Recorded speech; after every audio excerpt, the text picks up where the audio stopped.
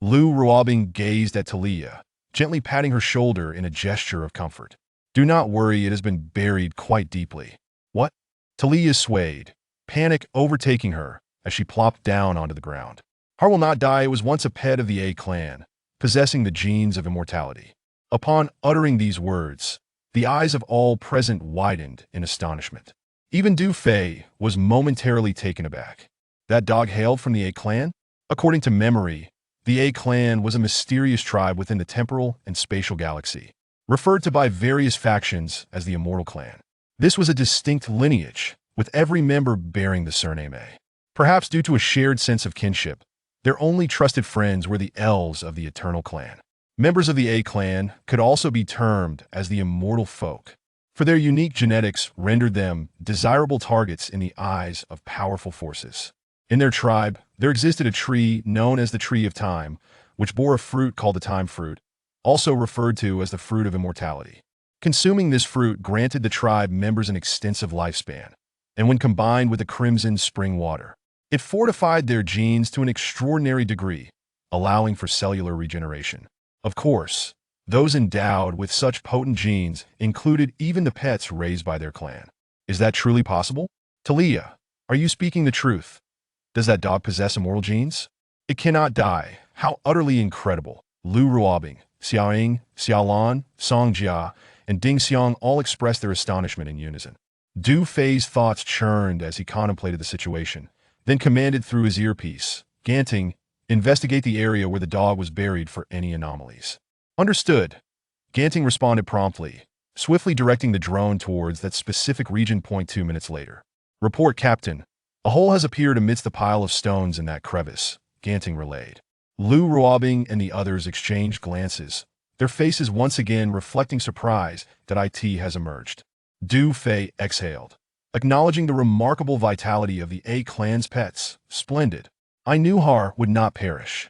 Talia, overhearing Ganting's report through her earpiece, was instantly filled with joy. I believe it shall return. The perimeter of the canyon is teeming with time beasts should we create an opening. Lu Ruobing regained her composure, her expression tinged with concern. No need, Talia shook her head and continued.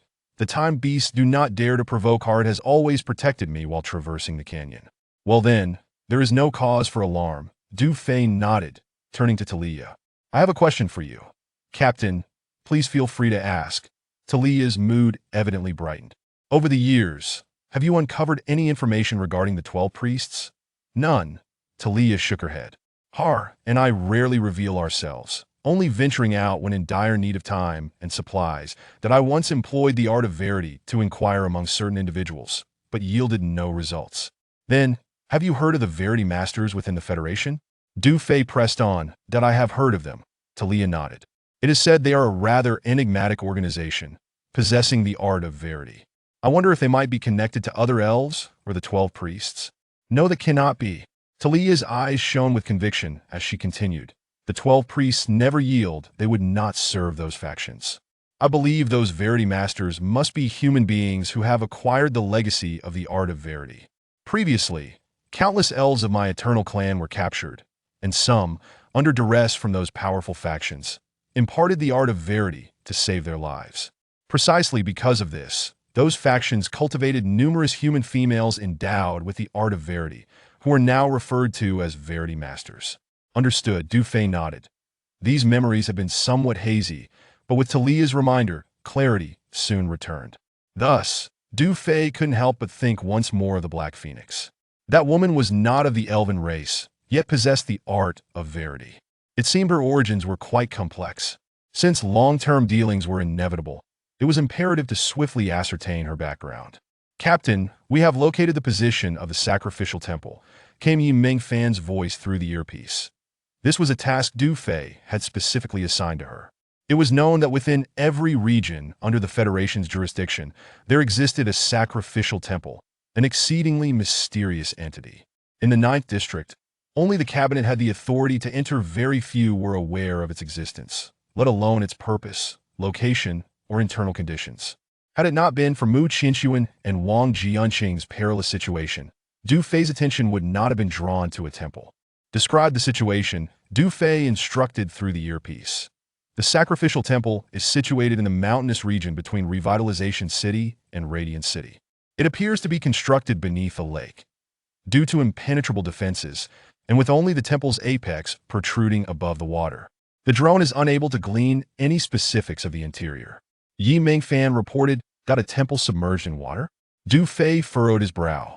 Lu Ruobing and the others glanced over, recalling that the captain had previously promised Su Zhong and Chu Jingxiong to ensure Wang Jianqing and Mu Qiangxin's safety. Initially, they were curious, believing the captain would employ some ingenious method to resolve the issue.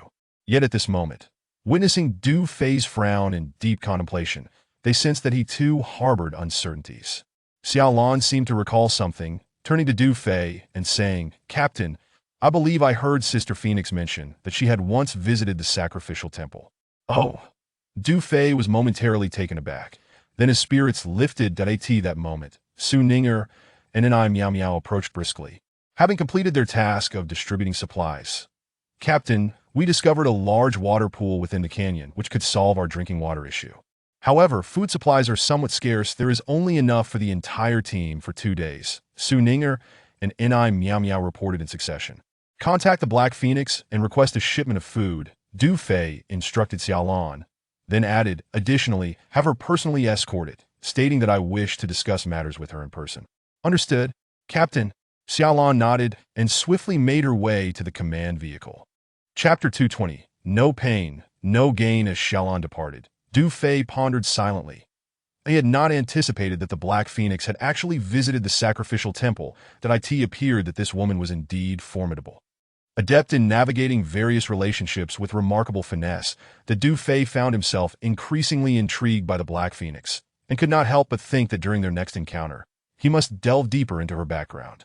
Moreover, regarding the safety concerns of Mu Qianxuan and Wang Jianqing, Du Fei had previously devised a plan that he intended to first ascertain the location of the sacrificial temple, and then utilize either the Eagle Falcon drone or modify the Predator drone with a sniper rifle to safeguard the safety of Mu Qianxuan and Wang Jianqing.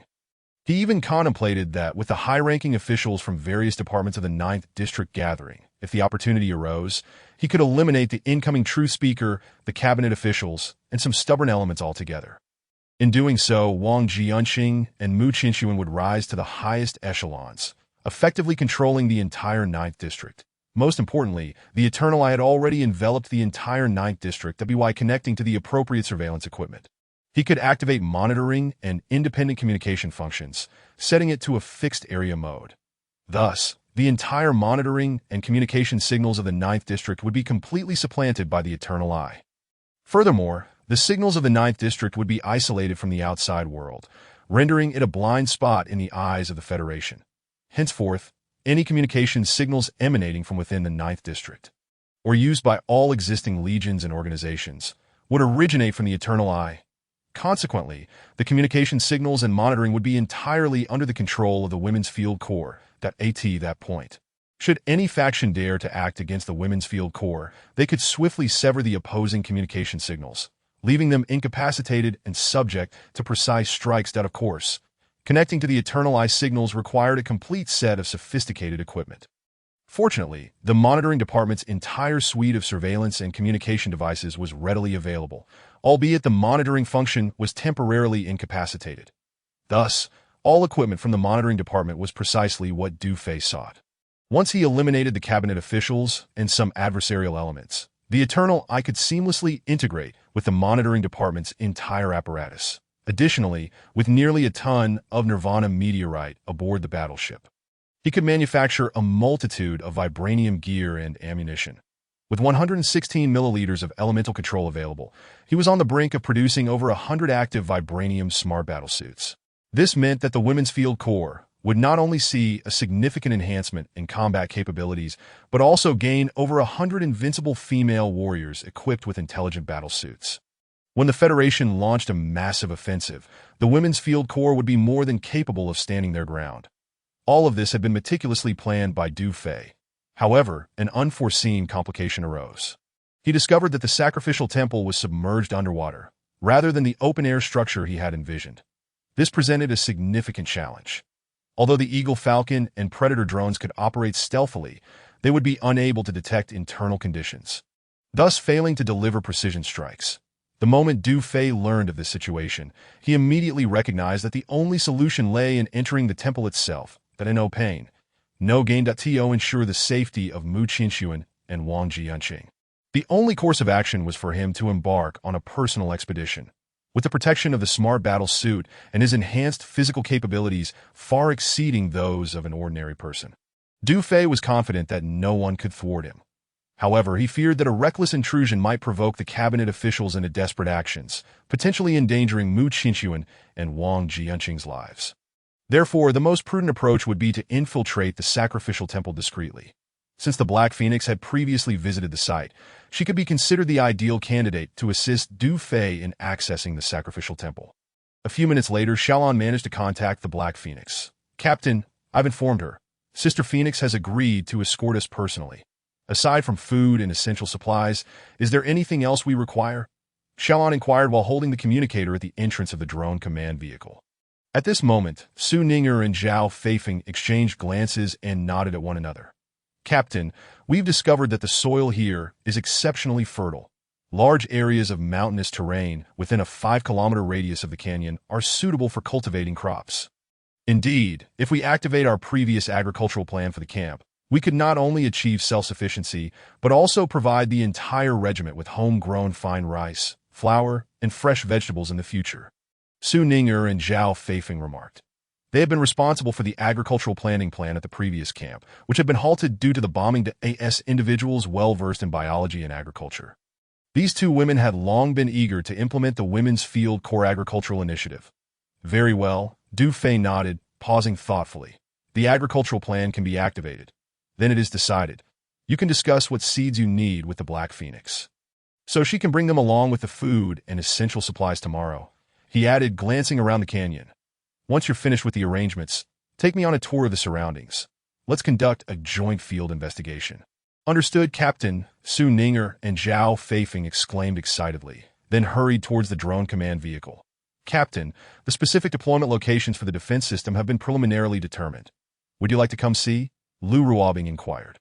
"Yes, bring the transport vehicle over. Once we confirm the optimal locations, proceed with the installation and debugging," Du Fei replied. Nodding at Lu Ruobing that he resolved to finalize the defense system arrangements before nightfall, that he then instructed Gan Ting and Yi Mingfan through his earpiece to continue closely monitoring the standoff between the Holy War Defense Army and the Reconstruction Military District. Soon after, Lu Ruobing and the others began their tasks, while Du Fei utilized 3,000 reputation points to exchange for 30 energy crystals from the technology repository. Each laser launcher required only 1 energy crystal to operate continuously for 24 hours over the course of a year. Before long, the vehicles carrying 5 sets of intelligent laser defense systems set off, following Du Fei and the others to the first installation site. Each of the 5 sets of intelligent laser defense systems comprised 15 exposed and 15 concealed launchers.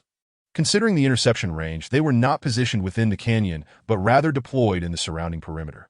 Conducting on-site inspections, calculating spacing, selecting locations, and then installing and debugging each system required Du Fei's direct involvement. As night fell, after several hours of diligent work, the 5 sets of intelligent laser defense systems were finally deployed. After dinner, Du Fei observed that the female soldiers appeared fatigued, many lining up in front of the recovery vehicles. Due to the temporary lack of bathing and lighting systems in the battleship's living quarters, many exhausted female soldiers could not wait and returned to their respective quarters to sleep in their clothes, drifting into slumber. Noticing this, Du Fei felt the need to establish additional recovery pools in the battleship's living area. Thus, he retrieved the designs for the recovery pools from the records and entered the industrial compartment. Offering encouragement and guidance to Sun Xiaoqian and the other female soldiers, in the dead of night, outside the canyon, amidst the rocks and dense forest, green lights flickered as countless time beasts and mutated creatures licked their lips. Fixated hungrily on the canyon's edge, numerous female soldiers were stationed there. The time beasts and mutated creatures possessed keen senses, capable of detecting the enticing scent of the female soldiers from several kilometers away. Though the beast horde was immensely tempted and eager to consume the soldiers, they were exceedingly fearful of this sacred ground, none daring to step over the threshold, merely watching with longing that moment. A commotion erupted among the beast horde to the north of the canyon. Following that, a series of crackling blue arcs erupted chaotically. Among the beasts, a creature resembling a half-human-sized Shar-Pei dog emerged. This dog had short, stout limbs, drooping ears, and its face and body were covered in layers of wrinkled skin, with two eyes glowing blue. This moment, the Shar-Pei dog bared its teeth, having already incapacitated 5 or 6 beasts in front of it with electric shocks. Woof, woof, woof. With a few barks, the surrounding beasts hastily retreated, parting to create a path. Chapter 221. The next day, as dawn broke, Du Fei, Sun Xiaoqian, and a group of female engineers had worked tirelessly throughout the night in the industrial compartment. 10 sets of intelligent battle suits, 3-piece molds, 6 sniper rifles, and over 10,000 dark vibranium bullets lay before them. Naturally, these vibranium bullets were merely coated with a layer of conventional vibranium on the surface, akin to mithril bullets. Although there was an abundance of Nirvana meteorite, Du Fei was mindful not to waste resources, considering the many other pieces of equipment that would require it in the future. Even so, the hardness and power of these projectiles were beyond imagination, and he believed they would easily penetrate the armor of the Imperial Guard, the Yi Mingfan. How is the upgrade of the anti-jamming systems for the Predators and Land King vehicles progressing? Du Fei inquired through his earpiece. Captain, the anti-jamming systems for both Predators and Land King vehicles have been fully upgraded and are now connected to the independent communication system of the command vehicle, allowing for normal communications. Excellent work. Thank you for your efforts, Du Fei replied, then turned to Sun Xiaoqian. Please install the 2 sniper rifles onto the bodies of Predator 1 and 2 for use by Ding Xiang. The remaining 4 sniper rifles should be distributed among the other sharpshooters. Once you've completed these tasks, take some time to rest. The construction of the recovery pools does not need to be rushed. We can proceed at a measured pace, Du Fei instructed Sun Xiaoqian. The molds for the trio of intelligent combat suits have now been produced, awaiting only the infusion of control elements, rare substance smelting agents, and Nirvana meteorites for synthesis with active vibranium. However, the synthesis of active vibranium necessitates precise proportions, and Du Fei fears that they might not manage it properly. Thus, the crafting of the intelligent combat suits must be personally overseen by him. Yes, Commander. Sun Xiaoqian and her fellow female engineers responded in unison. The commander personally accompanied them throughout the night, and surprisingly, they showed no signs of fatigue. Each one remained quite spirited. Subsequently, Du Fei stepped out of the main cabin of the warship, gazing at the lush vegetation within the canyon, inhaling deeply.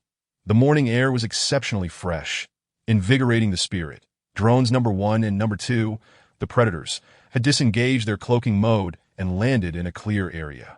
Sun Xiaoqian led the group of female engineers over, commencing the installation of sniper rifles onto the aircraft's fuselage. That moment, a series of barks echoed from the dense forest not far away.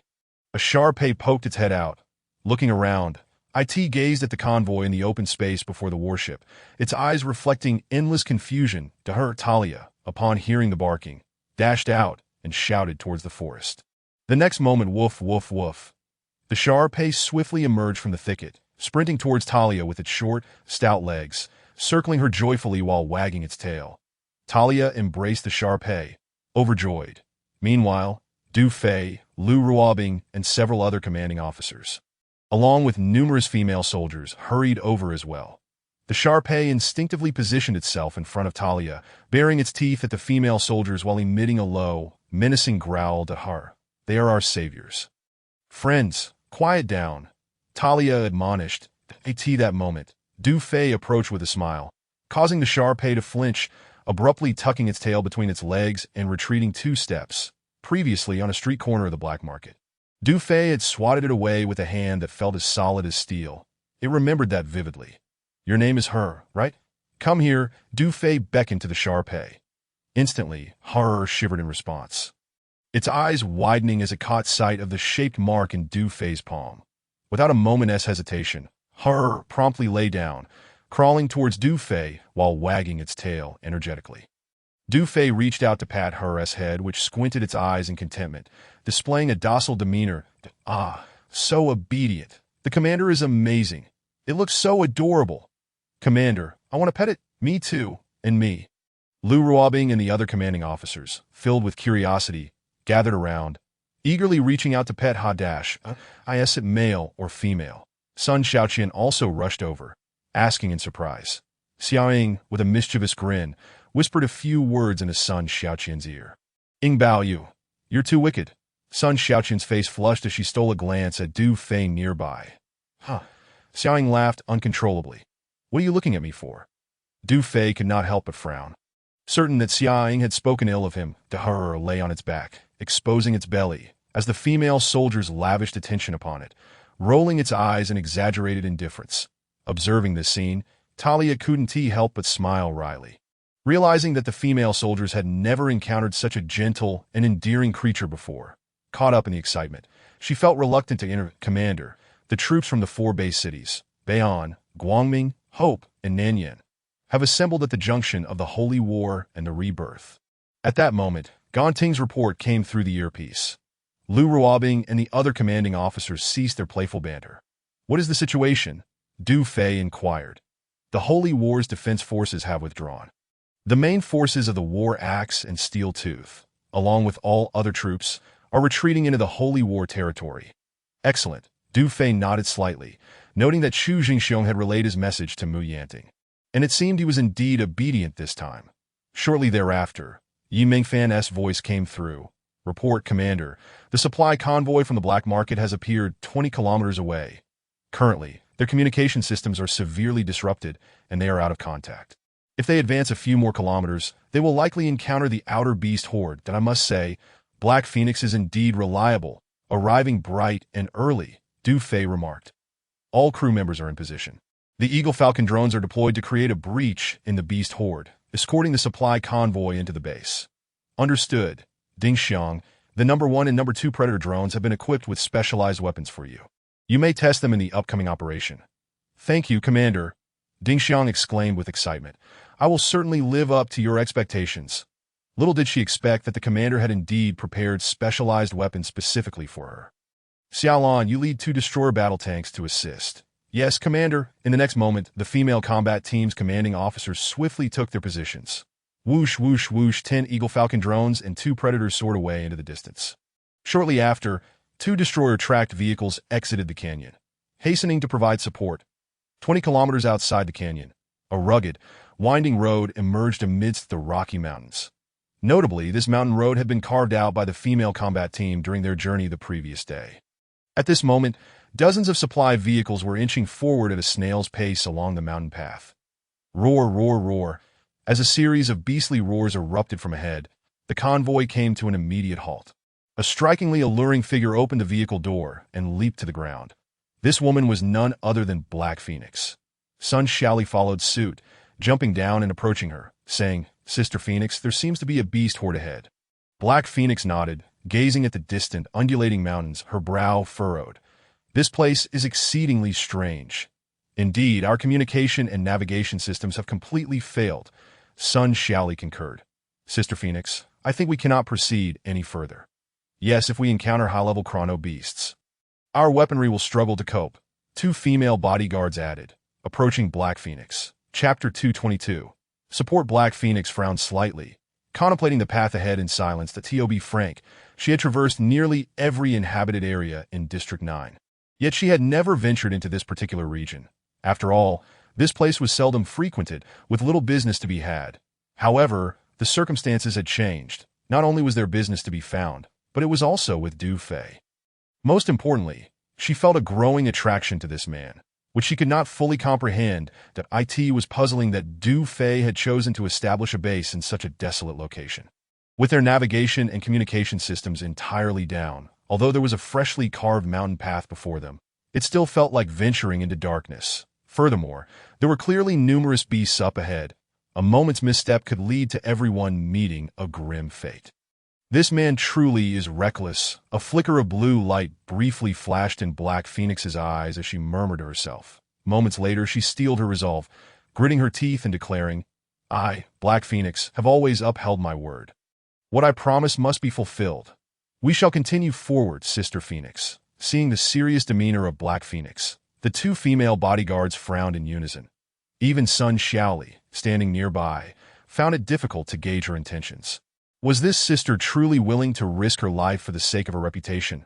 Just yesterday, she had outmaneuvered 2 armed organizations. If she were to speak of credibility, it seemed she reserved that only for Commander Du. Go. Inform Biaozi and the bald man to check the artillery and heavy weapons. Have them use binoculars to observe the situation ahead and avoid the beast horde as much as possible. Black Phoenix waved her hand to the 2 female bodyguards, deciding to take a risk in order not to let that man down. All right. The 2 female bodyguards nodded reluctantly, turning to notify their subordinates. Just then a rumble. Suddenly, the ground shook beneath their feet, and a series of booming sounds echoed continuously. Following that, from the foothills ahead, thick smoke billowed and explosions erupted in a chaotic display. What is happening? Sun Xiaoli grabbed a high-powered telescope to peer ahead, only to witness countless beastly limbs being blasted into the air, accompanied by the haunting screams of the fallen. Sister Phoenix, the beast horde ahead is under attack from an unknown weapon. The firepower is intense. Sun Xiaoli's eyes widened in astonishment, having never witnessed such a scene before. Good heavens, many level 4 chrono beasts have been annihilated. Sister Phoenix, look at that battle vehicle. It belongs to the female combat team. The 2 female bodyguards pointed excitedly at the mountain road ahead. They observed 2 destroyer battle tanks speeding towards their supply convoy. Roar, roar, roar, accompanied by a series of terrifying and ear-piercing roars. A dense horde of beasts followed behind, among them several grotesque chrono beasts that appeared exceedingly menacing. These few aberrant chrono beasts were massive, with tails extending 5 to 6 meters long, short wings sprouting from their backs, and their bodies covered in dark brown scales. Their mouths bore 2 upper and 2 lower jaws, opening like flower petals to reveal sharp teeth. These aberrant beasts could crawl and walk upright, moving with great agility as they scattered across the cliffs and giant trees of the foothills, leaping and climbing while emitting piercing shrieks, seemingly directing the beast horde to attack the 2 destroyer battle tanks. Level 6 chrono beasts, Black Phoenix's beautiful eyes widened, her expression turning grave. At this moment, all personnel escorting the supplies became increasingly anxious, with many turning pale in an instant. It is crucial to note that the LV6 time beasts are notoriously referred to as crushers among the higher-tier time beasts. Not only are they formidable in combat, but they are also inherently vicious, leaving no remains of their prey. The AS-2 destroyer battle vehicles led a pack of 5 or 6 LV6 time beasts and a massive horde of creatures directly towards the supply convoy. How could Black Phoenix and her companions not be alarmed? Just as everyone around was engulfed in panic, a loud bang echoed. Suddenly, a large-caliber bullet shot through the air. Roar. One of the LV6 time beasts emitted a chilling scream as its head exploded, plummeting to the ground from the cliff. Following that bang, several more large-caliber bullets were fired in quick succession, causing the LV6 time beasts among the horde to fall one after another. What weapon is that? A sniper rifle? How could a single shot effortlessly eliminate a LV6 time beast? This is utterly unbelievable.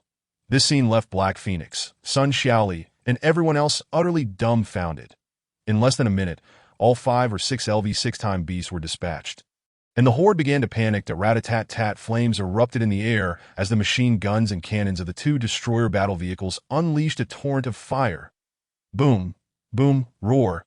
The horde collapsed in chaotic disarray, scattering and abandoning their pursuit as they fled towards the foothills. The weaponry was simply astounding. Black Phoenix once again witnessed the formidable power of the women's field warfare unit's mysterious weapons, feeling a surge of excitement and secretly marveling at it. Soon, under the astonished gaze of everyone, the 2 destroyer battle vehicles approached. They came to a halt. Xiaolan and Xiaotong leaped down from the vehicles. Sister Phoenix, you must be startled. The commander sent us to provide assistance. Xiaolan and Xiaotong hurried over. Thanks to you, I might have lost my life otherwise, Black Phoenix said, her heart still racing with fear. Let alone LV6 time beasts, even LV4 time beasts would be difficult for them to handle. This is not a place for conversation. Come, get in the vehicle. Xiaolan gestured to Black Phoenix, Sun Xiaoli, and the 2 female bodyguards, the convoy. Follow us. After saying this, she led them to one of the destroyer battle vehicles. Upon entering the control room, Black Phoenix, Sun Xiaoli, and the 2 female bodyguards gazed in astonishment at the surrounding screens and equipment. This battle vehicle is immune to interference. Such advanced technology. Before Black Phoenix and the others could fully comprehend, Xiaolan commanded the driver drive. Immediately, the two destroyer battle vehicles forged ahead, closely followed by the supply convoy. 10 Eagle Falcon drones and 2 Predators provided aerial escort as they sped towards the canyon. Chapter 223. The origins of Black Phoenix. Approximately 20 minutes later, the convoy entered the outskirts of the canyon. In the distance, about 3 kilometers away, several tents could be seen. Lu Ruobing, Xiaoying, and Sun Xiaoqian led over 100 female soldiers who were already waiting there. Soon, the convoy arrived at the tents and came to a gradual stop. Xiaolan, Qiutong, and Black Phoenix disembarked from the battle vehicles in succession. Sister Phoenix, you've had a tough journey. Thank you immensely, Lu Ruobing and Xiaoying greeted with smiles that it was no trouble. Serving the Women's Field Warfare Unit is my honor, Black Phoenix replied with a smile, unable to suppress her astonishment as she surveyed her surroundings. She noticed that the vegetation here was entirely different from that a few kilometers away, and the air felt significantly less polluted. Xiaoli, Sun Xiaoqian called out, sprinting towards the crowd. She had learned from the commander that her sister Sun Xiaoli was now under Black Phoenix's protection and had become a vital part of the black market. Sister, Sun Xiaoli's face lit up with excitement as she ran over. The sisters embraced joyfully. Where are Deputy Commander Lu and Commander Du? Black Phoenix inquired, scanning the area but failing to spot the man. The commander is waiting at the base, Lu Ruobing replied. Base? Black Phoenix asked, slightly puzzled. Yes, it's the new base for my Women's Field Warfare Unit. Lu Ruobing nodded with a smile and continued, the commander instructed that it remains confidential for now. As she spoke, she gestured towards Sun Xiaoli and the 2 female bodyguards, adding, but Sister Phoenix is not an outsider. You and these 3 can accompany us. She then specifically added, let the brothers rest here for the time being. Rest assured, this place is very safe. Upon hearing this, Black Phoenix cast a glance at the nearby tents, beginning to understand that it seemed these tents were designated for her subordinates to rest, seeing due phase arrangements. Black Phoenix had no objections and promptly instructed the 2 female bodyguards to relay the message. The subordinates of the black market handed over the supply vehicles to the female soldiers and entered the tents to rest. Next, a portion remained to stand guard. Lu Ruobing and the others wasted no time. Boom, boom, boom. The remaining female soldiers drove dozens of supply vehicles towards the canyon. In less than 10 minutes, the convoy came to a gradual stop in a clearing, forming a neat line. Everyone disembarked in succession. This moment, Black Phoenix, Sun Xiaoli, and the 2 female bodyguards were utterly stunned by the scene before them. Heavens, the air here is so fresh. Are those flowers? They smell divine. Indeed, it's simply breathtaking. Sun Xiaoli and the 2 female bodyguards inhaled deeply, their faces filled with ecstasy at a pure land. This is truly a pure land. Black Phoenix's voice trembled slightly, as if she were in a dream. Sister Phoenix, look over there. What is that? One of the female bodyguards pointed at a colossal object in the distance, at a battleship, a space battleship. Black Phoenix's eyes widened in disbelief. Indeed, you have a keen eye. At that moment, Du Fei approached, holding a dog, with Talia trailing behind him. Commander Du, hello. Black Phoenix snapped back to reality and greeted Du Fei, but the moment she laid eyes on Talia, she shuddered at an elf. Black Phoenix seemed to realize, as Talia was the raider who appeared in the black market from time to time. However, she had not expected that this elf would appear before her alongside Du Fei. It was well known that some secrets revealed that elves had existed since the inception of this world, always regarded as foes of the Federation. Yet, in the foreign lands and the wild sea regions, elves were revered as deities by the local humans. Now, from Talia's demeanor, it was evident that this beautiful elf seemed quite submissive to Du Fei.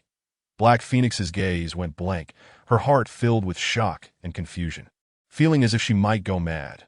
Hello, I am Talia. Did I apologize for any previous offenses? Talia said, her eyes shimmering with a blue light as she extended her hand to Black Phoenix. That in no problem. I am Black Phoenix. Black Phoenix stammered, feeling flustered and uneasy as she shook Talia's hand.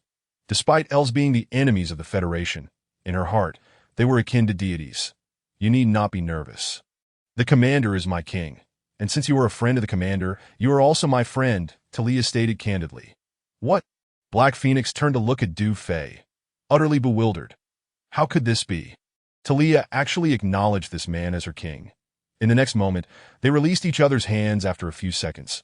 Talia fixed her gaze on Black Phoenix, smiling. "You are considered half an elf."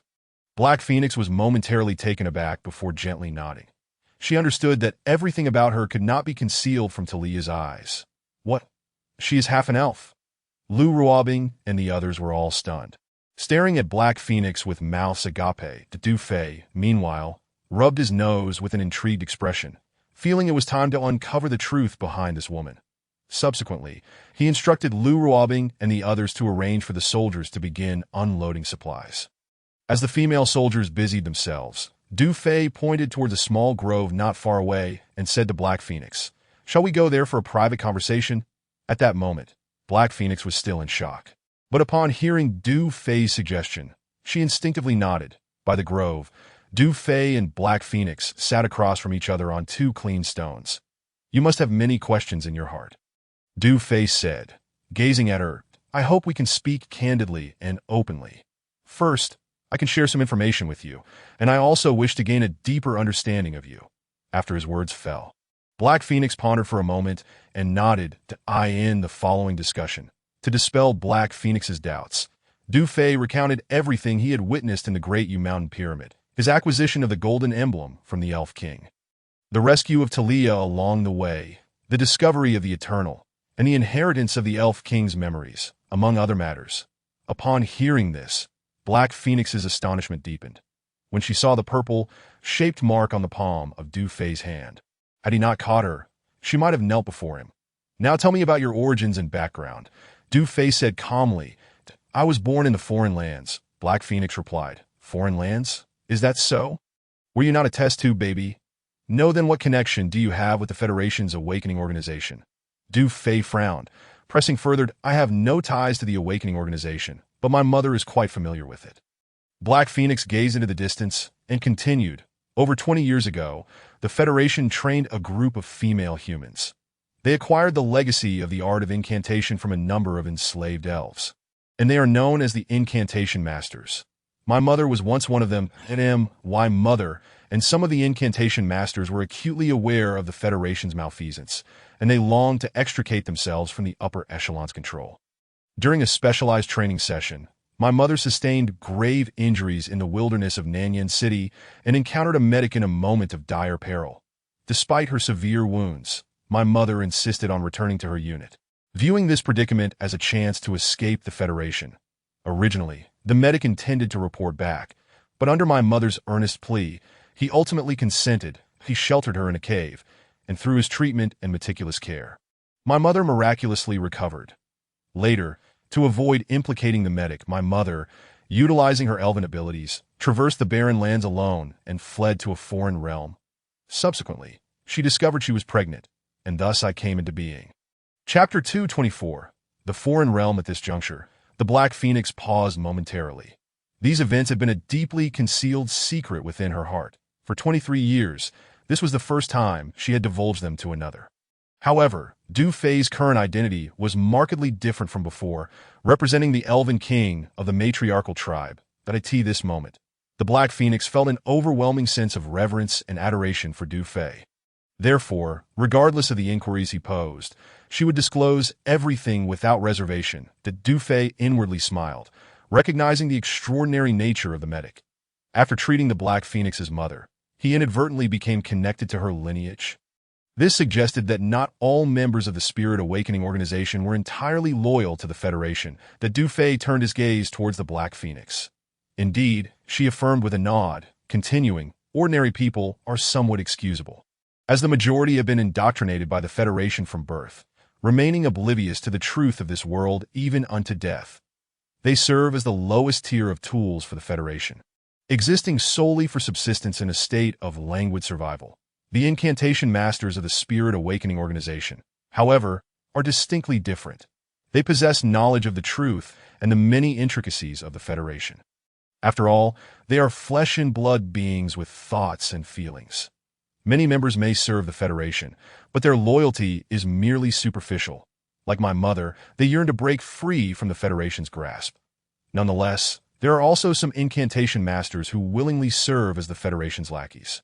Content with their status, Indulging in hedonism and debauchery, Dung Du Fei furrowed his brow and turned to the Black Phoenix. You were born in the foreign realm. Tell me about the conditions there. I in his understanding. The foreign realm was rife with peril. Dominated by fearsome beasts and treacherous wilderness, it was said that the environment was harsh, with radiation levels dozens of times higher than the inland, rendering it uninhabitable. And it had yet to be reclaimed by the Federation. Previously, he might not have given such a desolate region a second thought, but circumstances had shifted. He suddenly found himself deeply intrigued by the foreign realm. The foreign realm lies at the southernmost edge of the temporal city, bordering the 8th district, with its central region approximately 20,000 kilometers from our current location in the 9th district. There are 2 routes to the foreign realm from here, one by land and another by sea. Due to the overwhelming number of high-level temporal winged beasts, air travel is currently unfeasible except for specialized military aircraft from the Federation's upper echelons. The land route leads to the black market in the southern part of the 8th district, where tunnels provide access to the foreign realm, albeit requiring a substantial payment of time. However, whether by land or sea, one can only reach the periphery of the foreign realm. The outskirts of the foreign realm are indeed extremely dangerous, with lethal radiation and an abundance of high-level temporal beasts and beast kings. Even the top-tier hunting legions and elite military units dare not venture deep into its heart. Ordinary individuals would surely meet their demise there. In truth, those elite legions merely serve as tools for the Federation to acquire time. And they cannot even fathom the wondrous sights that lie at the center of the foreign realm. It is, in fact, an expansive and pristine land. Pristine land. Du Fei was momentarily taken aback. Indeed, the Black Phoenix's beautiful eyes sparkled with hope. There exists a community of elves and a multitude of primitive humans. Though these primitive humans are constantly bombarded by the Federation's artillery, they remain unyielding, steadfastly preserving the last vestige of purity on this planet under the guidance of the elves. Upon hearing this, Du Fei felt a surge of emotion within him. He had not expected the center of the foreign realm to be a sanctuary, still inhabited by elves. This revelation triggered a memory of a past event. Long ago, amidst the vastness of deep space, a fierce star battle had unfolded, leading to the destruction of a fleet of tens of thousands of female elves, scattering them in disarray. The Elven King. 2 deputies, 12 priestesses, and thousands of female elves aboard the Eternal were similarly obliterated, plummeting towards this planet. After entering the atmosphere, the elves had ejected from the escape pods, dispersing to various locations, among them. The Elven King, 2 deputy commanders, and several female elves landed in a valley within Dew Mountain, where they were subsequently annihilated by the Wallong family. Meanwhile, the 12 priestesses and the remaining female elves' whereabouts remained unknown. Their fate shrouded in mystery. That Du Fei mused, could it be that the 12 priestesses and the other female elves had descended into the foreign realm? Of course, this was merely a conjecture. Whether the elves residing in the foreign realm were indeed the 12 priestesses remained uncertain for now. Noticing Du Fei lost in thought, the Black Phoenix sighed softly, shaking her head slightly. For those from the inland, reaching the center of the foreign realm is a task as arduous as climbing to the heavens. For many years, I have dreamed of returning to the foreign realm, yet I have never been able to do so. Why? Du Fei inquired. His thoughts drifted back to a certain individual. Maybe he recalled that Mei had boarded a ship from the Arrow Legion to the foreign realm just a few days prior. If Mei could reach the foreign realm, why could the Black Phoenix not return? Chapter 225. Do you seek to control the 9th district? Upon hearing Du Fei's question, the Black Phoenix responded. The Federation has sealed off a 2,000-kilometer radius around the outskirts of the foreign realm. Several years ago, I ventured into the black market of the 8th district, using tunnels to access the foreign realm's periphery, only to discover countless radiation sources and an abundance of beast kings and high-level temporal beasts to traverse the Federation's blockade. One would need to be aboard a starship dispatched by the Federation's Elder Council to capture elves and exterminate the indigenous inhabitants of the foreign realm. As a child, I heard my mother speak of a great power that controls our world, asserting that even the rulers of the Federation are mere puppets. This power is terrifying, possessing technology capable of obliterating our planet with ease. If not for this great power's relentless pursuit to capture all elves alive, the foreign realm would have surely been reduced to rubble long ago. At this point, the Black Phoenix's eyes bore a hint of complex emotion. Seemingly tinged with fear regarding this so-called great power, Du Fei's brow furrowed slightly. It was evident that the great power she referred to was none other than the Wolong family. Within the 2,000-kilometer radius, radiation sources and temporal beasts served as a barrier, effectively severing the connection between the foreign realm and the inland. The Wolong family had gone to great lengths to capture living elves. Simultaneously, Du Fei could not help but feel a sense of foreboding. For the Women's Field Corps, the Wolong family represented a truly formidable entity, if opposing the Federation could be likened to weathering a storm. Then the Wolong family would be a tempest. The challenges ahead were daunting to contemplate. Since you were born in the foreign realm, how did you end up in the inland? Du Fei asked. When I was 6, the Federation conducted a massive purge in the foreign realm, and my mother and I were separated amidst the chaos. Subsequently, a Truth Master from a Special Forces unit took me in and brought me to the inland. That Truth Master was exceptionally kind to me. She taught me how to awaken my elven abilities and how to wield the art of incantation. It was precisely because of her protection that I managed to forge some connections in various regions of the inland. However, I belonged to the shadows, forced to engage in black market dealings. Like my mother, that Truth Master longed to escape the Federation's clutches, but she too was dispatched to another planet by the Great Power, never achieving her wish. The Black Phoenix spoke with a somber tone, her words laden with a palpable sense of resentment and helplessness towards the world. So, your mother remains in the foreign realm? Perhaps, though her fate is unknown. The Black Phoenix gazed into the depths of the canyon, shaking her head slightly. Observing the sorrow in her eyes, Du Fei chose not to press further on this topic and shifted to another. I heard from Xiaolon that you have visited the sacrificial temple in the 9th district. I have been there several times, primarily to trade in vegetables and drinking water, the Black Phoenix replied. Trading in vegetables? Du Fei was taken aback. Indeed. The Black Phoenix looked at Du Fei and continued. The sacrificial temple is located in the mountainous region between Revival City and Radiant City, in a very secluded area that is much like this canyon, a sanctuary in its own right, with expansive lands for cultivating various crops to supply the entire 9th district. I see. Du Fei continued to inquire. I've heard that the temple is built beneath a lake. Precisely. It connects directly to underground caves, housing a vast subterranean sacrificial plaza. The Dark Phoenix nodded and then remarked. Due to the exceedingly tight security, the circumstances surrounding the temple remain largely unknown to the general populace. What must one do to gain entry into the temple's inner sanctum? A special access permit is required. She lifted her gaze to Du Fei and inquired, Do you wish to go there? Indeed, it would be best to arrive there tonight. Du Fei replied, succinctly outlining the situations of Wang Jianxing and Mu Qinshuan. He also expressed his intention to eliminate certain high-ranking officials within the cabinet and a faction of stubborn elements. Upon hearing this, the Dark Phoenix furrowed her delicate brows and questioned, You aspire to take control of the 9th district? Yes, Du Fei affirmed with a nod, then looked at her intently. I need you to assist me in entering the temple's interior. That is feasible. But the Dark Phoenix pondered for a moment, her expression growing grave. Outsiders are prohibited from bringing any weapons into the temple. If you intend to eliminate the cabinet's upper echelon, it may prove quite difficult. Be aware that the temple is filled with advanced weaponry and guardians. Additionally, the high-ranking officials are always accompanied by a cadre of guards clad in meteorite armor. Although the Dark Phoenix recognized Du Fei's formidable abilities, a sense of apprehension lingered for once inside the temple. He would be utterly unarmed, that it would be challenging to even approach the cabinet's upper echelons, let alone eliminate them. That Du Fei offered a calm smile and said, You need not worry about these matters. Simply guide me inside. Very well, the Dark Phoenix acquiesced, noting the confidence radiating from Du Fei. She then gently bit her alluring lip and added, You must first accompany me back to the black market camp. I shall arrange for a special access permit.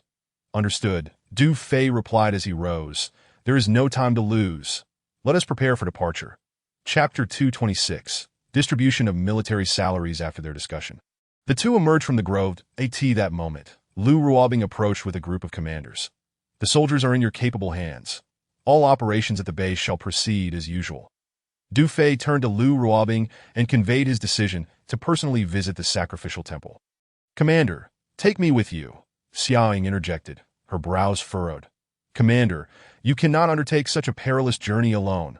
Allow me to accompany you, me too. A chorus of commanders turned to Du Fei, raising their hands in request. They understood that although the commander possessed intelligent battle armor for safety, she would still be going alone. The critical concern was that none of the commanders present were familiar with the sacrificial temple. Who could guarantee that there were not greater dangers awaiting the commander? Moreover, she was about to confront the Federal Elite's Truthseers. Regardless, Lu Ruobing and the other commanders felt an underlying sense of unease. Most importantly, the absence of the commander would leave them all feeling unsettled and anxious. Their expressions spoke volumes, revealing not only concern but also reluctance and attachment. You need not follow. Remain at the base. Du Fei scanned the group of women with a slight smile. That do not worry. I shall return swiftly. To be candid, he had initially planned to create intelligent battle armor for the commanders and take them along for the experience. However, with the Truthseers set to arrive at the temple the next day, and with Wang Jianqing and Mu Qinshuan in imminent danger, time was of the essence. Without intelligent battle armor, bringing them along would be tantamount to leading them to their doom. Thus, the only feasible course of action was to proceed alone. Seeing Du Fei's refusal to take anyone with him, Lu Ruobing and the others fell silent. Despite their deep reluctance, they could not disobey the commander's orders. At that moment, Sun Shaoqian approached Du Fei and whispered, "Commander, I wish to discuss something with you." "What is it?" Du Fei inquired. "Could you possibly allow my sister to join our women's field combat unit?" Upon finishing, Sun Shaoqian tugged at her sister's sleeve, signaling her with a glance.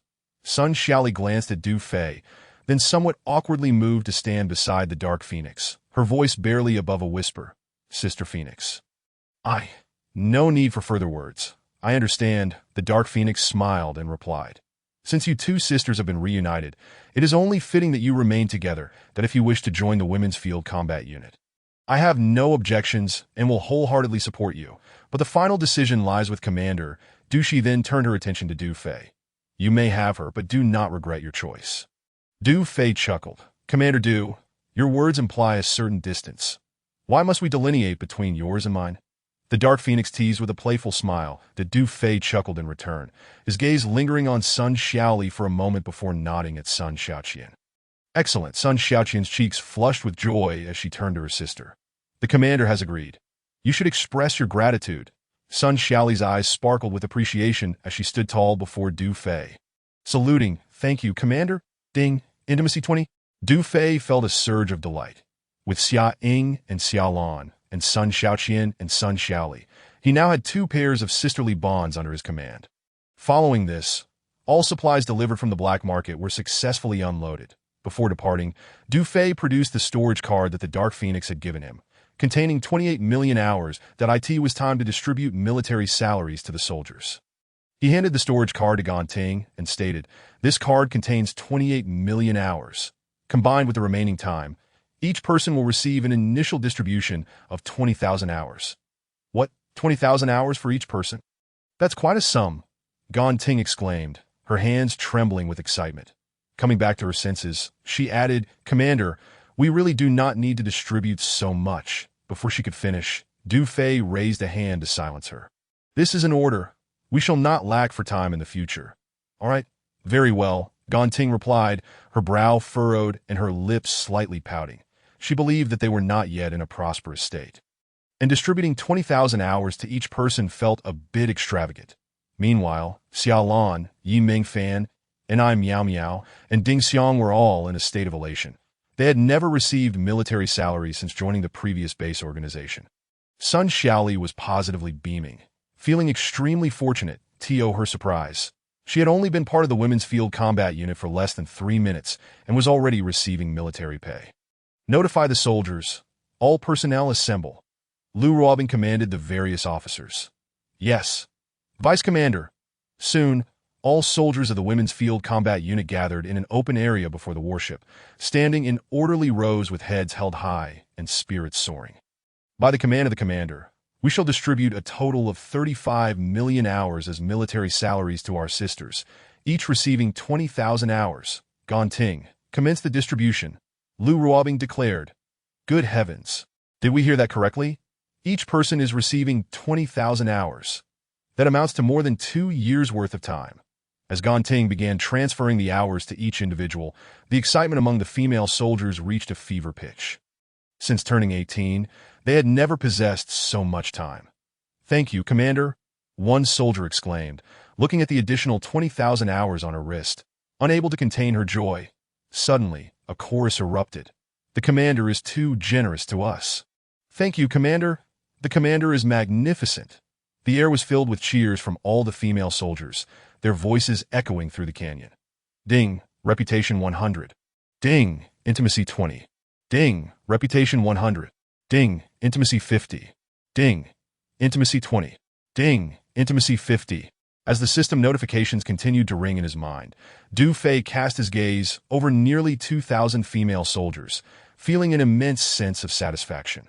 The distribution of military salaries continued, and Du Fei took the opportunity to brief the commanders on several matters, including the repair of internal communications on the eternal, agricultural plans, and the production of weaponry, that he especially emphasized the need to closely monitor the situation at the intersection of the Holy War and the Revival. Should the Revival Military District or any other military districts pose a threat to the Holy War Division, they must be prepared to provide support at a moment's notice. Once everything was arranged, Du Fei and the Dark Phoenix boarded a supply vehicle, while several dozen female soldiers drove additional supply vehicles to a station 0.3 kilometers away in the canyon. Ganting, Sun Xiaoqian, Yi Mingfan, Ding Xiang, all crew members in position. The Eagle-Eye drones and Predator drones will escort the commander to the sacrificial temple. Lu Ruobing commanded into her headset. Understood, Ganting and the others sprang into action. Chapter 227. The Dark Phoenix's maneuver by noon. Du Fei and the Dark Phoenix, along with their companions, successfully returned to the Black Market camp. Hovering above the camp, 10 Eagle-Eye drones and the number 1 Predator drone, armed with long-range sniper rifles, maintained vigilant watch. Notably, the number 2 Predator drone was dispatched to monitor the movements at the junction between the Holy War and the Revival, over 100 kilometers away in the canyon. Lu Ruobing and the other commanders sat inside the command vehicle, their eyes glued to the screens, ensuring that the entire Black Market camp was under constant surveillance, both from the air and the ground. The commander was the focal point of everyone's concern. They dared not let their guard down, determined to safeguard her safety at all times. In the Black Market's VIP area, within an ancient house, the Dark Phoenix spoke into the communicator. "Uncle Xiang, it would be best to have the access permit ready before we arrive at the entrance to the sacred lake." "Thank you." She lowered the device and turned to Du Fei. "It has been arranged." "Thank you for your efforts," Du Fei replied with a smile. "This is nothing to speak of. In the future, could we refrain from such formalities?" The Dark Phoenix shifted her posture. Sitting across from Du Fei, her legs slightly crossed, and playfully retorted that in that fleeting moment, she seemed to reclaim the essence of her identity as the queen of the Black Market.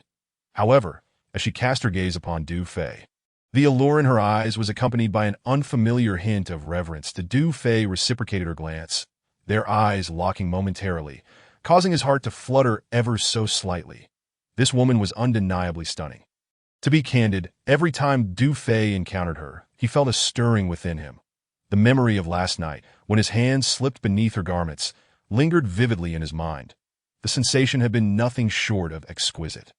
Noticing Du Fei's unwavering gaze, He Fengwang was suddenly reminded of the previous night's events. Her cheeks flushed crimson, and she hastily averted her eyes, directing her attention elsewhere. Was she shy? Du Fei pondered internally, wondering if this woman was inherently devoid of emotional depth, or did those of her kind simply lack the capacity for intimacy. It was a perplexing conundrum that had increasingly troubled him since encountering He Fengwang and Talia. Clearing his throat, he sought to alleviate the palpable tension. "How far are we from the Temple of Sacrifice?" Du Fei inquired, attempting to shift the focus that we are relatively close to Beihan City. The temple lies between Fuxing City and Guangming City, approximately 600 kilometers away. Such a distance? Du Fei frowned, then remarked, "Shouldn't we expedite our journey?" "No need to worry. I know a shortcut, and I assure you we will arrive by nightfall, it's nearly mealtime. And I haven't had the opportunity to treat you yet. We can dine before setting off to He Fengwang spoke. She clapped her hands at the entrance point. 2 female bodyguards entered, bearing dishes and food. Soon a lavish spread was laid before them.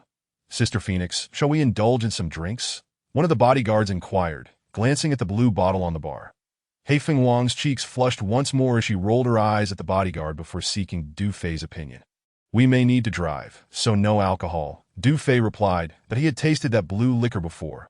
Although his constitution was robust, he had nearly lost control the previous night, given the excess energy he had these past few days. Indulging in drink could lead to unforeseen complications.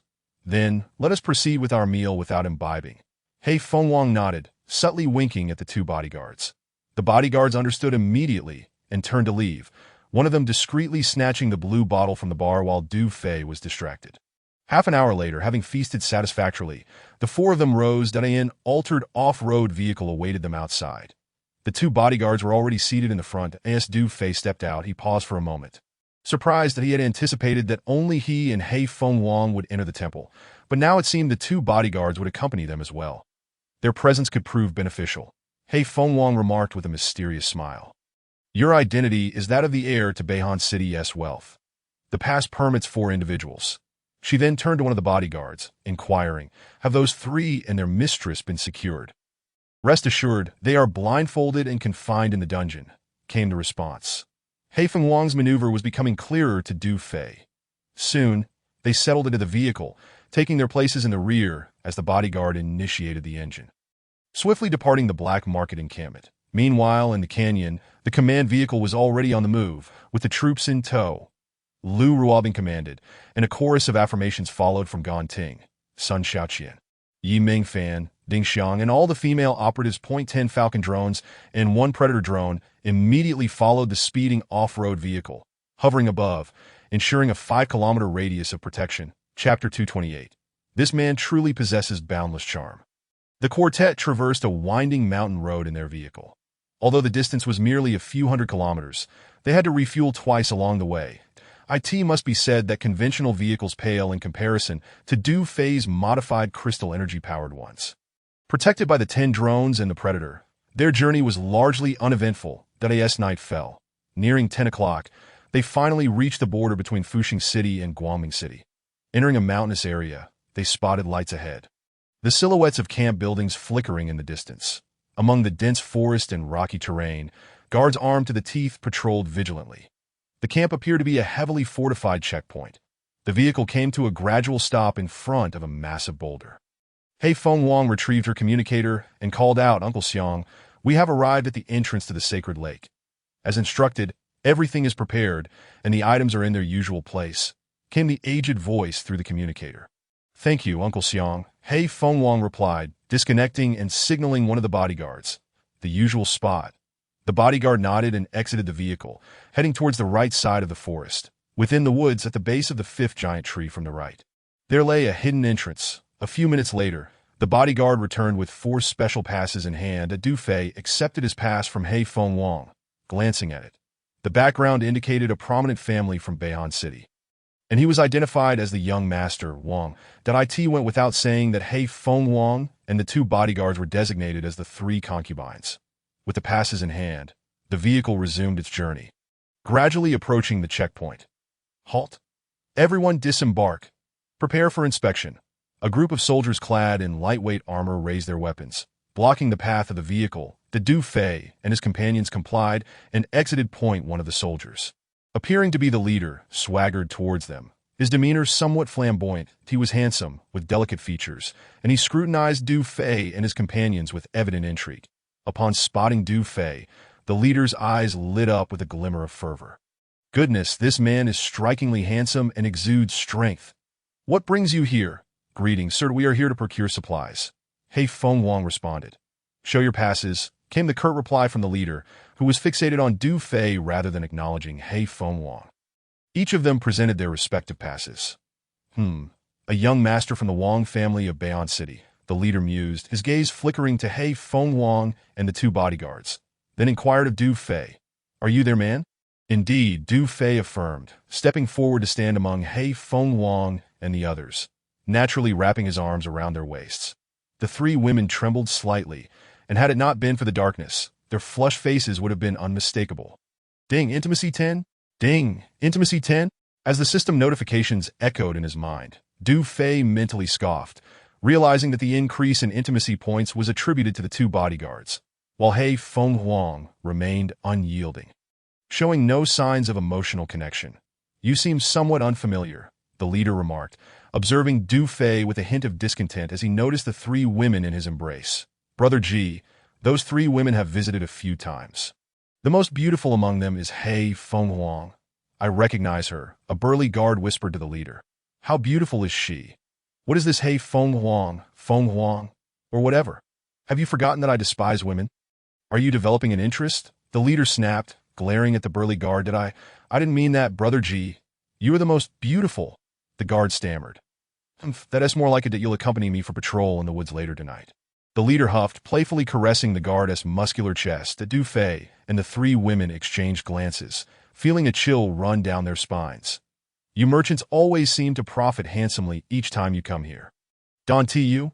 Ordinarily, with someone on the inside providing you with passes, I would let you through, but..." The leader turned his head, casting a meaningful glance at Du Fei and the others, then continued, "Unfortunately, a significant figure is arriving at the temple tomorrow, and orders have been issued to suspend entry for all unauthorized personnel. In other words, from this moment forth, entry is prohibited, only exit permitted. Do you understand?" The moment he uttered those words, Du Fei and the three women exchanged glances, all frowning in dismay. Even with special passes, they were barred from entry. This was indeed troublesome. In an instant, Du Fei gently nudged He Feng Huang, signaling her. She promptly understood and swiftly produced a storage card, handing it to Du Fei. "Sir, we have traveled a great distance, and it has not been an easy journey. Could you possibly make an exception?" Du Fei approached the leader with a beaming smile, directly placing the storage card into his hand. The leader grasped Du Fei's hand, trembling with excitement, reluctant to let go, upon realizing the card contained a balance of 100,000 hours. His demeanor shifted dramatically. "Well, making an exception is not entirely out of the question. I would be willing to open a back door for you," the leader said, his fingers teasingly probing Du Fei's palm, his eyes glinting with fervor. "A back door. Do you understand?" Ding. Intimacy 100. Du Fei's lips twitched involuntarily, nearly retching, yet he nodded helplessly, acknowledging. Understood. "Very well. Remember your words. I shall await your return." The team leader, a man of integrity, promptly released Du Fei's hand and instructed the guards to allow passage. Far away, in a canyon thousands of miles away, within the command vehicle, Lu Ruobing, Xiaoying, Xiaolan, and other commanders were fixated on the screen, their delicate faces taut with tension. Particularly Ding Xiang, her small face puffed in anger, longed to shoot that team leader. It must be said that it was no small feat for the commander to endure such humiliation in order to save Wang Jianqing and Mu Qianxuan. Soon after, the off-road vehicle passed through the checkpoint and headed directly towards the lake where the temple was located. The team leader gazed at the fading tail lights of the vehicle, his fists clenched in excitement. This hand would remain unwashed. Upon arriving at the entrance of the sacred lake, Du Fei jumped out before the vehicle had even come to a complete stop, crouching by the lake's edge to vigorously wash his hands. He Feng Huang and the two female bodyguards watched nearby, unable to suppress their laughter. This man truly exuded an irresistible charm. Chapter 229. The Temple's Regulations. Damn it. How did I encounter such a situation, and I have to wait for them to return? Du Fei cursed inwardly for quite a while, standing up with a darkened expression after washing his hands. He Feng Huang, smiling, approached him. Du Fei shot her a glance, recalling the team leader, and couldn't help but internally scoff. Surely, even men have their intimacy levels. Could this woman possibly be a stone-cold person? "Commander Du, the entrance to the temple is just ahead." He Feng Huang pointed to a stone dam not far away. Du Fei focused his gaze and observed that the area around the dam was heavily guarded, with sentries stationed every few steps. At that moment, he felt the radiation in the air had noticeably diminished. Although the night was dark, Du Fei's physique had reached a primary enhancement of 40, granting him exceptional night vision. He could clearly see that the flora surrounding the lake, even in the distance, was lush and thriving, resembling the ecological environment within a 5-kilometer radius of the canyon. After a brief survey of the surroundings, Du Fei's interest in the upcoming sacrificial temple grew even more. The off-road vehicle soon parked in an area resembling a parking lot, and he noticed several well-dressed individuals also disembarking from their vehicles. indicating that the temple was open to internal personnel of the Federation and affluent families. Led by He Fengwang and the two bodyguards, Du Fei walked forward, and the nearby guards paid them no mind. As those who could enter here possessed special passes, before long, the four of them reached the entrance along the stone dam extending into the lake. The entrance emitted a red glow, resembling a furnace blazing in the lake. Previously, through reconnaissance by the Hawk drone, they had seen the top of the sacrificial temple on the screen. Now, Du Fei surveyed the lake's surface, but found no signs of any structure, causing him to furrow his brow in confusion. This is the outer lake. The entrance leads directly to the distant mountains, and through the limestone cave area, one can reach the inner lake, where the temple is built at the center. He Fengwang quietly explained upon noticing Du Fei's puzzlement.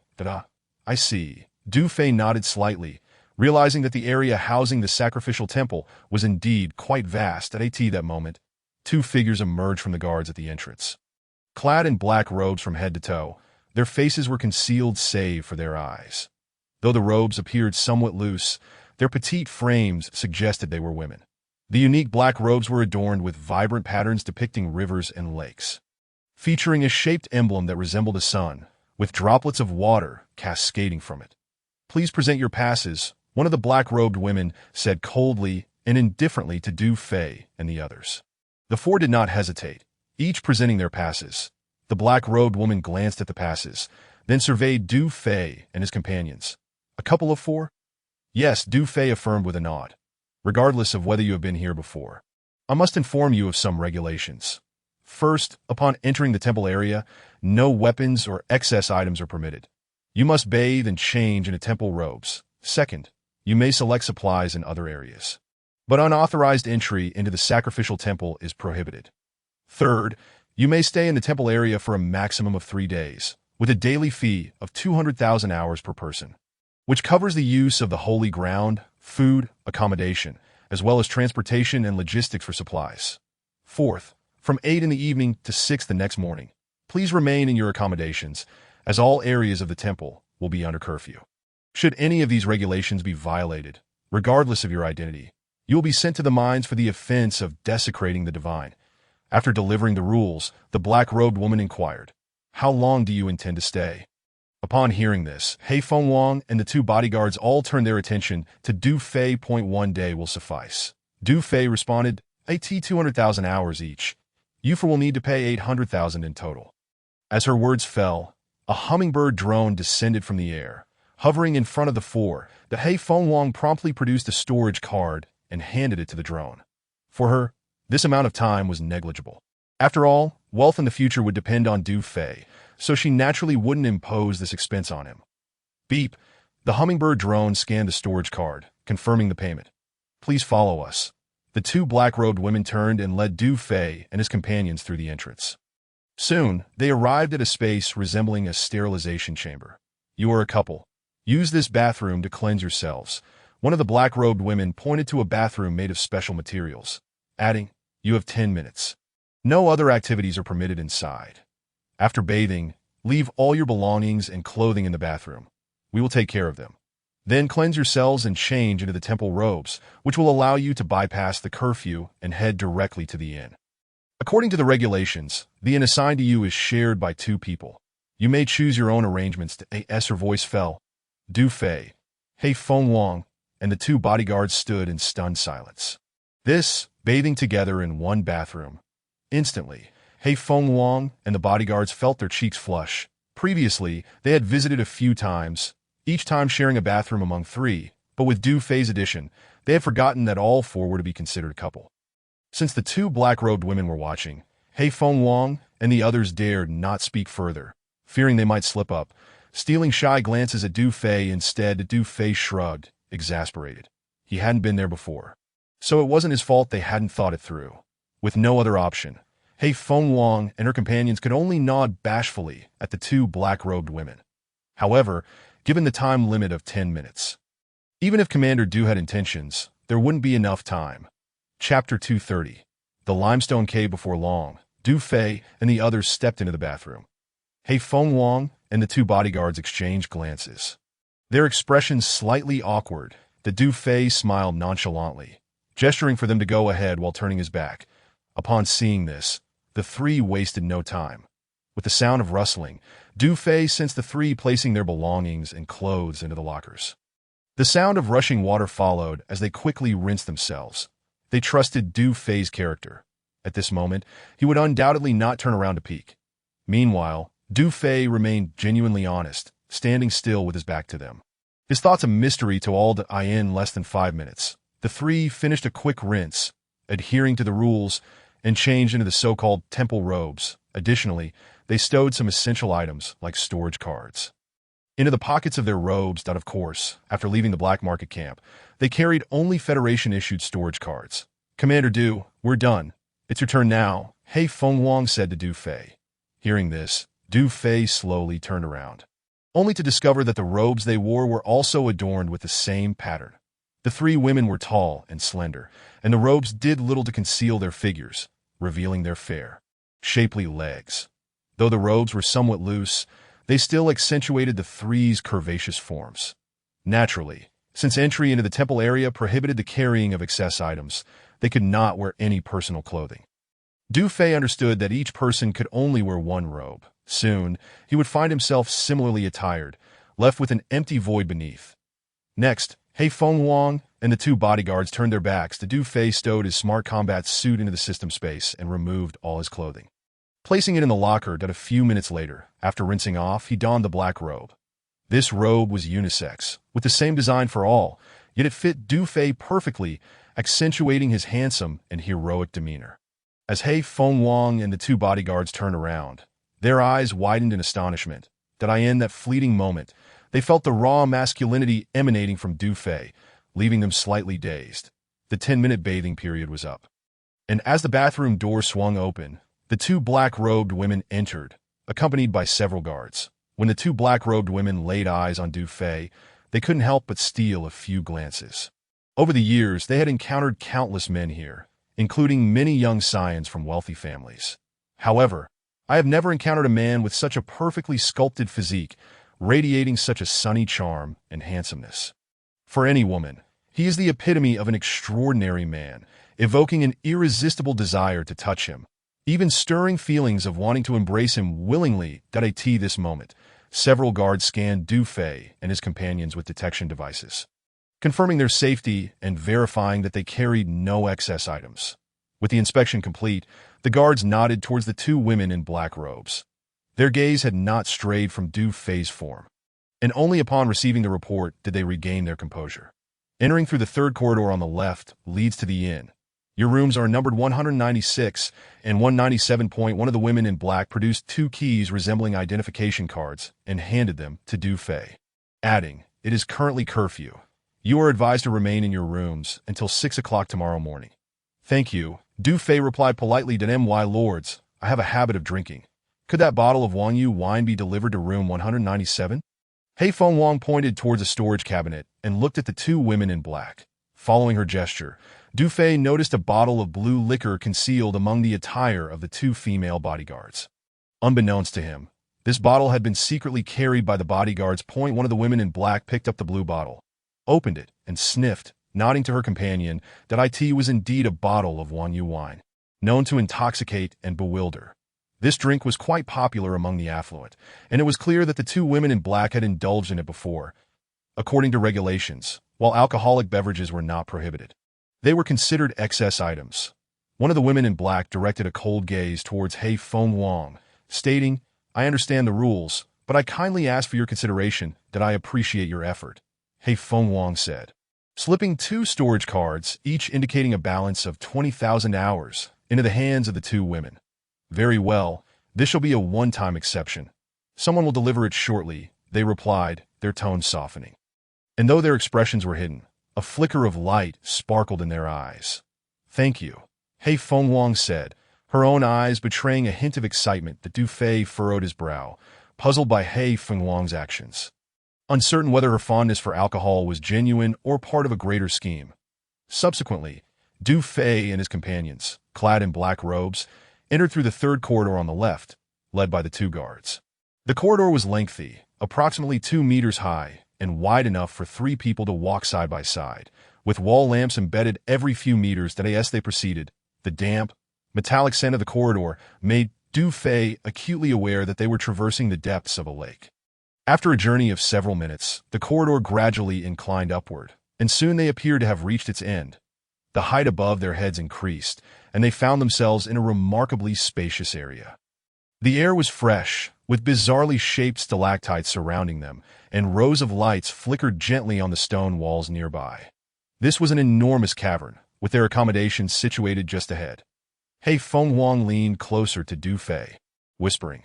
The two guards continued forward, and the four soon arrived at the lodging area. Du Fei then realized that the so-called inn was actually a series of rooms carved out within the cavern, and the lights on the stone walls served as room indicators. Shortly after, the two guards brought Du Fei and his companions to the doors of rooms 196 and 197 as per regulations. Two people share a room. You may choose your pairings. It is currently curfew, and we must confirm your check-in. Once inside, you are not permitted to leave your rooms, the guard stated. Hei Fenghuang exchanged glances with the two female bodyguards. It was clear that two individuals would share a room. One of them had to stay with Du Fei. Sister Fenghuang, you mentioned wanting room 197. Therefore, we shall take room 196 that you two should share, suggested one of the bodyguards. Although the two women desired to share a room with Du Fei, they dared not voice such aspirations, merely contemplating in silence. For the two bodyguards, this dashing Captain Du was undoubtedly Sister Fenghuang's type. They trailed behind, fantasizing that even sharing a simple meal with him would be delightful. Then, it is settled. I will share with you, Hei Fenghuang said, her voice trembling slightly as she cast a flushed glance at Du Fei. Very well, Du Fei agreed without hesitation. In the next moment, under the watchful eyes of the two guards, the doors to both rooms swung open. The two bodyguards entered room 196, while Du Fei and Hei Fenghuang stepped into the adjacent room 197. Here is your wine, one of the guards said as they entered, handing over the blue bottle. The guards then turned to leave, swiftly shutting the door behind them. Chapter 231. Am I hallucinating? As Du Fei stepped into the room, he surveyed the furnishings. It was undeniable that at a cost of 200,000 hours per night, the accommodations far surpassed those of the bases or inns in the city. The room, surrounded by stone walls, featured two sconces casting a soft glow, with a complete array of furniture including a table, chairs, bed, and a bathroom. Although the space was not overly large, it contained all necessary amenities. The only oddity was the presence of a single wooden bed for two occupants.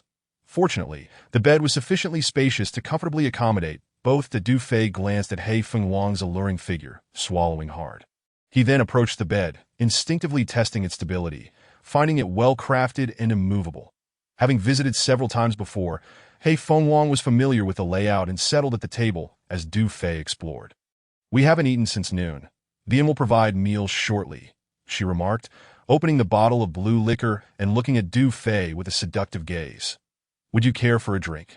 Given the cost of 200,000 hours, a dinner was certainly included, even at 10 o'clock in the evening. Very well, Du Fei nodded, moving to sit with her. He mused, regardless of Hei Fenghuang's intentions for bringing the liquor. The fact that she chose to share a room with him indicated her desire for something more. They both understood the unspoken implications of their situation. Moreover, after a long day of travel, a drink would help ease the fatigue. Though the liquor was somewhat peculiar, Du Fei felt it would not affect him much. Moments later, two attendants resembling waitresses knocked and entered, setting the dinner on the table. It was a lavish spread, featuring two meat dishes, pork and chicken, accompanied by two vegetable sides and a large bucket of fluffy rice. This was indeed a sumptuous meal for two. As the attendants departed, Du Fei and Hei Fenghuang began their meal. One was an enchanting beauty with an icy allure, while the other was a strikingly handsome that moment.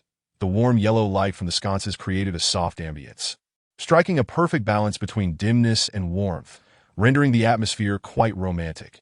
Cheers! Hei Fenghuang elegantly raised her glass, addressing Du Fei. Clink! They lightly tapped their glasses together before downing their drinks in unison.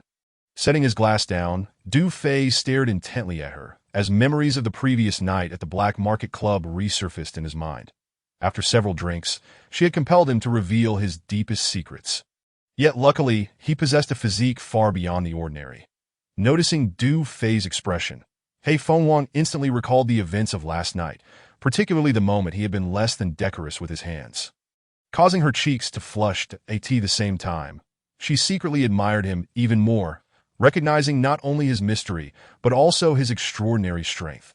She had witnessed his ability to easily bend a gun barrel, and his remarkable physical prowess was something she had come to appreciate. More significantly, his current status represented the divine essence of the Elven King. According to Elven hierarchies, with her standing, Hei Fengwang was not even worthy to approach Du Fei. Yet now, they were sharing a meal and soon to share a bed, akin to the privileges afforded to an Elven queen. What an honor this was! If other elves were to learn of this, they would surely envy her. In an instant, Hei Fengwang felt a rush of exhilaration. Indeed, she had long harbored intentions, which was why she had brought the blue liquor. Last night, I truly apologize. It was unintentional. Hei Fengwang stammered, her words a bit jumbled. I was merely curious, finding you mysterious. Let's not dwell on that. Du Fei waved his hand dismissively and continued, You have visited here multiple times. Please share your insights on this place. Hei Fengwang was taken aback, momentarily caught off guard by the abrupt change of topic, but she quickly responded, This area is vast and expansive. The cavern we are in is merely a small section. Within this mountain range lies nearly 10,000 acres of arable land, cultivated for grains and vegetables, alongside numerous livestock farms raising pigs and chickens.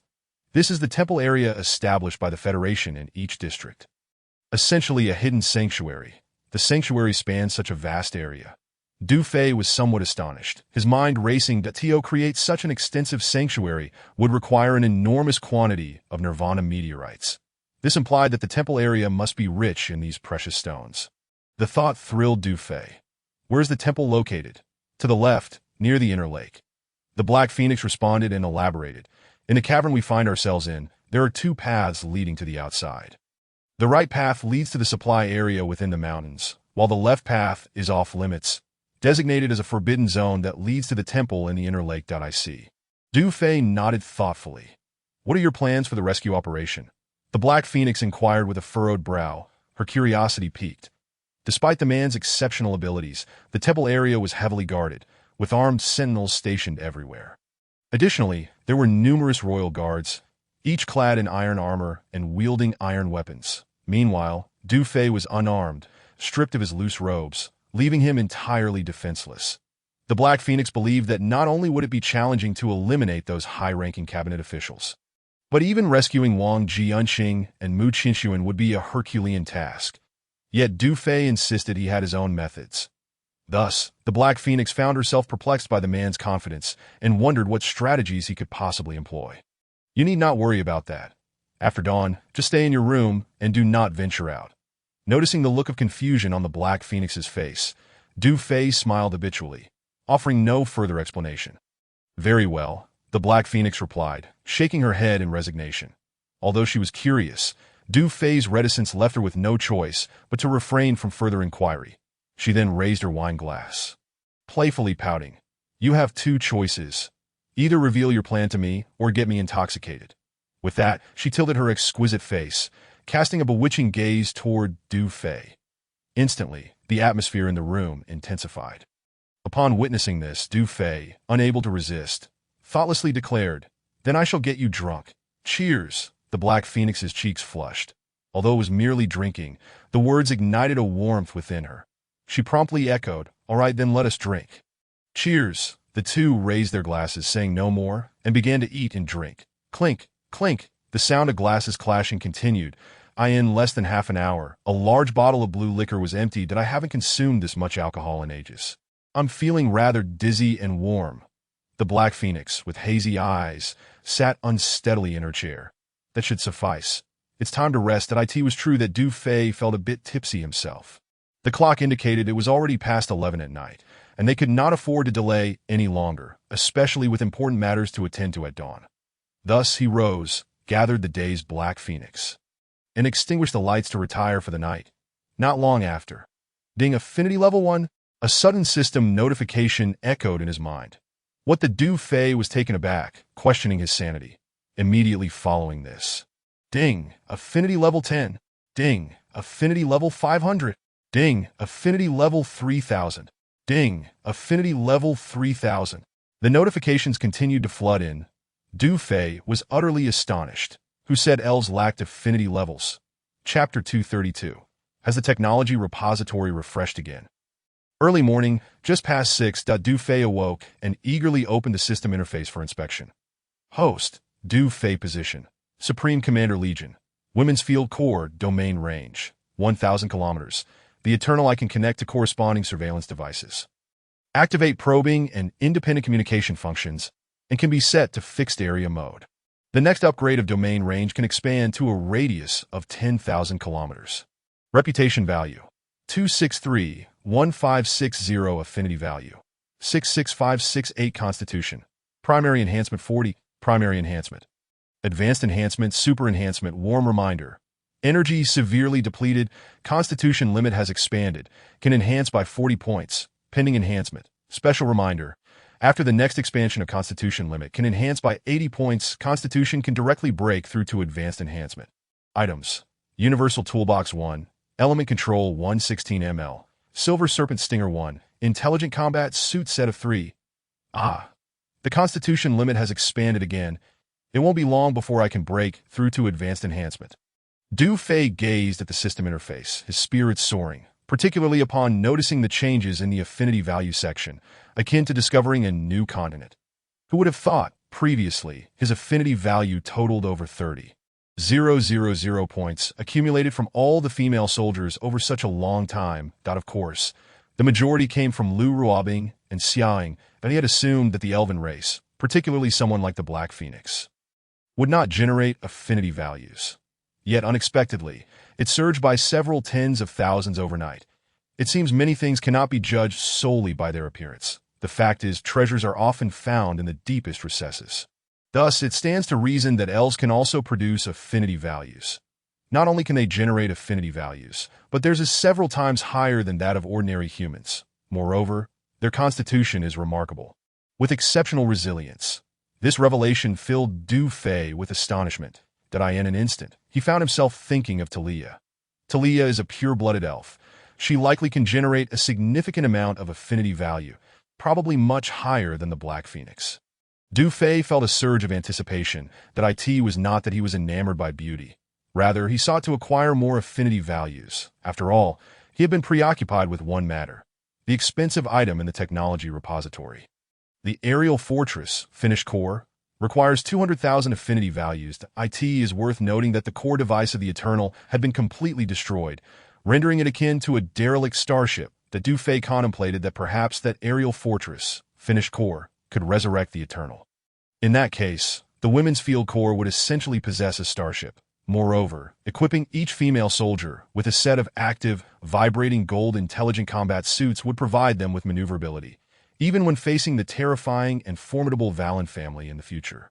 Therefore, it is imperative to hasten the acquisition of 200,000 affinity values, prioritizing the redemption of the aerial fortress, finished core. With this thought, he could not help but open the technology repository once more. C-level intelligent guard, mechanical product design blueprint requires 80,000 reputation value. B-level intelligent guard, mechanical product design blueprint requires 150,000 reputation value. A-level intelligent guard, mechanical product design blueprint requires 300,000 reputation value. Real person guard, intelligent mechanical, female, finished product requires 3,000 affinity values. Climate improvement device, finished design blueprint requires 3,000 affinity values. Aerial fortress, finished core requires 200,000 affinity values.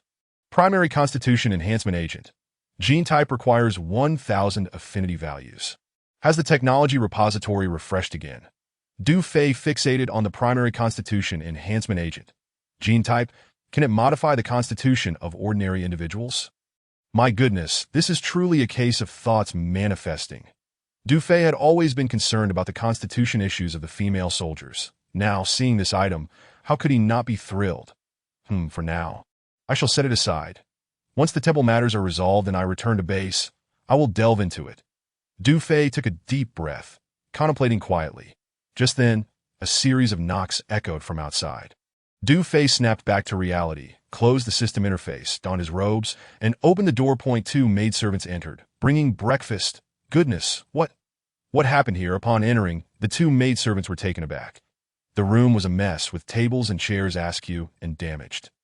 Even the wooden bed had collapsed. Did you two have a disagreement? One of the maidservants inquired. It was evident that the couple had quarreled, but Dufay managed a wry smile and nodded in acknowledgement. There was no need to explain this matter. Did I end the temple's inn? Damages incurred would require a tenfold compensation. The other maidservant glanced at the sleeping black phoenix on the floor and reminded Dufay. He waved her off, signaling that he understood. The two maidservants shook their heads in resignation. With the table broken, they had no choice but to place the breakfast on the floor before turning to leave. Dufay was not hungry. His mind was occupied with pressing matters. Noticing the time, it was nearly 7 o'clock that he then retrieved the set of intelligent combat suits from the system space. After putting them on, he glanced at the disheveled black phoenix before heading out. Just as Dufay departed, the black phoenix opened her eyes. In truth, she had already awakened. She had heard the maidservant's conversation clearly. Sitting up, she surveyed the room, filled with overturned furniture and the collapsed bed. Her face flushed with embarrassment. She touched the storage card in her robe pocket, murmuring to herself, I wonder how much I will have to compensate. Chapter 233. This isn't necessarily a bad thing. Exiting room 197, rounding a corner, a vast expanse of light appeared in the right front, accompanied by a gentle breeze that caressed her face, infused with the fresh and invigorating essence of the morning. The breeze carried with it a hint of moist air, tinged with a faint fishy odor. In the bright area, figures were visible, with many engaging in exercise or meditating in stillness, breathing in the fresh air. A few elegantly poised noble women, clad in flowing black robes, were performing poses reminiscent of yoga, their stances exceedingly alluring. It was clear that the area ahead was one of the exits of the cavern. After all, this was a sanctuary, a rare haven for recuperation, and the nobility or affluent individuals were keen to seize the perfect opportunity for morning exercise. That Dufay wasted no time and swiftly made his way toward the light ahead. In less than 2 minutes, the surroundings brightened, and the air felt exceptionally refreshing. Indeed, this was an exit. However, as Dufay approached, he discovered that the so-called exit was perched on the edge of a cliff. To the left and right lay winding tunnels, while below the exit was an expansive body of water, its clarity and transparency remarkable. That Dufay pondered that perhaps the water source required by the upper echelons of Zone 9 originated from this very lake. In the distance, through the thin veil of water mist, a colossal triangular structure could be faintly discerned emerging from the lake's surface, reminiscent of the apex of a pyramid. Undoubtedly, beneath those waters lay the so-called temple. He then glanced around. Just as the Black Phoenix had stated, this tunnel functioned as a cliffside road, branching off in 2 directions. The path to the left featured ventilation shafts every few hundred meters, extending far into the distance, seemingly leading into the mountain's depths. Beside the ventilation shaft stood signs uniformly directing towards the left, indicating areas for resources, trade, and reproductive protection, among others. Notably, the reproductive protection area primarily offered a protective drug for embryos. This medication provided a degree of safeguarding for embryos and was in high demand. This place was considered a sanctuary where many affluent individuals, upon desiring children, would often bring a partner for an overnight stay. The chances of conception in this pristine environment were significantly higher than outside.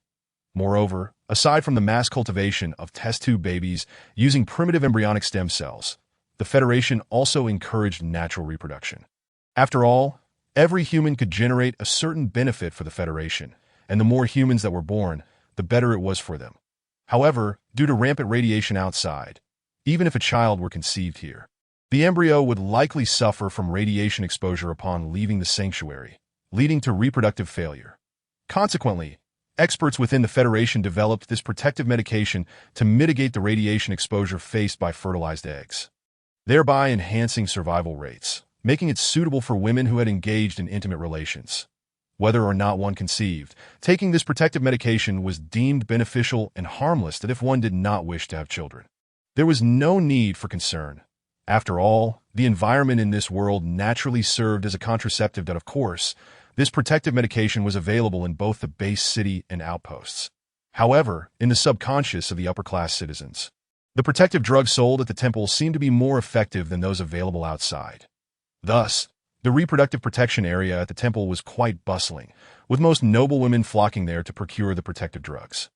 Du Fei's gaze lingered on the sign indicating the reproductive protection area, and he couldn't help but frown slightly as he recalled that during the sixth session last night, the Black Phoenix had seemingly mentioned this aspect. Surely, she wouldn't have been affected. Yet upon reflection, given that the Black Phoenix was half-elf and possessed a physique far superior to that of ordinary individuals, even if she were affected, it wouldn't necessitate her purchasing an embryo protection drug. As his thoughts swirled, Du Fei seized the opportunity while some individuals were distracted and walked a short distance to the right, peering intently that he noticed that the right tunnel lacked any ventilation shafts. With wall lamps embedded every few meters along the ceiling, the slope descending directly to the lake's bottom. Approximately a few hundred meters in, a warning sign stood tall, emblazoned with the words "Restricted Area." Behind the sign appeared a heavy iron door, with 5 or 6 armed guards patrolling back and forth. After a brief observation, Du Fei retrieved a communication earpiece from his system space, activated it, and donned it over his ear. Soon, an independent channel connected, indicating that the Eagle Falcon drone, or Predator 1, was not far from this location. "Guanting," Du Fei softly called into the earpiece. "Captain, Guanting here." The voice of Guanting came through, filled with excitement.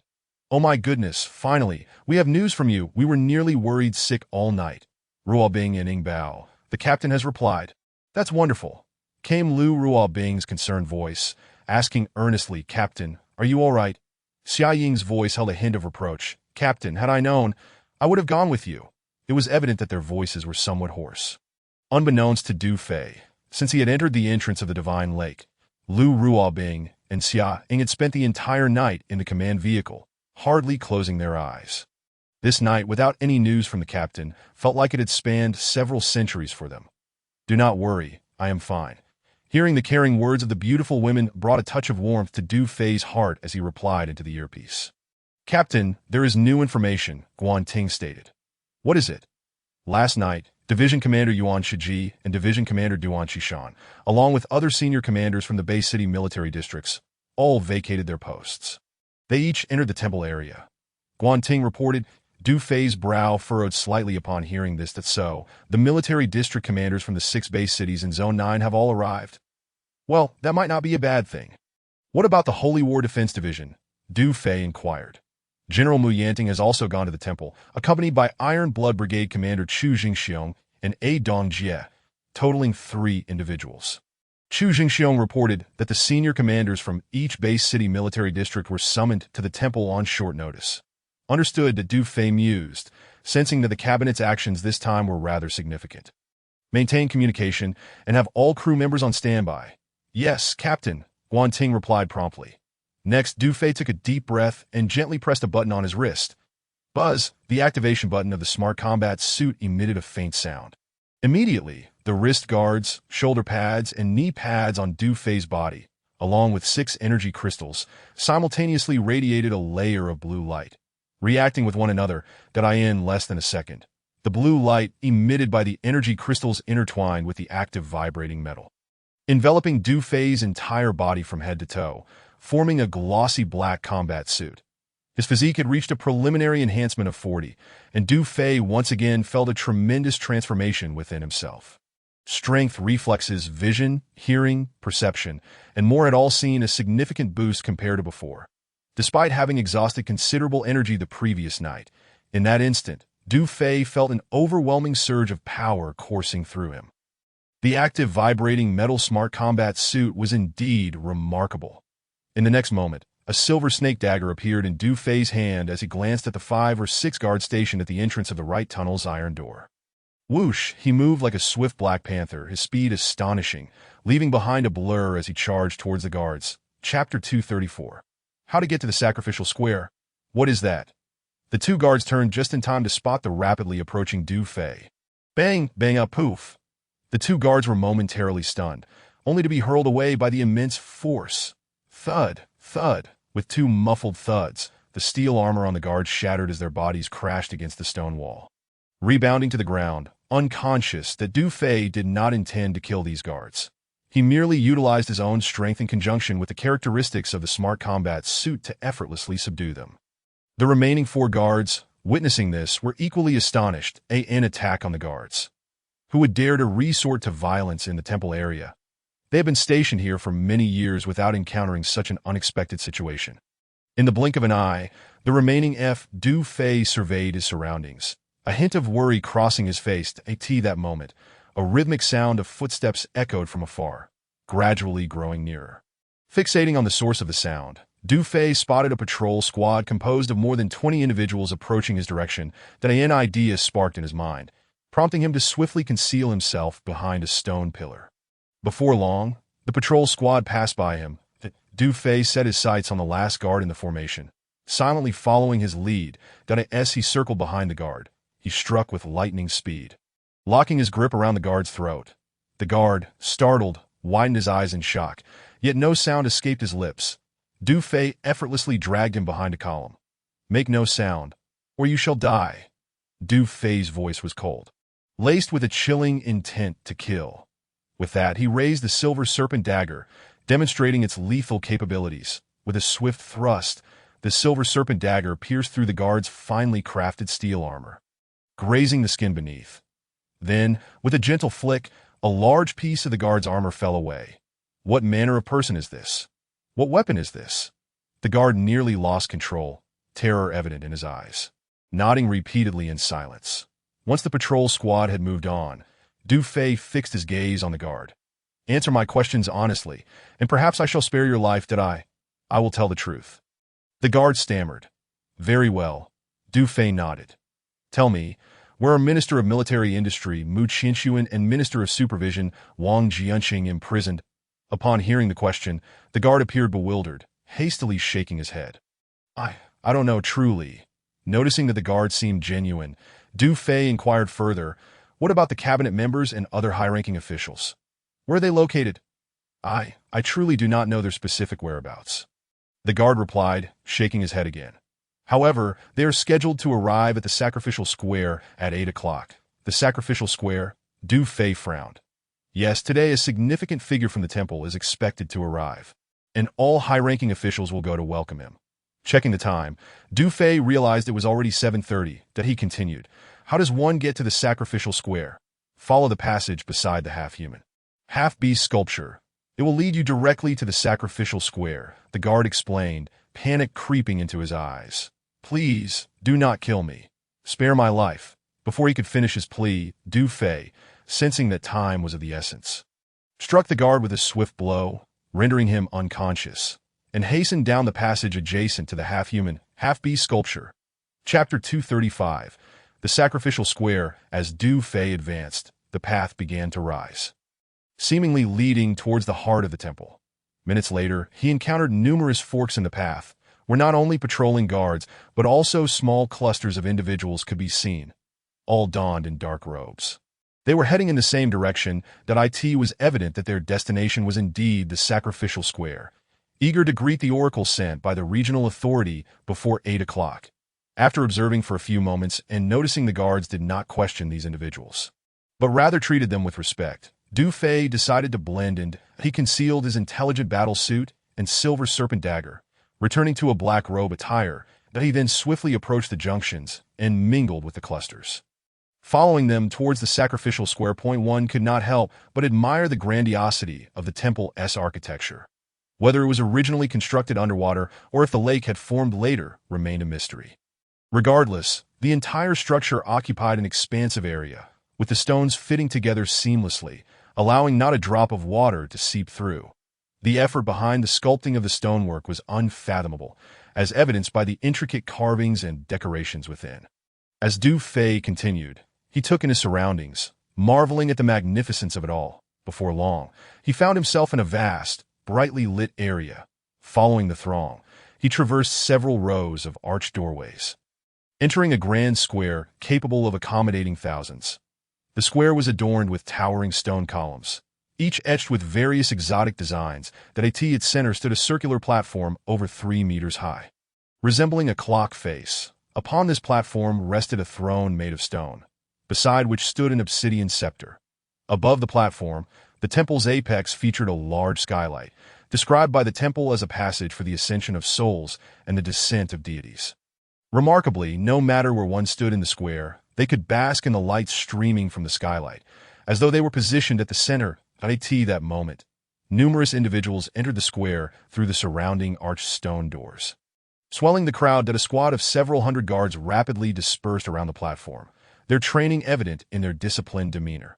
Notably, the guards were clad in uniform iron armor, equipped with the latest iron weaponry, the inner sanctum's personal guard. Du Fei's eyes narrowed slightly. The high-ranking official should be arriving soon. As he scanned his surroundings more intently, he began to observe everything with meticulous care. In a hidden chamber, two individuals sat across from each other on a leather sofa. One was a gaunt old man, his eyes dark and hawk-like, exuding an aura of profound cunning. This man was none other than the newly appointed Speaker of the Cabinet, Zhao Tianxing.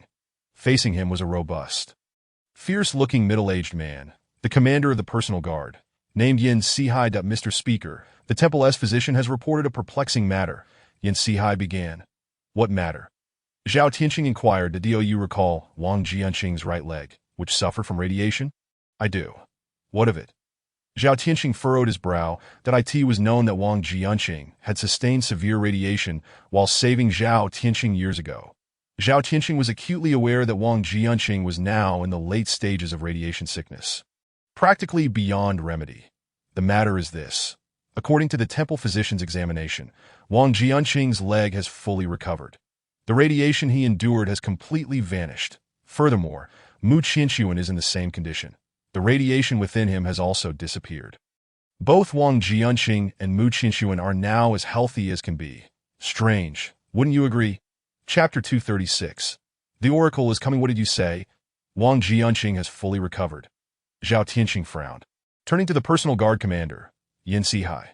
Are you certain of this? Since the order to place Wang Jianqing and Mu Qinshuan under house arrest, Zhao Tianxing, as the Speaker of the Cabinet, had scorned the idea of seeing them.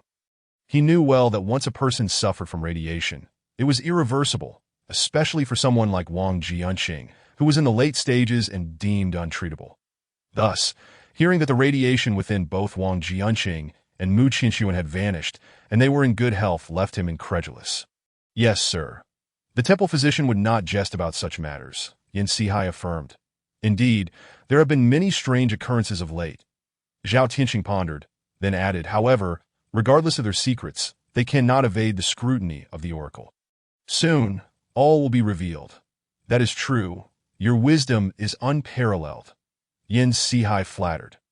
Zhao Tianxing narrowed his hawk-like eyes, a smirk of self-satisfaction creeping across his face, relishing the moment. That it was worth noting that whenever high-level investigations arose, the Wu family had always distanced themselves. Wu Degui had been temporarily relocated to Area 8 by his family. This meant that Zhao Tianxing now held the reins in the entire 9th District. Without the Wu family's constraints in recent days, Zhao Tianxing felt liberated, as though he had finally attained the position he desired. Even though Wu Dai had left him this troublesome mess, Zhao Tianxing was more than willing to take it on. For a long time, the Ministry of Supervision and the Ministry of Military Industry had not been under the cabinet's control. Ever since Zhao Tianxing rose to power with the help of the Wu family, he had harbored resentment.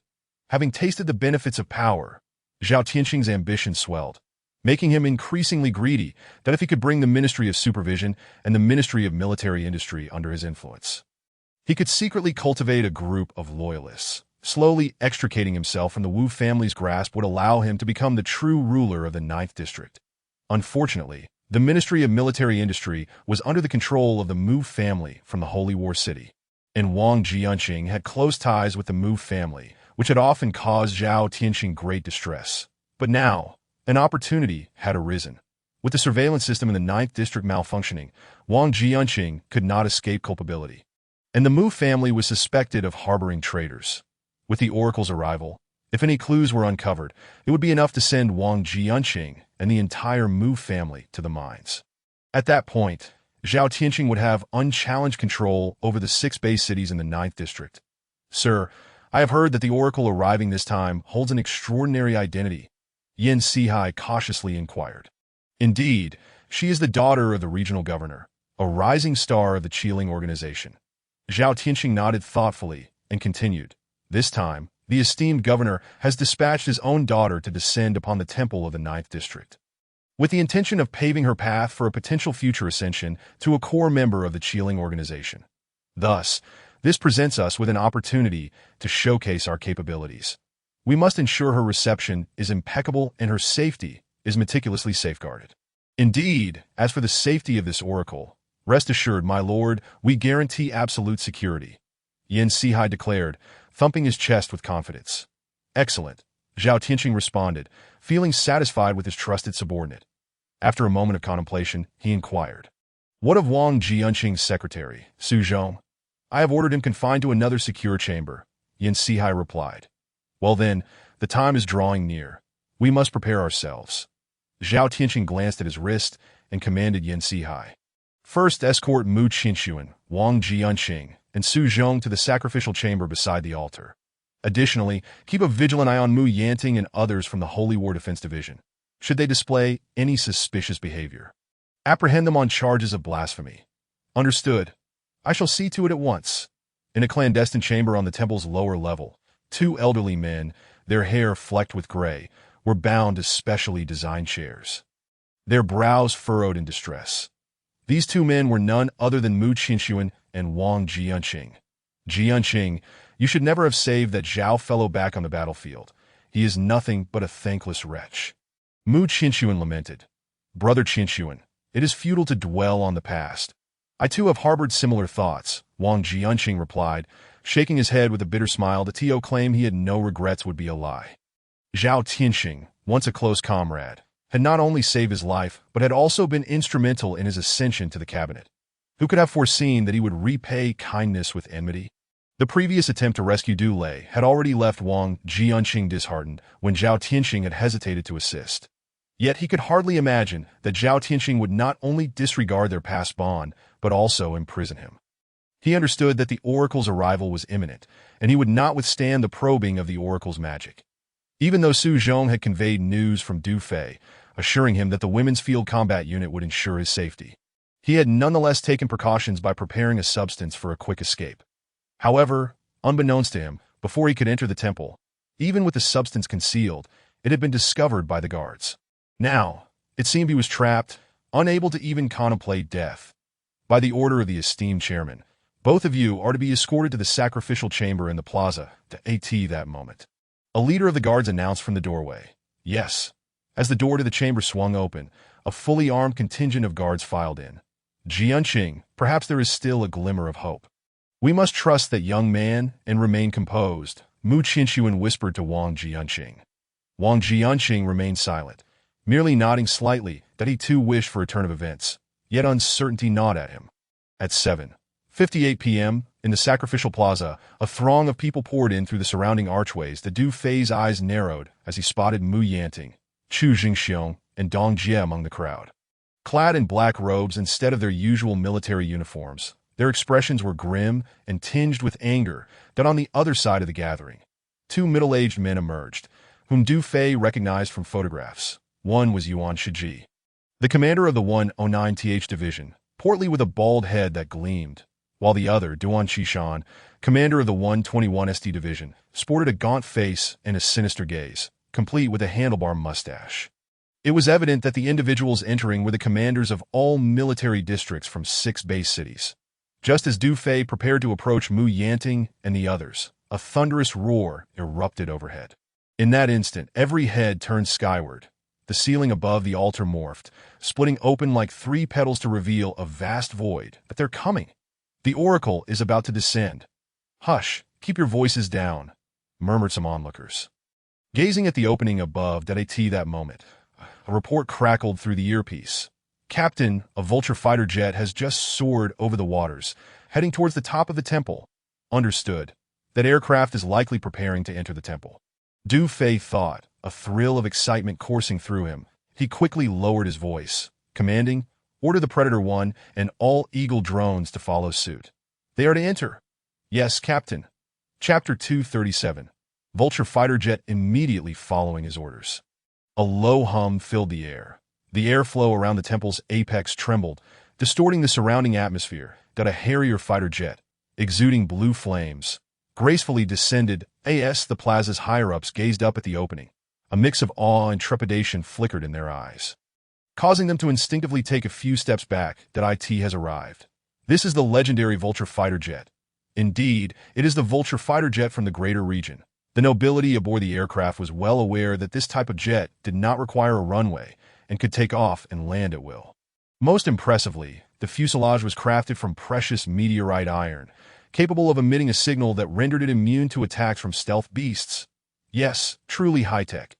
If our Legion could acquire such a fighter jet, we would be invincible. Ha, Commander Lee is dreaming. Not even the top 500 legions possess such a fighter jet. One from a legion ranked 5,000 would never see it in their lifetime. Indeed, to simply witness such an unbeatable aircraft is a stroke of luck. The senior commanders and high-ranking officials from various legions gazed in rapture at the slowly descending fighter jet, their faces alight with wonder and admiration. This Harrier fighter jet was a Vulture fighter jet assigned to the upper echelons of the Federation.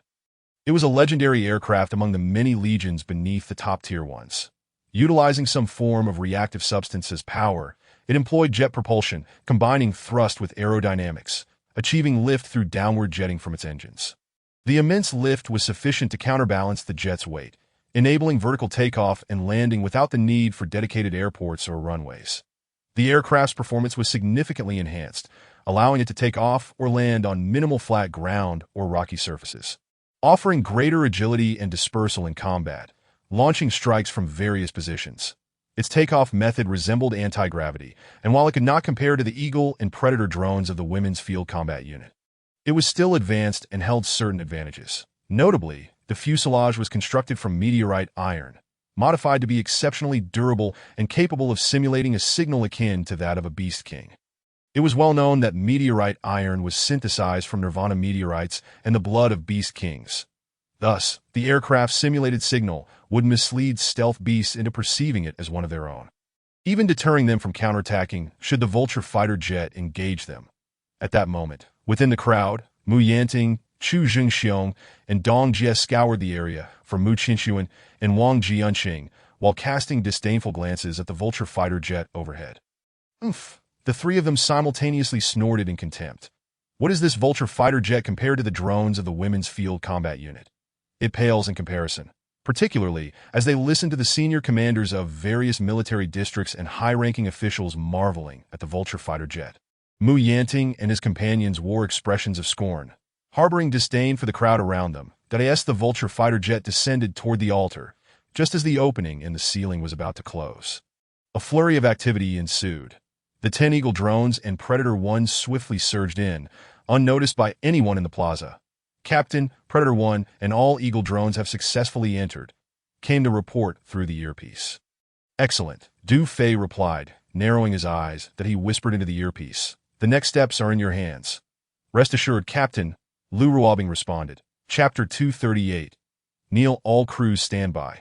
It is imperative to safeguard the captain's safety. In a canyon 1,000 miles away, Lu Ruobing sat in the command vehicle, her gaze fixed on the screens as she issued orders. Understood. Ganting, Yi Mingfan, Ding Xiang, and all female crew members echoed in unison. Soon, the Vulture fighter jet descended, landing gently in the center of the altar. At that moment, a ceremonial officer's voice rang out. The esteemed chairman has arrived. All eyes in the plaza turned towards the arched doorway at the front of the altar. The cabinet chairman Zhao Tianxing, chief commander Yin Sihai of the Imperial Guards, and a dozen cabinet members, flanked by a contingent of Imperial Guards, made their way through the crowd toward the front row of the altar. Another squad of Imperial Guards proceeded to the side sacrificial chamber, standing guard at the entrance. Inside the sacrificial chamber, shadows danced. With his keen eyesight, Du Fei peered through the open door, discerning the situation inside the chamber with clarity. He observed 2 elderly men being brought up from the dark passageway beneath, restrained by several guards. Those 2 men were indeed Mu Qinxuan and Wang Jianqing. Finally, I have laid eyes on them. Seeing that Mu Qinxuan and Wang Jianqing were unharmed, Du Fei felt a wave of relief wash over him. He then whispered into his earpiece, "Keep an eye on the stone chamber to the right of the altar. Mu Qinxuan and Wang Jianqing are inside. Do not worry about me. Ensure the safety of Mu Qinxuan, Wang Jianqing, and Mu Yanting and the others. Act according to the situation, and do not hesitate to take action if necessary. Understood, Captain, Lu Ruobing replied. Continuing, she gazed intently at the screen, and after a brief moment of analysis, began to make arrangements. Ganting, keep a close watch on the high-ranking officials of the cabinet and await the commander's orders. Yes, responded Yi Mingfan and Talia in unison. Ding Xiong, your task is more challenging. Ensure the safety of the commander and the Mu family, while closely monitoring the situation of all armed personnel in the square.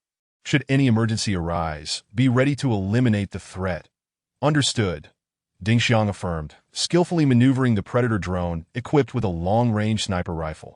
The remaining Falcon drones secure the right side of the altar and every corner of the square with the guards. Yes, all the female crew members replied in unison. From this moment on, all units are on standby. Remember, once the battle commences, do not waste any vibranium bullets. Aim for a single-shot kill. Yes, Vice Commander. In a remarkably short span of time, Lu Ruobing orchestrated everything with precision that Du Fei, adjusting his earpiece, nodded slightly, feeling quite satisfied with his deputy, that he mused that once this situation was resolved and they returned to base, he must reward her appropriately. Perhaps he would let her try out the newly developed genetic enhancement serum from the tech vault. Boom. A surge of air swept through. As Du Fei's thoughts returned, the Vulture fighter jet had already landed in the center of the altar. At that moment, the high-ranking officials of the cabinet had also taken their positions on the podium. Silence, please. Zhao Qianxing gestured to the crowd, and the slightly noisy assembly fell silent immediately. Today, you have gathered at the temple, and I trust you understand the reason for your presence. The situation in our 9th district has remained stable for centuries. However, recently, we have encountered some serious issues that have resulted in substantial losses for the Federation, causing dissatisfaction among the regional governors. The root cause lies primarily within our high ranks. Therefore, the region has dispatched a revered truth speaker to our 9th district for an investigation, and a resolution will be forthcoming. As he spoke, he cast a sidelong glance at Mu Qinshuan and Wang Jianqing within the sacrificial chamber, then respectfully addressed the altar. Now, let us extend our utmost reverence to welcome the esteemed truth speaker. As his words fell, a soft whoosh sounded, and the hatch of the Vulture fighter jet opened to in the next moment. For robust, muscular attendants emerged first, standing at attention and respectfully flanking the cabin. Following them, a graceful woman descended slowly from the steps of the aircraft. She possessed fair skin and striking beauty, clad in a loose black robe adorned with a symbol, featuring a pattern depicting the sunrise over rivers. An air of alluring charm surrounded her, particularly with her cheeks still flushed and her eyes sparkling with a hint of mischief that as she passed by the 4 attendants, a flicker of dissatisfaction crossed her face, clearly indicating that she found the 4 burly servants lacking. Zhao Tianxing and the other high-ranking officials observed this silently, fully aware of the truth speaker's notorious indulgence, treating her attendants with casual disdain. A fact that the cabinet's elite had long been familiar with. Soon, the woman approached the throne at the center of the altar and seated herself, with the 4 attendants forming a line behind her. She raised her haughty head, first surveying the square, then her eyes glinted with a ghostly blue light as she commanded coldly, "Kneel." Her voice was soft yet resonated throughout every corner of the square.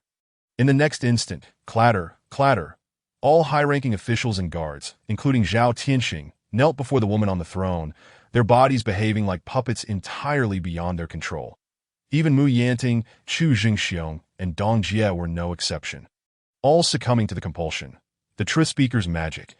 Du Fei felt a slight dizziness, a sensation that passed swiftly and had little effect on him. However, after a moment's contemplation, he too knelt with the crowd beside him.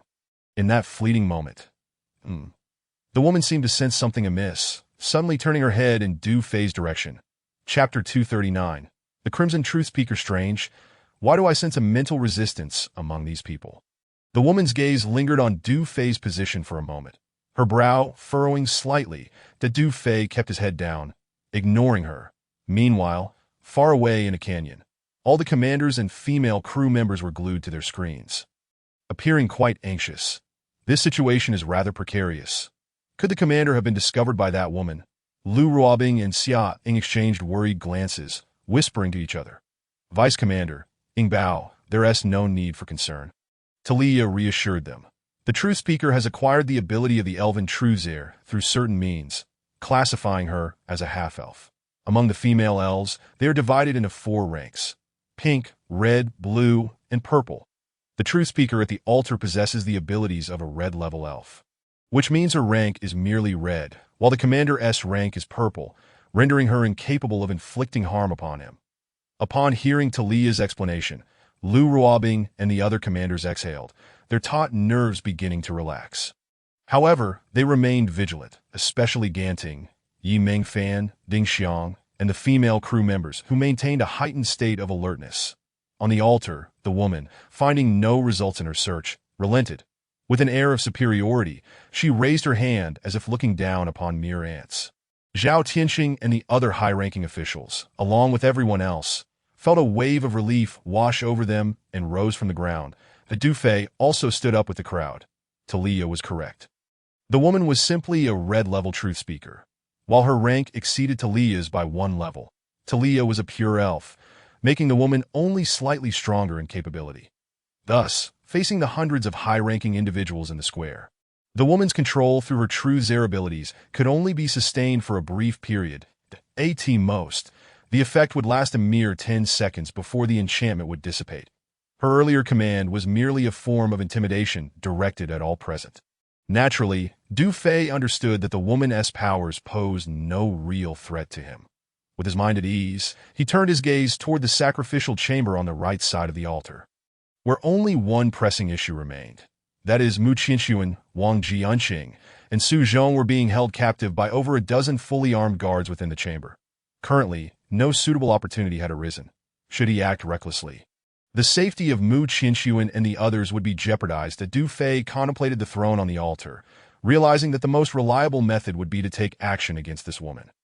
This envoy, under the command of the regional governor, has arrived at the 9th District Temple to investigate the anomalies in the Heavenly Eye system. At that moment, the woman spoke with an air of arrogance, then turned her attention to the podium in front of the altar.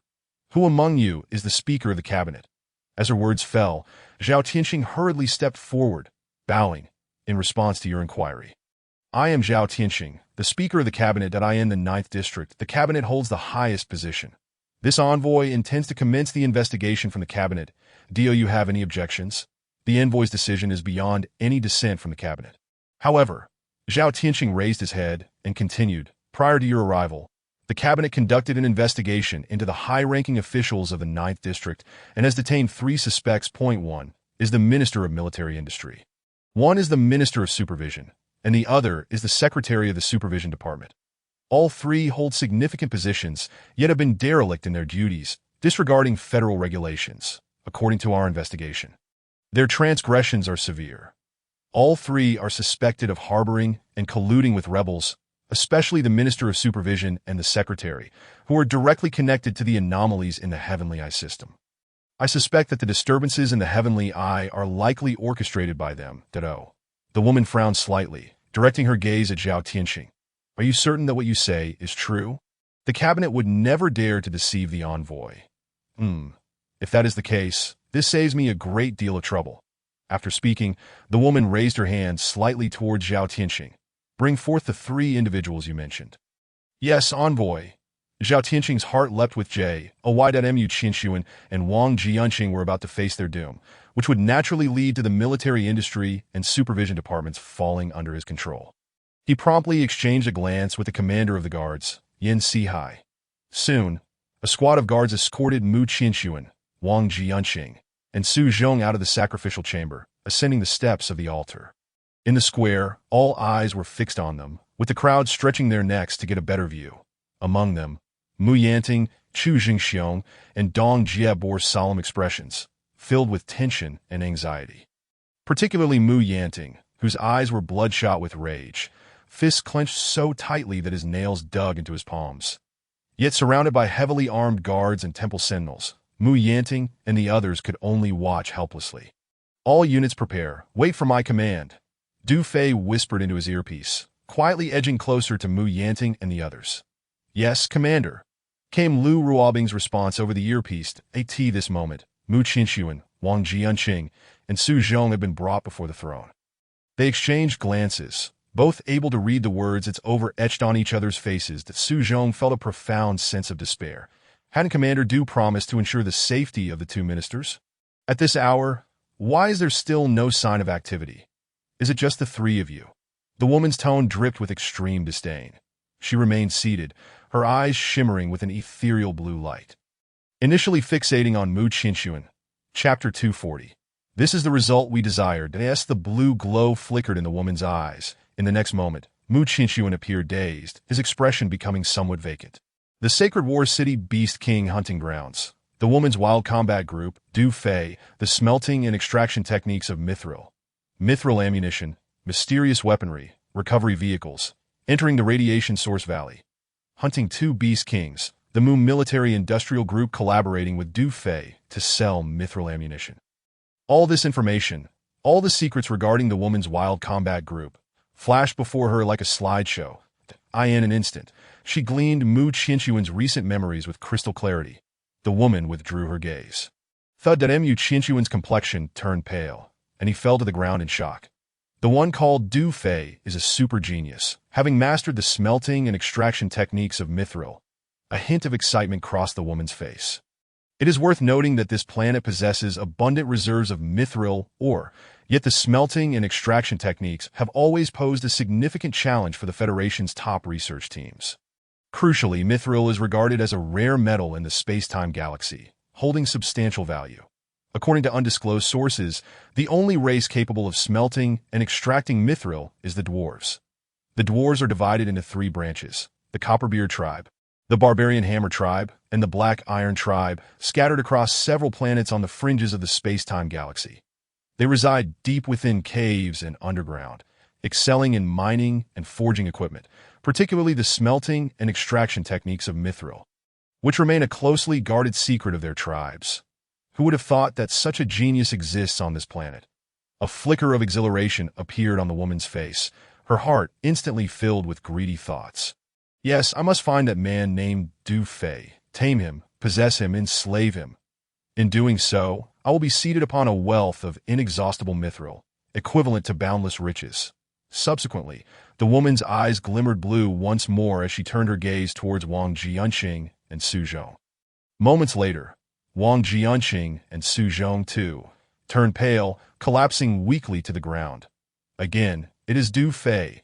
The woman felt a profound sense of astonishment, never expecting these two individuals to also be connected to Du Fei. So, it is true. Currently, the man named Du Fei has become a rebel. No wonder the cabinet chairman Zhao Tianqing spoke of collusion between the military-industrial department and the supervisory department in harboring traitors. However, this descent was to investigate the issues surrounding the Eye of Heaven. Yet from the memories of these three, it is evident that they are not the cause of the abnormal phenomena in Zone 9's eye system. Even they themselves find it peculiar. Nevertheless, the supervisory minister Wang Jianqing and secretary Su Zhong did delete data from the Eye to shield Du Fei and the woman's wild combat group.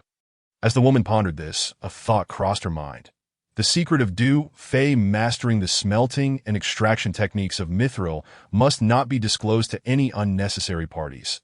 The information sought has been acquired. These three individuals before me have become superfluous. Only those who cannot speak can keep secrets. Thus Mu Qinshuan, Wang Jianqing, and Su Zhong must vanish from this world. As for that Du Fei, there are merely 6 base cities in Zone 9. Finding him should not prove to be a daunting task.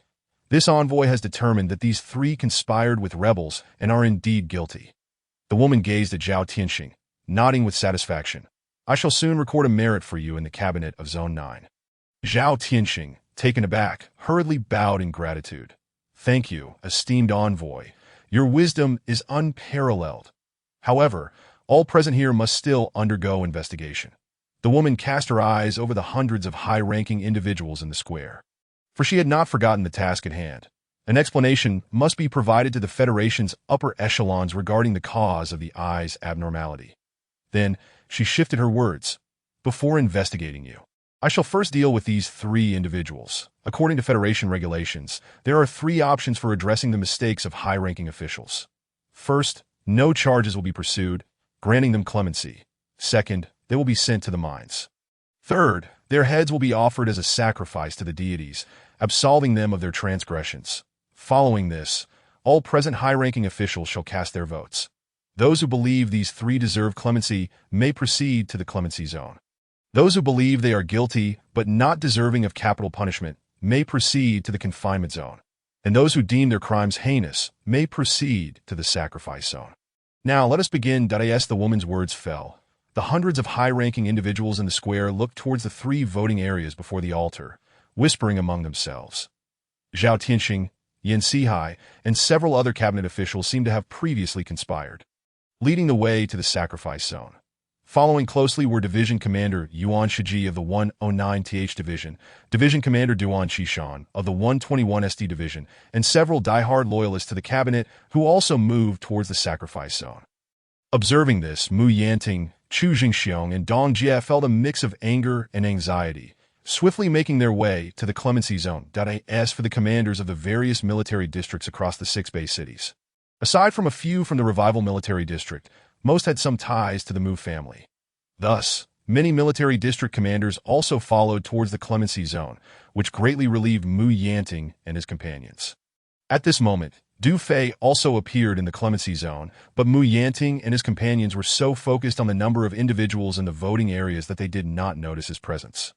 Meanwhile, the remaining high-ranking officials in Zone 9, such as those from the Information Department, Material Department, Urban Construction Department, and City Defense Department, maintained a neutral stance. On one hand, they felt that Mu Qinxuan and Wang Jianqing were undeserving of death. On the other, they feared offending the cabinet. Thus they all stood in the confinement zone. In less than 3 minutes, all the hundreds of high-ranking officials in the square had taken their positions in their chosen areas. And the voting concluded. The numbers in the 3 zones were starkly evident. The clemency zone held the fewest, the sacrifice zone second, and the confinement zone the most. Naturally, such a result was far from ideal for the cabinet. Zhao Tianxing's gaze swept over the numerous high-ranking officials in the clemency and confinement zones, his expression darkening considerably. If I have noted this, he secretly resolved that once this matter was resolved, he would seek an opportunity to replace these individuals. In the clemency zone, Mu Yanting and his companions breathed a slight sigh of relief. The situation was not too dire. At the very least, Mu Qinxuan, Wang Jianqing, and Su Zhong would not be beheaded as sacrifices. The worst outcome would be being sent to the mines as laborers. Little did they know, the next scene would defy all expectations. From the throne of the altar, the woman let out a cold chuckle, her lips curling into a smirk, causing the 2 bulging masses beneath her black robe to tremble. Surround the clemency zone. In the next moment, with a rustle. Not long ago, the cabinet issued an announcement, which was also disseminated on the 9th District's Tianyan website, revealing a series of messages. The Extraterritorial Women's Field Regiment of the Revival Military Region has been stripped of its designation, and its nature has been classified as a rebel faction opposing the Federation and humanity. Each military district in the 6 major base cities has received the notification, and the name of the regiment leader, Du Fei, has become widely known among both large and small military groups. All the high-ranking officials present turned their gazes toward Du Fei, who stood at the altar, utterly perplexed. Was he truly willing to risk his life? What audacity and courage could possibly embolden him? The cabinet had placed a substantial bounty on his head, with both regular military forces and extraterritorial armed organizations actively seeking the whereabouts of the Women's Field Regiment. To their astonishment, this rebel leader dared to appear alone in the temple. He certainly had guts. How intriguing, thought the woman seated on the throne. Regarding Du Fei, she shared this sentiment. This man possessed remarkable courage. Yet, she was precisely there to seek him, an opportunity that had seemingly materialized effortlessly. In that fleeting moment, the woman felt that fortune smiled upon her exceedingly well. Come to me, she commanded Du Fei, retrieving a box made of a bronze-like metal from her black robe. This box had been gifted to her by a red-tiered spirit, the source of her inherited incantation, specifically designed to deal with targets of unwavering willpower. She believed Du Fei belonged to that category. Exhausting his mental energy might not yield results, and if she wished to tame him swiftly, she would have to employ the Nirvana box. Pushed forward by 2 guards, Du Fei took 2 steps closer, nearly brushing against the woman. I command you to insert it, the woman said, her eyes shimmering with an ethereal blue light. Du Fei frowned slightly. Insert it where? Into the box, use your hand, she insisted, presenting the metallic box to him, secretly astonished. This man was indeed extraordinary. Under the influence of her incantation, he remained remarkably lucid. "What is this?" Du Fei inquired, glancing at the metallic box. "Pain," she replied, fixing her gaze on him. "But after the suffering, you shall be reborn." With that, she swiftly produced a sharp metal needle with her other hand, pressing it directly against Du Fei's temple. "This needle is laced with potent poison.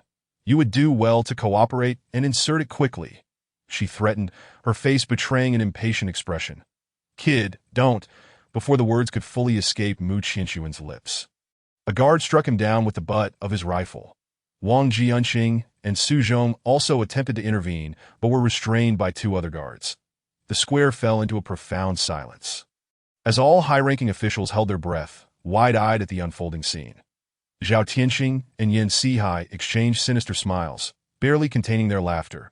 They had merely intended to eliminate Mu Qianxuan and Wang Jianqing, never anticipating that Du Fei would walk into the trap willingly. The day's events were turning out to be utterly flawless. Mu Yanting, Chu Jingxiong, and Dong Jie were equally on edge, yet they found themselves surrounded by the Imperial Guard, rendered powerless to act. Inside the command vehicle of the canyon, Lu Ruobing and her companions wore grave expressions, tinged with urgency. Although Du Fei appeared calm and collected, maintaining an air of nonchalance, he was currently threatened by a poisoned needle, and Lu Ruobing and the others could not deny their concern. What is the commander thinking? What are his intentions? They pondered aloud. What if he inserts it? Is there a danger? Gan Ting asked anxiously through her earpiece. "It's fine. The Nirvana box cannot harm the commander. I believe he has his own plans," Talia remarked thoughtfully. Before any further commentary could be made, Du Fei's lips curled into a slight smile.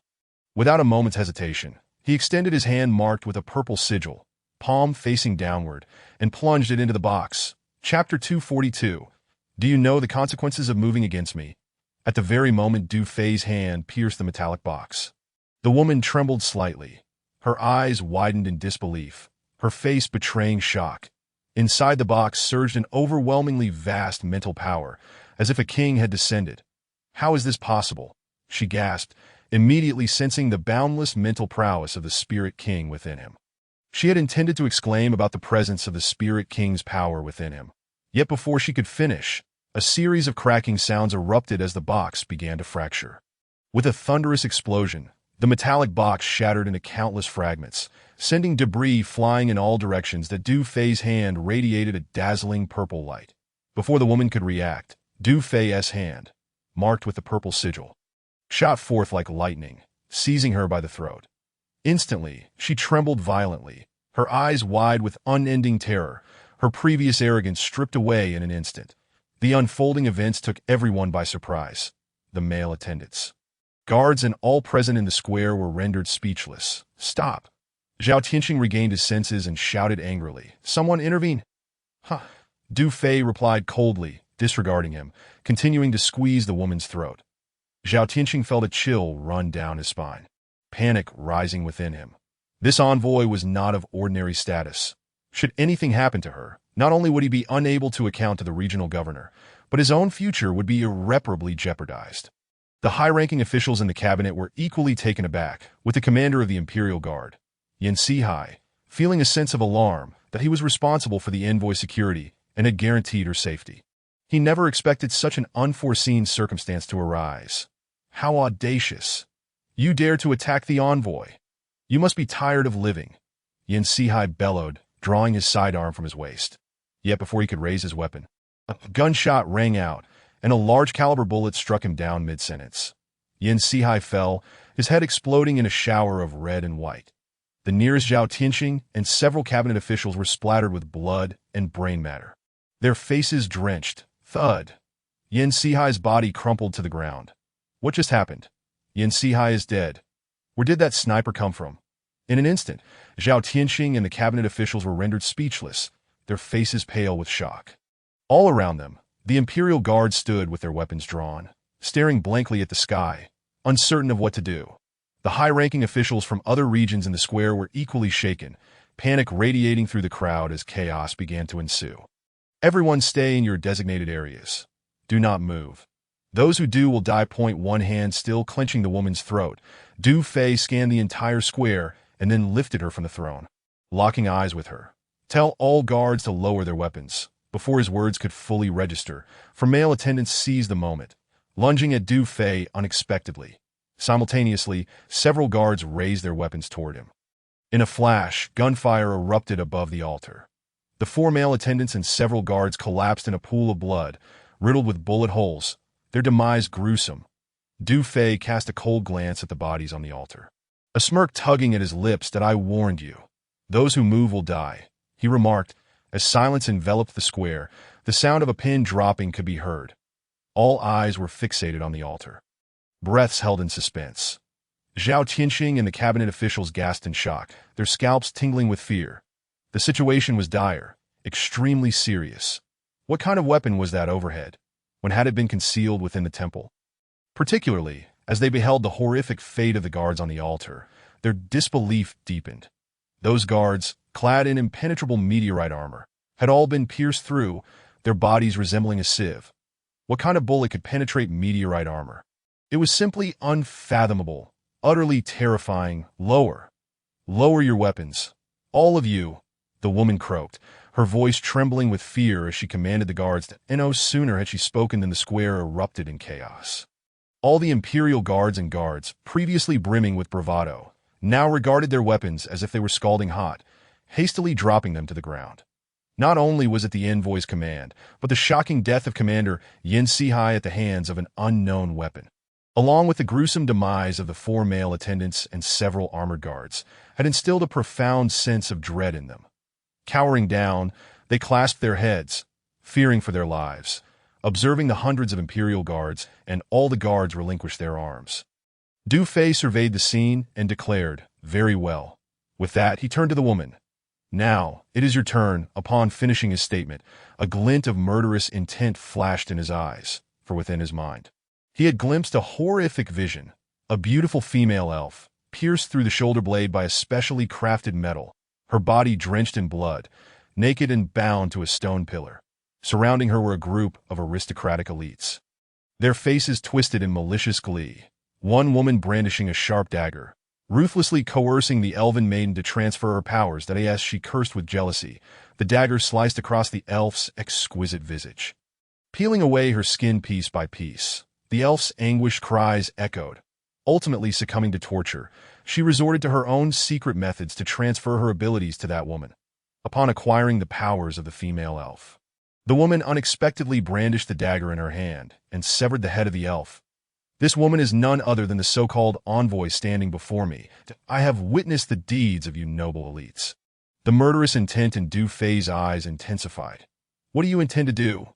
The woman stammered, her complexion paling as she trembled. That my father is the governor of the great region. If you dare to harm me, do you not comprehend the consequences? Chapter 243. A new discovery. Consequences? Du Fei scoffed coldly. Even without acting against you, I am well aware of what the repercussions would be. As he spoke, a layer of purple light slowly emanated from his palm, pressed against the woman's neck. No, please don't. The woman's eyes reflected sheer terror, her tone softening to a near plea. Do not kill me, I beg you. If you take my life, my father will not let you go. And your family, along with your military, shall pay the price. That if you spare me, I shall consider today's events as if they never transpired, and I can ensure that the 9th District Cabinet and all military factions will no longer target you. I guarantee that the high-ranking officials of the Great Region will cease their inquiries into your rebellion. Furthermore, I will persuade my father to restore your military unit's designation, or rather, directly convert you into a regular army, granting you federal benefits. What do you think? The woman gazed at Du Fei, employing both soft and hard tactics. Not at all. Du Fei's grip suddenly tightened. The woman's eyes widened, unable to utter a sound as her face and lips began to turn purple. At that moment, a flicker of purple light flashed in Du Fei's eyes, and his grasp grew ever tighter, denying her any further opportunity to plead. Soon the woman's visage and skin began to change, visibly aging at an alarming rate. In the span of moments, she transformed from a woman in her 30s, with crow's feet appearing at the corners of her eyes, to one in her 50s. Her face losing its luster, skin sagging, to a figure resembling someone in their 70s, with gray hair falling out, deep-set eyes, and a face riddled with wrinkles. Ultimately, within less than a minute, the woman transitioned from a beautiful visage to a mere skeleton. Du Fei released his grip. With a resounding crack, the sound of shattered bones echoed from beneath the black robe. At that moment, all onlookers in the square were rendered utterly dumbfounded. What just happened? The envoy has turned into a skeleton. I could hardly believe my eyes. It is simply too terrifying. My heavens, what kind of sorcery is this? In an instant, the brief commotion in the square fell into silence. The sound of a pin dropping could be heard, accompanied only by the collective gulps and racing hearts of the crowd. Superpowers, a living beauty, rapidly aging and dying before our very eyes, even transforming into a mere skeleton. Who could articulate whether what we are witnessing is genuine? One could only assert that it is all real, yet utterly inexplicable. The demeanor of all high-ranking officials in the square was one of stupor, as if trapped in a dream. It was beyond belief. What in the world had they just experienced in those fleeting seconds? This was a memory they would never forget, an indelible mark upon their lives. What on earth is happening? Inside the command vehicle of the canyon, Lu Ruobing turned to Talia and inquired. Xiaoying, Xiaolan, and other commanders also looked over, their expressions filled with confusion. That truth speaker was at least 300 years old. The commander has severed her elven abilities and the connection to her bloodline, resulting in her transformation into a pile of bones. Talia explained, and on the altar, a notification chimed. Ding. Congratulations, host. You have gained an additional 312 years of lifespan. Ding. Congratulations, host. You have acquired the red-tier elven ability, Truth Magic. As the system prompts resonated, a system interface materialized in Du Fei's mind.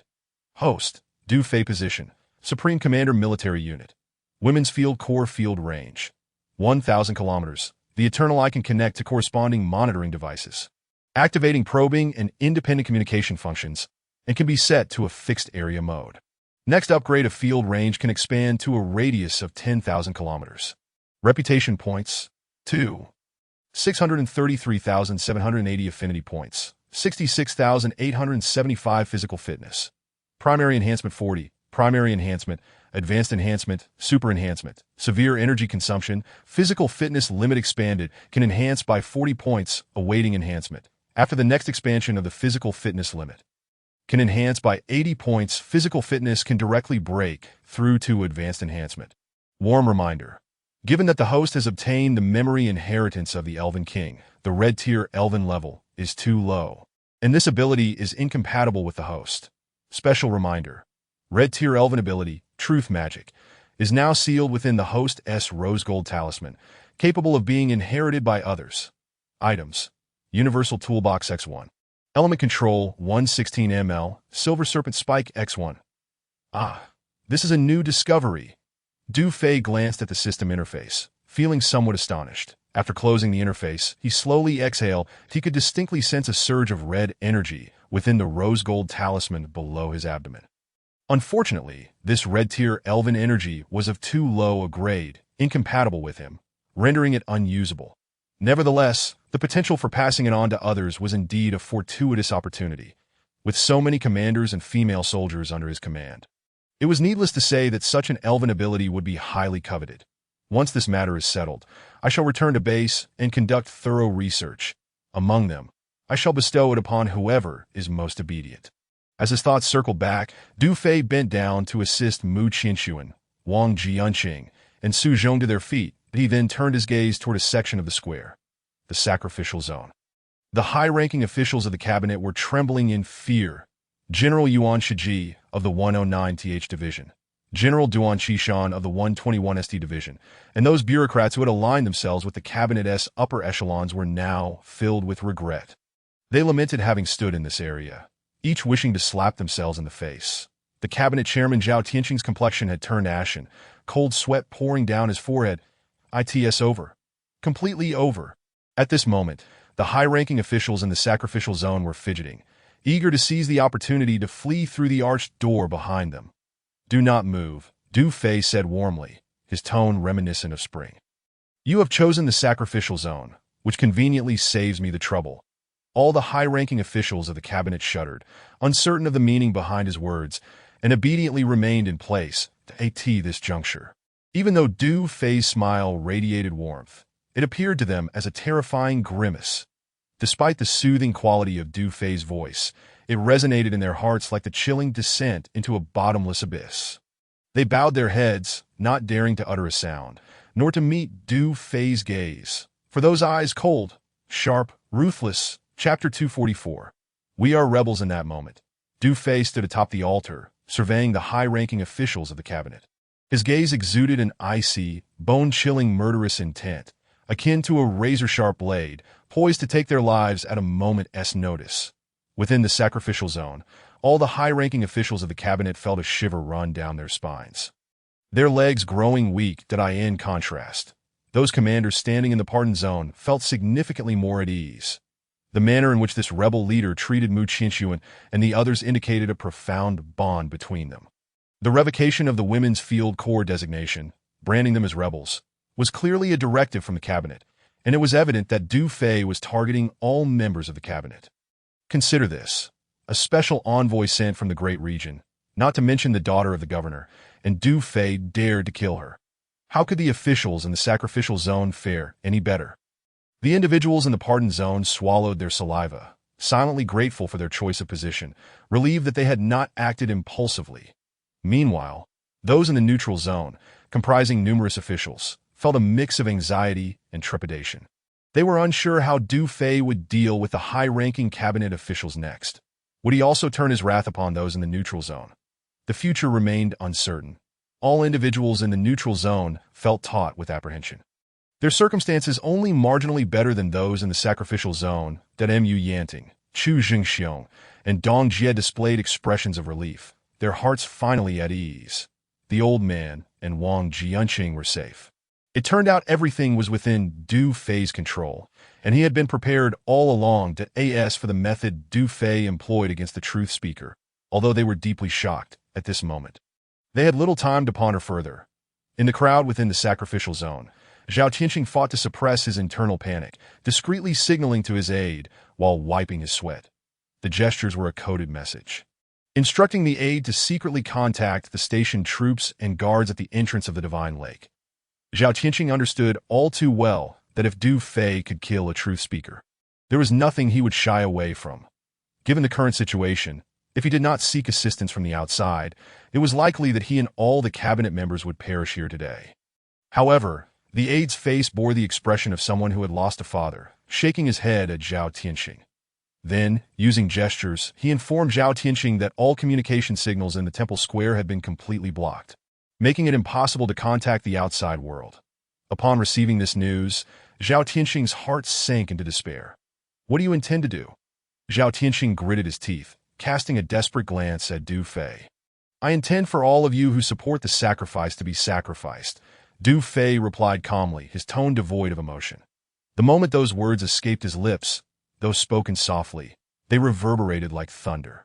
The high-ranking officials in the sacrificial zone and other bureaucrats, including General Yuan Shiji of the 109th Division, were thrown into a state of utter panic. In truth, this matter does not pertain to our cabinet. The plan to dismantle the Women's Combat Brigade is solely dictated by the Wu family and the regional authorities, that we are merely executing orders that I implore you to refrain from acting impulsively. You have already slain the envoy sent from above. Should you turn your wrath upon us again, it will only provoke the ire of the Wu family and the regional powers. The consequences of such actions would be dire and ultimately detrimental to you. Zhao Tianqing, disregarding his position as speaker, prioritized his survival and continued, If you cease your actions now, I can assure you, I will concede to any terms you propose. That will not be necessary, Du Fei replied, gently shaking his head, his expression suddenly turning frigid to we are traitors. With that, he raised his hand and gestured lightly towards the sky, commanding, eliminate everyone in the sacrificial zone. Yes, Commander, came the response. Lu Ruobing and the others showed no hesitation. To them, the commander was their guiding light, and they would follow his orders without question. Purge them. Leave none alive. Open fire! Open fire! The sound of gunfire erupted through the air as 10 Falcon drones unleashed a barrage upon the sacrificial zone.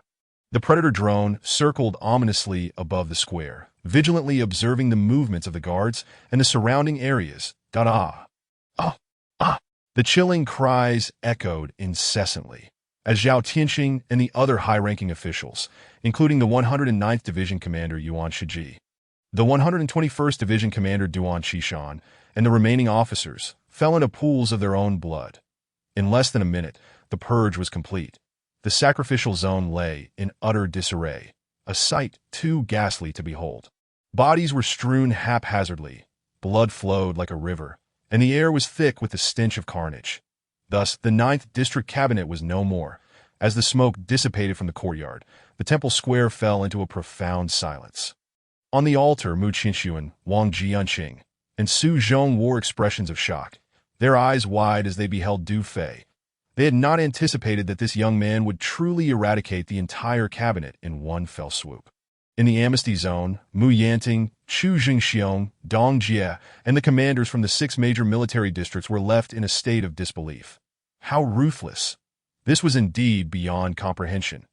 Each commander present had weathered countless battles and had witnessed unspeakable horrors. Yet, the scene they had just witnessed was beyond anything they could have imagined. The once arrogant high-ranking officials had been extinguished in the blink of an eye. How could Mu Yanting and the others not be shaken?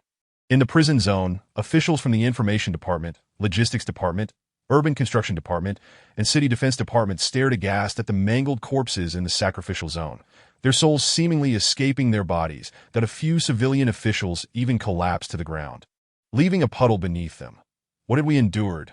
Would this rebel leader also eliminate the prison zone?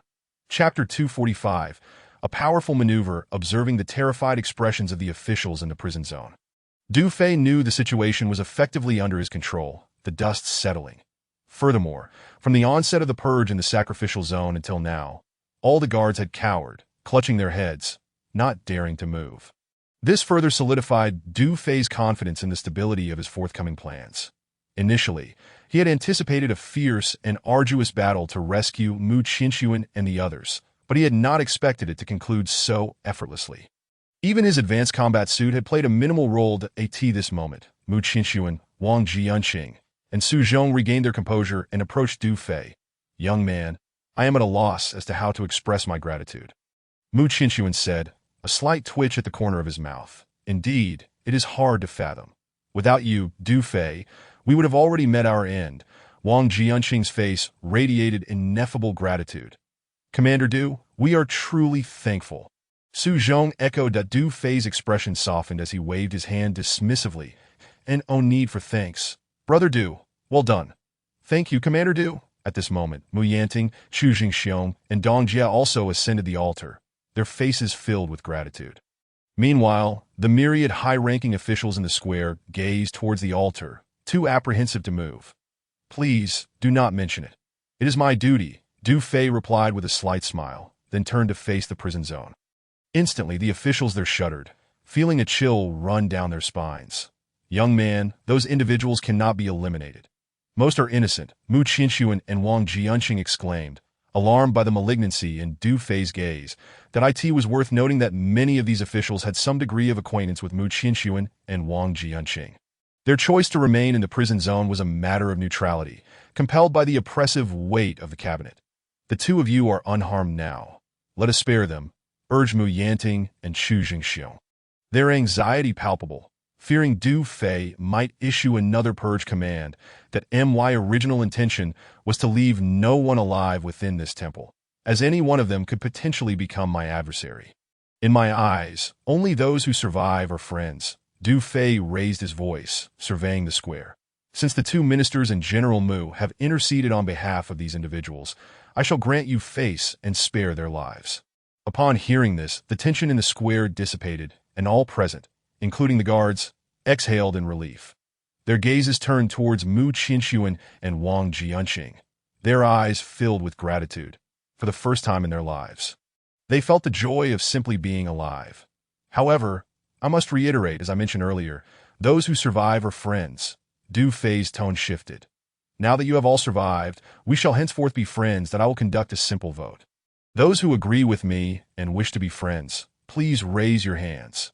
Those who do not wish to be friends, please proceed to the sacrificial zone." That his words Every official, guard, and soldier in the square raised their hands in unison.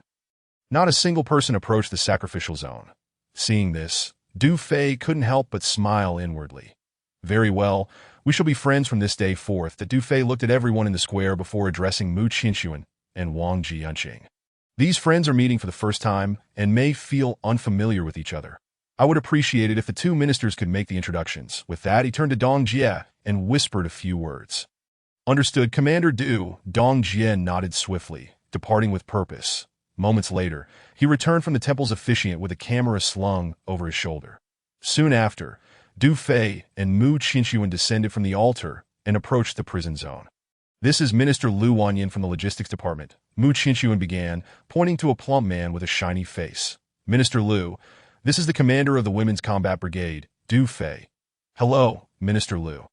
Du Fei smiled and extended his hand. Minister Lu Wanyan was momentarily taken aback, never expecting Mu Qinxuan to introduce him first. Seeing Du Fei's hand extended, he hurriedly bent forward, shaking it with a trembling smile. Jiga, good day, Commander Du. This is Minister Huang Jianye from the City Defense Department. Wang Jianqing followed up with introductions. Hello, Minister Huang, Du Fei said, shaking hands with Lu Wanyan before extending his hand to Huang Jianye. Didu, Commander, greetings, Huang Jianye stammered, having been wiping sweat off his brow, hastily cleaning his hand on his black robe while donning a smile. Meanwhile, Dong Jie, camera in hand, recorded the entire event. This is Minister Zhou from the Urban Construction Department. This is Director Zhang from the Temple Logistics Office. This is Advisor Sun from the Guards. This is General Guo from the Southern Flame Military District. And so, Du Fei patiently greeted each official and commander, wearing a beaming smile throughout the exchanges. After half an hour, every official in the prison zone had been introduced. Without pausing, Du Fei turned to the guards and soldiers, ensuring that not even the lowest-ranking private was overlooked. Mu Qinxuan, Wang Jianqing, Mu Yanting, and Chu Zhengxiong watched from the sidelines, secretly marveling. This young man's methods were more ruthless than killing. Inside the command vehicle, Lu Ruobing and the others fixed their gaze on the screen. Initially perplexed, their faces now bore expressions of comprehension. The commander is truly remarkable. What a powerful maneuver. Chapter 246. The scheme nearly 2 hours had passed. At last, Du Fei had acquainted himself with every individual in the temple square. Commander Du, here is the footage storage card. Dong Jie lowered the camera, handing over a thumb-sized card. Thank you for your efforts. Du Fei smiled as he accepted the card, pondering for a moment before adding. Let us take a few group photos. Of course, Dong Jie nodded in understanding. Click, click, click. Next, Du Fei posed for several family photos with the officials, commanders, and guards from various regions. Once these were completed, a subtle smirk graced Du Fei's lips, and he felt completely at ease. Meanwhile, the crowd in the square exhaled, momentarily relieved that their lives might have been spared. However, they were all acutely aware that the reason this rebel leader sought to shake hands with everyone was to bind them all to him.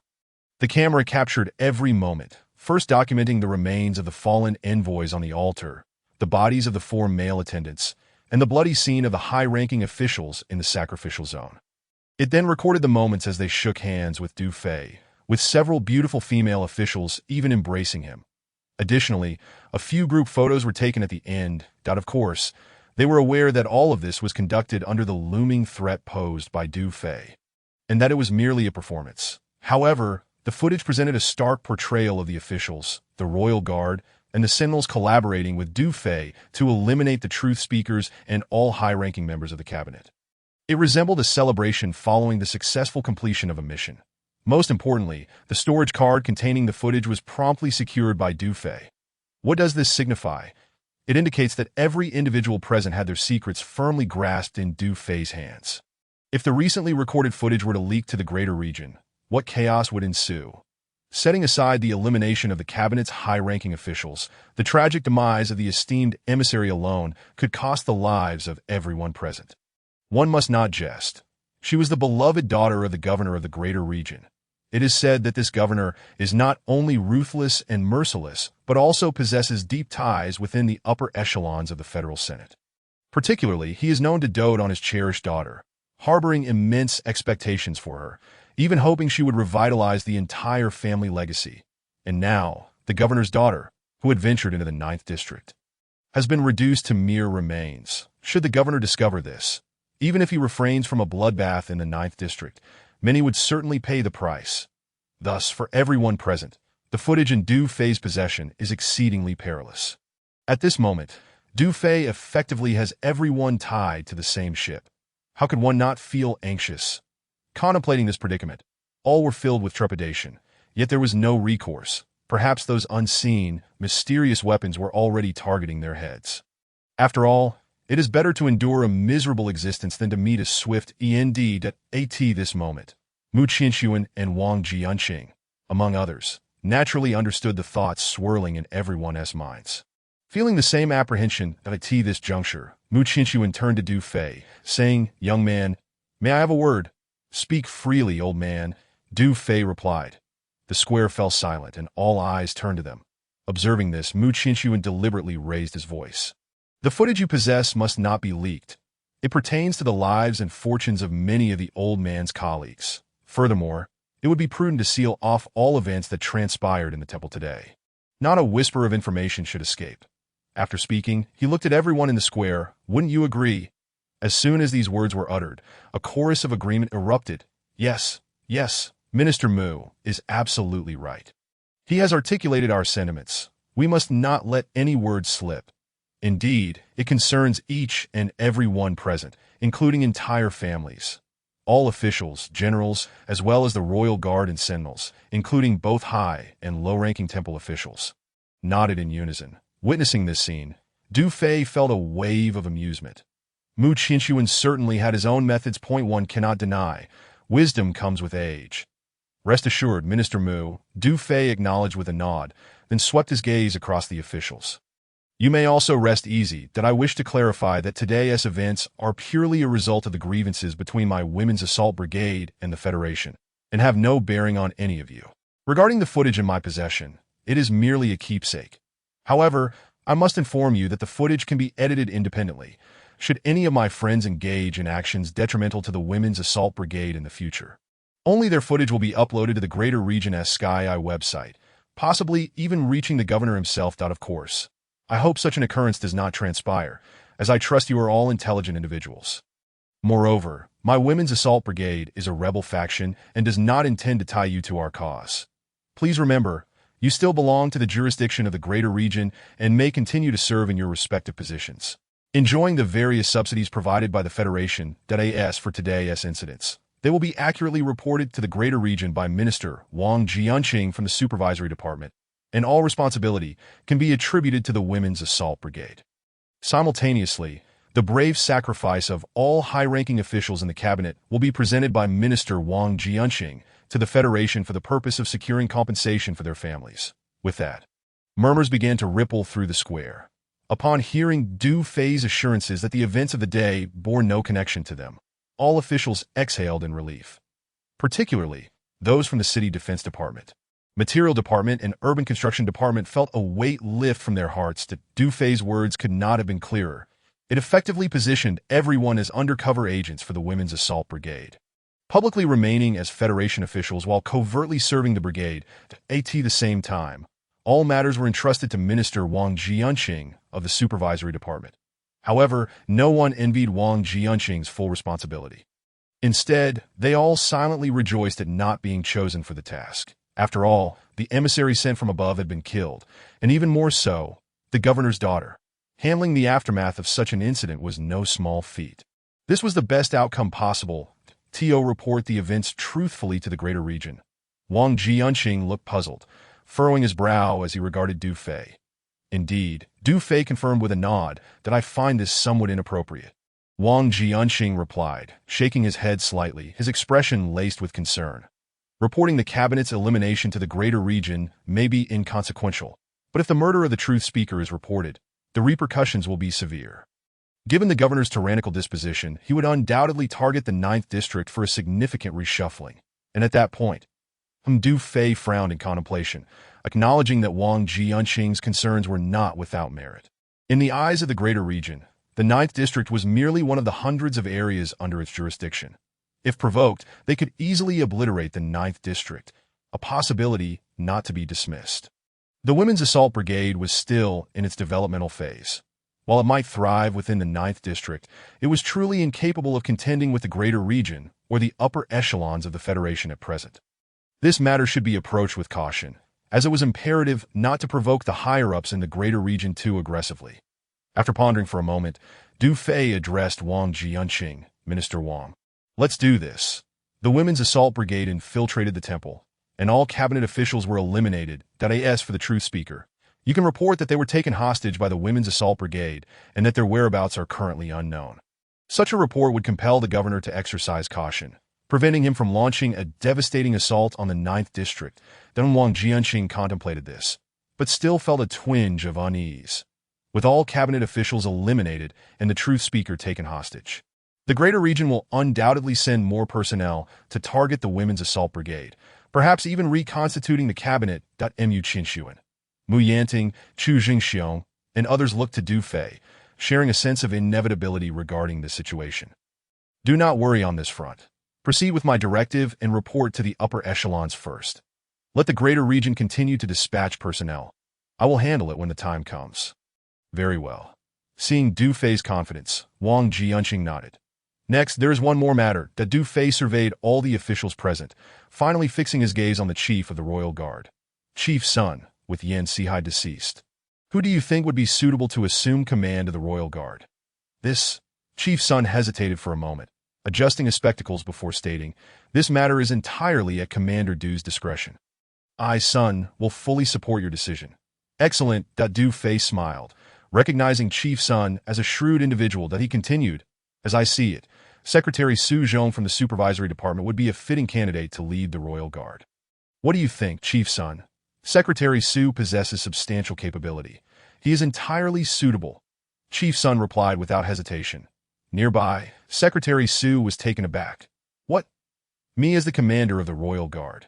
In an instant, Su Zhong felt an overwhelming surge of excitement. Chapter 247. The reception of the Royal Guard with Chief Sun in agreement. Let us gather everyone. Commander Su Zhong will need your support and cooperation moving forward. The Du Fei cast a meaningful glance at Chief Sun, particularly emphasizing the latter remark about support and cooperation. Chief Sun straightened his posture, instinctively adjusting his spectacles, and promptly replied, Absolutely. It is my duty. After speaking, he immediately approached several leaders of the Royal Guard. The leaders, still crouched with their heads in their hands, dared not move. It's fine now. Everyone rise. Assemble all soldiers. Yes, the leaders stood up in unison. All units, assemble. Within 3 minutes, all Royal Guard soldiers had gathered, standing in neat formation. Attention! All present to receive the inspection of the new commander of the Royal Guard, Commander Su. Salute! With the command given, hundreds of Royal Guard members saluted in unison. Accompanied by Chief Sun, Su Zhong began the inspection and reception of this unit. It is important to note that the Royal Guard holds a unique status within the 9th District, being a direct force under the high-ranking officials of the cabinet. Although their numbers are few, their equipment is state-of-the-art, and their combat effectiveness is unparalleled compared to ordinary military forces. Gaining control over the Royal Guard equates to ensuring the safety of the core leadership at this moment. Su Zhong was filled with immense excitement, admiring Du Fei to no end. Just as Su Zhong was receiving the Royal Guard, Du Fei whispered a few words to Dong Jie. Dong Jie nodded and turned to the 2 temple officials beside him, saying, Commander Du's friends are still at the Cave Hotel. How do we get there? Commander Du's friends at the Cave Hotel. Conveniently. That is our responsibility. One official began, but the other quickly interjected, We will lead the way. We will accompany you. Thank you very much. Dong Jie expressed his gratitude to the 2 temple officials. No need for such formalities. They replied hurriedly, bowing slightly and wearing smiles. At that moment, Dong Jie felt a profound sense of emotion. After all, these 2 were officials from the 9th District's temple. Under normal circumstances, not to mention himself, a mere adjutant of an independent brigade in the Holy War Military District, even General Mu Yanting would hardly warrant their attention. Yet now, these officials were bowing and scraping before him, their demeanor exceedingly flattering. Who would believe it if told? Soon after, the 2 officials, accompanied by several temple guards, led Dong Jie towards the Cave Hotel. Su Zhong swiftly reviewed the troops and, following Du Fei's instructions, promptly issued orders. Comrade Sun, Instruct all the guards stationed at the border between Revival and the Holy War to return to Revival City before 8 o'clock tonight. Understood. Comrade Sun responded affirmatively. There were still nearly 2,000 guards at the border, collaborating with the 109th and 121st Divisions and the Holy War's garrison, that it was essential to recall all the guards. Su Zhong intended to gain complete control over this elite unit. Meanwhile, the 109th and 121st Divisions remained stationed at the border as well. Their commanders, Yuan Shiji and Duan Qishan, primarily followed Wu Dagui's orders. And although he had now perished, most of the commanders below were still affiliated with the Wu family. How to deal with these two divisions was beyond Su Zhong's concern, though it depended on Du Fei's subsequent plans. Over here, Du Fei was in discussion with Wang Jianqing, Mu Qinshuan, and several senior officials that a few minutes later you can restore the monitoring systems of the inspection department. Wang Jianqing and Mu Qinshuan exchanged surprised glances. However, upon reflection, it was not so surprising after all. This young man was a prodigious genius. Perhaps he could indeed rectify the anomalies of the Heavenly Eye system, that I can give it a try. Du Fei replied with a smile, discreetly glancing at the Eternal Eye on the system interface. Current domain range, 1,000 kilometers. Eternal Eye, capable of connecting to corresponding monitoring devices, activating probing and independent communication functions, and can be set to fixed area mode. What a trivial matter. All that is needed is to connect the Eternal Eye to the inspection department systems. At that point, the 9th District's Heavenly Eye monitoring system will be entirely replaced by the Eternal Eye. Of course, discussing this would be futile, as they wouldn't comprehend, and Du Fei would never divulge it. At the Cave Hotel, room 197, 2 armed guards stood at the entrance, while 2 maidservants were assessing the damaged furniture inside. Sister Phoenix, what happened here? Yes, what transpired between you and Captain Du? The 2 female bodyguards frowned, observing the chaotic scene, puzzled by the situation. Most notably, the stone-carved room was soundproof. Even if they shouted at the top of their lungs next door, they would hear nothing and no need to ask further. It is all my fault. The Black Phoenix waved her hand, her face flushed, explaining, I got drunk last night. It has nothing to do with Captain Du. I was the one who caused the mess. She then turned to the 2 maidservants. Have you finished your assessment? How much do I owe? One of the maidservants, holding a notebook, calculated, according to the Temple Hotel regulations. For damaged items, the compensation is tenfold. You will need to pay before she could finish. Attention. The 2 armed guards stood at attention and saluted as 2 officials and several guards entered, accompanying Dong Jie. Your Excellency, the 2 maidservants hurriedly bowed to the officials. What is the situation here? The officials frowned at the disarray in the room. Chapter 248. How did you accomplish this? Your Excellency, here's the matter. One maidservant stammered, pointing at the Black Phoenix. This lady and her husband stayed in this room last night, and we discovered this morning that many items were damaged. The bed has cracks. 2 wall lamps have been knocked down, a table and a side table each lost a leg, 2 chairs have broken backs, and the bedding is contaminated in several places. We have finished the assessment. And according to regulations, they owe 760,000 hours. Upon hearing this, the Black Phoenix's face turned even redder. She shot a glare at the maidservant, that if compensation is required, I'll pay, but why must you be so detailed? Dong Jie observed this exchange and, sensing something, felt a wave of shock within. Captain Du is truly formidable. These individuals are esteemed guests. There is no need for compensation. All right, you may leave now. The 2 officials waved dismissively to the maidservants upon learning the situation. Compensate? Nonsense. These are Captain Du's people. Who knows? He might end up owning the entire temple. Hello, I am Dong Jie, the confidential secretary of the Iron Blood Brigade of the Holy War Garrison. Having never met the Black Phoenix before, Dong Jie stepped forward to introduce himself. Captain Du is awaiting you at the temple and specifically sent me to escort you.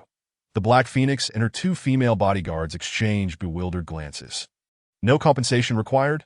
Captain Du is at the temple, and he sent someone to escort us. What is going on? Initially, the 3 of them had been worried about Du Fei, but hearing Dong Jie's words left them somewhat dazed. A few minutes later, with the assistance of her 2 bodyguards, the Black Phoenix arrived at the temple square. Inside the command vehicle of the canyon, Lu Ruobing and other commanders were fixated on the screen. Look, isn't that Sister Phoenix? Xiaolan exclaimed, "Oh, it seems Sister Phoenix is having trouble walking indeed. What could be the reason? She isn't injured, is she? Chiao Tong, and I'm Miao Miao, Yi Mingfan, and others chimed in. Lu Ruobing and Xiaoying frowned. Puzzled, why was the Black Phoenix walking in such a manner? What had transpired? In the square, the Black Phoenix gritted her teeth and approached Du Fei, immediately sensing the strange atmosphere from the reverential expressions on the faces of the officials around him. When she saw many guards clearing the bodies of the high-ranking officials from the sacrificial area, the Black Phoenix and her 2 bodyguards were left speechless in shock. Have you completed your plan? She whispered to Du Fei. What do you think? Du Fei responded with a slight smile. The Black Phoenix's expression was dazed. Heavens, how did you accomplish this? It's a long story. First, take a look at that aircraft. Du Fei pointed to the fighter jet on the altar and continued, Are you familiar with this thing? This type of aircraft could be piloted by Gan Ting, Sun Xiaoqian, Talia, and Yi Mingfan, but unfortunately, they were far away, and no one present knew how to operate it, including Du Fei, who had never flown a plane. This is a first-generation Vulture fighter jet. I am well acquainted with it. The Black Phoenix squinted her eyes and stated, Can you fly it? Du Fei inquired that it should be no problem. The Black Phoenix was quite familiar with the first-generation Vulture fighter jet that in the foreign realm. Such aircraft were abundant, and she had seen them since childhood. Moreover, the truth-speaking master who adopted her equipped her with such a plane and had taught her how to operate and pilot it. That is excellent. Du Fei felt a surge of joy. I leave it in your capable hands. Please take us to Revival City shortly. Understood. The Black Phoenix nodded and wasted no time, moving towards the aircraft with the support of her 2 bodyguards. As the 3 of them boarded the Vulture fighter jet, Du Fei turned to Su Zhong and delivered some instructions. The responsibilities for maintaining order in the temple and Revival City were entirely entrusted to him. Then, Du Fei addressed all the officials present. Everything will remain as usual, and Minister Wang from the inspection department will handle the aftermath. Furthermore, Minister Wang will convene an emergency meeting in the cabinet tomorrow afternoon. Please do not forget. With that, he exchanged a knowing glance with Wang Jianqing and Mu Qinshuan, leading them directly toward the Vulture fighter jet. Chapter 249.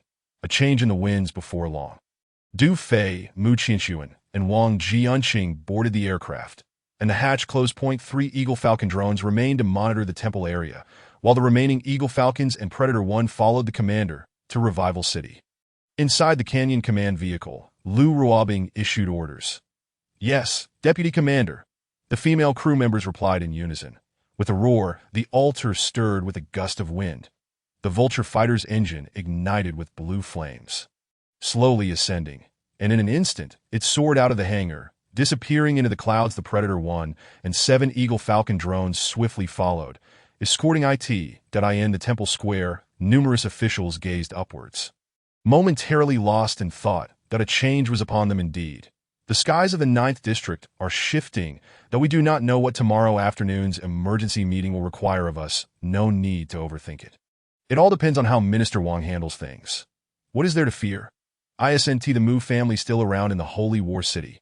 True, we should just focus on our own tasks. What else can we do?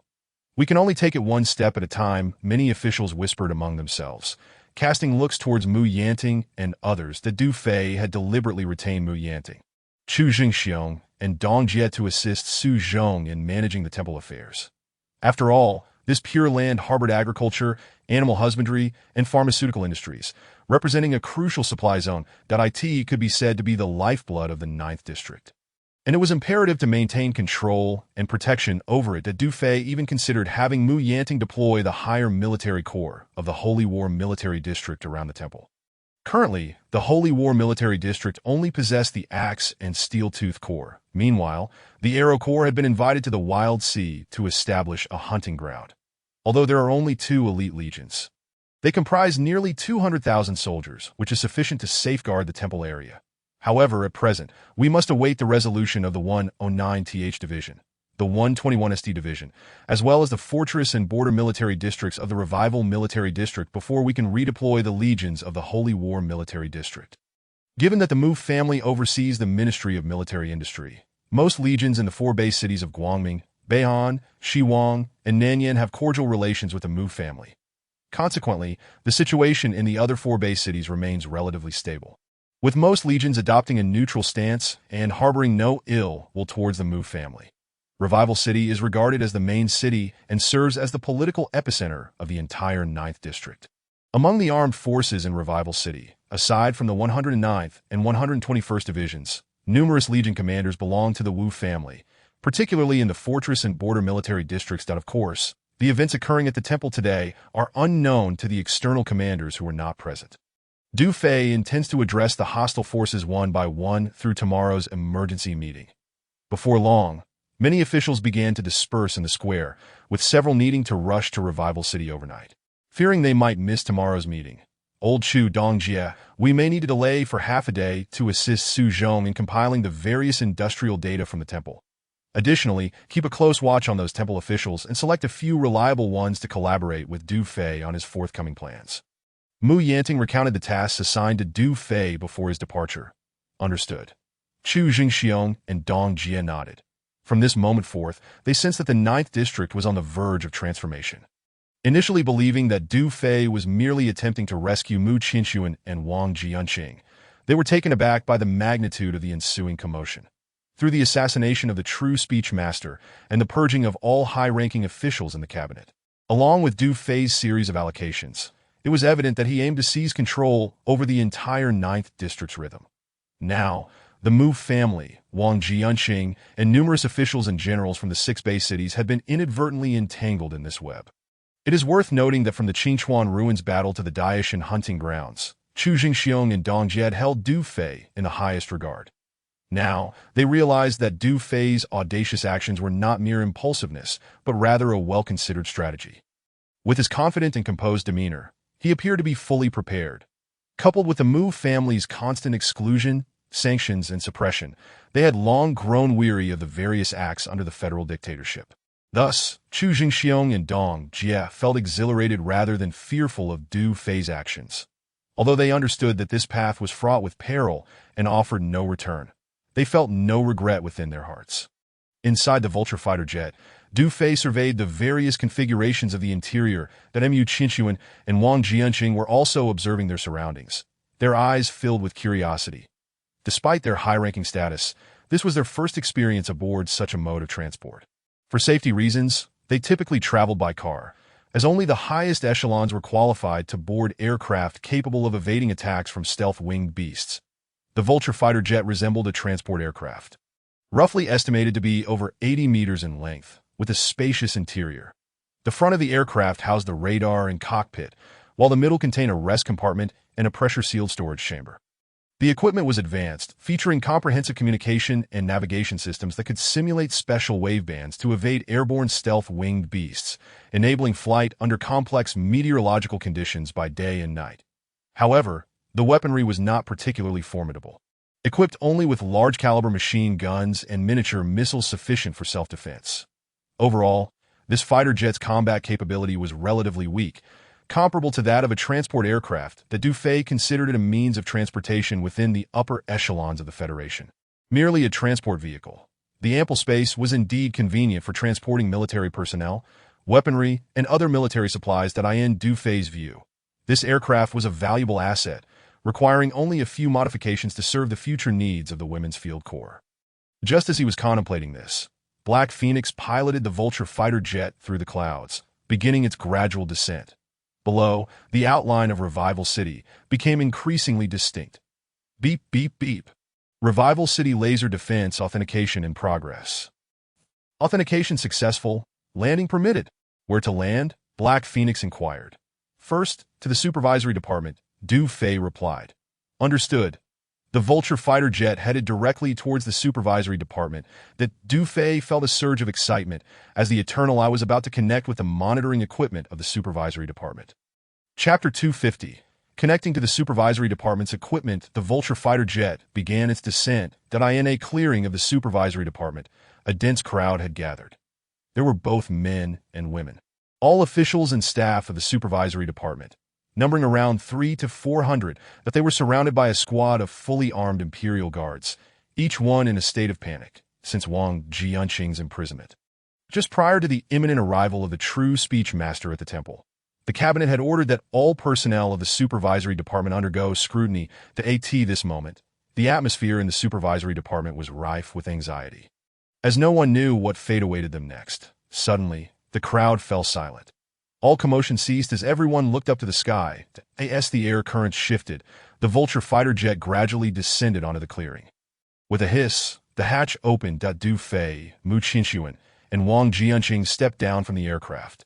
Notably, due to the lack of time to change their attire, they still wore the temple robes. Meanwhile, Black Phoenix and the two female bodyguards remained inside the aircraft. Their silhouettes faintly visible through the open hatch, leading to the misconception that they were envoys sent from the greater region. That is a fighter jet from the greater region. Look, it's the minister. Indeed, the minister has returned. I recognize the other one. It's Minister Mu Qinshuan from the Ministry of Military Industry. How strange. Weren't they under investigation by the true speech master for misconduct? Yes, how come they appear seemingly unscathed? At that moment, whispers filled the air among the gathered officials. Just moments ago, the cabinet had reported that Minister of Supervision Wang Jianqing and Minister of Military Industry Mu Qinshuan had been detained. Not only had their high-ranking positions been jeopardized, but they were also meant to be sent to the mines, reduced to prisoners. Simultaneously, the supervisory department had been sealed off by the Imperial Guards, leaving officials in a state of trepidation, fearing for their lives. The atmosphere suggested that the entire supervisory department was on the brink of collapse. Now, upon witnessing Wang Jianqing and Mu Qinshuan return unharmed, how could they not be astounded? The Imperial Guards stationed around the supervisory department were equally bewildered, gazing at the approaching trio of Wang Jianqing, Mu Qinshuan, and Du Fei in a daze. The guards were at a loss, unable to comprehend the situation, especially since Wang Jianqing and the others had returned aboard a greater region fighter jet. Just then, several armored vehicles roared onto the scene, followed by two squads of Imperial Guards. Before the armored vehicles had even come to a complete stop, two commanding officers leapt from the vehicles. Salute. The Imperial Guards responsible for overseeing the supervisory department saluted the two officers in unison. The officers paid no heed to them and hurriedly approached Wang Jianqing, Mu Qinshuan, and Du Fei. Imperial Guard Special Operations Team Leader Zhao Chuan, reporting for duty. Imperial Guard Security Team Leader Li Sheng, reporting for duty. The two team leaders stood at attention and saluted Wang Jianqing and the others. Zhao Chuan and Li Sheng had been tasked with ensuring the security of the cabinet in Revival City. When Du Fei and the others departed from the temple, they had received orders from Advisor Sunday. They were aware that the commander of the Imperial Guards, Yin Sihai, had perished and that Su Zhong had assumed the role of the new commander. Their mission was to secure all personnel within the cabinet, lift the blockade on the supervisory department, and ensure the safety of Ministers Wang Jianqing and Mu Qinshuan. Zhao Chuan and Li Sheng promptly executed their orders, sealing off the cabinet before rushing over. The scene before them left all personnel in the supervisory department, as well as the Imperial Guards on duty, wide-eyed and increasingly perplexed. Wang Jianqing, Mu Qinshuan, and Du Fei were already aware of the events unfolding in Revival City. Upon seeing the two commanding officers approach, they understood that the situation left behind by the cabinet had largely stabilized. Wang Jianqing nodded at Zhao Chuan and Li Sheng, then proceeded to walk towards the crowd in the clearing alongside Du Fei and Mu Qinshuan. Following Du Fei's directive, everything in Revival City would revolve around Wang Jianqing. Thus he had no choice but to exude his usual authority. Lift the blockade on the supervisory department. All personnel return to their posts. Zhao Chuan commanded the surrounding soldiers. Yes, the soldiers guarding the supervisory department immediately sheathed their weapons, stood down, and returned to formation. The officials of the supervisory department collectively exhaled in relief. However, they remained puzzled as to why the Imperial Guards would take orders from the minister. Just as the personnel of the supervisory department were engulfed in confusion, Wang Jianqing approached them. Here, I must announce some unfortunate news. Wang Jianqing's expression was solemn, his tone grave. This morning, the temple was attacked by rebel forces, resulting in significant casualties among the high-ranking officials of the cabinet, with many colleagues and generals losing their lives. However, do not panic. The situation has stabilized, and the crisis within the supervisory department has been averted. By unanimous decision of the high-ranking officials in the 9th District, Su Zhong will assume command of the Imperial Guards, while I will manage the aftermath of the incident within the supervisory department. Specific details cannot be disclosed at this moment, but a comprehensive announcement will follow. Now, return to your respective duties. After a brief declaration, all personnel within the supervisory department were left in utter shock. They could scarcely fathom that the high-ranking officials of the cabinet had been entirely annihilated by the rebel forces. Even more astonishing was the fact that the supervisory department, which had been suppressed by the cabinet, now bore the monumental responsibility for the entire 9th district. Should this have been uttered by another, it would have been met with disbelief. Yet, these words emanated from the minister's lips, compelling all to accept their truth. Soon, the crowd dispersed amidst murmurs of astonishment, many faces betraying a hint of vindication. With so many witnesses to this vulture-like aircraft, could it pose a problem? Wang Jianqing inquired of Du Fei in hushed tones. No worries. Even if a large area sends someone again, they won't be able to reach us, Du Fei replied with a confident smile. Now, shall we proceed to inspect the core equipment of the Sky Eye system? Certainly, Wang Jianqing nodded, leading Du Fei and Mu Qinshuan toward the secure room. A few minutes later, the trio arrived at the secure facility, where numerous staff and maintenance personnel were diligently working to identify the cause of the Sky Eye system's anomalies. Du Fei scanned the room, noting the rows of screens displaying nothing but a blinding white AT present. Only the communication equipment of the Sky Eye system remained operational. All other detection functionalities lay utterly incapacitated. Subsequently, Du Fei approached the imposing mainframe, observing it intently. Do you believe you can repair it? Wang Jianqing asked, his brow furrowed. I can only say we shall give it a try. It shouldn't pose too significant a challenge. Du Fei responded. That is reassuring. If you need assistance, have them all come over. Wang Jianqing gestured toward the staff and maintenance crew. Have them disassemble the mainframe. I need to conduct an inspection. Understood. Immediately, a group of staff and maintenance personnel gathered around the mainframe, swiftly removing its casing within mere minutes. Ding! Detectable device identified. Connecting will activate the Eternal Eye's probing capabilities, independent communication, and fixed area mode. Would you like to connect? The system's prompt echoed in Du Fei's mind. Connect, he commanded resolutely. In the next instant, a flash of formless luminescence erupted within his consciousness. Ding! The Eternal Eye has connected to the current device. The data is being formatted and replaced. As the system's alert sounded, Du Fei felt a surge of excitement and began to take action. He directed the maintenance personnel to remove some inconsequential components from the mainframe while he pretended to inspect the system, appearing as a seasoned expert in communication technology. Ding! The Sky Eye data has been completely cleared. Replacement complete. Notice 1. After rebooting the mainframe, the Eternal Eye can activate probing functions and independent communication within the designated area. Notice 2. The designated area can be maintained in a mobile mode centered around the host or set to a fixed area mode. Would you like to reset the area mode? Reset. Confirm reset. Confirm.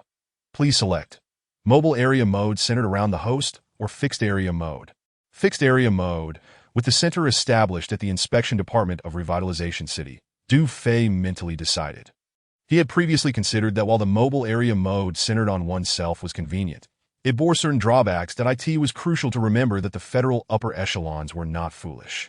The current Sky Eye system was merely encountering anomalies in the 9th district among the hundreds of subdivisions within the larger area, for a federation comprising 4 major regions and hundreds of subdivisions. This incident was inconsequential and had yet to draw significant attention. However, should the scope of the Eternal Eye expand over time to encompass tens of thousands of kilometers, it would equate to an entire major region. An anomaly in the Sky Eye system of a major region would undoubtedly attract the Federation's utmost scrutiny, should the area remain mobile and centered on oneself. Once discovered by the Federation, the Women's Combat Division would become easy prey. Thus, Du Fei deemed it prudent to opt for the fixed mode. Even if he traveled to the ends of the earth, it would be challenging for the adversary to pinpoint his location. Ding! The area has been successfully set to fixed mode, centering on the inspection department of Revitalization City. The current area spans a radius of 1,000 kilometers. Final notice. After rebooting the mainframe, probing, independent communication, and fixed mode will automatically activate. As the system's notifications concluded, Du Fei, adhering to the adage of thoroughness and performance, continued to fiddle with the mainframe for a while longer, symbolically adjusting some wiring. He then instructed the maintenance personnel to begin reassembling the components they had removed. Is it ready?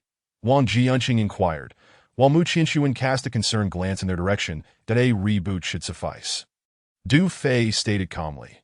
Observing Du Fei's unwavering confidence, Wang Jianqing and Mu Qinshuan exchanged glances, their expressions laden with skepticism. Not only they, but even the staff and maintenance personnel were doubtful. Could it truly be resolved without replacing any components? Before long, the mainframe was reassembled and commenced its reboot that a series of electrical crackles resonated, and soon the array of screens within the secure room sprang to life, displaying a flurry of data updates, culminating in a continuous stream of images illuminating the room.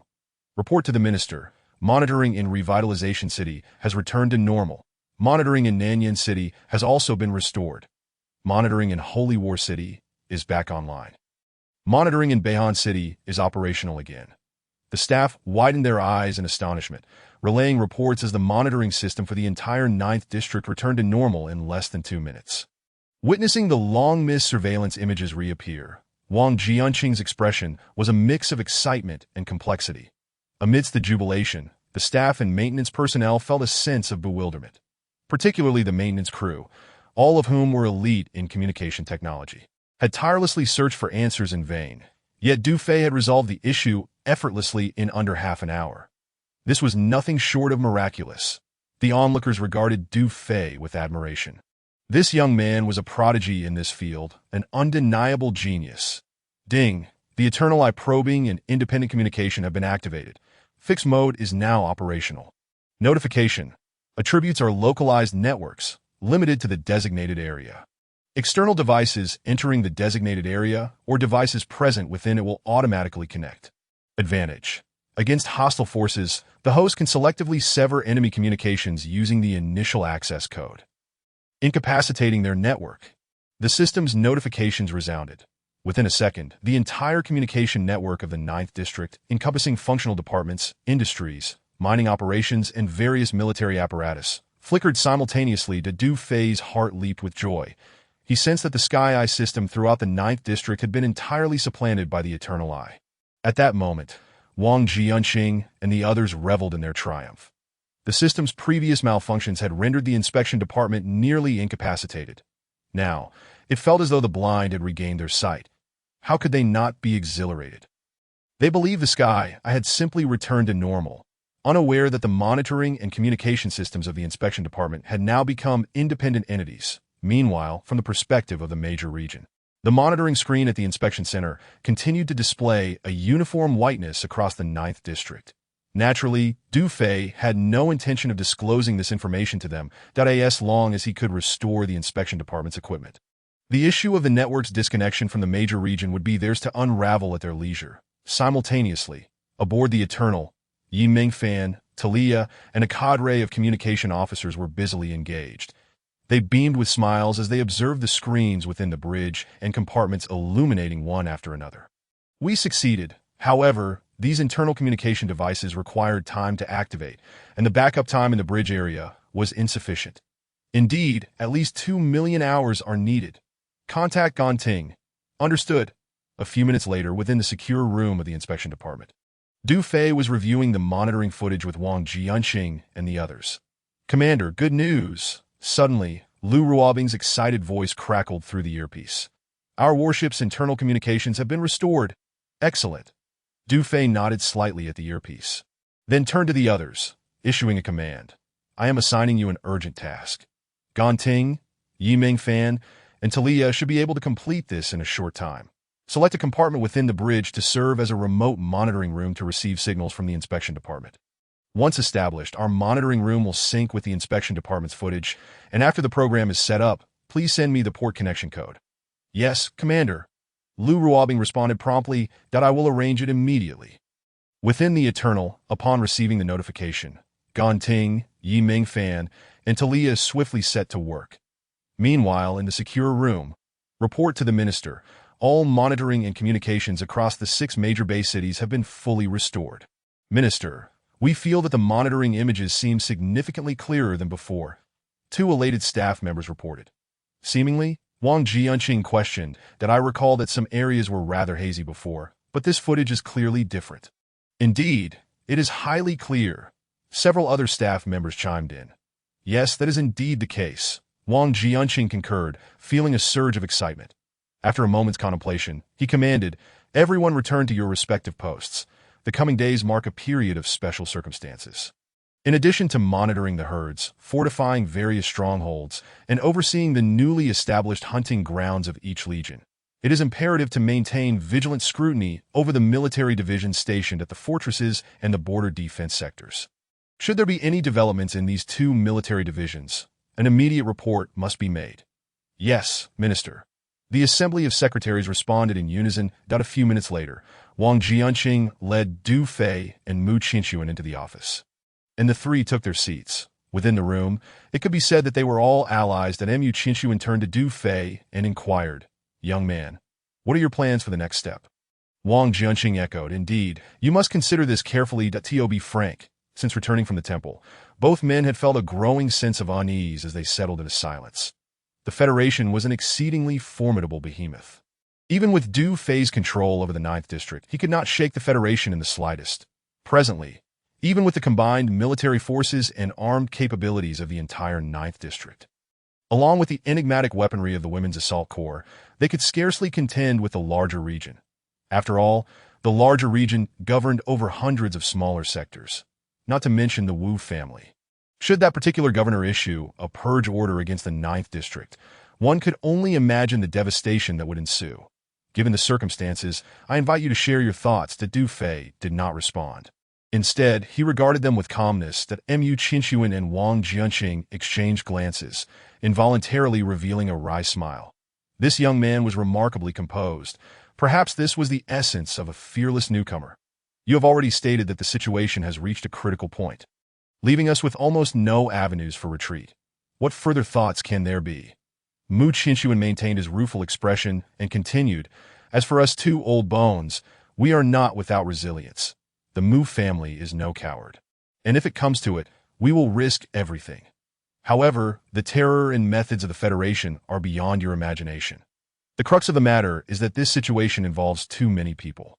You must be fully aware and plan meticulously. Brother Qinxuan is correct. Henceforth, everything hinges on you, Du Fei." Wang Jianqing regarded Du Fei, his tone growing grave. One misstep could lead to total loss. A moment's carelessness may transform the entire 9th District into a hellish landscape. As soon as he spoke, several figures appeared at the doorway. It was Mu Yanting, Chu Zhengxiong, Su Zhong, Dong Jie, and even the secretary of the Military Industry Department.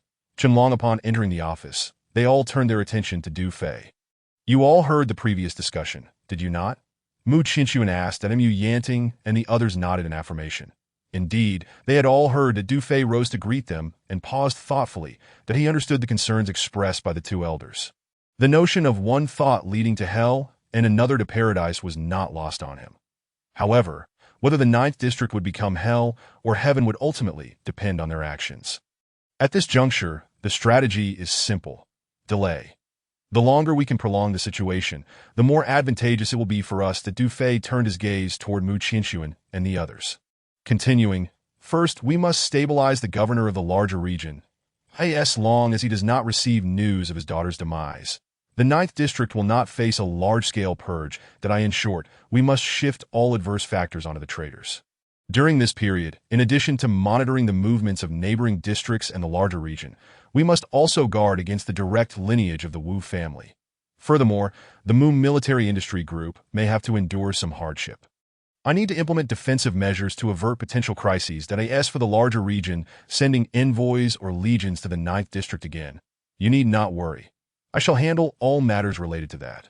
With his words, the expressions of concern on Mu Qinxuan and the others' faces began to dissipate somewhat, for Du Fei's tone exuded confidence, suggesting he was quite assured. Although they still felt uncertain, their state of mind had improved considerably. "For now, we will heed this young man's counsel and take the risk. Young man, the Mu military industry group will fully cooperate. You need not worry about that," Mu Qinxuan declared. Indeed, Du Fei nodded, then addressed Wang Jianqing. "Minister Wang, for tomorrow afternoon's emergency meeting, we will conduct a comprehensive review of the commanders in the Fortress Military Division and the Border Defense Division. I will not be present. Subsequently, compile a list of the Wu family's direct lineage and send it to me." "Understood," Wang Jianqing affirmed. "Also, General Mu at present, which individuals in the 109th and 121st Divisions are affiliated with the Wu family. Du Fei inquired, directing his attention to Mu Yanting. After a moment of contemplation, Mu Yanting responded. The senior commanders of 6 brigades were personally promoted by Yuan Shiji and Duan Qishan. Indirectly, they all belong to the Wu family. Very well. From this moment forth, the Holy War Garrison Division need not confront them. Withdraw to the base before nightfall, the Du Fei instructed. Additionally, inform the other base city military districts to have all their legions withdraw as well. Understood. I will arrange this immediately, Mu Yanting replied, exchanging a knowing glance with Chu Jingxiong. Realizing that Du Fei intended to take action against the 109th and 121st Divisions. Following this, Du Fei provided further instructions to Qinlong previously. The schematics and detailed parameters for the Eagle Falcon drones and the intelligent laser defense systems had been preserved by the Mu Military Industry Group. These 2 pieces of equipment were urgently needed by Du Fei. Qinlong frowned in consideration. According to Commander Du's requirements, at least 200 Eagle Falcon drones are needed, and the intelligent laser defense system must be manufactured in bulk. This may incur significant costs. Before he could finish, Wang Jianqing interjected, the cost should not pose a problem. After tomorrow afternoon's emergency meeting, I will seek funding from various departments that Mu Qinshuan added. Moreover, our secret silver ammunition is about to enter production. We can also request an advance payment from the major military districts. Upon hearing this, Du Fei nodded subtly that he had also been considering the issue of funding and had initially planned to transfer some from the Eternalized Time Vault. But it seemed unnecessary to tap into his own resources at this juncture. After approximately half an hour more, arrangements were nearly complete. At that moment, a voice crackled through the headset. Commander, the monitoring room's program has been completed and is ready for signal integration. Excellent, Du Fei thought, feeling a surge of excitement, then replied, please send over the connection code. Understood, Commander. Chapter 253, How to Inherit. Soon, Du Fei approached the desk and, through Ganting's report in his headset, wrote down a series of connection codes. He then turned to Wang Jianqing. This connection code requires synchronous signals from the inspection department. Understood, Wang Jianqing nodded and instructed Su Zhong. You will handle this. Yes, Minister. Su Zhong took the port connection code and headed directly to the secure room. In less than 5 minutes, Su Zhong returned and nodded to Du Fei. The signal has been connected. In the canyon. Aboard the Eternal Battleship, the newly established remote monitoring room flickered with lines across several large screens. And after a brief moment, the images came to life. Sister Robbing, look quickly. These are the monitoring feeds from the Sky Eye. Is that not the Du Mountain of the Holy War City? Indeed. That is the military port of Beihan City. Look here, this area is within the range of Fuxing City. Is that not the number 83 stronghold? Yes, how clear, Ganting exclaimed. Switch to our previous camp. In the monitoring room, Lu Ruobing and a host of commanders and communication personnel gazed at the dozen clear screens, all brimming with curiosity and excitement. Report to the commander. Our base's signal has been successfully connected with the inspection department. The internal communications of the battleship are stable, and the monitoring room's images are exceptionally clear. The excited voices of Ganting and Yi Mengfan echoed in his headset. Excellent. I will return shortly, Du Fei replied, turning to Mu Qinshuan and the others. It is not advisable for me to linger in Fuxing City. Let us maintain contact, and we will discuss the remaining matters in detail later. After a moment's thought, he looked at Wang Jianqing. There is one more thing. The secret silver mine at the previous site of the Women's Assault Corps has substantial reserves. Currently, a group of miners is still at the number 83 stronghold. Once the situation stabilizes, we can arrange for them to continue their extraction. Very well, I will make arrangements after tomorrow's meeting, Wang Jianqing nodded. After a brief discussion on a few other matters, Du Fei did not delay further and departed the office with the others present. All functions of the Eternal I had been activated, and the inspection department signal was connected with the base. That Du Fei was eager to return as he intended to neutralize the 109th and 121st Divisions that very night, addressing the overt threats first. Most importantly, he needed to use these 2 divisions as a test case to implant the initial port code of the Eternal Eye's local area network into the base's monitoring system. Assessing the precision of the strikes, in doing so, he aimed to ensure preparedness against hostile elements within the Fortress Military Division and Border Defense Division of the 9th District. Soon, with Mu Qinshuan, Wang Jianqing, and the others seeing him off, Du Fei boarded the Vulture fighter jet and waved farewell. As Du Fei stepped into the cockpit, he spoke into the headset, Ganting. Ganting here. What is the situation at the temple?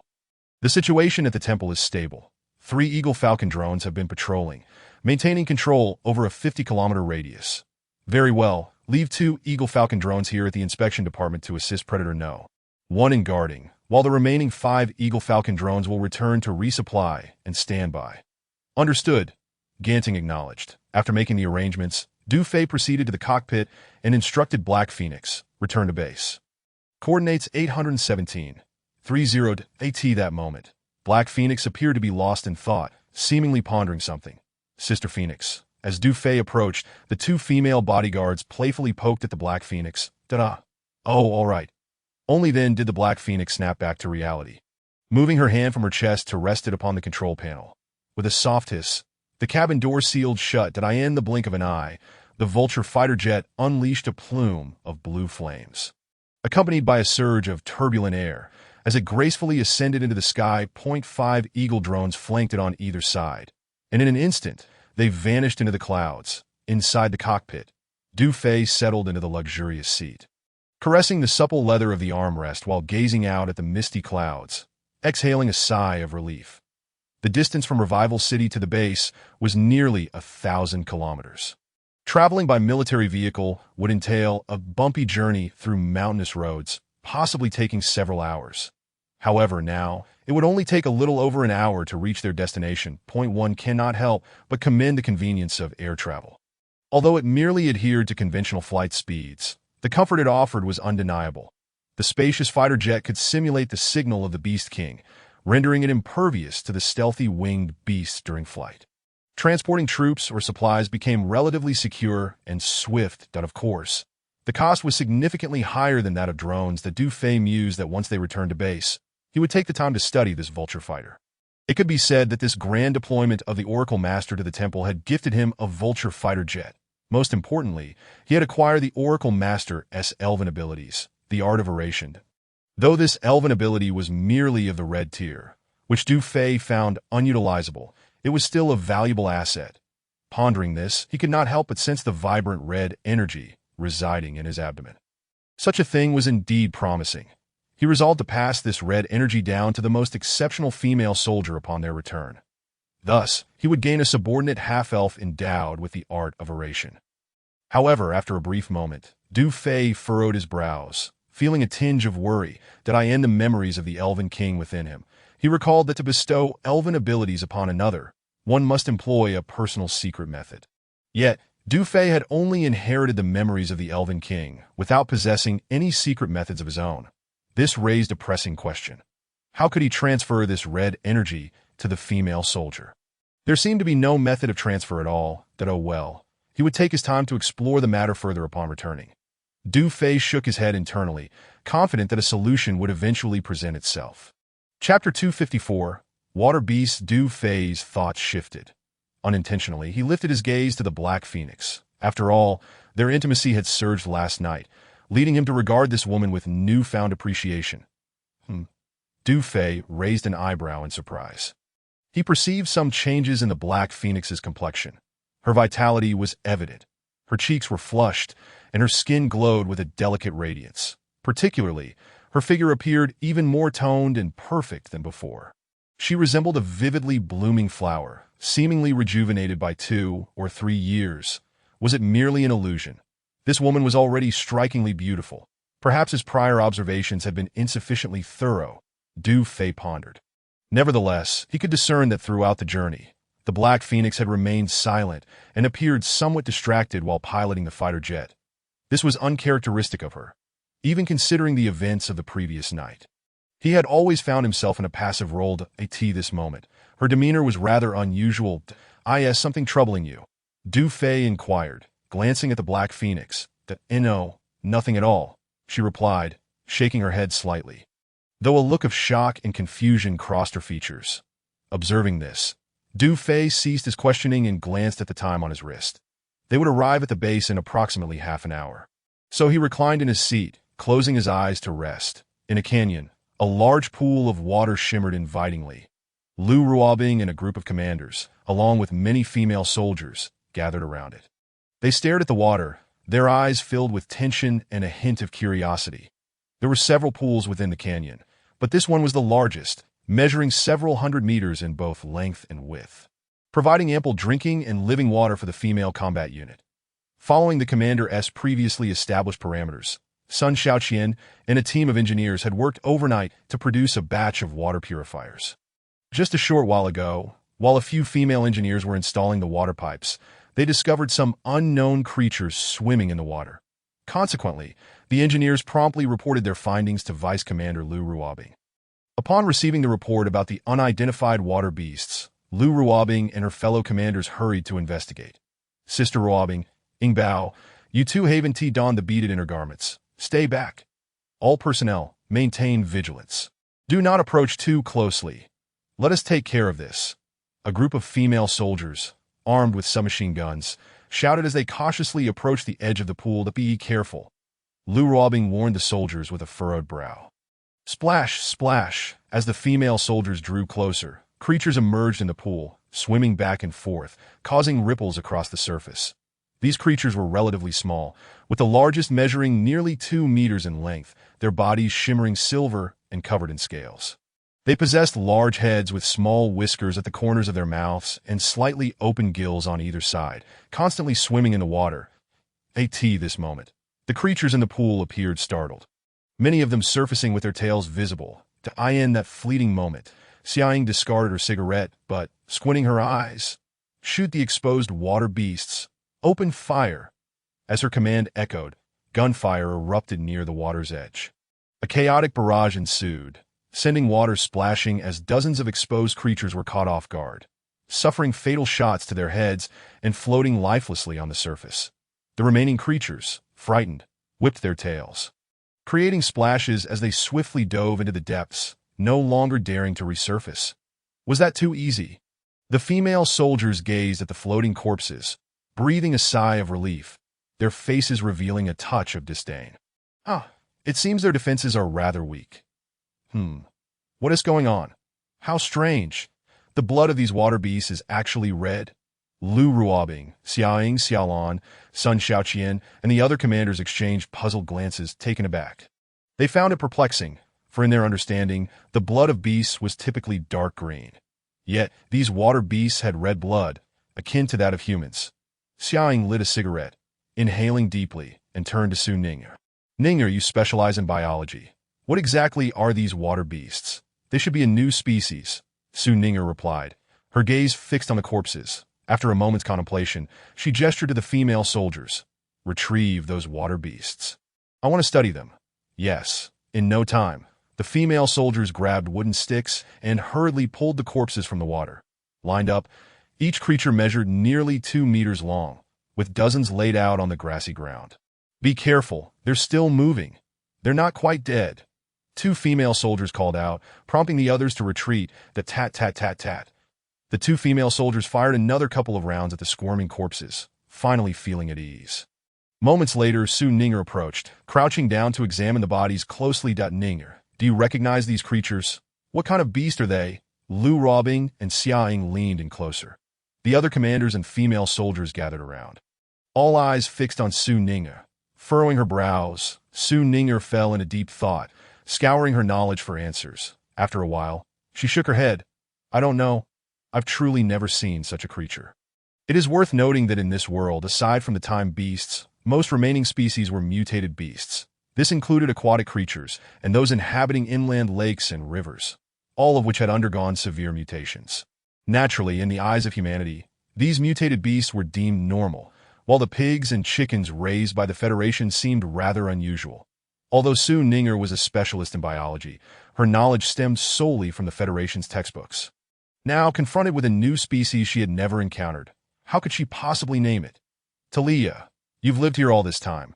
Don't you recognize this water beast? Su Ninger looked up to Talia, inquiring that I don't know, but these water beasts don't seem aggressive.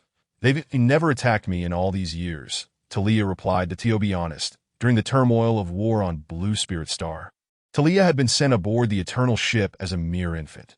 This meant she had grown up in space, naturally unfamiliar with such creatures, even though she had coexisted in this canyon with Hal for so long.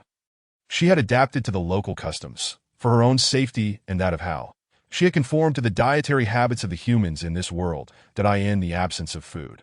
Aside from raiding for pork, chicken, and common vegetables, she had never consumed other beasts or plants. It could be said that Talia's habits had been entirely assimilated by this world.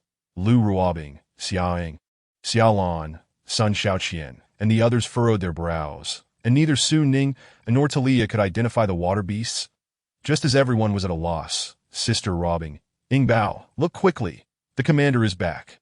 Qin Minghan and Zhao Feifeng pointed to the sky, exclaiming with excitement.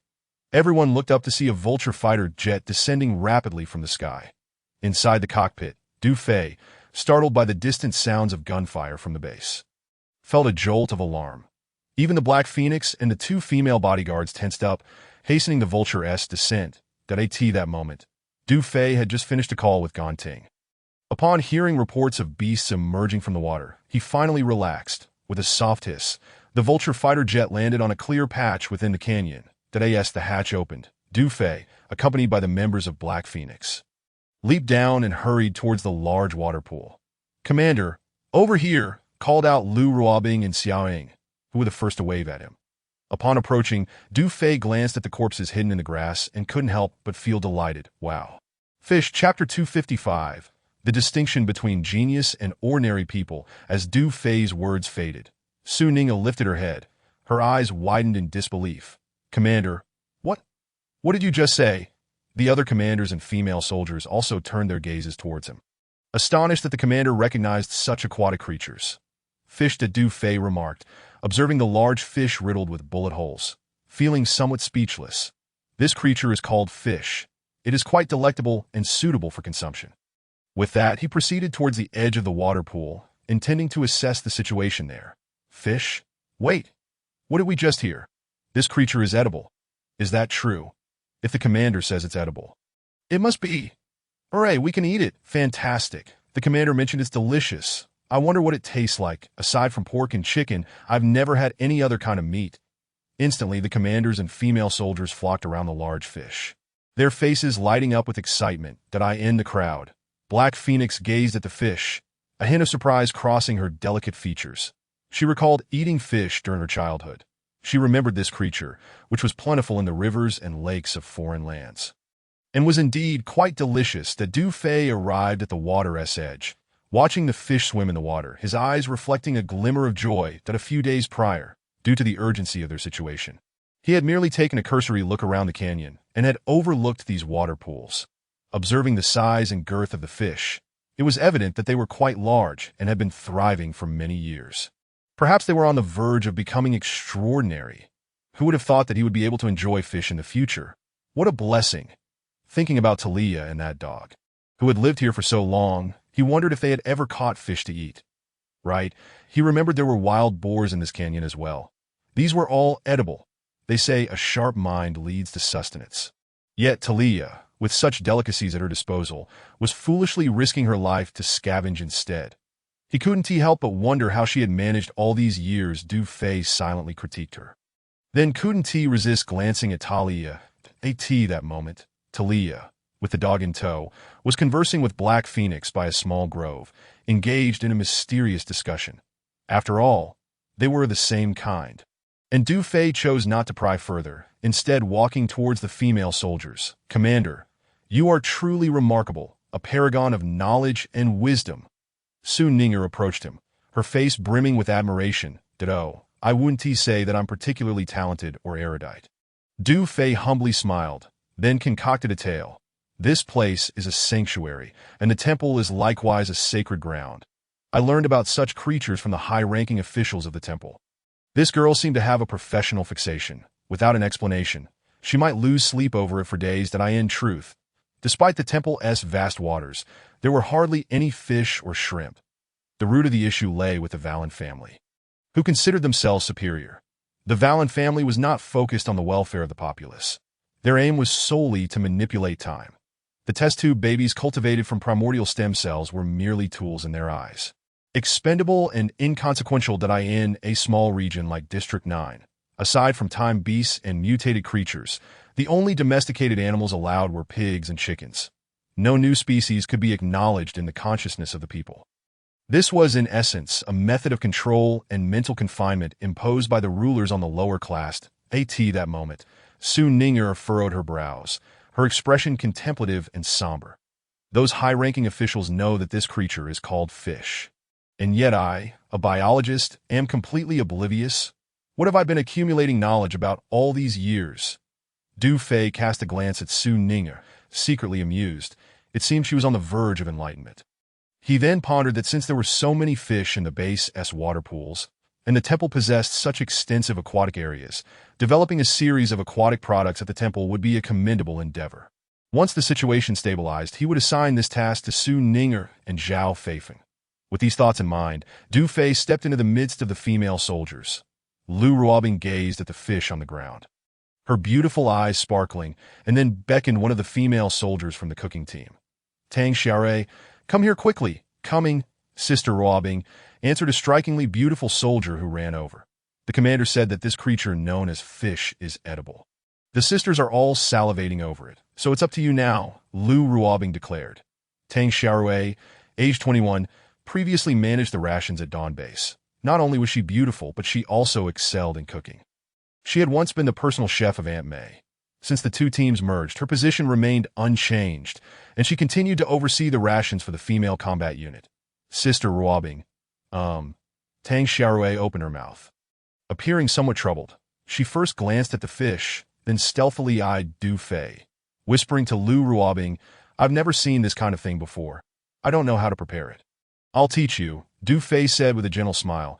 That it was worth noting that ever since Sun Xiaoqian's sister, Sun Xiaoli, and Talia had joined, the female combat unit now boasted 779 soldiers, each with their own unique features, and most of them were quite beautiful. Of course, among so many female soldiers, some were even more striking that he expected the cooking team to have such beautiful soldiers, their looks rivaling those of Ganting and Sun Xiaoqian.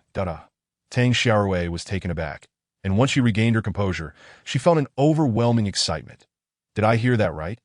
Oh my, the commander wants to teach me personally? Given her position, she usually wouldn't even get to see the commander. Previously, she had been favored by Aunt May, and now that she had joined the female combat unit, she had heard that the commander was a figure of legend. In truth, she had longed to serve him. Now, this was a once-in-a-lifetime opportunity. Although there were nearly 2,000 sisters in the unit, if she could leave a good impression on the commander, perhaps he would remember her. In an instant, Tang Xiaorui clenched her small fist, overwhelmed with excitement, unsure of what to say. What is wrong? Afraid I won't teach you well? Du Fei chuckled. No. It's an honor for the commander to teach me. I couldn't ask for anything more. Tang Xiaorui quickly straightened her posture and saluted Du Fei, anxious that he might misunderstand her or form a negative impression of her. All right, in fact, preparing fish is quite simple. As Du Fei spoke, he requested a sharp knife from one of the female soldiers, then crouched down by the fish and beckoned Tang Xiaorui to come closer. She hurried over, obediently squatting beside Du Fei. There aren't enough fish yet. Later on, you need to catch some more. Remember, in the future, make fishing nets to catch them. Don't shoot them with guns. Look, you've damaged the meat. Luckily, these aren't made of mithril bullets. Otherwise, we wouldn't be able to eat them.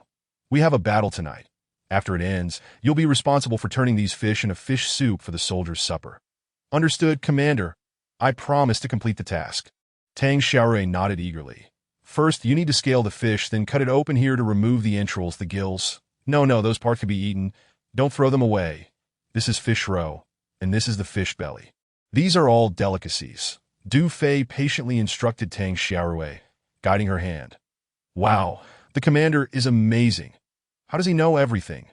Lu Ruobing and the other commanders and female soldiers watched, all revealing expressions of admiration. Need it be said, this is the distinction between a genius and an ordinary person. Meanwhile, Tang Xiaorui listened to the commander's instructions, feeling the warmth of his large hands, nodding while her excited body trembled slightly. Am I dreaming? Oh my, I'm so incredibly fortunate. Ding. Intimacy level 100. At this moment, beside the grove, Talia's eyes sparkled with a hint of azure light as she gazed at Black Phoenix, her mouth agape in astonishment. How is this possible? What on earth have you experienced? Chapter 256. Confusion. I have no idea why this is happening. Black Phoenix shook her head in bewilderment, equally shocked. This morning, upon waking in the Temple Inn, she felt an unprecedented fluctuation in her elven powers that in the elven lineage. These powers were referred to as the spirit source, that a fluctuation in the spirit source indicated a significant enhancement of one's abilities. However, as a half-elf, Black Phoenix initially thought she had misperceived the situation. As the fluctuations within her spirit source intensified, she remained puzzled throughout her return from the inspection department to the base. Now, with Talia as confirmation, Black Phoenix felt utterly astonished, her exterior betraying her inner turmoil. It was simply unbelievable. Her spirit source had genuinely strengthened, beyond a shadow of a doubt. As a half-elf, Black Phoenix was never supposed to advance in spirit source level. Yet, since waking up at the Temple Inn, it had inexplicably surged to a new level. This was utterly incredible. How could Black Phoenix not be bewildered? How could she not be shocked? If it weren't for the lingering aches in certain parts of her body, she might have doubted whether she was merely dreaming. Never mind that you are a half-elf. Even for me, a pure-blooded elf, the probability of enhancing my spiritual essence is exceedingly slim, as far as I know. For the elven race to augment their spiritual essence, it requires tens of thousands of years, with only a 50% chance of success, perhaps yielding a marginal improvement. Talia murmured to herself, her eyes gleaming with excitement as she gazed at the Black Phoenix. However, the sheer magnitude of your spiritual essence's increase is truly astonishing. Yesterday, when the Black Phoenix arrived with the supply convoy, Talia distinctly recalled that the spiritual essence within her was minuscule, merely typical for a half-elf. Logically, given the level of her spiritual essence, it should have remained stagnant throughout her life, with no possibility for enhancement. Yet in less than a day's time, the Black Phoenix's spiritual essence had inexplicably surged to a level comparable to Talia's own. This meant that the Black Phoenix now bore the unique mark of the elven lineage, signifying an equal standing. For the Black Phoenix, this was a stroke of serendipity. Yet from the perspective of elven evolutionary history, it was utterly preposterous. In an instant, realization struck Talia. She noticed how prostrated at the feet of the Black Phoenix, radiating a demeanor of utmost reverence, reminding her of a loyal follower. Suddenly, she recalled a pertinent detail. Not long ago, the commander, in the capacity of the Elven King, had claimed the spiritual essence of that truth speaker. Indeed, it must have been the commander who passed that truth speaker's essence onto the Black Phoenix. However, upon further reflection, Talia found this line of reasoning flawed. The truth speaker's essence was of the red grade, but if the commander had bequeathed it to the Black Phoenix, then her essence ought to have been red as well, rather than the current pink grade. Talia pondered. Though perplexed, she felt the need to inquire directly with the Black Phoenix to uncover the truth. Thus, she quietly asked, "Did the commander bestow the essence of that truth speaker upon you?" The Black Phoenix was momentarily taken aback before shaking her head. No Dufay had left the inn early in the morning, and the Black Phoenix was completely unaware of the events that transpired within the temple. Moreover, throughout the journey, she had remained in a state of confusion and had scarcely exchanged words with Dufay. For Dufay absorbing the red-grade essence of the truth speaker, the Black Phoenix was entirely oblivious. There was no such transfer to speak of. Talia furrowed her brow, acknowledging this, that if the commander had indeed transferred that truth speaker's essence to the Black Phoenix, she should possess a red-grade essence, not the current pink. Could it be that the commander had imparted a fraction of his own essence to the Black Phoenix? Yet, that too seemed implausible. It was said that whether one was an elven king or an ordinary elf, once a secret technique was employed, the transfer could not be interrupted and would be given unreservedly to the recipient. Furthermore, the commander's essence was of the supreme purple grade, which did not align with the Black Phoenix's. However, Hal's behavior was highly unusual. Why would it exhibit such deference to a mere pink-grade half-elf? Talia felt a headache brewing, her mind increasingly clouded with doubts. The enhancement of spiritual essence was a coveted aspiration among all elves, and Talia was no exception. For thousands of years, she had longed to augment her essence, even if only by a fraction. Now, encountering the miraculous increase in the Black Phoenix's essence, how could she not be concerned? Ultimately, Talia could not resist asking once more, "So, has the commander ever employed any secret techniques on you?" Secret techniques. The Black Phoenix shook her head again. No, however, in the next moment, she recalled the events of the previous night. causing her face to flush. After a moment's contemplation, she cast a somewhat guilty glance at Talia and softly inquired, "Can contact with the commander enhance one's spiritual essence?" "It cannot." Talia shook her head, her voice resolute. "No matter the form of contact, it cannot enhance, unless the commander employs a secret technique. That is the sole means of transfer that it cannot." The Black Phoenix frowned. "Indeed, it cannot." Just then, Talia's earpiece crackled to life within Meow Meow's voice. "Talia, please come to the bridge. We need to activate the backup power for Section 6. All right." Talia responded and then turned to the Black Phoenix. "We can ask the commander about this matter later. His exalted status may shed light on our queries that I must attend to my duties now." With that, she reluctantly departed. Okay." The Black Phoenix returned to her thoughts, nodding at Talia's retreating figure, then fell into contemplation. If contact with the commander does not enhance spiritual essence, then why had hers increased so dramatically overnight? One crucial point remained. The commander's identity represented the Elven King. Could it be that her interaction with the commander was the catalyst for this enhancement? Absent any other explanation, this seemed the only plausible rationale. The Black Phoenix bit her lip, musing that she would need to seek out the commander for another attempt. In an instant, she cast a glance at Du Fei in the distance, feeling a flush of shyness. Thus, she resolved to set aside the matters of the black market and linger here for a couple of days before returning. Yet, recalling the events of the previous night, her cheeks flushed with embarrassment. Her body had yet to fully recuperate. Nearby, on the grass, Du Fei was explaining to Tang Xiaorui how to cook a freshly prepared fish, detailing which parts were most delectable. Ding Affinity 1000! Who? The system's notification in his mind made Du Fei shudder. However, it quickly dawned on him that such a significant increase in affinity could only come from one person. In the next moment, Du Fei turned to look at the Black Phoenix. The Black Phoenix hurriedly averted her gaze, feigning a search for someone in the crowd, before making her way to Xiaolan's side. She leaned in and whispered into Xiaolan's ear, "Lan, take me for some rehabilitation treatment." Chapter 257. Implanting the initial code in the newly established monitoring room of the Eternal Battleship, Yi Mingfan, Talia, and Meow Meow were busily engaged, while a dozen communication soldiers remained fixated on their respective monitoring screens. With a soft hiss, the hatch opened, and Du Fei stepped inside. "Commander." Yi Mingfan, Talia, and the communication soldiers all stood up and saluted Du Fei. Good. Du Fei nodded at them, smiling. "You have all worked hard. 2 rehabilitation pools have been completed. If you feel tired, remember to take a soak." "Thank you, Commander. We are not tired. We are not weary." The warmth of the commander's concern stirred excitement and gratitude among Yi Mingfan and Meow Meow, Talia, and the communication soldiers. Ding Affinity 100! Ding Affinity 100! Ding Affinity 20! Ding Affinity 20! Du Fei wore a smile, yet he was acutely aware that among them, only Talia had failed to register any increase in affinity. He then scanned the communication soldiers and regarded Yi Mingfan with appreciation. "They are all trained by you, right? They have become quite adept in just these few days of operation? Very impressive."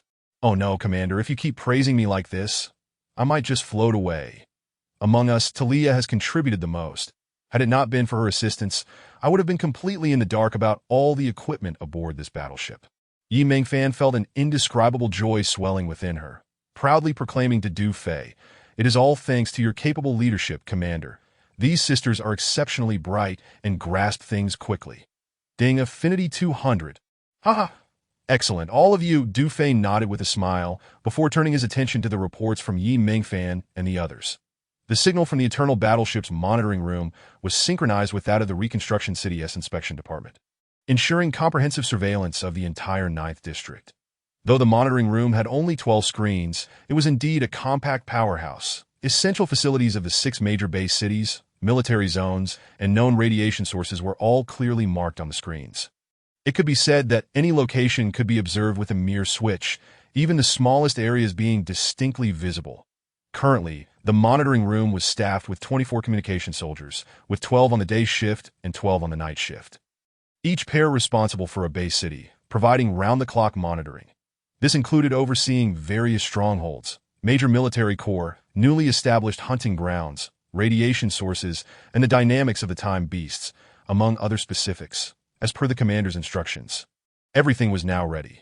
The Holy War Defense Army's divisions had returned to their posts, and the major military corps had begun to withdraw from the border between Reconstruction and Holy War. At present, only the 109th and 121st Divisions remained in a state of readiness, just as the commander had anticipated, showing no signs of retreat. Regarding tonight's battle, they were now merely awaiting the connection of the initial code. Yi Mingfan concluded her report.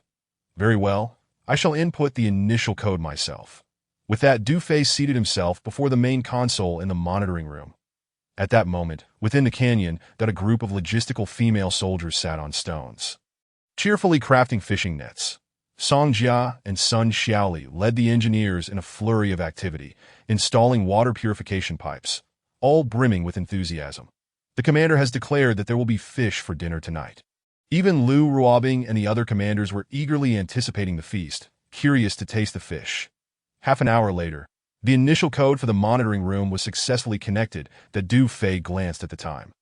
There were about 2 hours until dusk, so he made his way to the industrial chamber.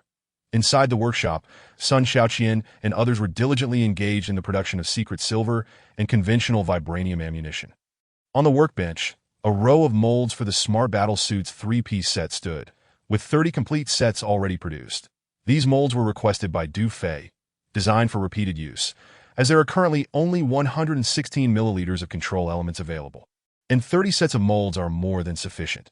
After a meticulous inspection, Du Fei nodded in satisfaction, deciding to personally commence the production of the intelligent battle uniforms after tonight's skirmish. Subsequently, Du Fei expressed his concern and praise to Sun Xiaoqian and the others, naturally garnering another wave of reputation and intimacy points.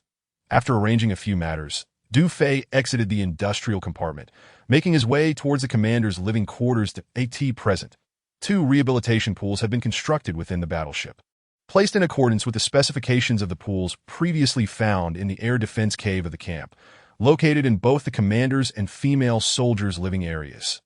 Due to the severe exhaustion from the previous night, his physical limit had been expanded, allowing for another enhancement that Du Fei intended to take a dip. Navigating through the bridge, he soon arrived at the commander's living area, where he was greeted by a chorus of astonished exclamations. Heavens, there are so many chambers, and they all have time control. This battleship is enormous. I'm utterly bewildered. It must be as large as a stronghold. Black Phoenix exclaimed, surveying her surroundings without restraint, akin to Lu Laolao entering the Grand View Garden.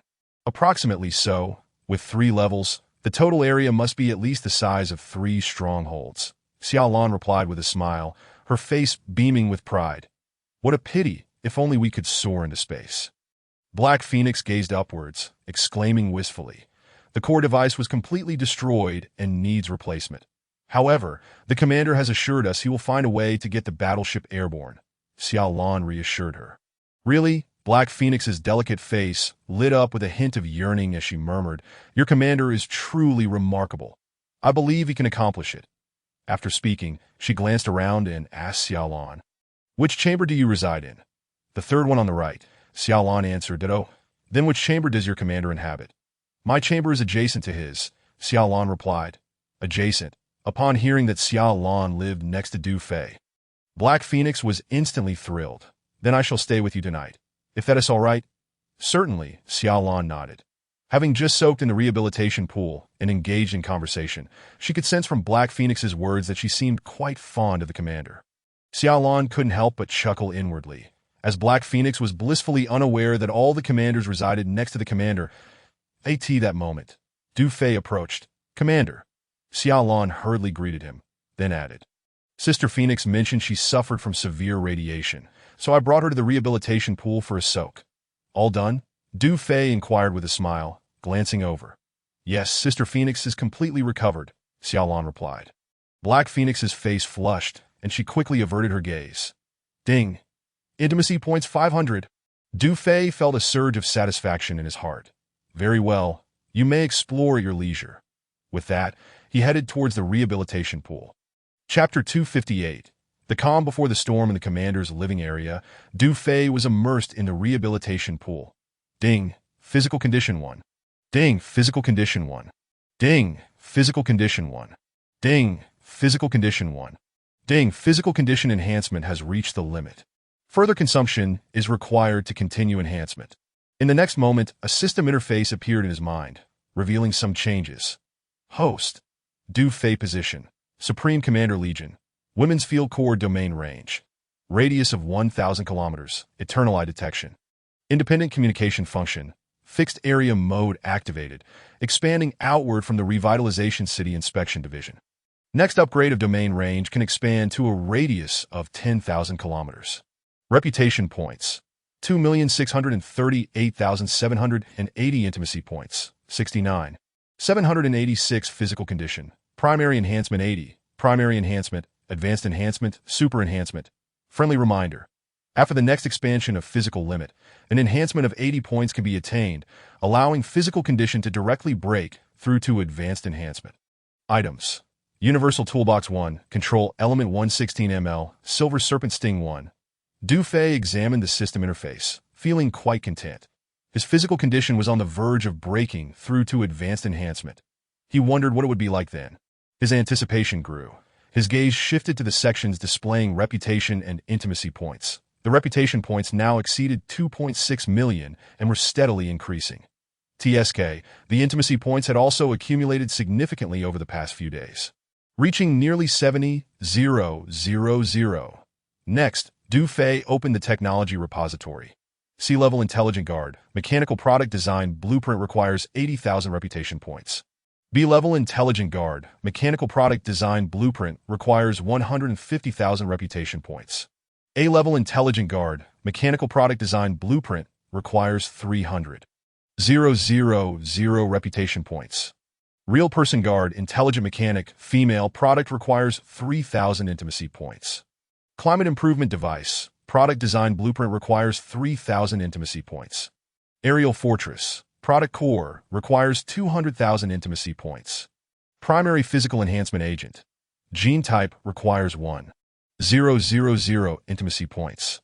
Universal aircraft modification technology requires 10,000 reputation points. Universal ship modification technology requires 10,000 reputation points. The technology repository had refreshed again.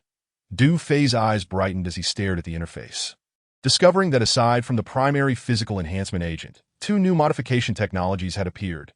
The Universal Aircraft Modification Technology and Universal Ship Modification Technology could both be exchanged for 10,000 reputation points.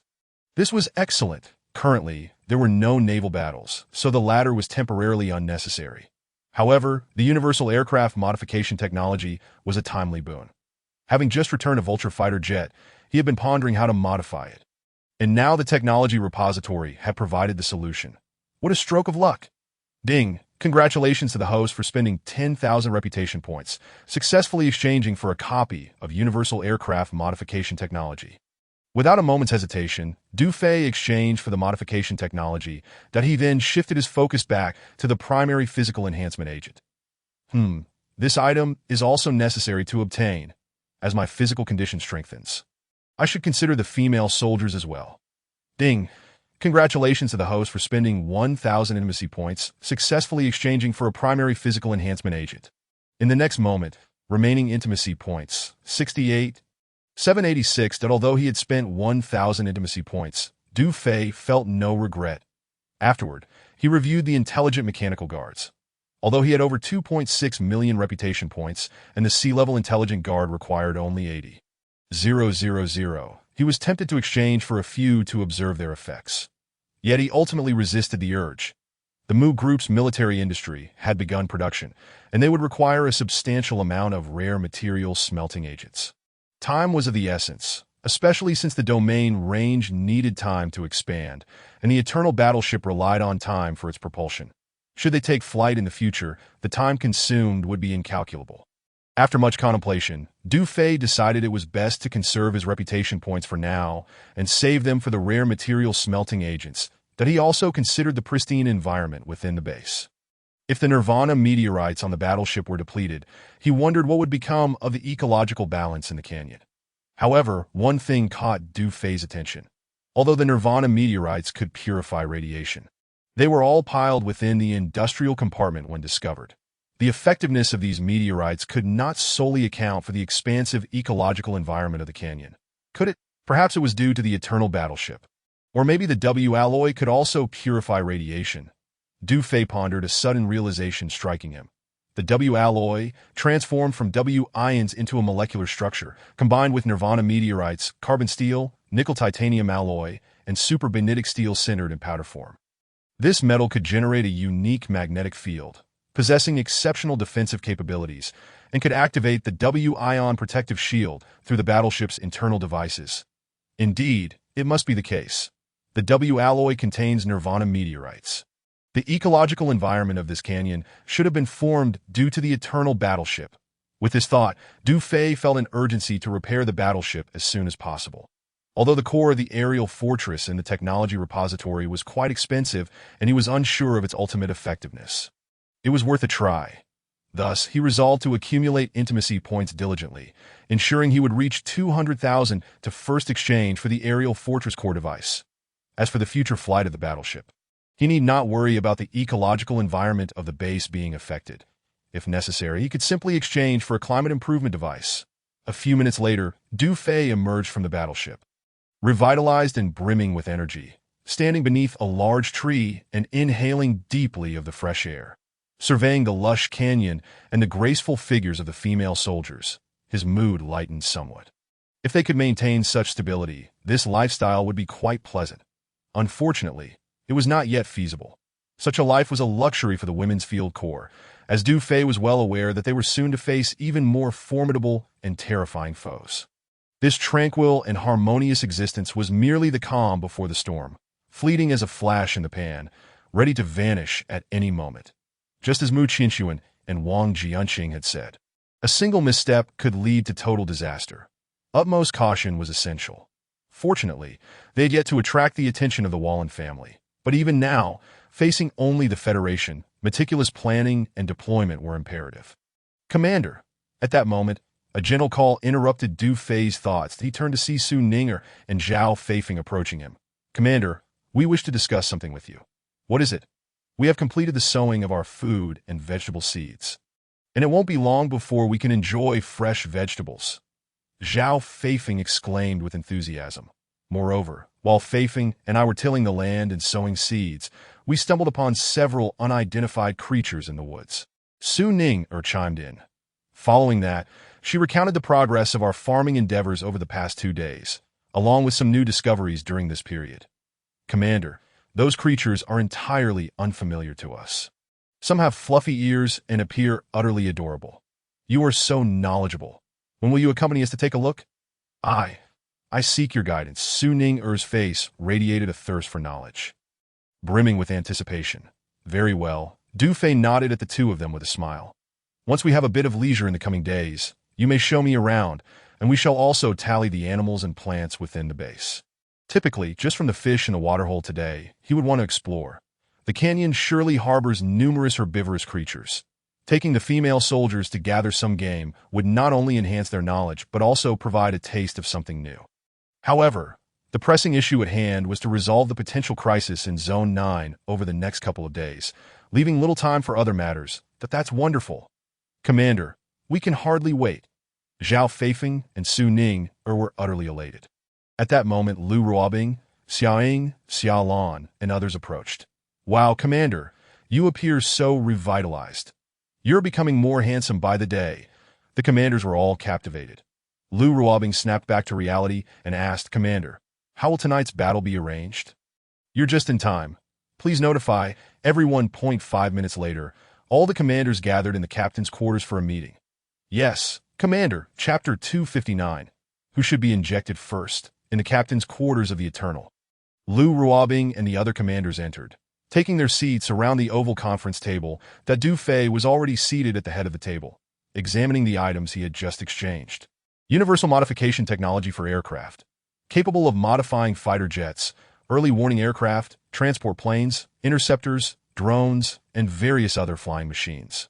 Modification scope, weaponry systems, power systems, flight control systems, avionics systems, onboard equipment, etc. Kind reminder, takes effect immediately upon use. Primary physical enhancement serum, injectable, gene-based, applicable to humans, animals, and other biological entities. Effects, Improves genetic structure upon injection, enhancing physicality by 5 per dose, with a limit on stamina or energy consumption before further injections. Capped at primary enhancement, beginner, advanced, super. Side effects: body heat, chest tightness, weakness in legs, thirst, etc. are normal phenomena. Click to explore more. Impressive, truly worthy of its universal modification title. I never expected it could modify so many aircraft types, including drones. With such technology, the convenience will be unparalleled, akin to turning waste into treasure. The primary physical enhancement serum not only strengthens humans, but also animals and various life forms. Its applicability is remarkably broad. It can achieve a maximum of primary enhancement. Currently, I am at 80 of primary enhancement. Even if the female soldiers can reach 1/3 of my strength, that would be commendable. I've just exchanged one. Let us conduct an experiment to observe the effects. At that moment, the 14 commanders had taken their seats and were sitting upright. Dufay raised his head, scanning the room, pondering who should receive the injection first. In an instant, his thoughts shifted, and he decided to commence the meeting. Ahem, everyone has performed admirably these past few days. Your hard work is appreciated. Dufay smiled, lightly tapping his fingers on the conference table as he transitioned into the main agenda. Today's meeting content has already been communicated by Sun Xiaoli. Therefore, let us commence with the Vice Commander summarizing the progress of the base S construction. As he finished speaking, Lu Ruobing stood up. Currently, the base is under construction, and it is evident that the sisters are dedicating their utmost efforts.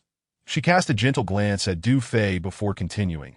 Of course, the good lives the sisters are enjoying are all thanks to the Commander's tireless contributions, which are apparent to all. Haha, let us not dwell on that. Dufay chuckled, waving his hand at her, then turned his gaze towards the assembled commanders, stating, "This life is not yet deemed good, that as long as we unite and channel our efforts toward a common goal, the future will be even brighter." Upon hearing this, all the commanders' eyes sparkled, each feeling a surge of excitement and encouragement. Currently, the sisters were largely self-sufficient, enjoying fine rice and flour, each with thousands of hours' worth of supplies. In the commander's eyes, this life was not yet satisfactory. If he claimed the future would be better, just how much better could it possibly become? Upon hearing the commander's words, not only Xia Ying and the others, but Lu Ruobing also felt exhilarated, as if envisioning a splendid future. She steadied her emotions and continued her summary report. I have compiled data indicating that the base S defense system has been fully deployed and is operating normally. Weaponry has also seen a significant upgrade, resulting in a substantial enhancement of our Women-S Combat Brigade's overall combat capability. Additionally, our farming initiatives are beginning to bear fruit, and living facilities are gradually improving. Overall, everything is progressing positively. However, the sisters are all versatile soldiers, and while everyone collaborates on tasks, the division of labor lacks clarity. Upon concluding her summary, Lu Ruobing looked at Dufay. Excellent, that Dufay nodded at her, signaling her to take her seat, then remarked, regarding the lack of clear division of labor, this is also something I wanted to address. Previously, I refrained from mentioning it, but our Women-S Combat Brigade now consists of nearly 2,000 members, which warrants a proper assignment of your duties. Henceforth, I declare that the base will be divided into 6 departments: Command, Operations, Intelligence, Military Industry, Engineering, and Logistics. The heads of each department are appointed as follows. Dufay's voice rose. All commanders straightened their backs, standing tall. Chapter 260. Division of Labor. Appointments: Lu Ruobing and Xia Ying are appointed as vice commanders, overseeing all operations within the Women-S Combat Brigade. Xia Lan is appointed as the head of the Operations Department, responsible for the 4 Special Operations Battalions. Qin Minghan, Qiu Tong, Ding Xiang, and Ni Miao Miao are appointed as battalion leaders of the Special Operations Battalion within the Operations Department. Gan Ting and Yi Mingfan are appointed as heads of the Intelligence Department, with Gan Ting overseeing drones and Yi Mingfan managing network surveillance. Sun Xiaoqian is appointed as the head of the Military Industry Department, responsible for the production and maintenance of weaponry. Talia and Song Jia are appointed as heads of the Engineering Department, responsible for warship repairs and infrastructure projects. Su Ning and Zhao Feifeng are appointed as heads of the Logistics Department, responsible for combat supplies, procurement, farming, and more, with the positions of the 14 commanders assigned. Dufay scanned the room. Do you have any objections? None. All the commanders replied in unison. Very well. Then it is settled, Du Fei nodded, contemplating for a moment before addressing Lu Ruobing and Xiao Ying. The command department is in need of a confidential secretary. I believe Sun Xiaoli is quite astute. I concur. Whatever the commander decides is fine. Lu Ruobing and Xiao Ying nodded without hesitation. All right, please notify her subsequently, allowing her to move into the commander's living quarters. Du Fei instructed. Upon hearing this, Sun Xiaoqian was overwhelmed with excitement, never expecting her sister would gain the commander's favor that a secretary in the command department. This position would grant her frequent access to the commander's quarters, essentially making her a favored individual at his side. A coveted role indeed.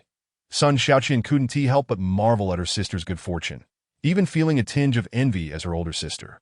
She discreetly cast a glance at the 14 doors of the captain's quarters, one of which belonged to her, and, lost in thought, felt her cheeks flush involuntarily. Commander, I have a request at Oh. What request? Du Fei turned his gaze to Sun Xiaoqian. Earlier, you mentioned allowing Xiaoli to move into the commander's living quarters, but since each commander has a separate quarters, to avoid disrupting the work of other sisters, I believe it is better for us sisters to reside together. That is acceptable. That Du Fei nodded, then addressed all the commanders. Your quarters were previously designated for the 2 vice-captains of the Eternal and the 12 priestesses. Each quarters contains 1 large and 2 small couches. The elven priestesses are accompanied by 2 personal guards. The large couch is for the priestesses' rest, while the 2 smaller ones are for the guards. After explaining, Du Fei continued. Now, as you are all commanders of the Eternal, each of you may select 2 outstanding female soldiers to reside with you, as there are ample couches to avoid waste. This authority is entrusted to you.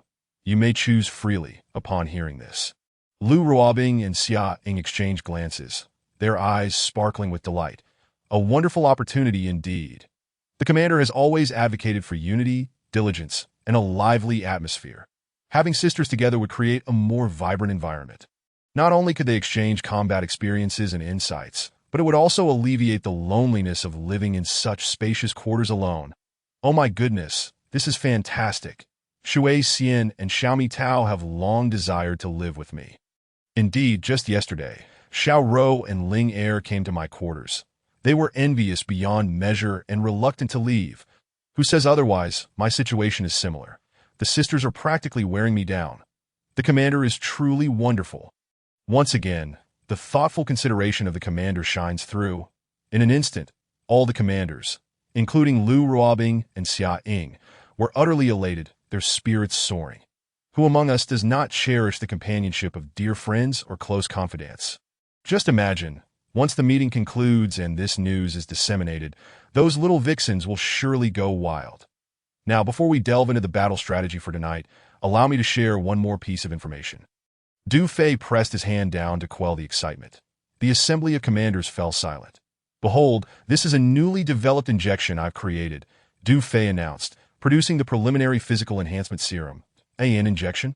Is it for human use? Su Ning'er, sensitive to such matters, could not help but inquire. Indeed, Du Fei replied with a smile. Su Ning'er frowned slightly. Don't we already have the recovery pool? She believed that injections were primarily for radiation resistance or pain alleviation. However, since the establishment of the recovery pool in the Women's Field Combat Brigade, the medics had largely been rendered obsolete. What purpose could an injection serve? The recovery pool effectively mitigates radiation and pain. Though its efficacy is commendable, it cannot enhance physical constitution. This injection, however, is a physical enhancement serum that can elevate the physical capabilities of ordinary individuals. Du Fei elucidated. What? This injection can enhance the constitution of an ordinary person? Su Ning's eyes widened, her skepticism evident. The other commanders present were equally astonished, their mouths agape. Commander, to what extent can this injection enhance an ordinary person's constitution? Su Ning'er feigned disinterest, yet her concern led her to ask. What? Are there any side effects? There are no side effects per se, though some adverse reactions may occur post-injection. Du Fei glanced at Su Ning'er and continued. As for the efficacy of this serum, I am still uncertain, as this is the only one I have developed thus far. With that, he surveyed the assembly of commanders, shaking the enhancement serum in his hand. Who among you is willing to be the first to try it? No sooner had he finished speaking than Lu Ruobing eagerly declared, I'll give it a shot.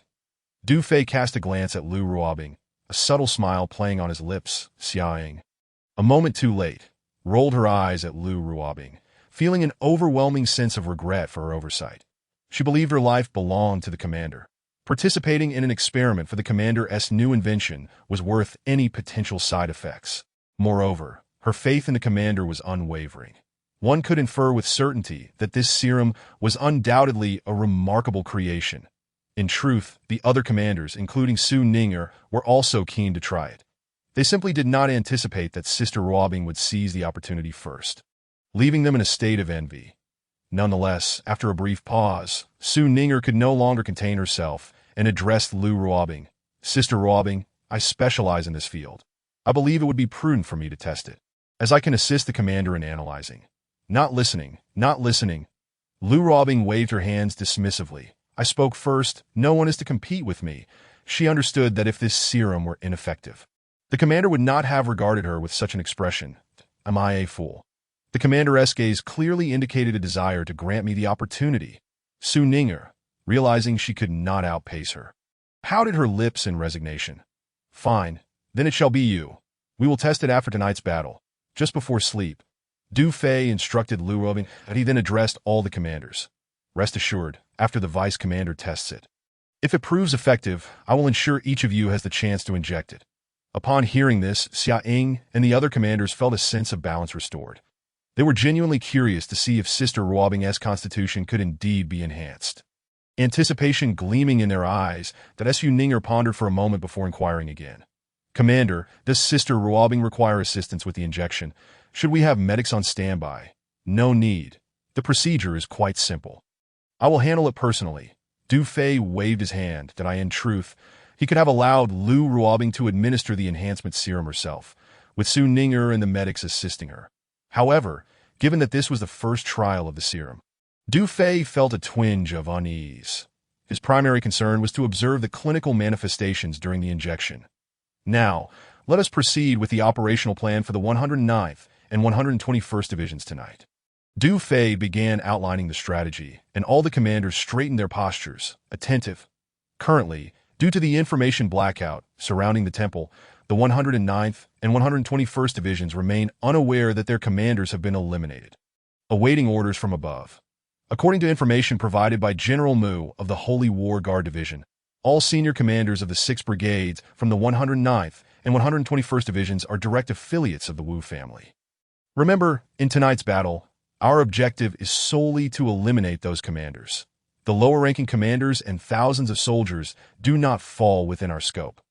Once their command centers are destroyed, we can symbolically drive away the lower-ranking commanders at that moment. The voice of Sun Xiaoli echoed through the headset. Reporting to the group leader, I have received a call from Minister Wang Jianqing of the Inspection Department. From now on, she will officially serve as the Secretary of the Women's Field Corps, responsible for relaying all matters. Please connect the call. Understood, Sun Xiaoli responded, establishing the internal channel. Minister Wang, this is Du Fei. Kid, I just reported the situation to the regional command, and the governor was furious, smashing the communicator. I estimate that many high-ranking officials in the region are now shaken. You should be prepared and plan accordingly. I am currently making plans, so there is no need for concern, Du Fei replied. Furthermore, Minister Mu asked me to inform you that the secret silver ammunition of the Mu Military Industry Group will officially commence production tomorrow. AS for the 200 Eagle-Eye drones and a large quantity of intelligent laser defense systems you mentioned. They will also begin production simultaneously.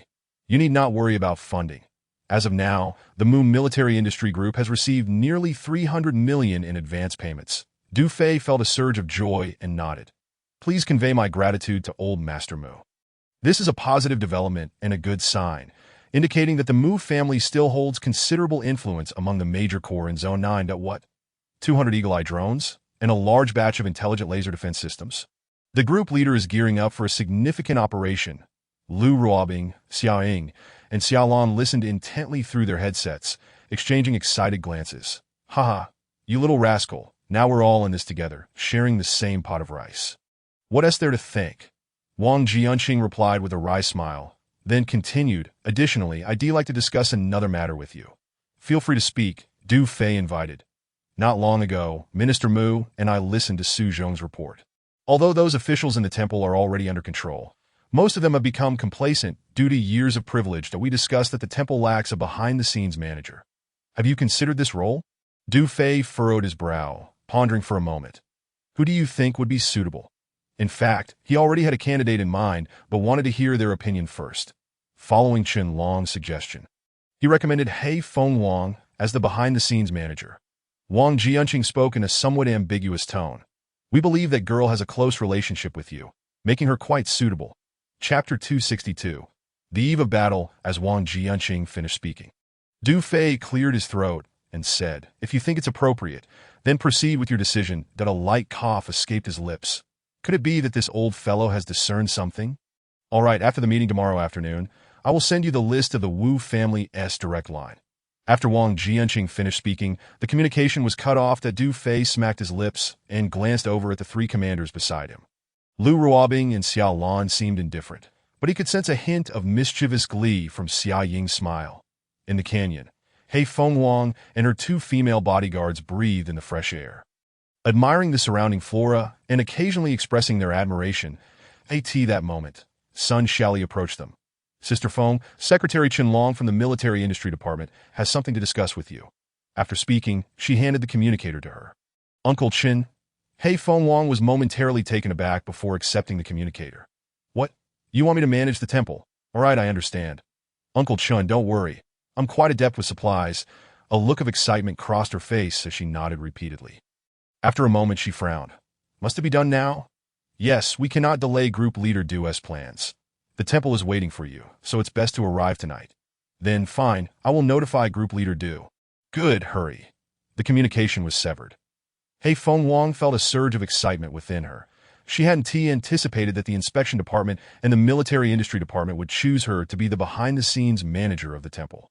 She was well aware of the temple's foundation and resources. This meant what? It meant she would soon possess immense wealth.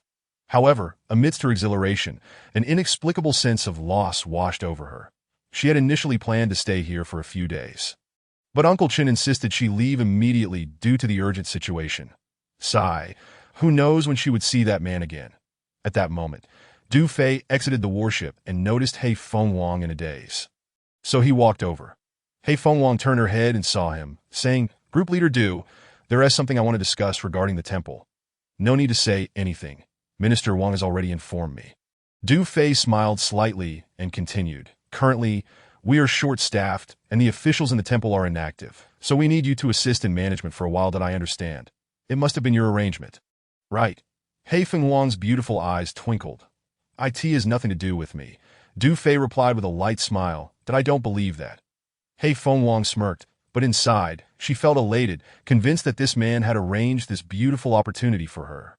Then, she deliberately glanced around, feigning reluctance as she said, I had planned to stay here for a couple of days, but I didn't expect to leave so soon. Well, it might not be long before I have to visit the temple again. Du Fei remarked that he then shared some of his plans with her, including the vast waters and abundant resources of the temple, and his intention to initiate a series of aquaculture projects there. He planned to personally inspect the situation once it stabilized a bit. Really? He Fengwang's charming face brightened with a smile, her mood lifting as she playfully exclaimed, Leave the temple to me. I guarantee you won't be disappointed. Ding, Affinity 500. Du Fei felt a surge of delight. Due to the imminent battle and the need to produce a portion of the intelligent battle suits overnight, he could not spend much time with this beautiful woman. Otherwise, he wouldn't mind He Fengwang staying at the base for a few more days. Sun Xiaoli arranged for soldiers and vehicles to escort her throughout the journey. Du Fei waved at Sun Xiaoli. He could have used the Vulture aircraft to send He Fengwang and the others to the temple, but he felt it inappropriate. The aircraft was about to undergo modifications, and publicly, it had already been hijacked by rebels. It was best not to use it for now. Understood. Sun Xiaoli replied, promptly making arrangements. During this time, Du Fei expended 500,000 reputation points, exchanging them for 500,000 storage cards in one go. Soon, 2 destroyer tanks arrived. The storage cards were loaded onto the vehicles, and He Fengwang and her companions did not delay, departing the base under the protection of a squad of female soldiers. The Du Fei watched them disappear into the canyon before turning to enter the warship. Before long, he arrived at the industrial compartment that Du Fei set aside all distractions and began preparing to manufacture the intelligent battlesuits that at present. Sun Xiaoqian and the female engineers had already produced 30 sets of molds for shoulder pads, wrist guards, and knee pads. What remained were the reaction devices, traction devices, activation devices, and so on for the intelligent battlesuits. Notably, according to the inventory, Sun Xiaoqian had gathered all the necessary materials, saving Du Fei a considerable amount of time. He merely needed to assemble and manufacture them. However, these tasks were extremely intricate and detailed, especially the various core components, which played a vital role. The success of the intelligent battle suit's activation hinged on this manufacturing process, which could not afford any mistakes. Therefore, Du Fei personally took on these tasks. Spreading out the blueprints, he selected the minute modules, components, and chips. Then, with the precision instruments and machinery activated, Du Fei began his work. He immersed himself fully, assembling and producing the various core components of the intelligent battlesuit. Having previously crafted a set, he found it easy to navigate the process again. In no time, the core components of an entire suit were completed. Huff! Du Fei exhaled. Next, it's time to install them into the molds. At this moment, Sun Xiaoqian and several key engineering soldiers quietly observed, their brows furrowed. This is too difficult. If it were them, even following the blueprints and parameters, it might take 3 hours to complete these components. Yet the group leader had accomplished everything in less than half an hour. Truly a genius. Without pausing, Du Fei began installing the various devices into the molds of the 3 components. The devices had to be embedded within the components, necessitating prior installation so that they could merge with the injected reactive vibranium. After about 10 minutes, the installation of the devices was complete. Next came the synthesis of vibranium.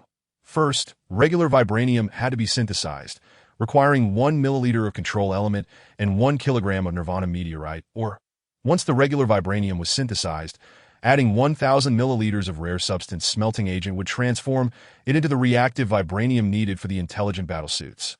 Sun Xiaoqian handed over a piece of already cut nirvana meteorite weighing 1 kilogram. It was worth noting that the nirvana meteorite left by the Eternal was quite large, but fortunately, the tools for cutting such stones in the industrial compartment remained intact. Making things convenient, Du Fei took a deep breath, placing the piece of nirvana meteorite into the container and adding 1 milliliter of control element. The next moment, under the influence of the control element, the air around the container rippled. The nirvana meteorite twisted slowly like a donut, then began to melt. This type of meteorite would not produce any waste. Upon adding the control element, it merely transformed into another form. A whole piece of gleaming black metal that shimmered under the light.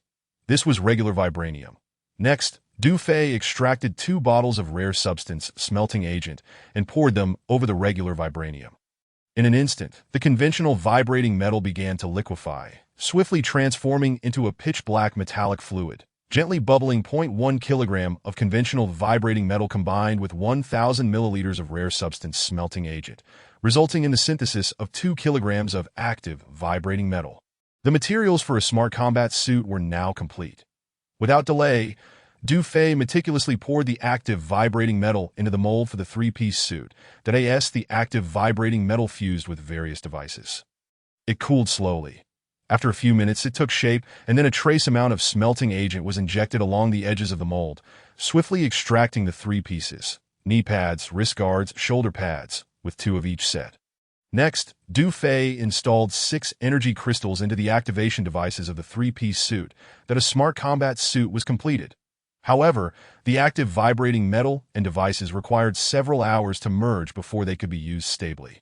Nearby, Sun Xiaoqian and several female engineers watched in astonishment.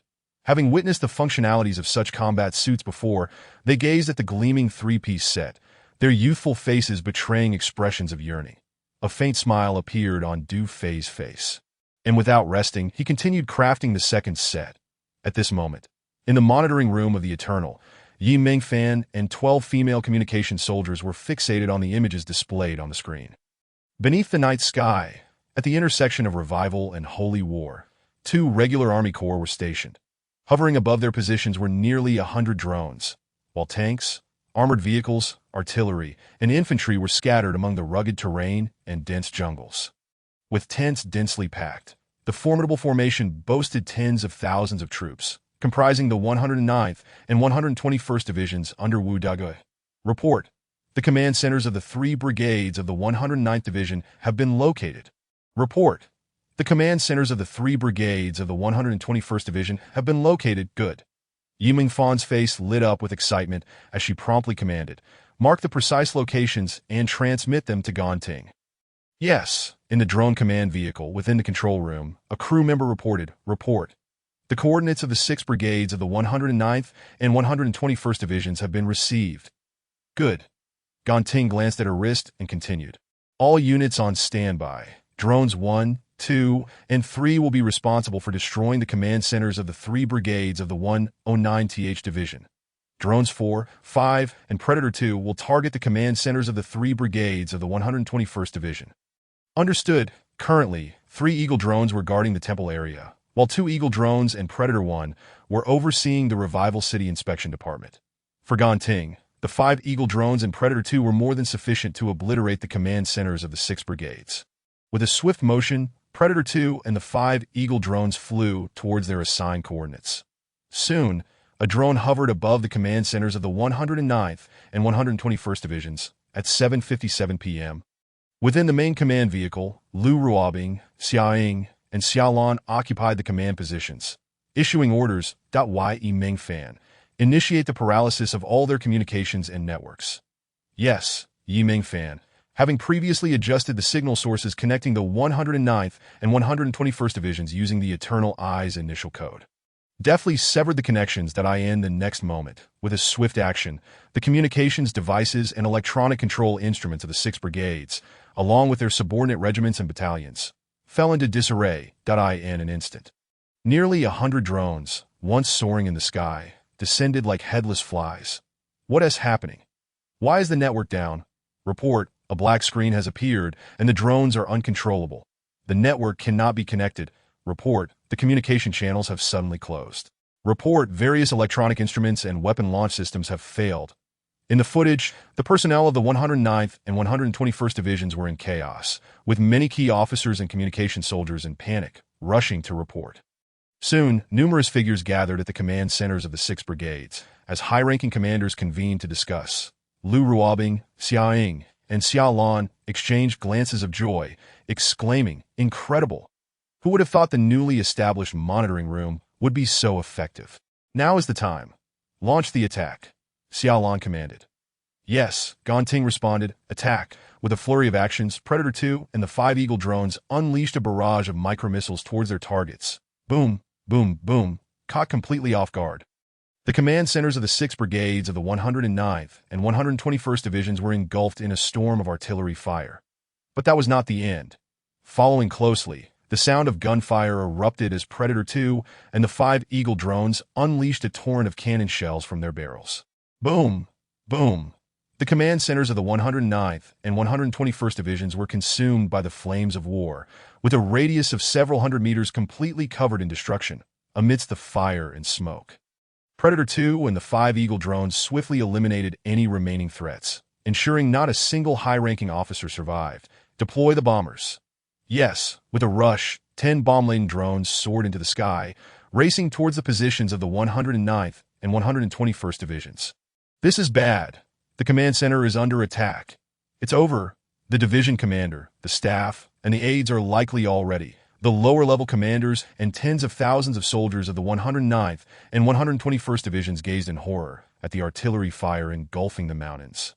Dense forests and rocky shelters, chaos erupted among the tens of thousands of soldiers. The 10 bombers descended upon them under the cover of night. Bombs rained down from the sky like a torrential downpour. Boom! Boom! Boom! Explosions erupted everywhere, scattering rocks, soil, and trees in every direction. The deafening sounds of explosions resonated throughout the positions of the 6 brigades of the 109th and 121st Divisions, lighting up the night sky. In the distant foothills, a deep, guttural roar echoed, as many beasts sensed the scent of blood wafting from the command center, gathering in a frenzy. It's the traitors. We're under attack by the traitors. All communication devices are down. We can't call for help. Commander, the beast horde is charging in. Retreat. Retreat, Captain. What should we do? What else can we do? We must retreat. brothers, saving our lives is paramount. Scatter and withdraw to the garrisons of the major military districts. In an instant, the 6 brigades of the 109th and 121st Divisions found themselves in utter disarray. Thud, thud, thud. Whoosh, whoosh. After clearing the command centers of the 6 brigades, Predator 2 and the 5 Eagle drones coordinated with the 10 bombers to commence bombardment on the positions. Of course, the bombardments targeted inconsequential areas, aiming to instill panic among the soldiers, effectively dispersing and demoralizing them. Boom, boom. Under the relentless barrage of artillery fire, combined with the encroaching beast horde, the tens of thousands of soldiers from the 109th and 121st Divisions abandoned their posts and scattered in all directions. Half an hour later, report to the deputy regimental commander, the command centers of the 6 brigades of the 109th and 121st Divisions have been completely destroyed. After thorough checks, all high-ranking officers, including brigade commanders, staff, and aides have been eliminated, Gan Ting reported. Report to the deputy regimental commander, tens of thousands of soldiers from the 109th and 121st Divisions have completely disbanded, fleeing towards Revival City, Guangming City, and Bayon City, with some even heading towards the stronghold of the Holy War Garrison. Yimeng fans scrutinized the surveillance footage, relaying the report. Inside the main command vehicle. Well done. Xiaolan clenched her fist, having witnessed the tremendous power of the monitoring room's network attack, as well as the striking capabilities of the stealth drones. All right, cease the pursuit. Let the soldiers be captured by the major military districts. Lu Ruobing declared. Mission accomplished. Return to base. All sisters, let us head to the cafeteria for fish soup. Xiaoying squinted, savoring a puff of smoke, issuing the command. Yes, the crew of female soldiers responded in unison, brimming with excitement. In the industrial bay, Du Fei tossed aside his wireless headset, fully engrossed in crafting the smart combat suits. Sun Xiaoli entered, and upon noticing her, Sun Xiaoqian and the others gestured for silence, indicating not to disturb. After a while, Du Fei straightened his back, exhaling deeply, having completed 5 sets. Commander, good news. At that moment, Sun Xiaoli approached Du Fei, whispering, the battle has concluded. All high-ranking officers of the 109th and 121st Divisions have been eliminated, and tens of thousands of soldiers have completely scattered. Excellent. Understood. Du Fei smiled, having anticipated this outcome, that he then waved his hand. You all don't need to stay here. Go eat. Commander, what about you? Sun Xiaoli inquired. Don't worry about me. I still have a bit more to do. With that, he resumed his focused crafting. That he knew that Qin Minghan and Xiu Tong were about to lead a portion of the armored infantry away from the base to conduct guerrilla warfare in Area 9. These sisters had been nurtured under Du Fei's guidance. Although they had not engaged in deep conversations, he cared for them deeply.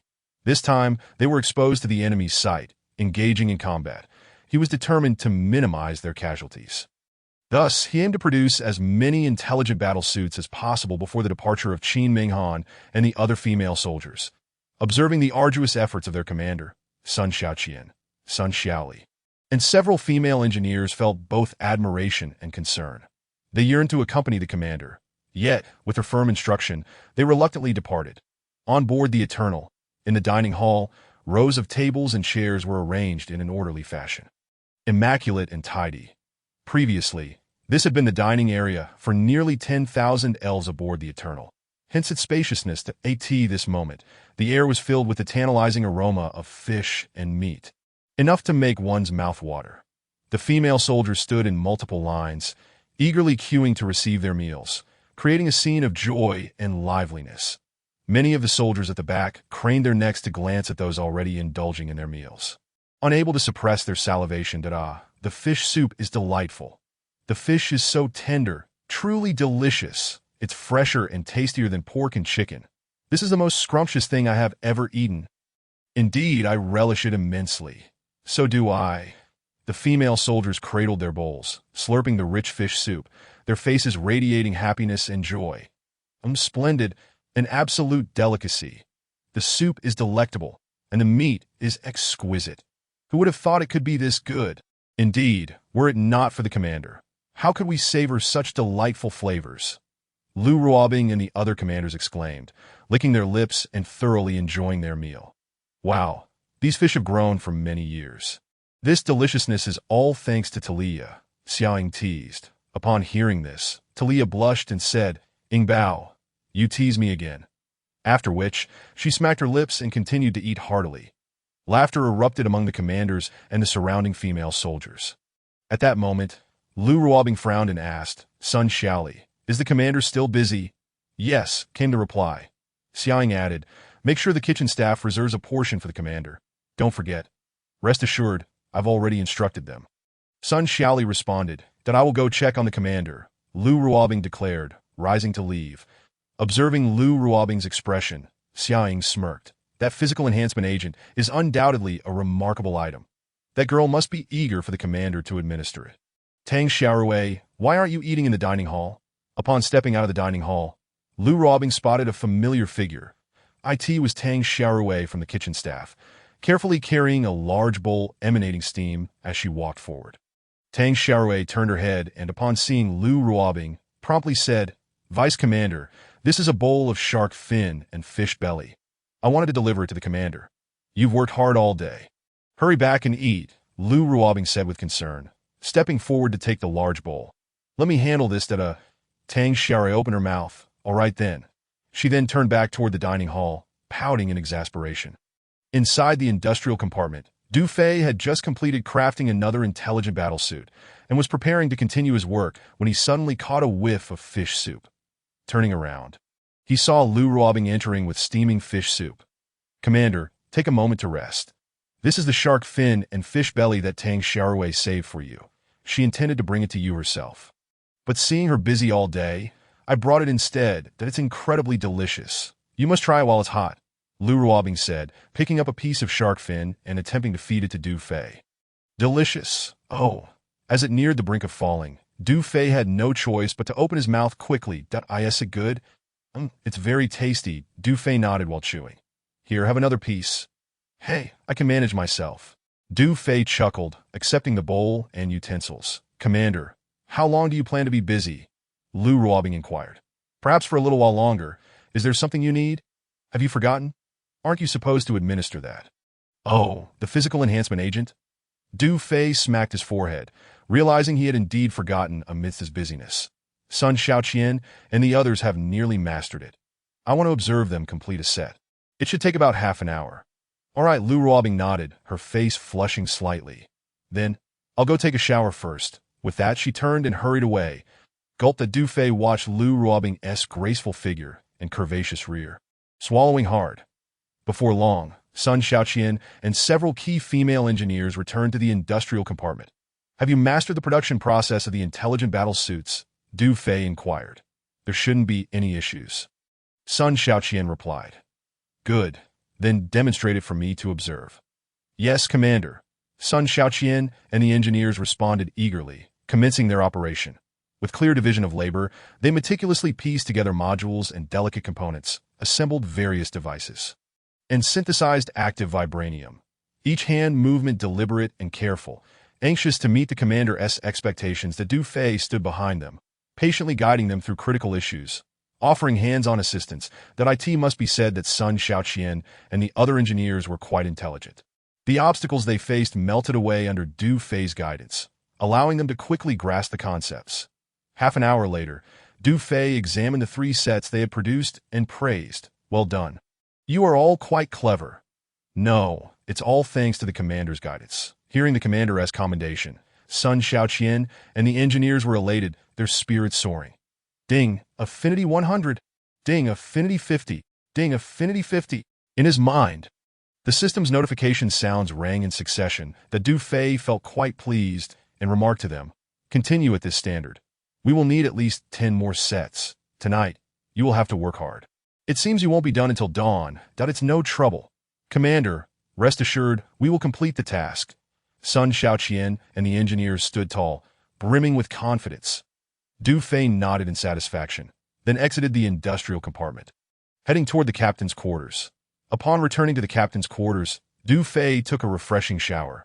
Feeling his spirits lift, he settled into the spacious sofa in the lounge area, falling into contemplation, a habit he had long cultivated. Now, with the 109th and 121st Divisions crumbling, although this was merely a trifling fraction of the Wu family's power, it had nonetheless weakened their influence in the 9th District. The next step was to await news from Wang Jianqing. Only after the list of the Wu family's direct descendants was compiled would the female field regiment's battle for survival truly begin, that Du Fei understood that the Wu family had deep roots within the Federation. Their connections intricate, while the ruling families in the larger regions held even more profound backgrounds. As the saying goes, after defeating the minor, the major comes. After defeating the major, the elder arrives. This would be a protracted struggle, where every step must be meticulously calculated. In the vice-captain's quarters, Lu Ruobing had long since completed her cleansing ritual and had even spent some time in the aromatherapy room. At this moment, clad in soft, thin nightwear, she anxiously awaited in her quarters. What has taken so long? It's been over an hour already. The commander wouldn't have forgotten, would he? Just as she was inwardly lamenting, a faint sound signaled the opening of the innermost cabin door. The Du Fei sat in the lounge area of the captain's quarters, beckoning her over. Instantly, the clouds of worry dissipated from Lu Ruobing's brow, and she instinctively padded over barefoot. "Have you been waiting long?" Du Fei asked with a smile. "Not at all. I'm not anxious," Lu Ruobing replied sheepishly. "It's getting late. Come, let's begin the injection. Should I stand or lie down for the injection?" Lu Ruobing inquired. "Standing is fine, but the solution may spill. It's better to lie down," Du Fei said, glancing at the spacious sofa. "All right," Lu Ruobing nodded, approaching the sofa, her cheeks tinged with red. "Just lie down on it," Du Fei said, producing the primary physical enhancement agent, which came with a convenient injector. According to the system's instructions, the injection could be administered in 2 areas, the arm or the buttocks, given the closeness of their relationship. Du Fei naturally would not choose the arm. In mere seconds, the injection was complete.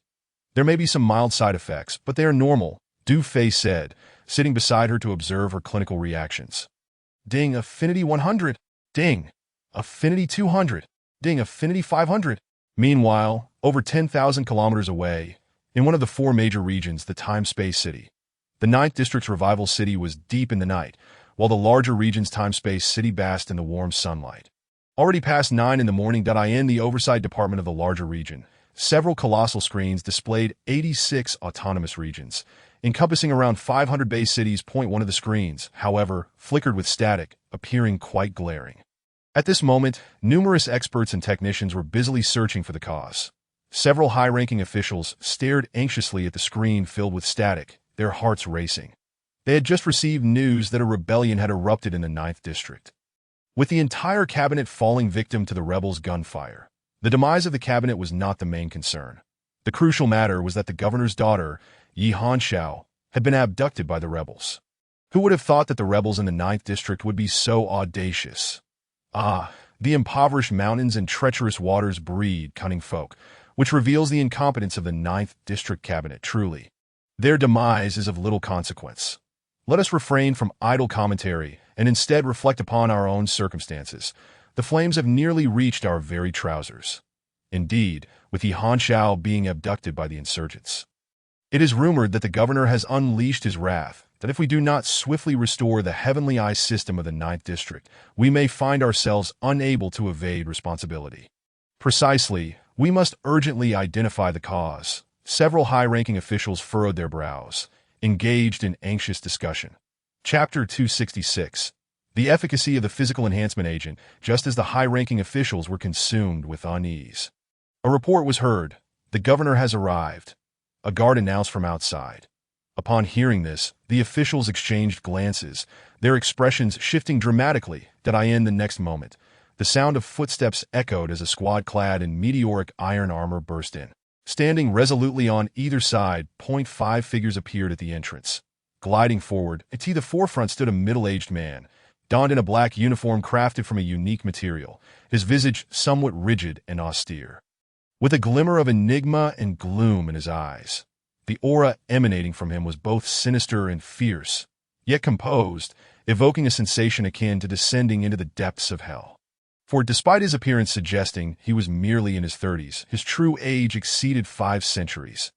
This middle-aged man was none other than the governor of the great region.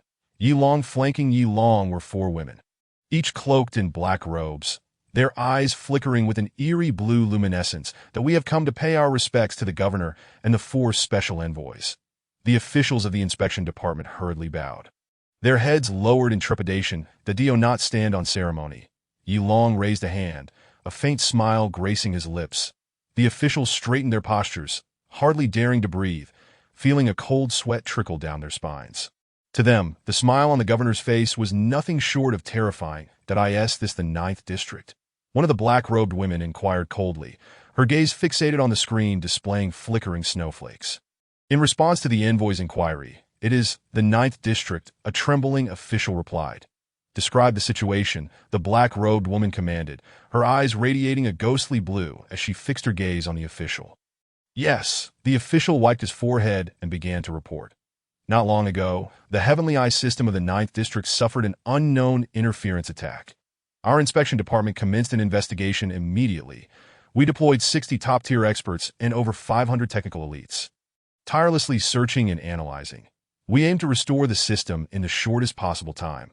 However, aside from the intact communication system, we remain at a loss regarding the monitoring system.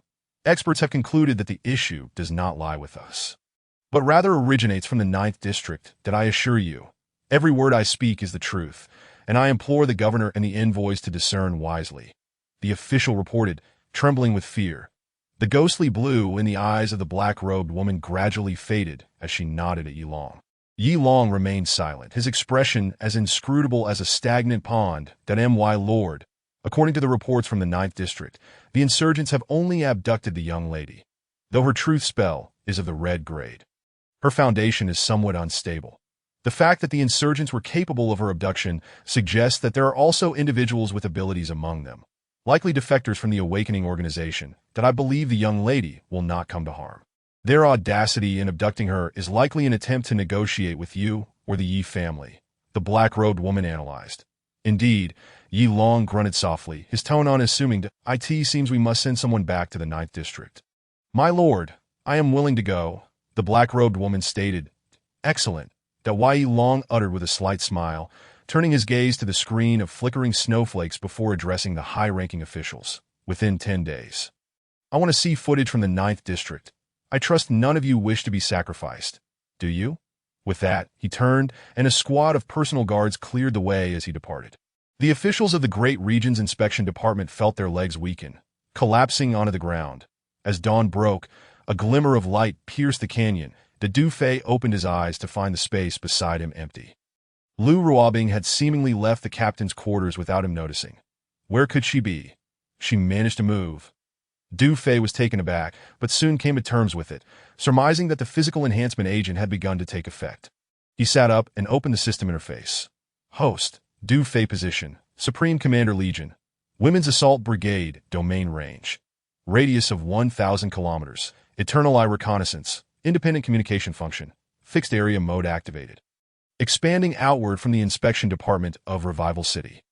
Next domain range upgrade can expand to a radius of 10,000 kilometers. Reputation value, 2,153,760 affinity value, 76,396 physical condition. Primary enhancement 80, primary enhancement. Advanced enhancement, super enhancement, warm reminder. Physical limit expansion has not yet been obtained. After the next physical limit expansion, enhancement can be increased by 80 points, allowing physical condition to directly break through to advanced enhancement. Items. Universal Toolbox 1. Silver Snake Dagger 1. As Dufay reviewed the system interface, a frown creased his brow. The physical limit had not been expanded. It remained in its previous state. Indeed, after reaching 80 in primary enhancement, obtaining further expansion seemed increasingly arduous. He shifted his gaze to the reputation and affinity values.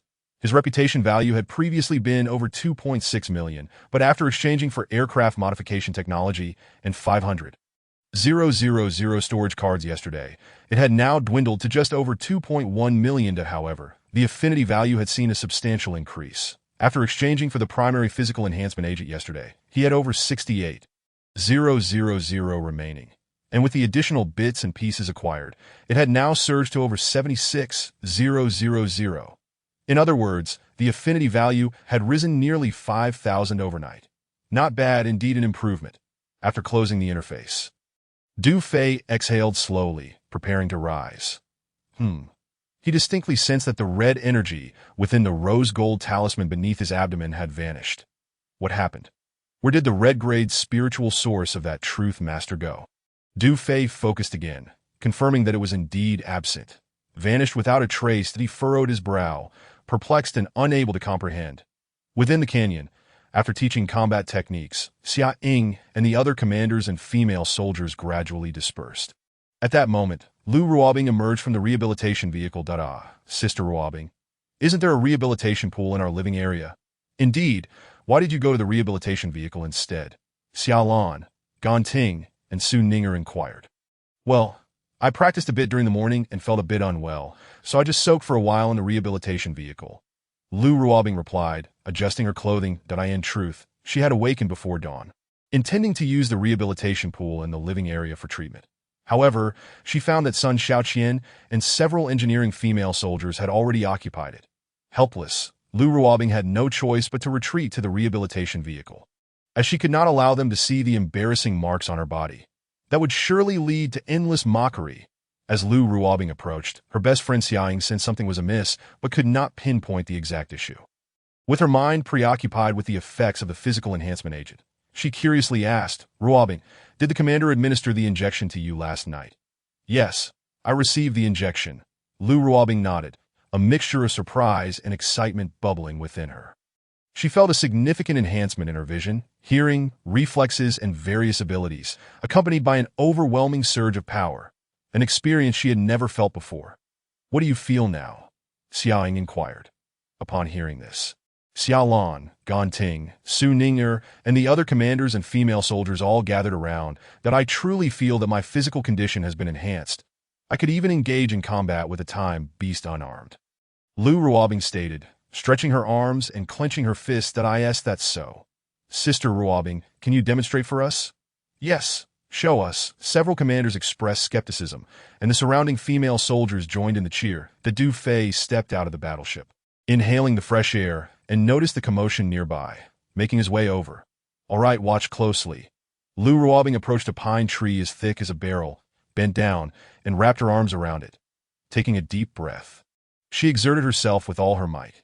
Crack, crack, with the earth trembling, the barrel-thick pine tree was uprooted effortlessly. What in the world? What am I witnessing? My heavens, this strength is astounding, the onlookers gasped in disbelief, their eyes widening and mouths agape. In that moment, Du Fei also witnessed the scene unfold, thinking to himself, is she really uprooting a willow? Xiaoying excitedly lit a cigarette and took a deep drag, marveling at Lu Ruobing's remarkable physical enhancement. I must have the commander administer the injection to me as well. At that moment, woof, woof, woof, Talia arrived, leading Har. From a distance, Har broke free from her grasp and dashed toward Lu Ruobing. Talia furrowed her brow. Har, what are you doing? However, Har reached Lu Ruobing with a joyful wag of his tail, clearly attempting to curry favor. Talia approached and gazed at Lu Ruobing, unable to suppress a shiver. Heavens, a red-grade spiritual source, you have transformed into a half-elf. At this declaration, everyone fell silent. What? Sister Ruobing has become a half-elf. What did you just say? What is a half-elf? Lu Ruobing inquired, her expression one of utter confusion. I believe the captain must have invoked a secret technique to transfer the essence of that word master to you. Talia remarked enviously, adding, this is indeed a tremendous blessing. Xiaoying, looking astounded, pondered momentarily before asking, Talia, could it be that the essence of the word master has granted Ruobing such immense strength? No, Talia corrected, the essence has only been passed on to the vice-captain. It has yet to awaken, and she herself remains oblivious to its presence. Even if it were to awaken, the vice-captain would only possess the abilities of a word master, lacking the strength to uproot a great tree. As Talia spoke, she glanced at the pine tree that had been uprooted and swallowed hard. This is the effect of the physical enhancement agent. The vice-captain's physique has been significantly strengthened, to be honest. As an elf, if I could possess such a physique, it would be remarkable. That I too earnestly hope the captain can enhance me. My goodness. Does this mean that Sister Ruobing not only has a reinforced physique, but also possesses elven abilities? Gan Ting exclaimed, unable to contain her astonishment. Does that mean Sister Ruobing has become immortal? The captain is so kind to her. The other commanders and female soldiers all turned their gazes toward Lu Ruobing. Consumed with envy at that moment, Lu Ruobing remained in a daze, questioning. I possessed the word master's crimson essence. When did the captain invoke a secret technique? Could it have been during the last time I fainted? When the captain passed it on to me. The captain is here, Ting softly called out. Everyone turned to see Du Fei approaching, his brow furrowed in contemplation. Chapter 267. What choices are there? Captain, the physical enhancement agent you developed is simply miraculous. Su Ninger was the first to approach, her face alight with admiration. Sister Ruobing's strength is astonishing. She single-handedly uprooted that tree. As a biologist, she was thoroughly convinced. She realized that the knowledge this man possessed was far beyond her comprehension. Her own understanding was but a flicker, while the captain's was the radiant moon. Yes, I just witnessed that the Du Fei nodded in acknowledgement to Su Ninger, then turned his attention to Lu Ruobing, sensing the presence of a crimson essence within her. Du Fei furrowed his brow slightly, remarking, so that essence of the word master has indeed found its way into her? This requires a secret technique for transmission, you know? However, in the next moment, he seemed to grasp something. Could I have broken the traditional norms of the elven race? Have I pioneered a new mode of inheritance? This defies logic. It's somewhat absurd. Nevertheless, this was merely Du Fei's speculation, and he could not be certain why to obtain a definitive answer. He would need to absorb another word master's essence, and then experiment on other female soldiers. When did the enhancement agent take effect? Du Fei inquired, looking at Lu Ruobing. Lu Ruobing blushed approximately 5 hours after the injection. Oda Du Fei clicked his tongue, feeling a pang of sympathy. Last night, Lu Ruobing exerted herself fully, thinking it was the enhancement agent that had taken effect. Seems I acted hastily. No wonder she fainted 5 or 6 times. How are you feeling now? Du Fei continued to ask. That I feel fantastic. Brimming with power, Lu Ruobing exclaimed excitedly. The Du Fei bent down to pick up a stone, handing it to her. Give it a try. All right, Lu Ruobing took the stone and squeezed it with all her might. Crack! The stone shattered, leaving a visible fissure. Du Fei's lips twitched. Good heavens, the injection alone was this powerful. If every female soldier were to receive the injection, they would all transform into formidable steel warriors. My word, this strength, incredible. You crushed the stone effortlessly. Sister Ruobing, who among us would dare to play around with you now? The commanders and female soldiers gasped in awe once again.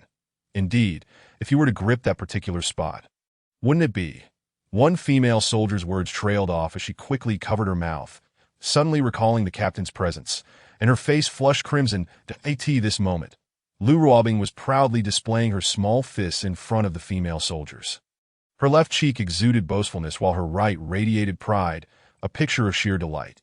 The commanders could only stare in envy, their teeth gnashing in jealousy. You little brat, look at how pleased you are. And you dare say the captain spoils the sisters. I see the captain favors you the most. Watching Lu Ruobing's smug demeanor, Xiaoying felt an urge to kick her. She then turned to Du Fei, saying, Captain, the sisters are all your soldiers. You mustn't show favoritism. As soon as these words were spoken, a chorus of agreement arose. Yes, Ingbao is right. We want it too. I strongly request to be next for the injection. I want to possess elven abilities. Precisely, I want to wield the art of words. In an instant, all the commanders and female soldiers crowded around Du Fei, overwhelming him with their fervor. That moment, Sun Xiaoqian and the engineering female soldiers rushed over, and upon understanding the situation, they too joined the throng. What a bunch of eager little hooves. Look at how excited you all are. Xiaoying shielded Du Fei and addressed them. Are you all foolish? What is there to choose? Of course, we should have both the physical enhancement agent and elven abilities. After speaking, she tilted her exquisite face toward Du Fei, revealing an enchanting dimple. I should be next, right? I wanted all that Du Fei could only smile wryly, motioning for the female soldiers to calm down. Everyone, please don't rush. There will be enough for all of you. The enhancement agent will continue to be developed. As I have stated, everyone will have the opportunity for injection. As for elven abilities, those must be obtained from the Federational Word Masters, and that will take time. He then looked at Xiaoying. If we encounter another Word Master, the next inheritance will go to you. He then scanned the other commanders and female soldiers. Next in line will be Xiaolan, then Ting, Sun Xiaoqian, Su Ninger, Zhao Feifeng. In that order, it is said that the Federational Word Masters are numerous. As long as they dare to come to Zone 9, the elven abilities will be yours. With those words, cheers erupted. This is wonderful. I truly hope the Federation sends more Word Masters our way. Indeed. I can hardly wait. Just thinking about it excites me. The captain is magnificent. Long live the captain. In an instant, the atmosphere surged with enthusiasm, and joyous cheers filled the air. Ding, affinity 100. Ding, affinity 100. Ding, affinity 50. Ding, affinity 100.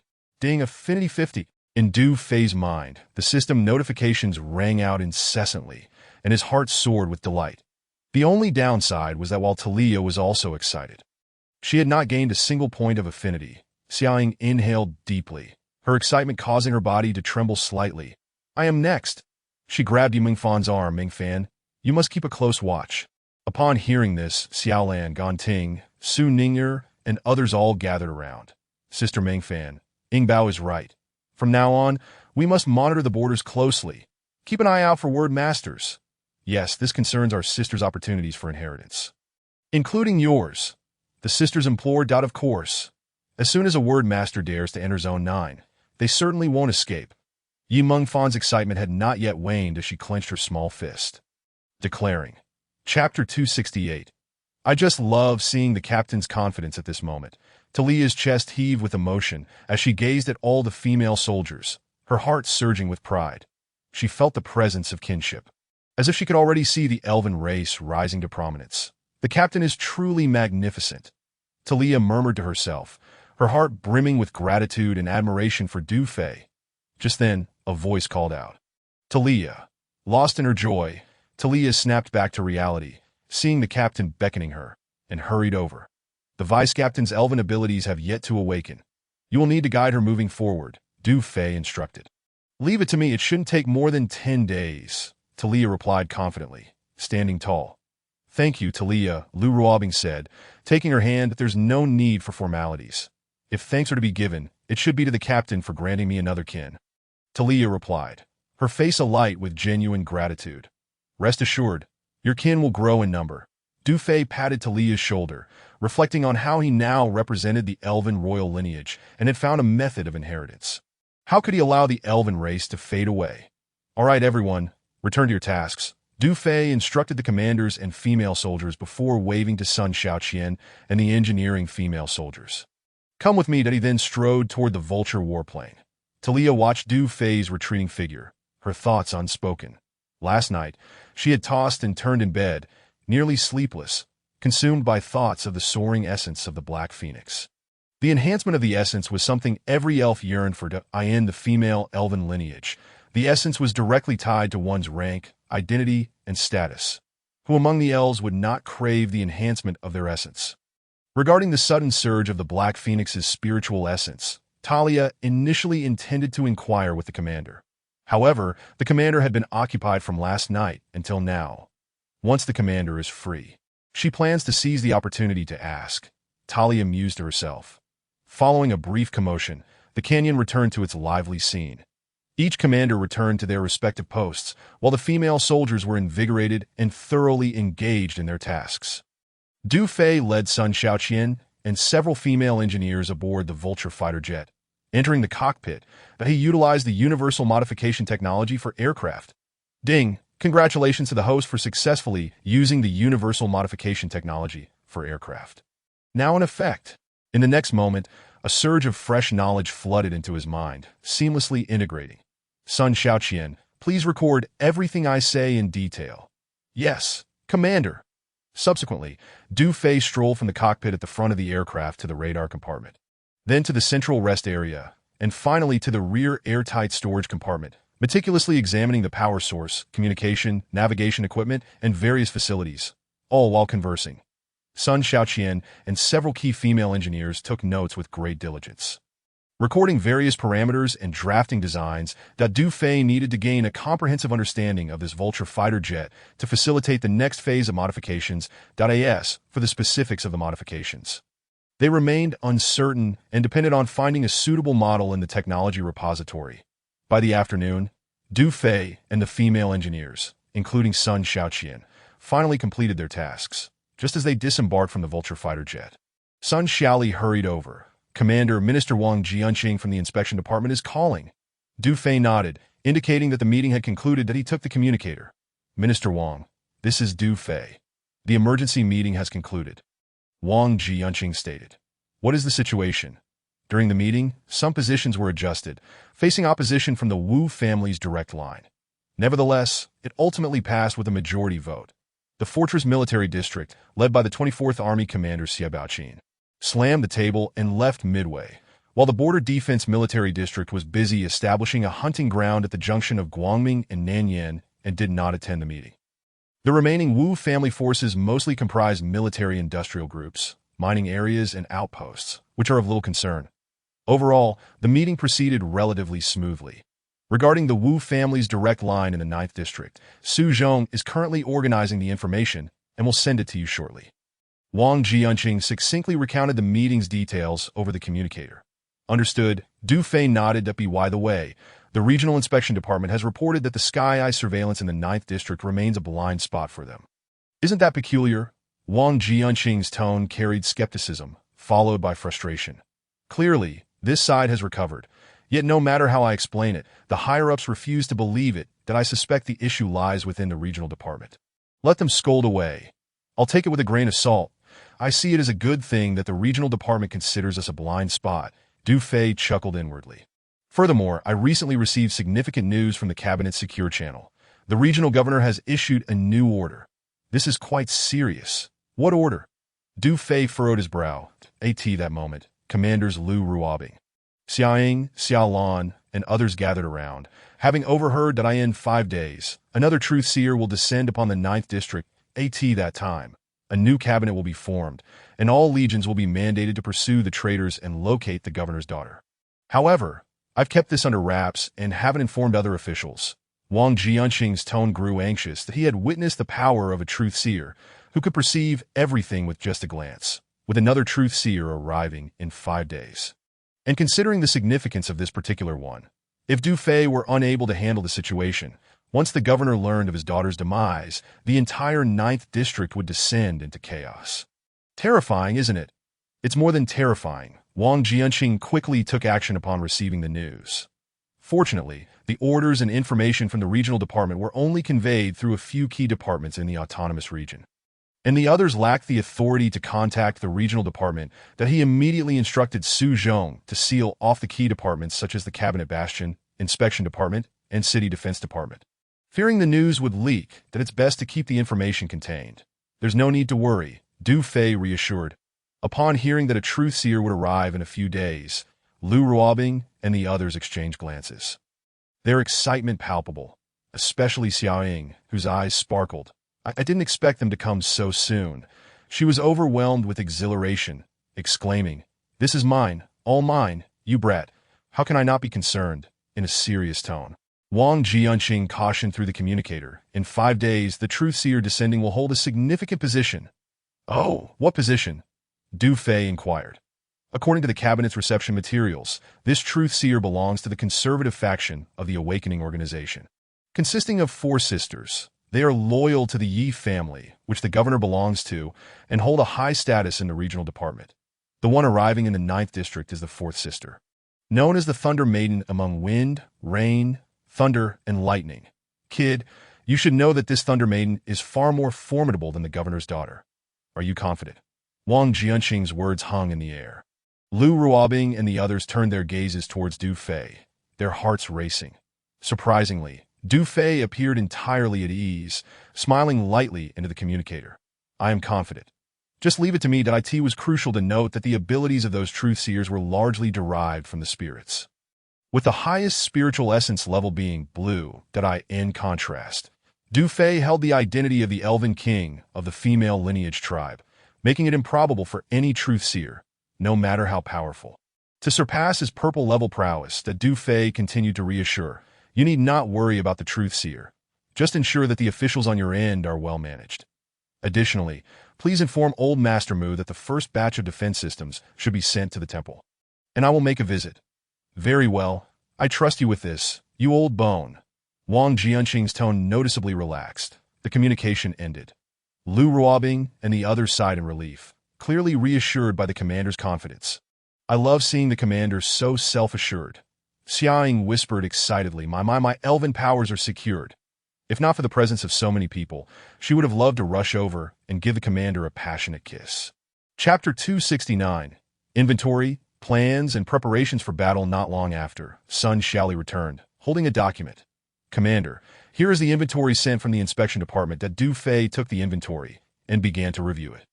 It detailed the Wu family's direct line and affiliated forces in the 9th District along with their assets, the Revitalization Military District's Senior Legion, the Fortress Military District's 24th Army, and the Border Defense Military District's 37th Army. Wu's 8th Military Factory, Wu's Material Supply Station, Wu's Social Training Base, the Cabinet's Heavy Crime Mining Area, and the Border Defense Mining Area, Outpost 61 in Revitalization City, 96 in Guangming City, and 107 in Nanyan City. The Fuel Supply Base in Hope City. After carefully reviewing the inventory, Du Fei couldn't help but be amazed. The Wu family's influence was indeed pervasive throughout the 9th District. However, the inventory meticulously indicated the coordinates and key members of the forces listed, making it exceedingly detailed. Excellent, having this inventory will make things much more convenient. After finishing, Du Fei handed the inventory to Sun Xiaoli. Please deliver this to Yi Mengfan, and we must closely monitor the military groups and forces listed here. Also, inform Sun Xiaoqian to come to the captain's quarters. Yes. Sun Xiaoli promptly responded and swiftly headed towards the monitoring room. Just as Du Fei returned to the captain's quarters, Sun Xiaoqian's voice rang out from outside. Report. Come in. Commander, is there a new task? Sun Xiaoqian entered. Sort of, Du Fei replied, taking out a blueprint from the desk and gently tapping on it. Produce this weapon using conventional vibration gold, and then mass-produce it with secret silver. With all secret silver weapons to include sheaths. Sun Xiaoqian approached, bending down to take a look. Silver snake stab? When Du Fei inadvertently glanced up, he felt a pang in his heart. Given the improvements in living conditions for the female combat regiment, why was this girl still so frugal? Was she unwilling to spend on a piece of fabric? Cough. Yes, it's the silver snake stab. Du Fei couldn't help but swallow hard at that moment, noticing that the commander was not focused on the blueprint. Sun Xiaoqian seemed to realize something. Her face flushed with embarrassment, and she awkwardly considered covering her face but felt it would be too deliberate. Yet, she feared leaving a bad impression on the commander due to her unrefined habits. Luckily, Du Fei merely cast a glance before crossing his legs and taking a sip of water. Sun Xiaoqian hastily stood up straight. Shouldn't the vibration gold silver snake stab have a sheath? The one made of vibration gold should be called the golden snake stab. It doesn't require a sheath. That Du Fei swallowed another sip of water, explaining. The golden snake stab was reserved for his personal use. And with the system's spatial capabilities, it naturally would not need a sheath. Now that the intelligent combat suits had been produced in considerable numbers, they required matching cold weapons. After some recent use of the silver snake stab, Du Fei found it quite satisfactory. Initially, he intended to equip each commander with a golden snake stab crafted from vibration gold, but he considered another factor. Previously, in the black market, Chiotong was robbed by Talia, which served as a cautionary tale that if the intelligent combat suits fell into enemy hands, it would not matter much, as the energy crystal's lifespan was only a year. After that, if not replaced, they would become obsolete. The Golden Serpent Spear, however, presents a different scenario. Should it fall into the hands of the enemy, it would pose a significant threat to the Women's Field Combat Corps. Moreover, there are numerous applications for vibranium. Devoting all of it to the creation of such cold weapons would be an impractical endeavor. It is essential to recognize that the smart battle suits equipped with Silver Serpent Spears are already formidable in their own right. Qin Menghan and her team are set to depart the base tonight. Ensure that the commanders are outfitted with the smart battle suits and Silver Serpent Spears first. The remaining soldiers should be supplied with mithril bead-like undershirts. Ample mithril ammunition, along with a portion of vibranium bullets. Additionally, the destroyer tanks, armored vehicles, container ammunition trucks, and transport vehicles must undergo a thorough inspection to guarantee that all are coated with mithril, with critical components receiving a layer of conventional vibranium. Du Fei instructed Sun Xiaoqian. Understood. Commander, Sun Xiaoqian replied, standing tall. Shall I get to work? Yes, Du Fei nodded, casting her another glance. Do not be overly frugal in your personal life, Thank you for your concern, Commander. Sun Xiaoqian's cheeks flushed crimson. and in a fluster, she turned away, covering her face as she hurried off. Goodness, how embarrassing. The commander must have seen something just now. Ding, Affinity 200. Watching Sun Xiaoqian's delicate figure retreat, Du Fei felt a surge of amusement within. Indeed, regarding the ranking of the legacy of elven abilities, I must position her higher. Soon, he refocused his thoughts, contemplating the forthcoming plans that in 5 days, the Federation's Truth Masters will enter Zone 9, during which the temple's defense systems must be deployed. Followed by the 6 major base cities. Particularly, the boundaries of Zone 9 require meticulous defense preparations that Du Fei pondered as he picked up his pen, jotting down a few preliminary plans. At the south lies the South Barbarian City. Bordering the wilderness adjacent to Zone 8, the Since Revival City is situated slightly south within Zone 9. The realm of the Eternal has effectively enveloped vast stretches of the wilderness, including some desolate territories belonging to Zone 8. Thus, the expansive southern region will prove invaluable in the future. The smart laser defense system can be deployed around Nanyan City. To the west lies Holy War City, surrounded by a vast ocean. Facing Zone 7 across the waters, where the defense system should follow the coastline. To the north and east are North Cold City, Hope City, and Bright City, bordering Zones 6 and 5. The terrain is predominantly mountainous, with peaks and dense forests, necessitating the defense system to be established at the foothills. However, such a large-scale deployment of defense systems will require the collaboration of the Mu Group and numerous officials. This way, even if a great war were to erupt in the future, at the very least, we would not fear aerial threats unless the Valen family disregards their interests and seeks to annihilate this planet. Nonetheless, a mere small district experiencing turmoil would hardly provoke the Valen family into action. Therefore, during this period, the primary objectives are to distract and delay the Federation while rapidly enhancing the strength of the Women's Field Combat Corps, ensuring that our trump cards remain concealed. Secondly, we must expedite the repairs on the Eternal-class battleship. It won't be long before the domain expands once more, covering tens of thousands of kilometers, which will inevitably attract the attention of the Valen family. Within the time-space galaxy, the Valen family has colonized thousands of planets, possessing an innumerable fleet of starships. Facing them would require more than conventional weaponry. Hence, the repair of the Eternal-class battleship is of paramount importance. Nothing else matters. The core of the airborne fortress is the most crucial. The core must be exchanged as soon as possible, providing us with leverage against the Valen family. Otherwise, should the Valen family choose to act with malice, the nearly 2,000 women in the combat corps, along with their fathers, sisters, and all of humanity on this planet, would be lost. With this analysis complete, Du Fei's expression turned grave, his pen piercing through the paper in his grasp. At this moment, he felt the weight of responsibility pressing heavily upon him, prompting him to open the system interface for a glance. Affinity 91386. My interactions with the female soldiers today have invigorated them, resulting in a significant increase. However, such occurrences should be infrequent. Overexposure could desensitize them, ultimately diminishing the effectiveness of future affinity gains. Therefore, the only current method to acquire high affinity remains singular. Additionally, Du Fei had confirmed from the Black Phoenix that the stronger one's physique, the greater the affinity generated. He recognized that his physique was already at an 80 initial enhancement level. Ordinary individuals would hardly withstand it. A few casual blows would leave them unconscious, leaving little room for further affinity accumulation. Thus, it was decided, he would first enhance the physiques of the commanders. Resolute, Du Fei opened the technology repository. Ding! Congratulations to the host for spending 13,000 affinity points to successfully exchange for 13 units of basic physique enhancement agents.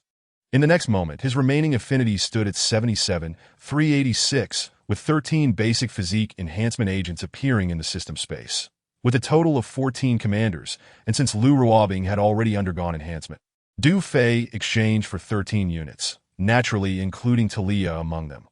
Consequently, the core of the airborne fortress should soon be available for exchange. Right. To save all of humanity, I shall descend into hell if no one else will. Du Fei took a deep breath, his heart racing at the thought, as though envisioning the moment the Eternal-class battleship ascended into space. Moments later, his thoughts became clear, remembering that the smart battle suits crafted by Sun Xiaoqian and the others required the installation of energy crystals. Du Fei exited the captain's quarters and made his way directly to the industrial bay. Simultaneously, a piece of the latest news released by the inspection department appeared on the Tianyin website in Zone 9. Rapidly gaining traction, .it is worth noting that the current Tianyin website has effectively been supplanted by the Eternal Eye. While it remains publicly known as the Tianyin website, it continues to recruit soldiers, accommodate minors, and disseminate various announcements, including the Tianyin leaderboard, where the rankings of major legions are still accurately recorded. Major alarming news. The temple was attacked by insurgents, resulting in the heroic deaths of 72 key personnel. Among them are the Speaker of the Cabinet, numerous officials, as well as General Yuan Shiji of the 109th Division and General Duan Qishan of the 121st Division, along with many other leaders. Last night, at the border of revival and holy war, the command centers of the 109th and 121st Divisions were once again assaulted by insurgents. All senior commanders from the 6 brigades perished heroically, and tens of thousands of soldiers dispersed under the insurgents' artillery fire. Now being reorganized by various military districts, the insurgents blatantly disregard the laws of the Federation, rampantly violate. All military districts and armed organizations are urged to remain vigilant.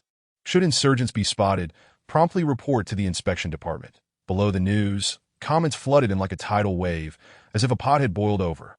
What? The temple was attacked. The cabinet is gone. 2 divisions wiped out overnight? What kind of insurgents are this formidable? What a relief. Mayhem is welcome. Dude, are you an orphan? Aren't you afraid of losing your head saying such things? Damn it. Go ahead and report me. Come find me at the scavenger camp if you dare. It's my first time hearing about insurgents in Zone 9. You must be living under a rock. There was previously a Dawn base, but news was consistently suppressed. Indeed, after all, it's hard to keep a lid on everything. The higher-ups can no longer conceal it. Didn't we see on the website a while back that a non-standard women's field combat corps was stripped of its designation and labeled as rebels? I think I saw that too. Could it be that the insurgents attacking the temple are that women's field combat corps? That seems unlikely. According to the information from Tianyin, that women's field combat corps only has about 100 members. How could they have such capability? Zone 9 is about to change. What are we afraid of? If the sky falls, there are tall people to hold it up? Yes, even if the sky changes, it won't concern us. In an instant, this news spread like wildfire across the 6 major base cities of Zone 9, leaving everyone in profound shock. Various strongholds, conglomerates, and industrial enterprises were thrown into a frenzy, fearing that the insurgents might target them. Hastily contacting the Mu military-industrial group to procure high-end weaponry for self-defense and preparedness, that it's no joke. If those insurgents dared to annihilate the cabinet, what wouldn't they dare do? In no time, the communication channels of the Mu military-industrial group became congested, with dozens of operators scrambling in disarray, lamenting their plight. However, numerous legions and armed organizations saw this as an opportunity, hoping to encounter the insurgents and then report to the inspection department for a hefty profit. Meanwhile, besides the fortress military districts and border defense military districts, the senior commanders from the other military districts, upon seeing this news, exchanged knowing glances. Even if they were to pursue the insurgents later, they would do so under the Federation's subsidies and allocations, engaging the insurgents for days on end without any casualties. The news continued to escalate in Holy War City, at the General's Mansion of the Defense Military District. Sister Wanqing, Sister Curson, come quickly, Du Xiaoye exclaimed, holding a tablet, pointing at the news on the Tianyin website. Is this about my brother? Insurgents? It must be Du Fei. Oh my God, he killed so many cabinet officials. I'm so worried about him. Mu Wanqing and Chu Curson stared wide-eyed in shock, unable to comprehend. Dad, Uncle Du, you both must take a look, that Mu Wanqing said, her face filled with concern. That Mu Yanting and Du Lei exchanged glances, their expressions displaying a bitter smile. They were already aware of the news that Du Fei had chosen this path, and worrying was futile. That Du Lei shook his head, sigh. It's worrisome. This kid's actions are becoming increasingly audacious. Mu Yanting remarked, indeed, the Women's Assault Corps consists of fewer than 2,000 members. That if he were given a division, he would dare to attack the Time City, the Revival City, the Fortress Military District. Suddenly, a senior commander, his face darkened, slammed a tablet onto the table. This commander, portly and broad-shouldered, with a bald head and a face full of flab, glared with fierce eyes. He was none other than the commander of the 24th Army in the Fortress Military District. Xie Baoqin, arrogant, truly too arrogant. Xie Baoqin paced back and forth, his facial flab twitching.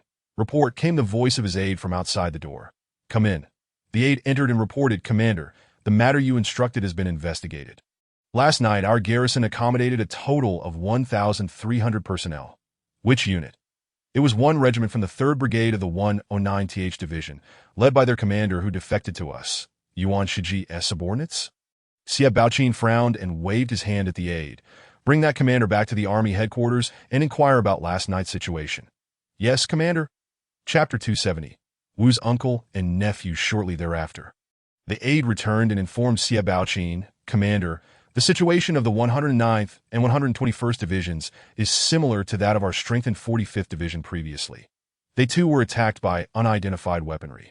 With the command centers of 6 brigades being destroyed simultaneously, Xia Baoqin frowned. Previously, the 45th Division had gone to eliminate the Women's Assault Corps camp and encountered a mysterious attack at Honggu Dam, resulting in the destruction of the division commander's command vehicle. Later, they were ambushed again at the Blackwater River, ultimately being delayed for 2 days and nights by the Temporal Beast. Afterward, several brigade commanders from the 45th Division reported their situation, but Xia Baoqin was skeptical, suspecting they were concealing military information. The circumstances of the 109th and 121st Divisions last night mirrored those of the 45th Division. Could it have been that Women's Assault Corps? Xia Baoqin pondered, rubbing his bald head. If that's the case, then the previous inexplicable disappearance of the 57th Regiment is also related to the Women's Assault Corps. The once infamous Butcher Regiment, the 57th, had also gone to eliminate the Women's Assault Corps camp, only to vanish without a trace, neither living nor dead. Commander, your insight is brilliant that I understand now, the aide bowed.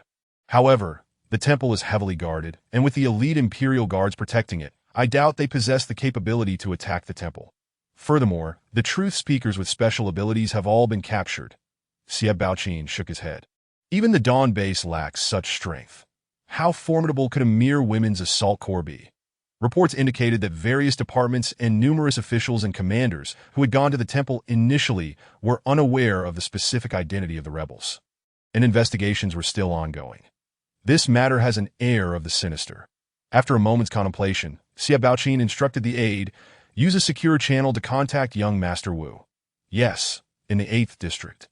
Within a lavish estate, 2 individuals sat upon a leather sofa, an elderly man and a pale, effeminate middle-aged man. The middle-aged man was Wu Dagui, while the elderly man was his uncle, Wu Qianming, the Speaker of the 8th District Cabinet. At this moment, they awaited Zhao Tianxing's response. The truth speakers had descended upon the 9th District Temple for 3 days now, and results were expected, due to the independent networks and communications between autonomous regions. They were not connected online, and only communications could be rerouted. Thus, the latest news released by the 9th District Inspection Department had yet to reach them. Just then, a muscular man approached Wu Dagui with a communicator. Sir, the commander of the 24th Army, Xia Baoqin, requests a conversation. Xia Baoqin? Wu Dagui took the communicator, somewhat perplexed. Moments later, what? The temple has been attacked. The truth speakers have been captured by the rebels. Zhao Tianxing and all cabinet members are dead. Yuan Shiji Duan Qishan and the commander of the Imperial Guards, Yin Sihai, are also dead. Both Wu Dagui and his uncle Wu Qianming jumped up, their faces trembling in shock. Indeed, young master. The 9th District Cabinet has been dissolved. A vote among various departments has resulted in the Inspection Department assuming control. Additionally, last night, the command centers of the 109th and 121st Divisions were also destroyed, with all senior commanders meeting the same fate. Xia Baoqin's voice came through the communicator. Based on my analysis, this series of events appears to be related to the Women's Assault Corps. However, I believe they lack the capability. Understood. You 24th Army remain on standby until I give further instructions. The communication was severed. Wu Dagui's expression darkened like the bottom of a pot. He had never expected such a significant upheaval in the 9th District just days after his departure that a thought crossed his mind. Previously, according to Commander Yin Sihai's report, when intercepting the Women's Assault Corps between Revival and Beihan, they had suffered an attack from mysterious weaponry. An elite special operations unit clad in meteorite armor had been completely wiped out, with 2,000 Imperial Guards and 2 brigades from the 109th suffering severe losses. Ultimately, the remnants of the Women's Assault Corps managed to break through into a no-man's land. Yin Sihai had concluded that it was not a matter of our army's incompetence, but rather the enemy's cunning. This cunning It is evidently due to their possession of mysterious weaponry. The Women's Assault Corps. Undoubtedly, it must be those remnants of the Women's Assault Corps. Chapter 271. The eve of departure with this thought. A surge of resentment welled up within Wu Dage, his teeth grinding audibly at Wu Qianming. Enraged, slammed the table, rampant, truly too rampant. He then turned to Wu Dai, speaking in a deep voice. Why do I feel that all the dead are from our Wu family? The Women's Assault Corps, the very unit that you and Zhao Tianxing stripped of its designation and condemned as rebels? Wu Dagui explained in a hushed tone. They cannot be called a corps. They are merely a group of 100 or so remnants. To be honest, he still felt a degree of apprehension towards his uncle that 100 or so members, a mere 100 dares to attack the temple, to even annihilate the entire cabinet and defeat 2 divisions in a single night. These are not trivial matters, but the main concern is that even the truth speakers have been captured. Do you understand the identity of that truth speaker? She is the daughter of the Chancellor. Well, congratulations. Our Wu family's influence in the 9th district has been completely undermined by you. The more Wu Qianming spoke, the more agitated he became, glancing at the muscular man nearby. Then turning a disapproving gaze towards Wu Dage. A piece of rotten mud cannot be molded. Wu Dage and the muscular man lowered their heads, not daring to speak. However, soon after, Wu Qianming suppressed his rising anger. Sighed, what a calamity! On the surface, this nephew is my brother's son, but in truth, only my sister-in-law and I are aware of the reality. Even if he is a piece of rotten mud, he is still my own flesh and blood. Tell me, what mysterious weapon does that corps possess? Wu Qianming's expression softened, and a glimmer of fondness returned to his eyes as he looked at Wu Dage. Tell me everything you know. Uncle, I am not very clear on what mysterious weapons the Women's Assault Corps possesses, but I can assure you that those remnants are not particularly formidable. Noticing Wu Qianming's tone had softened, Wu Dage raised his head and continued. Initially, the 109th and 121st Divisions were ordered by the cabinet to apprehend Du Lei and the Women's Assault Corps in the Holy War Defense Military District. But they returned empty-handed. The leader of the Women's Assault Corps has certain connections to the Mu family. Needless to say, they are naturally under the protection of the Holy War Defense Military District. Not long ago, in the Beast King hunting grounds of the Holy War City, the Mu family's military industry group had announced that they had developed secret silver ammunition and mysterious weaponry. The Women's Assault Corps has been so rampant, and their backing cannot be separated from the support of the Mu family, that I suspect that the so-called mysterious weapons they possess must have been provided by the Mu family's military industry group. Wu Dage recounted the grievances between himself and the Women's Assault Corps, that of course, everything stemmed from his own vices and obsessions. Wu Qianming was already well aware of the matter between him and Du Lei. No one could have anticipated that what began as a petty rivalry over jealousy would escalate into such a significant uproar that if that's the case, the Women's Assault Corps is hardly a threat. It is the Mu family orchestrating things behind the scenes? How audacious of them! After Wu Qianming finished speaking, he furrowed his brow and pondered for a moment, feeling that something was amiss. Even if the Mu family were bold, they would not dare to annihilate the cabinet, let alone capture the Chancellor's daughter. Have they grown tired of living? Let's not jump to conclusions too soon. I will contact the larger region to investigate the situation further. Wu Qianming looked at Wu Dage and continued. The most crucial thing now is to hunt down the rebels and minimize the risks that we must ascertain the whereabouts of the Chancellor's daughter and rescue her at all costs. As long as the Chancellor's daughter remains unharmed, the 9th district will still be under our Wu family's control. You should stay in the 8th district for now. Once the situation in the 9th district is resolved, you can return to AS for the Mu family. They won't be able to make much noise for long. I will arrange for someone to deal with them. All right, uncle. With your assurance, I feel at ease. Wu Dage nodded. Looking at the muscular man, contact Xia Baoqin for me. Yes, sir. The muscular man hurriedly retrieved the communicator as night fell at the Women's Assault Corps Canyon base, on the open ground in front of the warships. Nearly 2,000 female soldiers stood in orderly rows, heads held high, gazing ahead. In front of the female soldiers lay sets of arm guards, shoulder pads, knee pads, and the shimmering silver snake stabs that 25 sets of intelligent battle suits had been produced, with each suit equipped with a silver snake stab. Certainly, among them is a silver snake spear that was once wielded by the commander, who has since replaced it with a golden snake spear forged from vibranium. At this moment, All the female soldiers gazed longingly at these treasures, their eyes shimmering with desire. The commanders, including Lu Ruobing, were particularly radiant with excitement, having contemplated the smart combat suits for many days. Now, the moment they had yearned for was finally at hand. How could they not feel exhilarated? Report. The armored infantry is assembled and ready for orders. Report. The special forces team is assembled and ready for orders. Qin Minghan and Xiao Tong stepped forward before Du Fei, standing tall and saluting. Very well.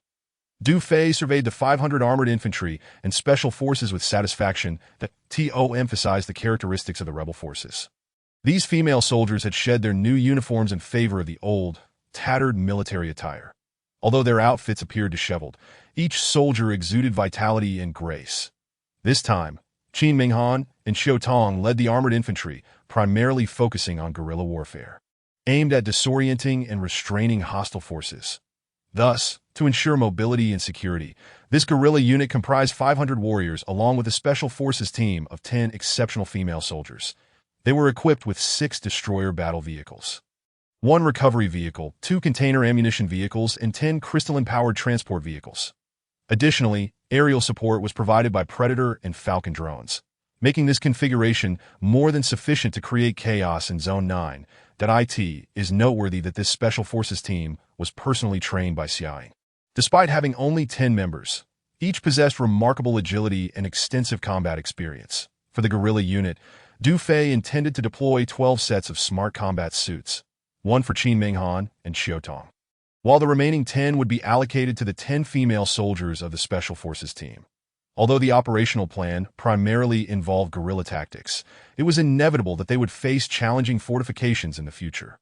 With this Vibranium Smart Combat Suit Special Forces team, the battle would be considerably easier, enabling them to provide cover and execute decapitation strikes when necessary.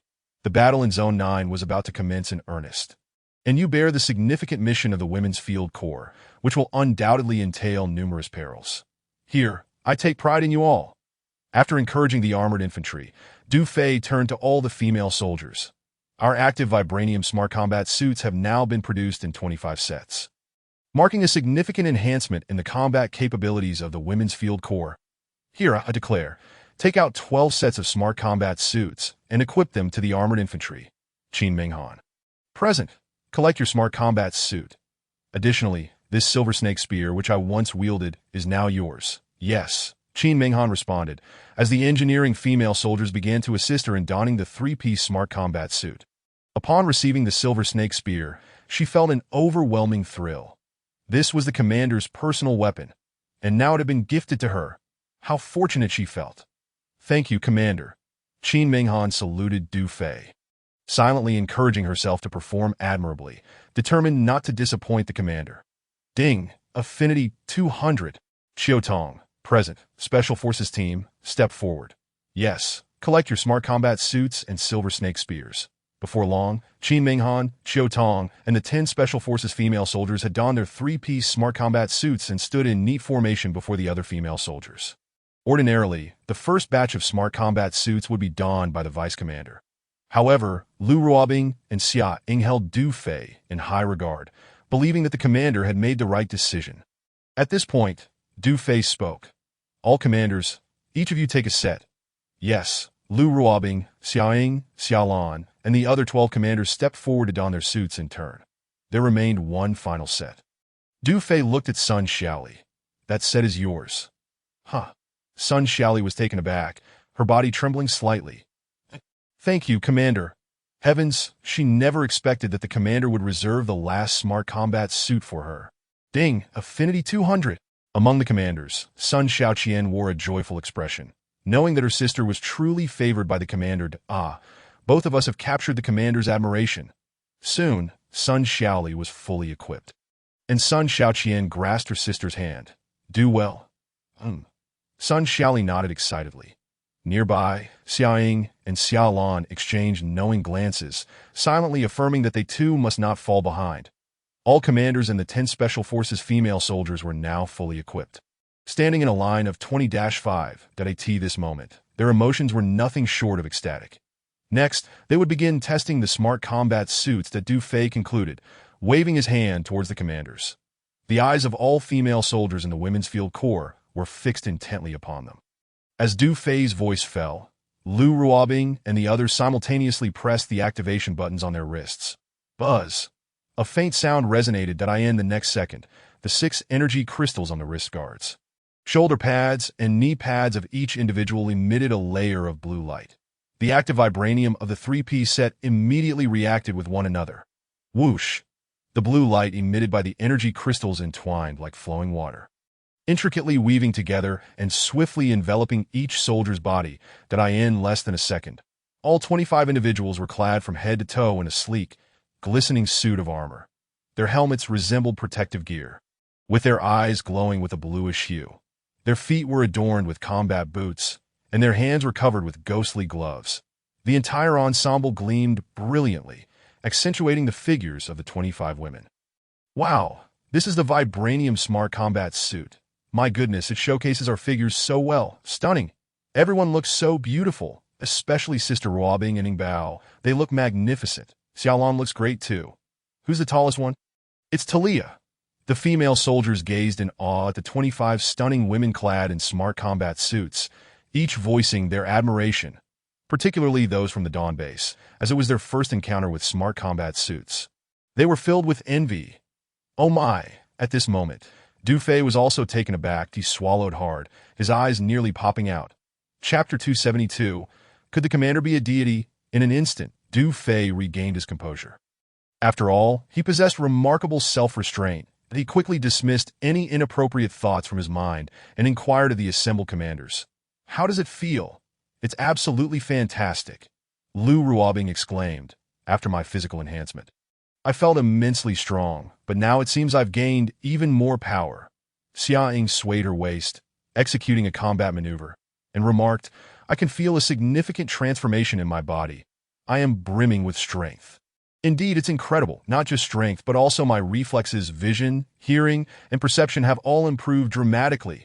Exactly. I can hear the sound of water from a distance, chimed in Xiaolon, Su Ninger, and Zhao Feifeng. Sun Xiaoli remarked, Sister, this combat suit is astonishing. I feel as though I'm not wearing anything at all. Sun Xiaoqian blushed. Me too.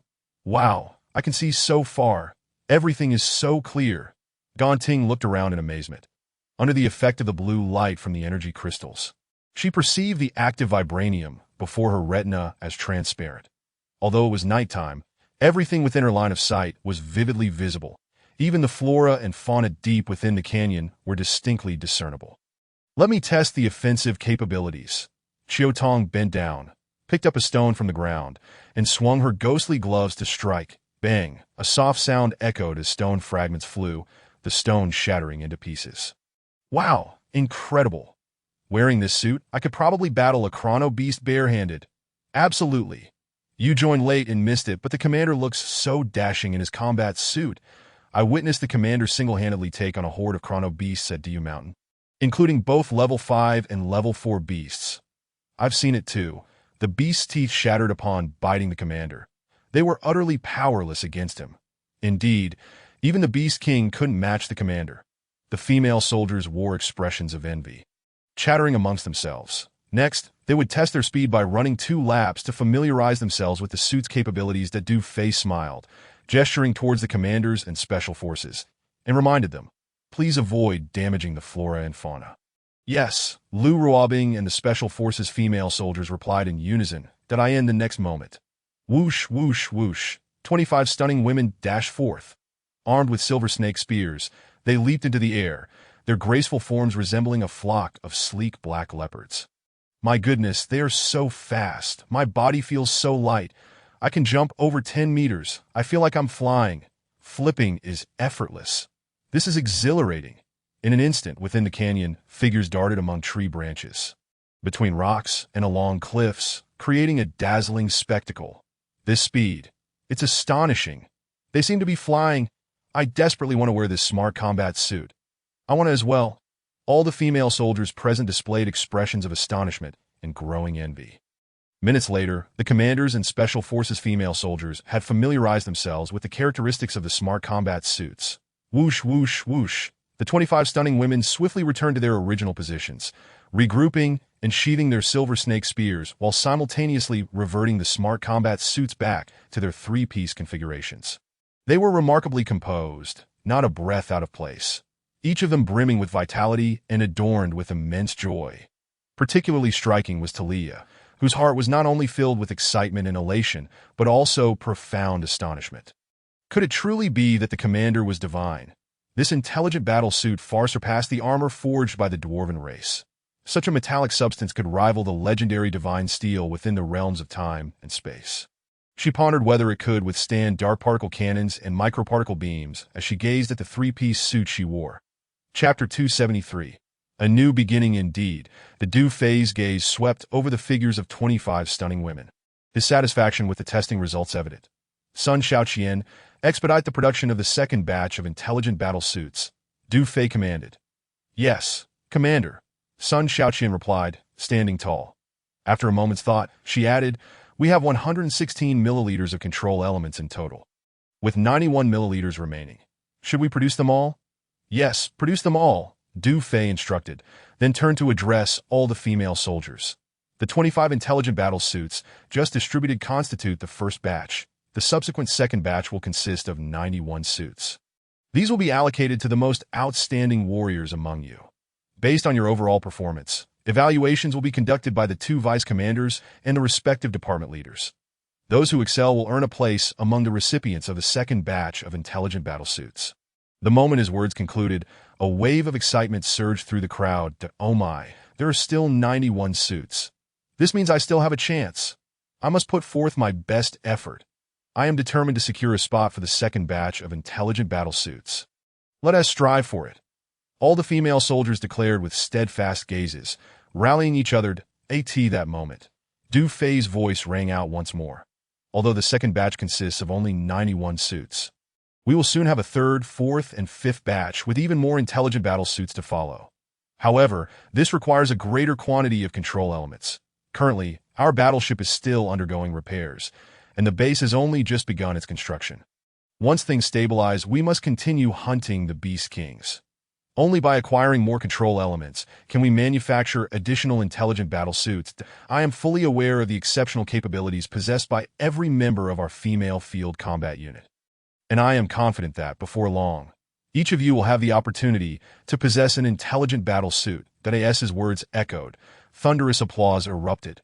All the female soldiers were instantly electrified, their hands red from fervent clapping. This is fantastic. Each of us has a chance to don an intelligent battle suit. I was just worried about missing out, considering there are nearly 2,000 sisters. What are you saying? The commander is exceptionally fond of every sister. Isn't that right? Absolutely. The commander has always treated us well. The excitement amongst the female soldiers was palpable as they eagerly anticipated the chance to hunt the Beast Kings. Beep, Affinity 50. Beep, Affinity 50. Beep, Prestige 200. Beep, Prestige 200. Beep, Affinity 50. Beep, Affinity 100. As the system notifications rang out in rapid succession, Du Fei's heart soared with joy that he realized that the intelligent battle suits and the eternal battleship would be the safeguard for himself and the female soldiers in the future. However, a bold thought suddenly struck him. For enhanced security, it would be ideal to coat the entire eternal battleship with a layer of active vibrating gold.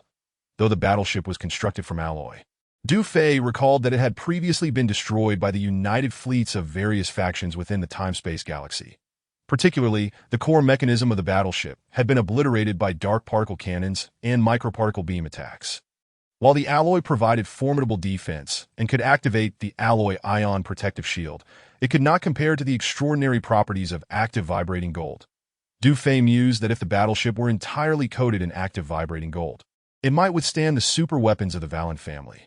With this thought in mind, Du Fei resolved to accelerate the repair progress of the eternal battleship before the battleship was fully restored.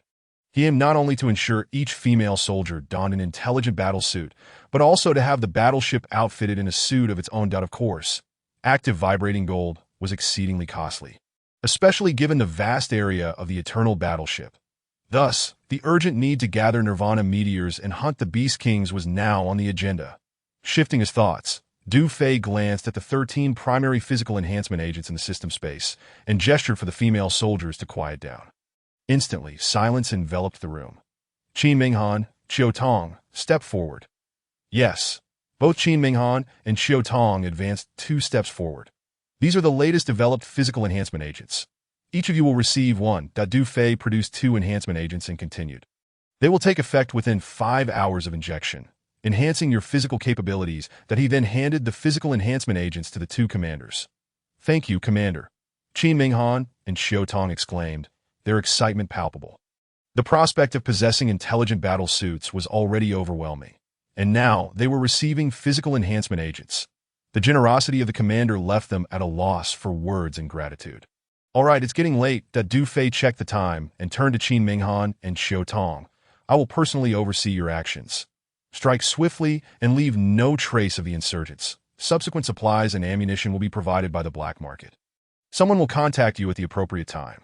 Tonight, you must make your way to the heavy crime mine controlled by the Wu family, located 200 kilometers north of Revival City.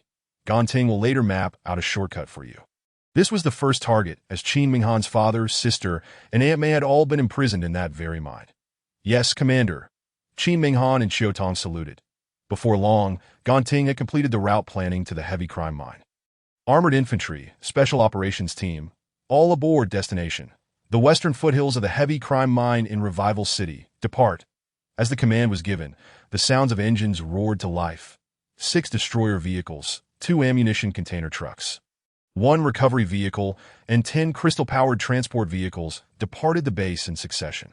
Above the canyon, for Eagle drones provided aerial escort, under the watchful eyes of the commanders and all the female soldiers. The guerrilla team, led by Qin Minghan and Qiu Tong, swiftly vanished into the vast night. This would mark a new beginning. Du Fei gazed in the direction of their departure, exhaling deeply. All dismissed. Yes. As the female soldiers dispersed, Lu Ruobing and other commanders gathered around Du Fei, all bearing smiles, reluctant to leave. Unable to contain herself, Xia Ying leaned closer to Du Fei's ear and softly inquired. Commander, are there any more physical enhancement agents available? Du Fei chuckled, surveying the commanders, each of whom was quite perceptive. Yes, there are. Each person will receive one. Currently, there were 11 enhancement agents remaining, and aside from Lu Ruobing, there were 12 individuals present, primarily due to the additional presence of Sun Xiaoli. Given that Sun Xiaoli had already achieved an affinity level of 200, it was only logical to enhance one more individual for an additional gain. Beep! Congratulations, host, for spending 1,000 affinity points to successfully exchange for 1 physical primary enhancement agent. Du Fei directly exchanged for another, then looked towards Su Ning. Each of you will receive one. Before bed, you will be responsible for administering the injections. Yes, Commander. Su Ning replied with enthusiasm. Soon, each person, filled with excitement, extended their trembling hands to receive their physical primary enhancement agents. Xiaoying's charming dimples appeared as she received her agent from Du Fei. Glancing first at Lu Ruobing before mischievously remarking, Commander, 1TU personally administer the injections to everyone. The moment those words left her lips, all the commanders inexplicably turned red, hastily diverting their gazes elsewhere. Lu Ruobing blushed even deeper, pinching Xiaoying playfully. You naughty girl, be quiet. Du Fei was at a loss for words. It was evident that Xiaoying had pried some information from Lu Ruobing. But wait, why were the other commanders blushing? Their expressions suggested they knew something as well. However, the others remained relatively reserved, understanding without voicing their thoughts. Only Xiaoying was brazenly stirring the pot, her thoughts decidedly impure. Du Fei couldn't help but shoot Xiaoying a sidelong glance. Had it not been for the 5-hour delay before the effects took place, she would have undoubtedly faced consequences tonight, at this moment. Talia was the last to approach to collect her agent, and upon receiving it, she was equally thrilled. Noticing the group of commanders engaged in playful banter around Lu Ruobing and Xiaoying, Talia quietly asked, Commander, when will you have time? What is it? Du Fei frowned. That I wish to discuss something with you. What matter? It pertains to the Black Phoenix. The situation is rather peculiar. Just as Talia began to explain, Yi Mengfan hurried over. Commander, the monitoring room has intercepted communications from District 8 and the Revival Fortress military subzone. You need to come at once. Communications from District 8? Very well. I shall attend immediately. Du Fei replied, then turned to Talia. Once I finish my business, meet me in the captain's quarters tonight. With that, he waved toward Yi Mingfan and proceeded to the monitoring room. Oh, okay. Talia snapped back to reality, her heart racing with anticipation. Answers regarding the surge of the Black Phoenix's spiritual source were finally within reach. Eternal Battleship, monitoring room. Du Fei led Lu Ruobing, Xiaoying, Xiaolan, Yi Mingfan, and others as they entered. Greetings, Commander. Greetings, Deputy Commander. The 12 female communication soldiers rose and saluted. Thank you for your hard work. Du Fei replied with a smile and a nod. Commander, please take a look. This is the recently intercepted communication record. One of the communication soldiers opened a folder on the screen, revealing a segment of audio data. Play it, Du Fei instructed. The soldier activated the audio, and a clear conversation immediately resonated. Young Master Wu. I am Xie Baoqin, the commander of the 24th Army of the Fortress Military District, awaiting your orders. A soft, high-pitched voice responded. I have confirmed that the rebels who attacked the temple are remnants of the Women's Field Corps. I now command you, 24th Army, to pursue the Women's Field Corps with all your strength, sparing no effort to locate and rescue that oracle. Upon completion of the mission, your 24th Army will receive substantial subsidies and rewards. Thank you for your cultivation, young Master Wu. I am prepared to face fire and water, undeterred by death. Xie Baoqin's voice was initially resounding and then faltered. However, it is said that those remnants possess mysterious weapons and excel in decapitation operations. Chapter 274. Securing the mine area. Do not worry about their usual decapitation tactics. In 3 days, a batch of Nirvana meteorites and Beast King blood will arrive at the Wu family's 8th military factory. They have developed the latest command center protective shield, forged from meteorite iron. At that time, including meteorite battle vehicles, armor, and ammunition, we can allocate a portion to you. Remember, once those remnants are discovered, they must be pursued relentlessly, with the rescue of that oracle as the priority. Rest assured, young Master Wu, with these supplies, I guarantee the completion of the mission. Finally, I remind you that the orders from the inspection department can be disregarded. District 9 has always belonged to my Wu family. Understood. The audio concluded. Du Fei furrowed his brow slightly. He had intended to await this individual's return to oversee matters, yet he remained in District 8. Directing from afar, however, the conversation between Wu Dege and Xie Baoqin revealed some good news. In 3 days, a shipment of Nirvana meteorites and Beast King blood would arrive at the Wu family's 8th military factory. Nirvana meteorites and Beast King blood? Could it be? Lu Ruobing and Xia Ying exchanged glances, visibly excited. Indeed, that is precisely what we need at the moment. Du Fei nodded at them, and then turned to Yi Mingfan, asking, how far is the heavy crime mine from the Wu family's 8th military factory? Referring to the list sent by the inspection department, which marked all of Wu's properties and influences, Yi Mingfan quickly checked. The heavy crime mine is located north of Fuxing City, while the Wu family's 8th military factory is situated on the outskirts of Nanyan City, approximately 1,300 kilometers apart. 1,300 kilometers? Du Fei gazed at the screen, contemplating, we must acquire this batch of Nirvana meteorites and Beast King blood. After a brief pause, he stated, I've gone Ting plan a route to Nanyan City. Yes, Xiaoying. Instruct Qin Minghan and the others to launch an attack on the heavy crime mine at 5 in the morning, leaving no management or guards alive. Then, directly proceed to Nanyan City. We should arrive in 3 days. Understood, Xiaoying replied. Commander, the Wu family's 8th military factory is in close proximity to the wilderness. I suspect that batch of Nirvana meteorites and Beast King blood is likely being transported from District 8. Lu Ruobing pointed at the screen, analyzing, this is the transportation line between District 8 and District 9. We can lay an ambush near the border. Xiaolan added, as for the retreat, we can head east. There is a camp left by the Dawn organization at the intersection of Nanyan and Guangming.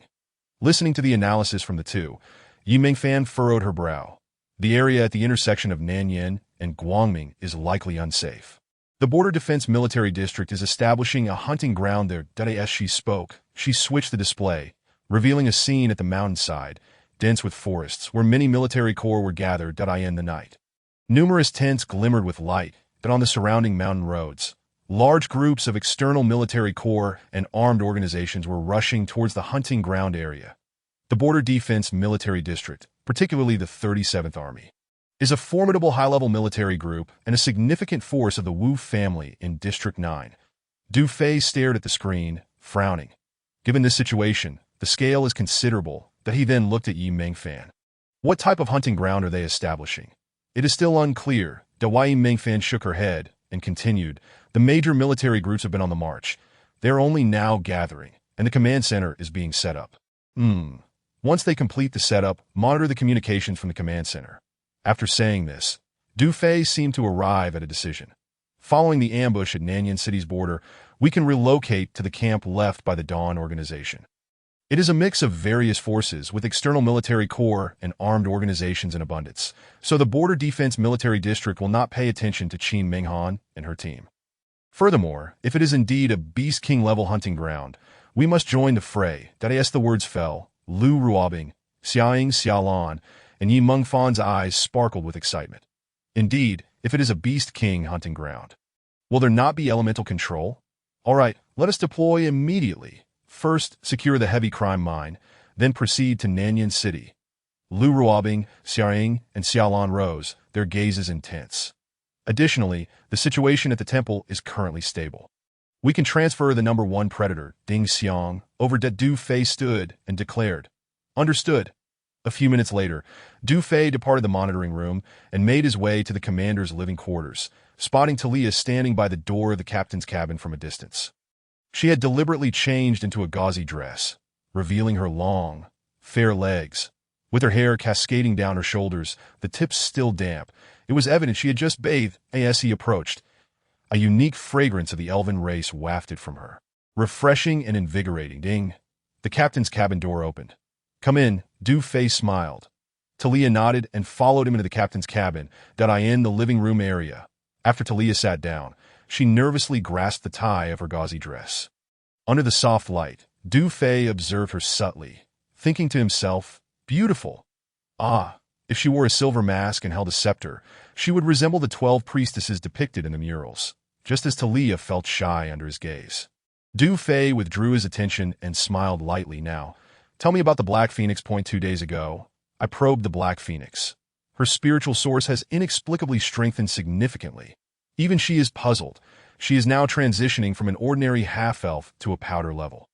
Commander, as you know, the enhancement of the spiritual source in the elven race requires tens of thousands of years. How could her spiritual source possibly strengthen so dramatically overnight? This question had been troubling her, and she thought perhaps the commander, being the king, could unravel its mystery. Talia recounted the situation of the Black Phoenix from 2 days prior in detail. Upon hearing this, Du Fei furrowed his brow slightly. Since he had only inherited the memories of the female lineage as Elven King, he could currently only discern the levels of elves, with little knowledge regarding the true word techniques and probing abilities. The strengthening of the Black Phoenix's spiritual source. No wonder she returned from the inspection department that day, remaining silent with a strange expression on her face. Could it be that her spiritual source strengthened due to his identity as the Elven King? Did he possess the ability to enhance the spiritual sources of elves? My goodness, he thought, if that is the case, not only can I reclaim the abilities of the elves, but also indirectly pass them on to ordinary humans.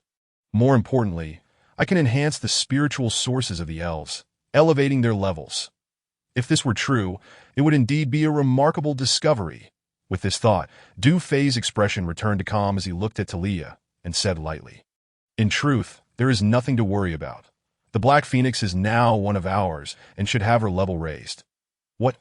You already knew about this? Talia's eyes widened in surprise. Did you enhance her spiritual source? Yes, the mystery is ineffable. There is no need for you to be troubled about the enhancement of the spiritual source. Upon hearing this, Talia was overwhelmed with excitement, her eyes sparkling with intense hope and longing, as she could not help but ask, Commander, could you enhance my spiritual source as well? She had not experienced any enhancement for tens of thousands of years, and as an elf, she felt quite dejected, even believing her life was approaching its end. Yet now, hearing that the commander could enhance spiritual sources, she seemed to see a fountain of life. How could she not yearn for it? Seeing Talia's pleading expression, Du Fei felt a pang of compassion and nodded solemnly. It can be done. Wonderful. Talia's excitement made her body tremble slightly as she stammered, Thank you. Thank you, Commander. Saying this, she performed the most respectful gesture of her elven race. prostrating before Dufay that he helped her up, noticing it was getting late, and headed toward the soft couch. "Commander, is this really necessary?" "Yes." "Ding Affinity 1, ding Affinity 10, ding Affinity 500, ding Affinity 3000, ding Affinity 3000, ding Affinity 5000. The notifications from the system echoed continuously in his mind. Dufay was overjoyed indeed. This is a treasure level. During a night march, Qin Minghan and Xiu Tong led 500 armored infantry to their destination, 200 kilometers north of the city of Revival, amidst the foothills near the heavy crime mining area. Shadows flitted about. According to reconnaissance by the Falcon drone, there are approximately 1,000 guards within the mining area, and we must act swiftly. Ding Xiang first neutralized the 6 watchtowers surrounding the mining area. "No problem, leave it to me. Machine gunners secure all exits to prevent enemy escape." "Yes, special forces, once the battle commences, infiltrate the mining area to eliminate the management." "Yes, at 5 in the morning." His communications and surveillance within the mining area malfunctioned, and all instruments ceased operation, plunging into darkness. Whoosh, whoosh, whoosh. The hummingbird drone circling overhead began to plummet. What is happening? The management station in the mining area was taken aback. "Report, the network connection has failed," before the words could settle. Bang, a sniper round shot through the air. One guard on a watchtower was instantly decapitated, his body swaying as it fell to the ground. Immediately, bang, bang, bang, several sniper rounds were fired in quick succession. The guards on the remaining watchtowers surrounding the mining area fell one after another. "Clear the guards on the walls." "Yes." Rat-tat-tat. Rat-tat-tat. In midair, for Falcon drones unleashed a torrent of fire upon the guards stationed at the steel walls of the mining area. It's the rebels. The mining area is under attack. Alert! Instantly, all management personnel in the mining area awoke from their slumber, and nearly 1,000 guards began to assemble swiftly. Artillery fire. Whoosh, whoosh, whoosh, whoosh. In the next moment, dozens of artillery shells rained down upon the gathering guards. Boom! Boom! A cacophony of thunderous explosions erupted, scattering debris everywhere. Countless guards, unable to don their armor in time, were blasted away, weapons, armor, and severed limbs raining from the sky. In the prison cave housing the inmates, stones began to tumble down. Another attack on the mining area. It is likely the rebels again. Everyone, stay calm. Do not go outside. Should we seize the chaos to escape? The outside is filled with time beasts. Where could we run? Indeed, it's best to remain here. The bolder prisoners clung to the iron bars, peering out, while the timid huddled together, some terrified, others exhilarated. This heavy crime mining area had last been attacked by the Dawn organization. Who would have expected another assault within 2 months? Special forces prepare charge. Qin Minghan and Xiu Tong waved their hands behind them, pressing buttons to activate their smart battle suits, and they charged directly toward the mining area's walls. 10 female Special Forces soldiers also activated their smart suits, following closely behind like a pack of ferocious Black Panthers. Rat-tat-tat on the walls. 2 concealed bunkers detected their presence, and fire erupted in an instant. What on earth? What kind of armor are they wearing? Good heavens, is this still human? Incredulous. As countless bullets ricocheted off the bodies of the Special Forces soldiers, the machine gunners within the bunkers were utterly dumbfounded. Before the guards in the bunkers could regain their wits, Qin Minghan and Xiu Tong had already charged up to them. The silver snake stabs in their hands plunged in with 2 agonizing cries. Qin Minghan and Xiu Tong darted up and directly scaled the walls. Following closely, swoosh, swoosh, swoosh, swoosh, the 10 female Special Forces soldiers leaped up one after another, swiftly vaulting over the walls. "Eliminate the management," the commander ordered. "Leave none alive." Yes. In an instant, the management area of the mining site was filled with wails and screams. The Special Forces, wielding their silver snake stabs, operated with decisive efficiency as management personnel fell into pools of blood. The management area is under attack. The officers are all dead. Run. Run fast. Within the mining area, the once fearsome guards had lost all their previous bravado, replaced instead by terror and chaos. They panicked, fleeing towards the exits of the mining area. Open fire! Rat-tat-tat-tat in the foothills. A dozen machine guns unleashed a barrage, mercilessly targeting the fleeing guards. In less than a minute, all the escaping guards had been eliminated. Minutes later, report, the management area has been cleared. Report, the mining area guards have been eliminated. Report, the detention area guards have been eliminated. In the earpiece, the reports from the female Special Forces soldiers came through. Qin Minghan and Xiao Tong exhaled. The battle is over. The mining area is secure. Drones will maintain surveillance, armored infantry will search for supplies, and we will withdraw in 10 minutes. Commence operations. Qin Minghan and Xiao Tong commanded through their earpieces. Yes, sisters, enter the mining area and gather supplies. Move quickly. In the foothills, 10 transport vehicles sped toward the mining area. In the detention area, Qin Minghan, Xiao Tong, and the female Special Forces soldiers arrived at the cave where the prisoners were held. Click, click, click. As the chains fell, the female Special Forces soldiers sequentially unlocked the iron bars. Chapter 275. Quite a lot has happened in recent days that in an instant, the entire cave fell silent, all prisoners trembling, not daring to breathe. You need not be afraid that we only target the management and guards of the mining area 60 kilometers west of the mining area. There are no time beasts or mutated beasts. Only a few scavenger camps. You are free now. You may choose to stay or leave. After Qin Minghan and Xiao Tong addressed the prisoners, they turned to lead the Special Forces away. Thank you. Thank you for saving us. I never imagined that one day I would be able to leave this place that devours people without a trace. We are eternally grateful. Tears streamed down the prisoners' faces. Overwhelmed with gratitude, the elderly man looked at the figures of Qin Minghan and the others, his lips trembling. Benefactors, may I ask which organization you belong to? The Women's Guerrilla Corps. In the canyon base. The captain's quarters. Ding. Reputation points 100. Ding. Reputation points 200. Ding. Reputation points 100. Ding. Reputation points 200. The system notification echoed in his mind. Where did all these reputation points come from? What is going on? Du Fei opened his eyes. In the next moment, the system interface appeared in his mind, revealing some changes in the data. Host, Du Fei position, Supreme Commander Legion, Women's Guerrilla Corps domain range, 1,000 kilometers reputation points, 251,830 affinity points, 112,576 physique. Primary enhancement 80 friendly reminder. Physique limit has not yet been expanded. Items. Universal Toolbox 1, Golden Snake Stab 1. Holy cow, in just this short while, the reputation points surged by nearly 100. 000, wow. The affinity points increased by nearly 50,000 overnight, surpassing 100, 000.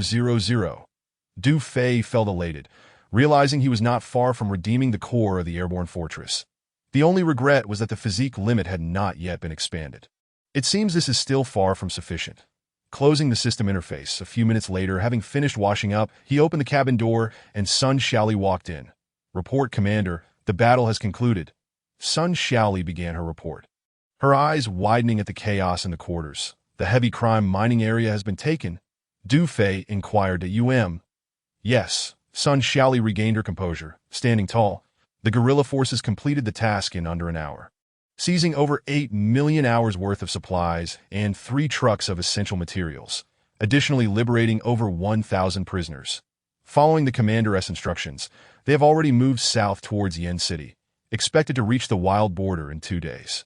A few minutes ago, Su Zhong dispatched the Royal Guard to the heavy crime mining area to handle the aftermath. Moreover, the engineers have completed the schematics for the Vulture fighter jet. Sun Xiaoli concluded her report. Excellent, Du Fei nodded, soon understanding that nearly 100,000 reputation points must have been earned from the liberation of over 1,000 prisoners. Who would have thought? This indeed presents a new avenue for gaining reputation points. Have the physique enhancers been administered?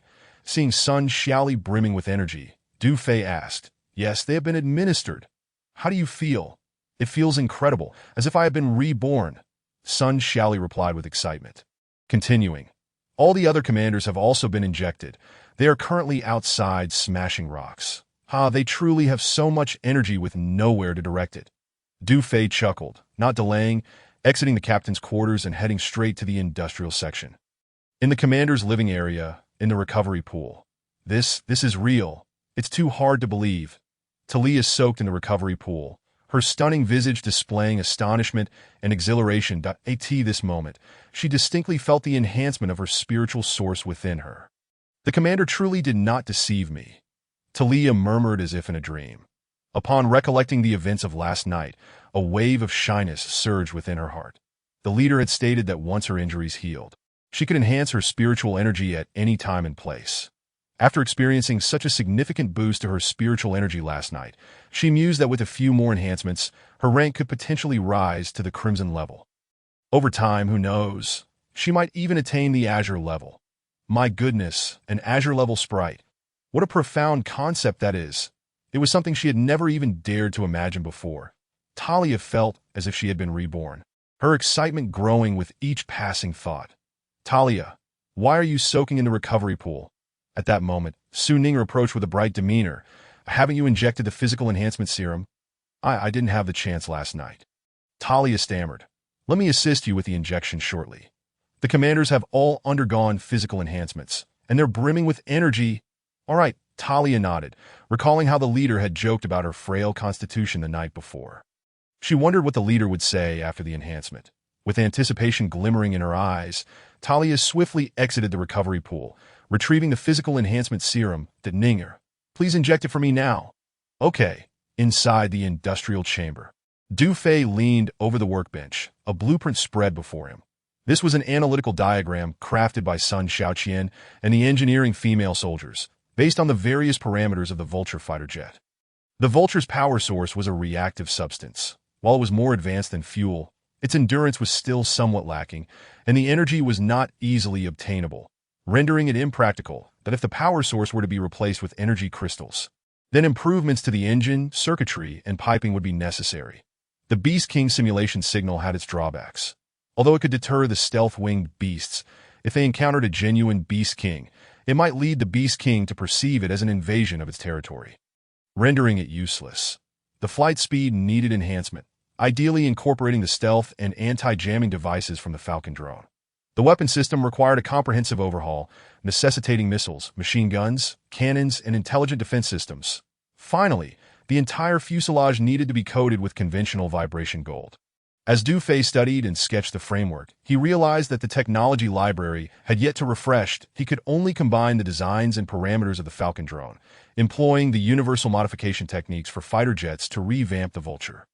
2 hours later, Du Fei had annotated and drawn several diagrams based on the core components of the Falcon drone, including improvements to the cockpit, radar compartment, rest area, and airtight storage chamber. Naturally, the power source. Weapon systems, communication, navigation equipment, and various facilities would be dismantled as necessary, utilizing whatever could be salvaged. In essence, aside from the unchanged exterior, the Vulture fighter jet had undergone a complete metamorphosis. Du Fei exhaled, feeling quite satisfied. Sun Xiaoqian. Here, Sun Xiaoqian, who was busy crafting intelligent battle suits, promptly approached. These are the detailed parameters and schematics for the modifications to the Vulture fighter jet, based on the core components of the Falcon drone. Du Fei pushed a stack of blueprints towards Sun Xiaoqian, continuing, "This will be the first manned aircraft for my Women's Field Combat Brigade, and I have named it Sky Dome 1. Sky Dome 1? Sun Xiaoqian's eyes sparkled with excitement. With the characteristics of the Falcon drone, the modifications will surely be impressive. We'll only know after the modifications and testing are complete. Du Fei chuckled that let's put in some hard work over the next few days to expedite the deployment of Sky Dome 1.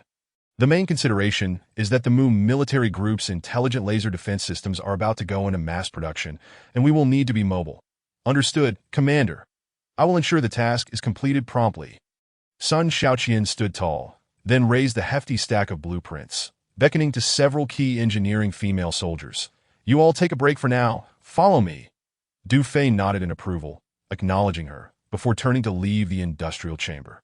Just as he stepped out, a voice crackled through his earpiece. "Commander, there's good news." "What good news?" Du Fei inquired. "The command center for the Border Military District's hunting ground has been established. They just held a meeting. As you predicted, they are forming a Beast King-level hunting ground, located in the Shilin Valley between Nanyan and Guangming," Yi Mengfan reported. "Indeed, a Beast King-level hunting ground." Du Fei's spirits lifted. "When will the general offensive commence?" "That remains uncertain.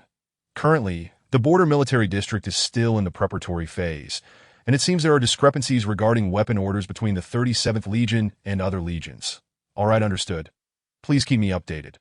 Du Fei instructed. "Yes, Commander." Yi Mingfan responded to AT that moment. Sun Xiaoli approached, handing him an external communication device. Commander, Minister Mu is calling that Du Fei accepted the device. Old man, this is Du Fei.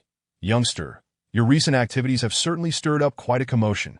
The voice of Mu Qinxuan echoed through the device, lacking any trace of reproach, instead tinged with satisfaction. That I heard this morning that you demolished the Wu family's heavy crime mine? Indeed, Du Fei replied with a faint smile.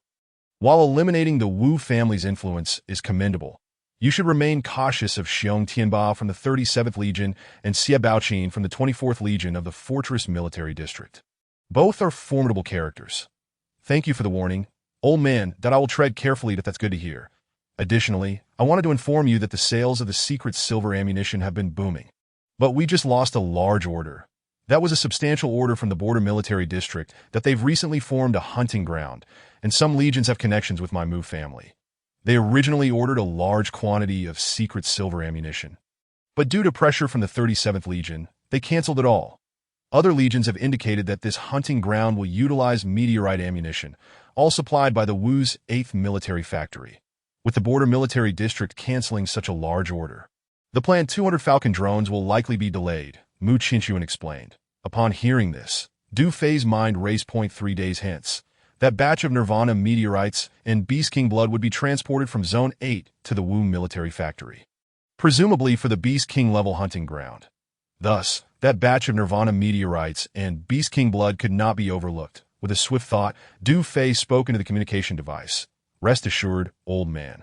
Those orders will not slip away. Slip away? Mu Qinxuan's tone was laced with skepticism. Indeed, however, if the Border Military District places another order, it will be at triple the price. Triple the price. Mu Qinxuan inhaled sharply. Are you confident? The secret silver ammunition ordered by the Border Military District is worth over 50 million, that if it truly is at triple the price, that would be a tremendous profit. I am confident. Du Fei affirmed that I understand. You aren't planning to demolish the Wu's 8th Military Factory, are you? Mu Qinxuan queried. Demolish it. Not at all. That I have my methods, Du Fei chuckled. The Wu's 8th Military Factory was renowned. Despite being just one factory, its advanced manufacturing equipment could rival the entire Mu military group. Keeping it would be tremendously beneficial, effectively making it an asset of his own. Demolishing it was out of the question. Very well. Since you are confident, I shall await good news. Mu Qinxuan's tone was half-believing as the communication abruptly ended. Just as Du Fei concluded his conversation with Mu Qinxuan, he received a call from Wang Jianqing. Minister Wang, this is Du Fei. This morning's attack on the heavy crime mine has likely alerted the Wu family. The 24th Legion of the Fortress Military District has already begun to take action. They recently posted a high bounty on the Tianyan website targeting the Women's Field Combat Brigade. Many factions and armed organizations in Zone 9 are eager for profit, so be cautious, Wang Jianqing warned over the communicator. The 24th Legion of the Fortress Military District has issued a high bounty. Du Fei furrowed his brow slightly, then replied, Understood. That I will devise a response plan shortly. That's good. Let me share some additional information. Wang Jianqing continued. Currently, various departments are still unaware of the imminent arrival of the Truth Seeker, and the situation in Revival City remains relatively stable. The Supervisory Department has exercised cabinet authority, and yesterday they made some adjustments to positions. Among them, a new official has been appointed to oversee the 3 strongholds in the southern part of Revival City, including the former camp of the Women's Field Combat Brigade at Stronghold 83. This official is named Chen Qinghe, and he will have full authority over the continuation of mining operations at the former Women's Field Combat Brigade's secret silver mine, with Su Zhong's Imperial Guards assisting him. The plan is to establish a large-scale mine at the former camp of the Women's Field Combat Brigade under the auspices of the Supervisory Department. What do you think? Chapter 276. Preparing for action as Wang Jianqing finished speaking. Du Fei was momentarily taken aback. Chen Qinghe, isn't that the assistant Chun from the clinic? Indeed, he's a trustworthy ally, Wang Jianqing replied with a laugh. This was recommended by your father. Very well, Du Fei nodded, saying, I believe he is capable. I can entrust this to him. Originally, I had been concerned about the situation of the Mithril mine and the miners under Chen Yuanshan's care. However, with the appointment of Chen Qinghe to the City Defense Department to oversee the establishment of large-scale mines, it seems quite fitting. Moreover, Chen Qinghe is the elder brother of Chen Yuanshan, so his presence alleviates any worries regarding the resettlement of the miners that AS for the mithril mine. Su Zhong has already briefed Qin on the specifics. The mithril extracted henceforth will be exclusively allocated for the Women's Assault Corps. Very well, let us expedite the process. After Du Fei concluded his communication, he felt a sense of relief. This is indeed a fortunate development. Once the Mu family's military-industrial conglomerate delivers 200 Falcon drones to the Women's Assault Corps, a substantial amount of mithril ammunition will be required. Although the Mu family currently possesses 2 mithril mines, their reserves are limited and barely suffice for the needs of the Mu military-industrial group. In contrast, the previous mine operated by the Women's Assault Corps has a vast reserve, which can now be mined on a large scale, alleviating future concerns regarding mithril.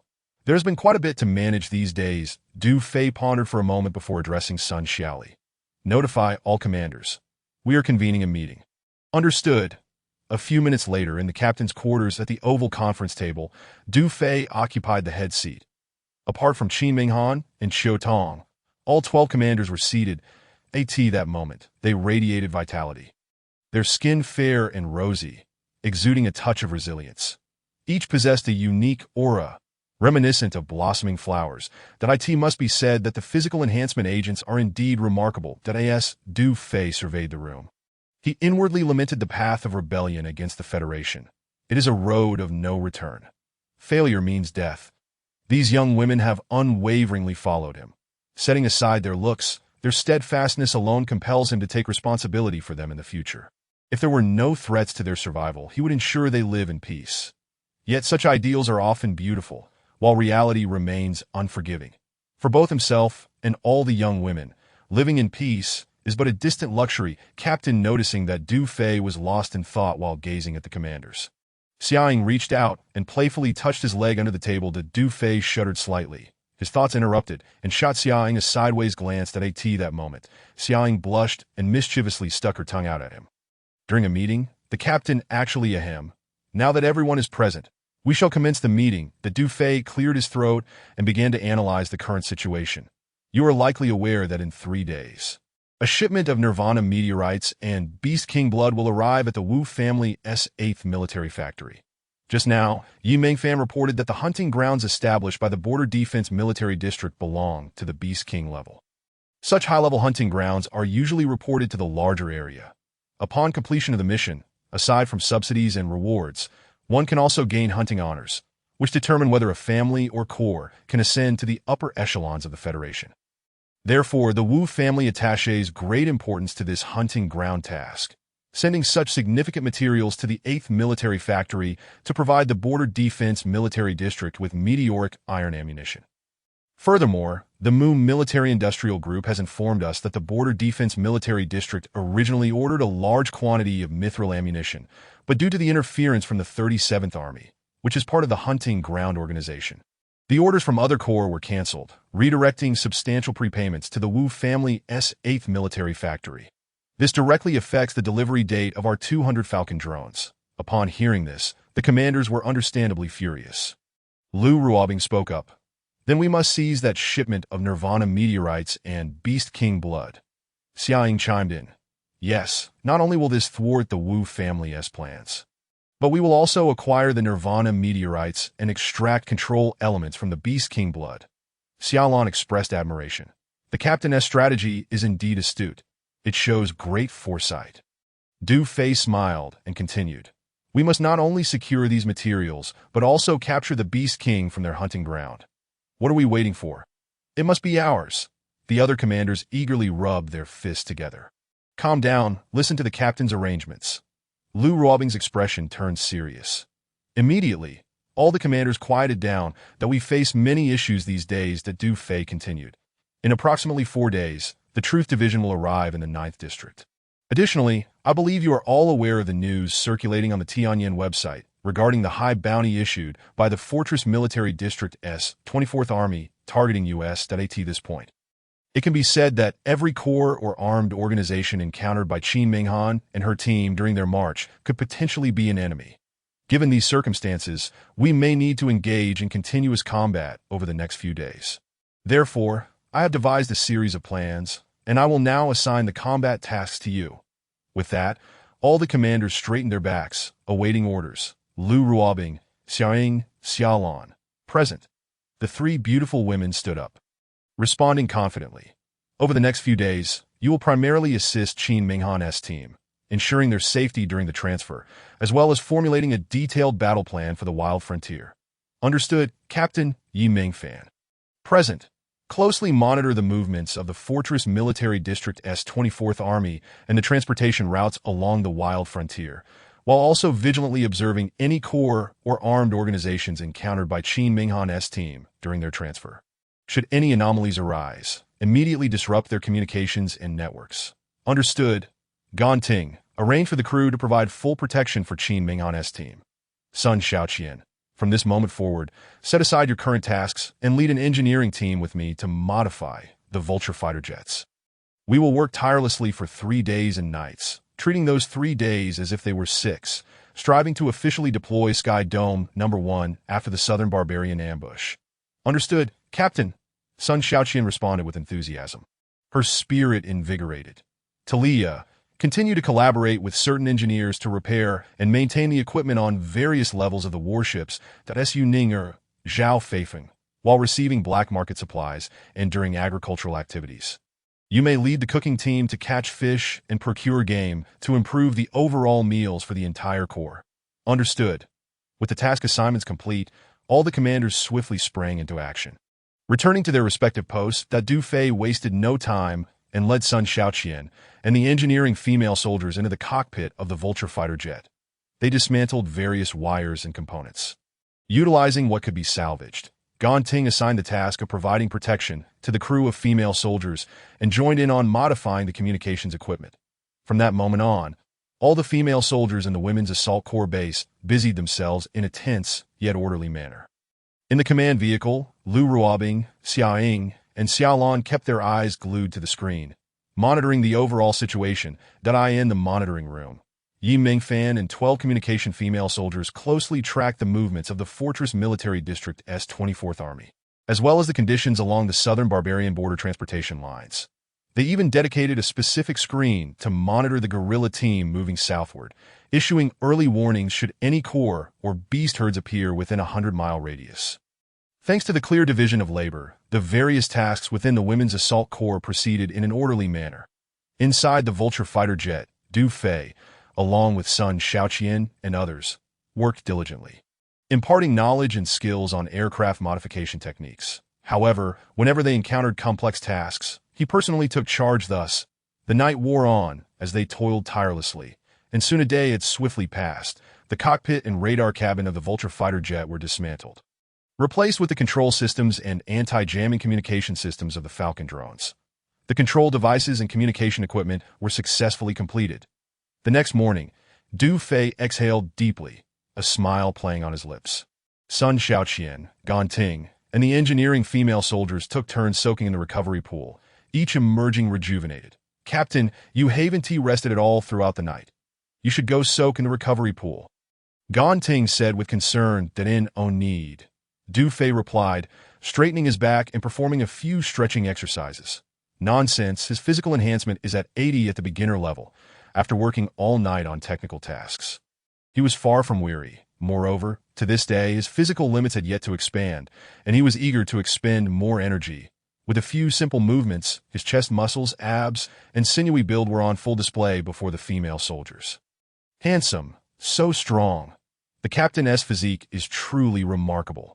In an instant, Sun Xiaoqian, Ganting, and the engineering female soldiers widened their eyes, captivated. Sun Xiaoqian and Ganting nearly succumbed to the urge to reach out and touch him. A few even swallowing hard. Ding, affinity 200. Ding, affinity 200. Ding, affinity 100. Ding, affinity 100. The system notifications echoed in Du Fei's mind, but he chuckled, while Sun Xiaoqian and Ganting hurriedly diverted their gazes from him. The other female soldiers also turned their eyes elsewhere. All right, let us prepare to modify the weapon systems. Remember, the wiring, ports, and launch devices must be carefully checked. There must be no room for error, the Du Fei declared. Then immersed himself in the work. Understood, Captain. Sun Xiaoqian, Ganting, and the engineering female soldiers chorused, getting back to work. By the late hours of the following night, the weapon system modifications were completed. Micro-missiles, machine cannons, and machine guns. How delightfully novel. Next, we must revamp the engine and power systems, ensuring that the 6 energy crystal drive slots are properly aligned. Yes, another day and night have passed. The modifications to the engine and power systems are nearly complete, with only the integration of the control system remaining. Almost there. Only the storage compartment and rest area are left. Du Fei rubbed his temples, surveying the fruits of 2 days and nights of labor. Feeling quite pleased, dismantle the winch, hoist supports, and any superfluous items in the storage compartment to maximize space. He instructed the female soldiers. With the advent of physical enhancers, such equipment has become obsolete in the future. The female soldiers, having enhanced their physical capabilities, will move items by hand far quicker than with a hoist. Understood. Sun Xiaoqian. Please modify the seating in the rest area to allow for both reclining and sitting. Yes. Sun Xiaoqian nodded, contemplating for a moment before suggesting, I noticed there's extra space at the back. Should we add a bed? Cough. You decide on the design, he replied. All right, Captain. By the afternoon of the 3rd day, Du Fei, Sun Xiaoqian, and the engineering female soldiers were still industriously at work, with the overall modification of the aircraft nearing completion. Qin Minghan and Xiu Tong, leading 500 armored infantry, had finally arrived in the southern Yin City region after 2 days and nights of rapid marching. Covering over 1,300 kilometers, mostly through rugged mountain paths, their swift arrival is indeed commendable. Of course, the escort of the aerial Eaglehawk drones and the accompanying recovery vehicles played a crucial role at this moment. They found themselves resting temporarily in a mountainous area. The southern Yin City, situated in a wild expanse, experiences high temperatures. Particularly in the afternoon, the mountain air is stifling. This blasted weather, I didn't expect it to be so hot. Qin Minghan remarked. Indeed, I wish I had worn lighter military attire, Xiu Tong replied, unbuttoning 2 buttons of her jacket and bending down to fan herself. Thankfully, with physical enhancement, they were able to withstand the heat better. Otherwise, they would have found it unbearable. The 10 female Special Forces soldiers, with their smart battle suits deactivated, were also sweltering. However, they understood that the smart suits were a closely guarded secret of the female field combat regiment, and they would never reveal them unless in a mission where no survivors were expected. Hey, don't you feel hot? Qin Minghan turned to the nearby female soldiers and inquired. Not at all. The beaded inner garments are quite cool. 2 of the soldiers responded, that's how it is. Why didn't you say so earlier? Qin Minghan exchanged glances with Xiu Tong and waved to the Special Forces soldiers.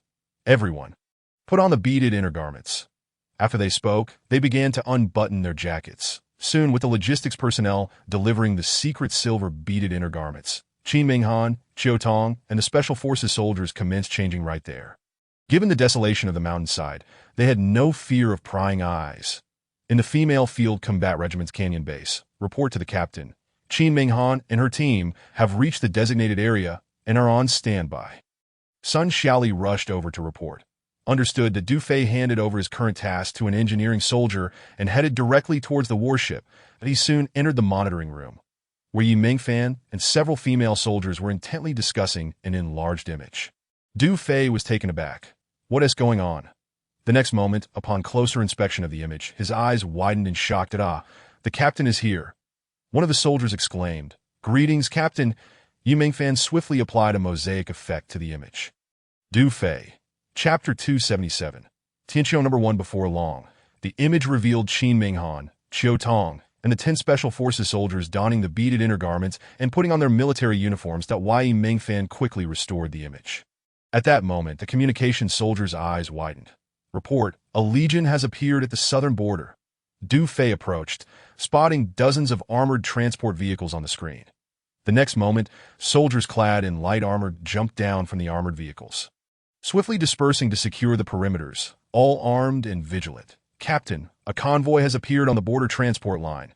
Yi Mingfan pointed to another screen, reporting. The image depicted a cloud of dust rising as a convoy made its way along the transport line. With a dozen reconnaissance drones circling overhead, 10 armored vehicles in front and back, flanking 3 container transport vehicles, all heading toward the border. They've arrived, quite on schedule, Du Fei remarked, his spirits lifted, and he queried through his earpiece. How are preparations on your end? Report, Captain. Everything is ready. The borderline is merely a mountain road away from the Wu family army S8th factory, with the ambush point set at coordinates 972.65. There are no other legions or armed organizations within 100 miles, facilitating our army's withdrawal post-battle. Additionally, there is a radiation source nearby, which we can leverage to incite an attack from wild beasts. The enemy has reached the borderline and will arrive at the ambush point in approximately 3 hours, given their convoy speed, reported Lu Ruobing from the command vehicle. Excellent, Du Fei nodded. Then instructed, notify Qin Minghan and her team to prepare for action. Yes, in the mountainous area, Qin Minghan received the orders. All personnel, board the vehicles. Ambush point 972.65, depart. With the command issued, the sound of engines roared through the rarely trodden mountains. Qin Minghan and Xiu Tong led 500 armored infantry, escorted by the Eaglehawk drones, toward the ambush point. With 3 hours remaining until combat, they needed to prepare for the ambush in advance. At the canyon base of the female field combat regiment, Du Fei was busily leading Sun Xiaoqian and the engineering female soldiers against the clock. 2 hours swiftly passed that I end the canyon's open space. The Vulture fighter jet had transformed beyond recognition, replaced by a colossal aircraft plated entirely in conventional vibration gold. Wow, is this our manned aircraft?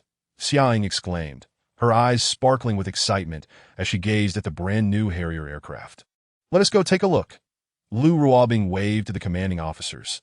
The ambush point at the southern border was already set up, so the commanders took the opportunity to come and inspect. Soon, a group of commanders stepped into the cabin. Wow, it's completely transformed. Everything is brand new. There's even a bed. Isn't it? So spacious. I've never slept in midair before. Come on, everyone hasn't had a good sleep. Right? It must be comfortable. Just imagine, waking up to see clouds beside you. How wonderful would that be? The group of commanders' eyes sparkled with delight, raving about the bed as they imagined its comforts. The sofa is so soft. Oh, it even has smart buttons allowing for both sitting and reclining. Let me try. Xiaolan, Ding Xiang, and I Miao Miao, Su Ning, Zhao Feifeng, and others settled into the reclining seats, adjusting their backs as they lay back. The soft, comfortable experience enveloped them in a delightful sensation, akin to pure indulgence that it's hard to believe that in just 3 days, the captain transformed this aircraft inside and out.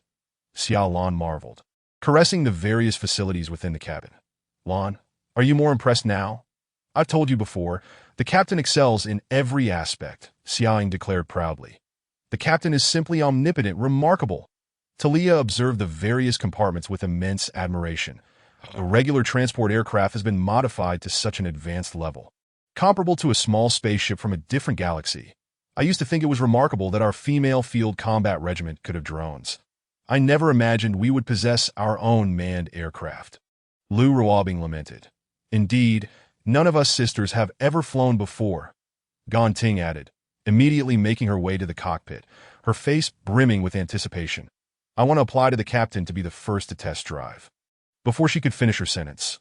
All right, granted that Du Fei entered alongside Sun Xiaoqian, smiling as he said, the control and communication systems were installed by you, so you're familiar with everything. Flying is quite simple.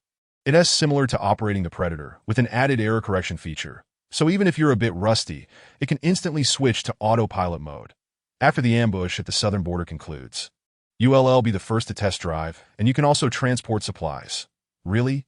Gan Ting's eyes widened in excitement, her joy palpable. That is fantastic. Sun Xiaoqian rolled her eyes at her. Look at how pleased you are. The captain originally promised I would be the first to test drive. Haha. That is because the captain dotes on me. Gan Ting laughed, sounding rather smug. Instantly, all the commanders turned to Du Fei, their gazes implying that something had transpired between him and Gan Ting. Cough. Du Fei cleared his throat, glancing at Sun Xiaoqian and then at all the commanders, grinning as he said, everyone is cherished. Everyone is cherished. Upon hearing this, Lu Ruobing, Xia Ying, and Talia's faces flushed. Though the other commanders maintained neutral expressions, each of them felt a delightful warmth in their hearts, as if they had been filled with honey. Ding, affinity 200. Ding, affinity 200. Ding, affinity 200. Ding. The intimacy points increased by 200. Ding. Intimacy points 1,000. The system notification echoed repeatedly in Du Fei's mind that he felt a wave of elation and couldn't help but steal a glance at Talia. He internally marveled at how things had changed. Previously, he had possessed no intimacy points at all, but now, the situation was markedly different. Captain, this aircraft's performance must surely surpass that of the previous Vulture fighter jets. Wouldn't you agree? Lu Ruobing inquired. Observing how comfortable the aircraft had been modified under the captain's guidance, she couldn't help but contemplate its combat capabilities. Upon hearing Lu Ruobing's question, all the commanders present, except for Sun Shaoqian and Gan Ting, turned their gazes toward Du Fei, as they too were eager to know the answer. After the modifications, this aircraft undoubtedly exhibited far superior performance compared to the earlier Vulture fighter jets.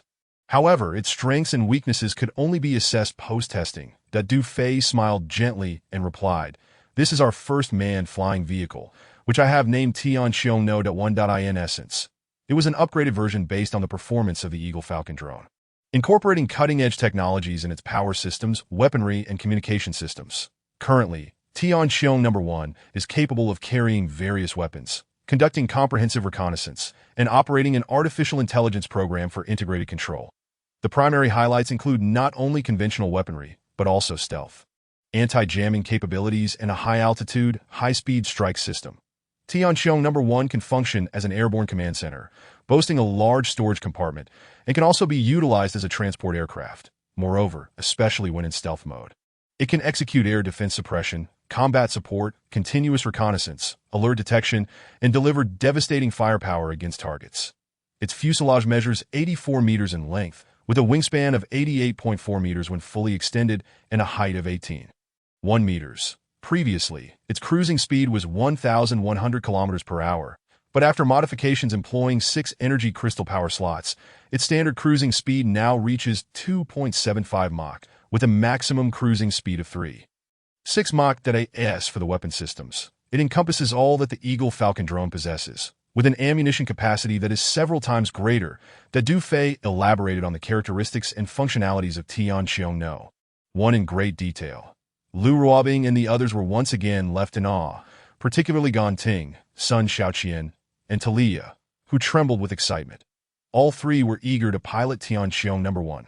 This aircraft, which amalgamates combat, early warning, and transport capabilities, was simply extraordinary. Although it was based on the Federation's Vulture fighter jet, Tianxiong No.1's performance was incomparably superior in numerous aspects. Besides its remarkable speed, its weaponry and various configurations were top tier, enhanced further by its stealth and anti-jamming features. Most importantly, its fuselage was coated with conventional vibration metal that absorbs kinetic energy, ensuring supreme safety. That it is well known that the skies are teeming with stealthy winged beasts and beast kings, which has been a primary reason for the major military factions' reluctance to deploy manned fighter jets.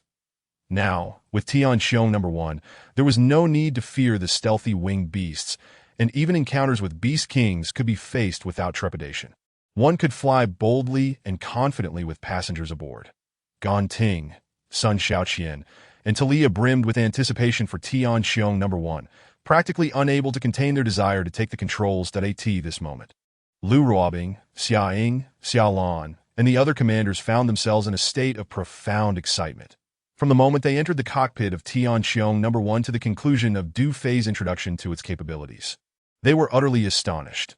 Although they were unaware of the formidable aircraft possessed by the Federation's upper echelons, in their perception, Tianxiong No.1 was already capable of outclassing even the top military factions. As the commanders reveled in their immense joy, the voice of Yi Mingfan broke through the airwaves. "Report to the captain. The enemy's convoy will arrive at the ambush point in 30 minutes. "Understood," Du Fei acknowledged, gesturing to the commanders. "Prepare for battle." "Yes." Lu Ruobing and the other commanders swiftly dispersed to their respective positions, readying themselves for the impending conflict. "Ding! Congratulations, host, for spending 600 reputation points to successfully exchange for 6 energy crystals." As the system notification chimed, Du Fei turned towards the power systems compartment. Inside the command vehicle, Lu Ruobing, Xia Ying, and Xia Lan were fixated on the screen, displaying real-time footage from the surveillance room and the Eagle Falcon drones. The screen revealed a convoy of armored vehicles traversing the rugged, winding mountain road below. It was clear that among the armored convoy, 3 container trucks were present, undoubtedly carrying Nirvana meteorites and Beast King blood. The escorting team appeared to number over 700 individuals, slightly outnumbering Qin Minghan and her crew. Xiaoying scrutinized the convoy before analyzing. Most of them are clad in lightweight alloy armor. However, the mithril bullets could penetrate it. Yet about 200 of them are donning meteorite armor, appearing quite formidable, akin to the elite battalions of the former Imperial Guard. Eliminating these 200 might consume a significant amount of vibration metal bullets. Indeed, Xiaolan added, with their array of meteorite equipment, the radiation source's time beasts are rendered practically useless. Agreed. Lu Ruobing nodded before issuing commands through her earpiece. Dingxiang, report. Yes, approximately 200 of the enemy possess meteorite equipment. Switch the sniper bullets to vibration metal and use them sparingly. Understood. Qin Minghan, received. The enemy convoy will reach the ambush point in about 10 minutes. The special forces will focus on neutralizing those with meteorite armor. Aim for a swift resolution. Yes, on the eastern side of Nanyang City, at coordinates 972. 65, Qin Minghan and Xiaodong had completed their deployment according to the base command strategy that this moment, Predator no. 1 and 4 Eagle Falcon drones hovered in midair. 500 female soldiers lay in ambush on either side of the mountain road amidst rocks, trees, and overgrown grass, concealed alongside machine gunners and grenade launchers. The entire ambush point took on a pocket-like formation, awaiting the convoy from Wu's 8th military factory to enter. Shortly thereafter, dust rose from the distant mountain road, accompanied by the buzzing of drones overhead. The convoy sped closer. Conceal. All units, stand by. Special forces, prepare. Before long, Wu's 8th military factory's convoy entered the guerrillas' encirclement. Commence the attack, Lu Ruobing commanded. Inside the surveillance room, a communications officer swiftly disabled the convoy's communication and network systems. Buzzing, the several drones guarding the convoy fell from the sky like headless flies. What is happening? The escort commander exclaimed, startled. Report. All drones are out of control. All communications and networks have been severed. The communications officer turned to report. Before the words could fully escape, fire. Qin Minghan ordered. Whoosh, whoosh, whoosh. Dozens of grenades shot forth from the mountains, targeting the convoy on the road. Boom, boom, boom. The rocks shattered, dirt flew, and explosions echoed continuously, toppling several armored vehicles. Under attack. Everyone, disembark, stand guard. In an instant, the convoy halted, and the escort team leapt from the armored vehicles, seeking cover behind them or nearby rocks, swiftly taking defensive positions. Chapter 278. A bountiful harvest. Where did this armed organization come from? They dared to rob even Wu's military factory's escort. It's utterly outrageous. A burly escort commander clad in meteorite armor emerged from an armored vehicle, his face contorted with rage as he bellowed. Elite battalion, find them for me. Before his orders could be completed, bang. A sniper bullet suddenly shot through the air, striking the commander's helmet with unerring precision. Thud, the commander fell without a sound, limbs twitching. Red and white fluid seeping from his meteorite helmet. Goodness, Captain! The 2 nearby communications officers were paralyzed with fear. That I in the forest. Xiaodong shouted, open fire! Rat-a-tat-tat, rat-a-tat-tat. The machine gunners on either side of the mountain road rained fire down upon the escort team. Instantly, the elite battalion clad in meteorite armor identified the ambush on both sides that it's female soldiers. They're the rebels. Charge and eliminate them. The elite battalion shouted in disarray, firing back with meteorite bullets while scattering and charging towards the flanks. At that moment, bang. A meteorite soldier collapsed. Then bang, bang. Sniper bullets continued to rain down from above. The meteorite soldiers charging forward fell one after another. There are snipers. Take cover. The meteorite soldiers cried in alarm, halting their advance and seeking shelter. Special forces go. Qin Minghan and 5 female special forces activated their smart battle suits, wielding silver snake daggers, charging from the left flank. Swiftly conclude this. Charge. Xiaodong and another 5 female special forces similarly activated their smart battle suits, resembling Black Panthers as they dashed toward the meteorite soldiers on the right. In an instant, Qin Minghan, Xiaodong, and 10 female special forces soldiers came face to face with the meteorite soldiers. That rat-a-tat-tat, rat-a-tat-tat. The meteorite soldiers opened fire first. Yet the female soldiers of the special forces did not flinch or evade, charging straight towards them. The meteorite bullet struck the Special Forces soldiers, making not even a sound, as they fell one after another. My heavens! Am I hallucinating? What kind of armor are they wearing? Some of the meteorite soldiers widened their eyes in utter astonishment. Before they could recover, whoosh, whoosh, whoosh, the female soldiers of the Special Forces had already dashed up to the meteorite soldiers.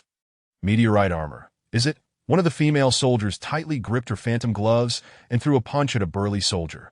Let us see who is tougher. Humph, seeking death. The soldier retaliated with a punch. You worthless woman. Do you even know that I'm wearing meteorite armor? Before he could finish his words, bam, the large and small fists collided. Crack! With a sharp sound, the soldier let out a scream and was sent flying. Thud! His body crashed onto a pile of rocks, and the meteorite armor on his arm shattered, blood splattering forth, revealing broken bones underneath. The Special Forces soldier did not give him a moment to catch his breath. Swiftly darting forward and bringing her fist down onto his helmet. Bam! The helmet was crushed, along with his head, which was smashed into the pill due to a significant blow to the morale of the Moon Military-Industrial Group. They have recently received accolades from Wu Dugwei, and everyone is hopeful for promotions and salary increases. Several members of the management clinked their glasses repeatedly, feeling immensely relieved, eagerly anticipating the arrival of the Nirvana meteorite and Beast King blood to expedite the fulfillment of their orders. The newly established Beast King hunting ground by the Border Defense Military District has garnered considerable attention. Naturally, hunting honors are closely tied to family power and contributions.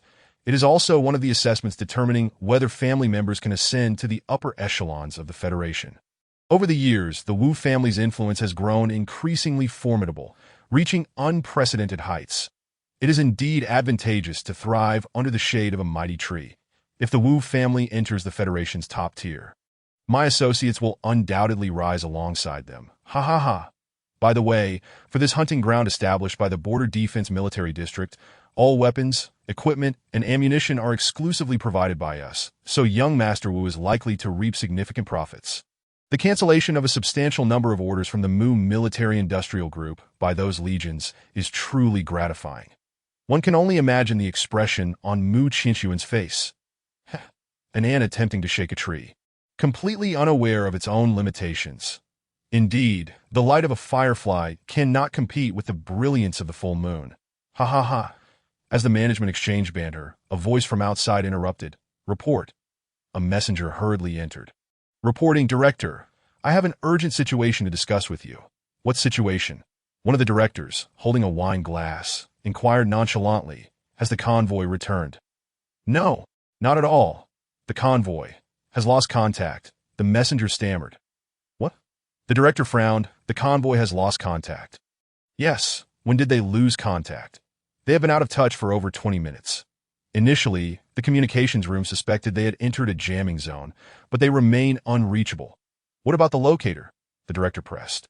The locator last indicated the convoy was approximately 200 kilometers from the military factory, positioned at coordinates 972, 65, but it completely vanished from the communications room screen over 20 minutes ago. The messenger replied, Chapter 279. This is a complete disaster. This is peculiar. The director frowned, rising from his seat. Could something have happened to the convoy? One of the management members stood as well. From the military factory to the border. It's all our territory, and besides, an elite escort unit is accompanying them. What could possibly go wrong?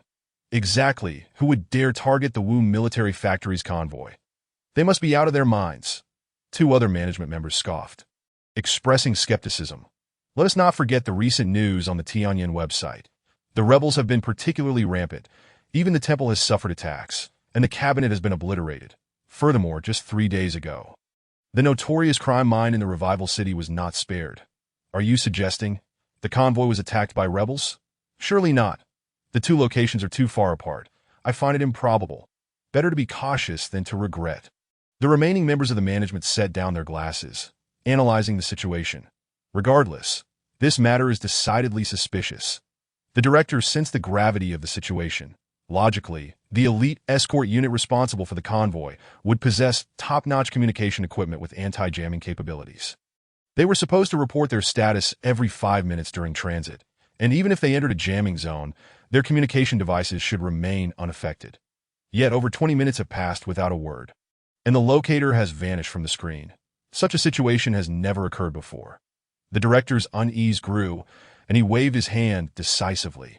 Order the guard unit to immediately proceed to coordinates 972, 65 for an investigation. Yes. The messenger turned and hurried away. It is essential to note that according to the inventory list of this batch of supplies, there are over 100 kilograms of Nirvana meteorite and 2 large containers of concentrated Beast King blood. A substantial value. Moreover, the command center for the Border Defense Military District's hunting ground has already been established, and they have been urging for the order, eagerly awaiting the Wu family's 8th military factory to deliver weapons and ammunition. If anything were to happen to the convoy, it would not only cause significant losses to the Wu family, but at the very least, the director's position would be utterly jeopardized. Soon enough, the rumble of engines echoed as military vehicles departed from the Wu family's 8th military factory. Amidst the roar of motors, the management led the guard unit, racing towards the last known position of the convoy, coordinates 972. 65. Report, Commander. All supplies have been successfully transferred. The 35 armored vehicles and the 3 container transport vehicles are operational. Commander, all Beast King blood has been extracted. A total of 121 milliliters of control elements. The female soldiers responsible for the tally rushed in one by one to report. The Du Fei inhaled deeply, surveying the heaps of discarded blood cakes along the mountain paths and ravines. His heart brimming with joy that he never anticipated the extraction of such a substantial amount of control elements. Wow, 136 kilograms of Nirvana meteorite and 121 milliliters of control elements. What a significant haul. It's equivalent to reclaiming the control elements and Nirvana meteorites previously expended in crafting smart battle suits for the female soldiers. Moments later, Du Fei refocused, speaking into his headset. Yi Mingfan, has the route for the guerrilla unit's retreat been planned? The planning is complete and has been sent to the destroyer battle vehicle's navigation system. Yi Mingfan replied, then added with admiration, Commander, your foresight is remarkable. The management from the Wu family's 8th military factory has indeed all come rushing over Ditto. How far away are they? Du Fei inquired. They just left the military factory not long ago. Approximately 180 kilometers from the ambush point. Let us not concern ourselves with them. Du Fei pondered briefly, then stated, from this moment on, keep a close watch on the airspace along the broad border as well as on devices that can automatically connect across regions. In about 2 days, the truth speaker will arrive. Revival City is not a place she can reach at will. We need to intercept her along the way. Understood, Commander. Yi Mingfan affirmed. At this juncture, Qin Minghan and Xiao Tong exchanged glances. The Wu family's 8th military factory is sending personnel? Commander, should we proceed with the ambush? Xiao Tong inquired. The 10 female Special Forces soldiers also turned their attention, all appearing vigorous and eager for battle.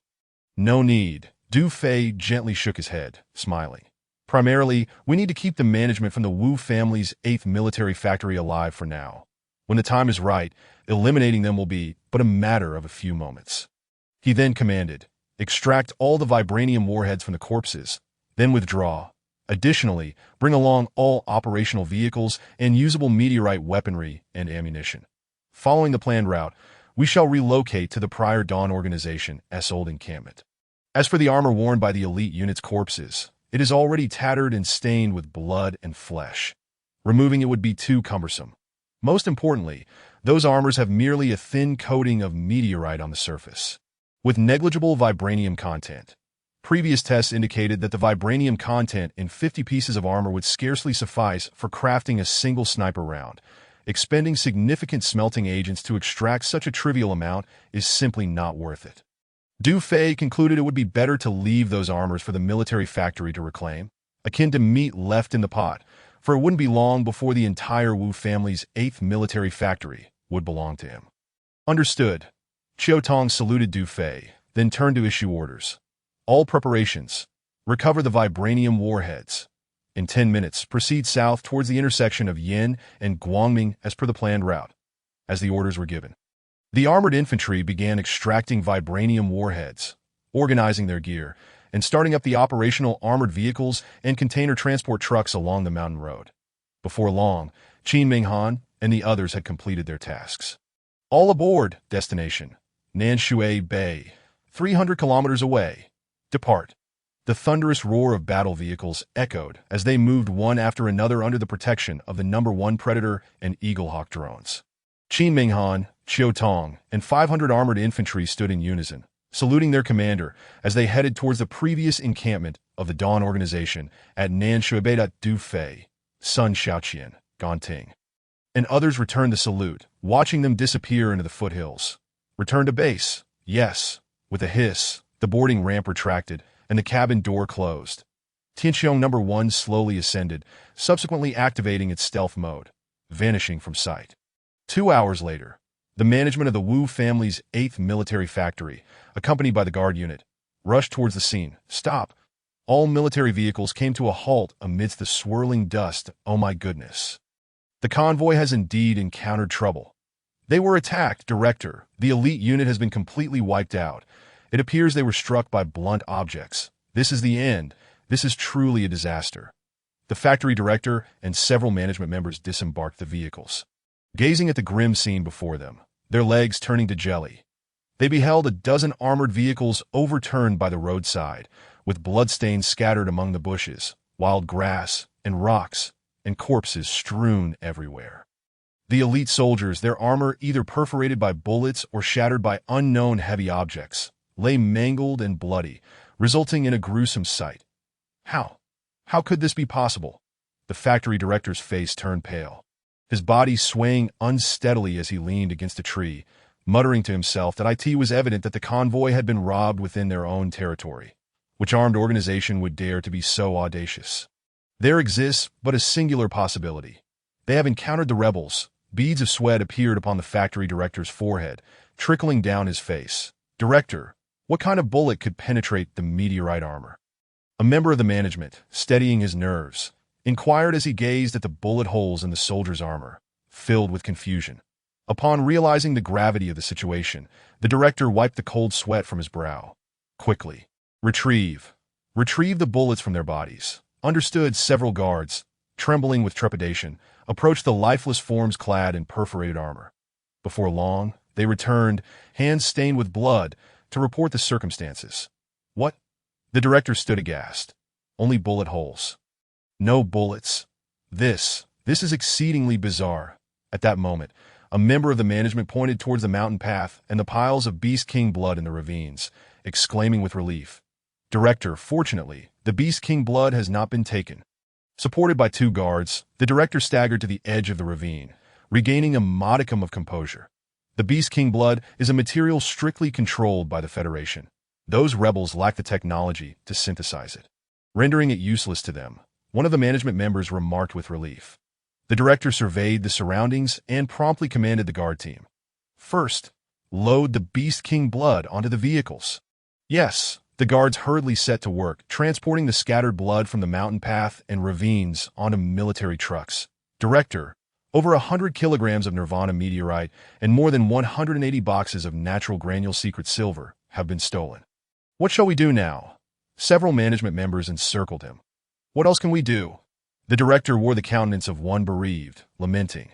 This matter cannot be concealed. Swiftly inform Wu Xiao, in the 8th district.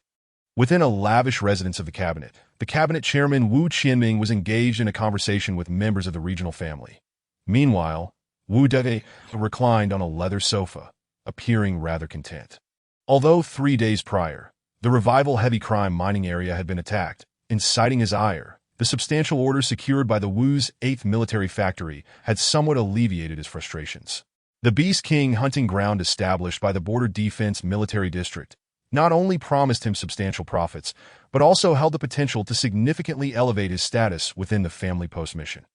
It is worth noting that many of Wu's descendants wield considerable power across various autonomous regions of the Federation, with only Wu De feeling stifled in his ambitions. This predicament stemmed from his peculiar proclivities, which led the family to deem him unworthy of prominence and potential greatness. Consequently, he was cast aside in the 9th district, barred from political pursuits, with even the position of cabinet chairman being granted to the outsider Zhao Tianxi. Without the years of support from his uncle, Wu Qianming, the cabinet chairman of the 8th district, Wu De, would likely have struggled to survive in the 9th district. Now, although Beast King level hunting grounds are common in foreign territories and the wasteland, They are relatively rare in the interior. The Border Defense Military District's Beast King hunting ground, primarily led by the 37th Army, essentially equates to Wu Dague's personal venture. It is his inaugural opportunity to garner honor and contribute to his family. Upon completion of the mission, it would undoubtedly command the respect of family members. Thus, with familial backing, toppling the Mu family would be a mere trifle, and most importantly, without the protection of the Mu family, Dulé would inevitably find himself ensnared, ultimately complying with his will. The more Wu Dague pondered, the more comfortable he felt. As for the women's field combat team, they were merely a group of remnants clinging to life. Posing little threat that moment, a muscular man approached Wu Dague, holding a communicator, urgency etched upon his face. "What is it?" Wu Dague, slightly perturbed by the man's panicked expression, felt a wave of distaste. "There has been an incident at the military factory." The muscular man stammered. "What?" Wu Dague furrowed his brows, hastily taking the communicator. After a brief pause, "Incompetent, useless, a bunch of good-for-nothings."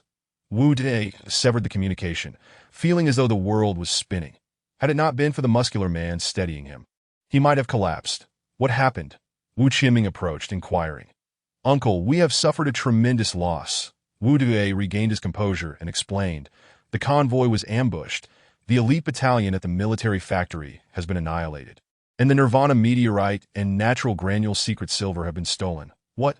Wu Qinming was equally startled, his expression shifting dramatically. That batch of supplies had been procured with immense effort from the regional authorities and was guaranteed under the family name. After all that toil, to have it stolen mere moments after delivery, could it be those rebels again? Wu Qinming's mouth twitched as he questioned. "It must be them." Wu Dague gritted his teeth, filled with loathing.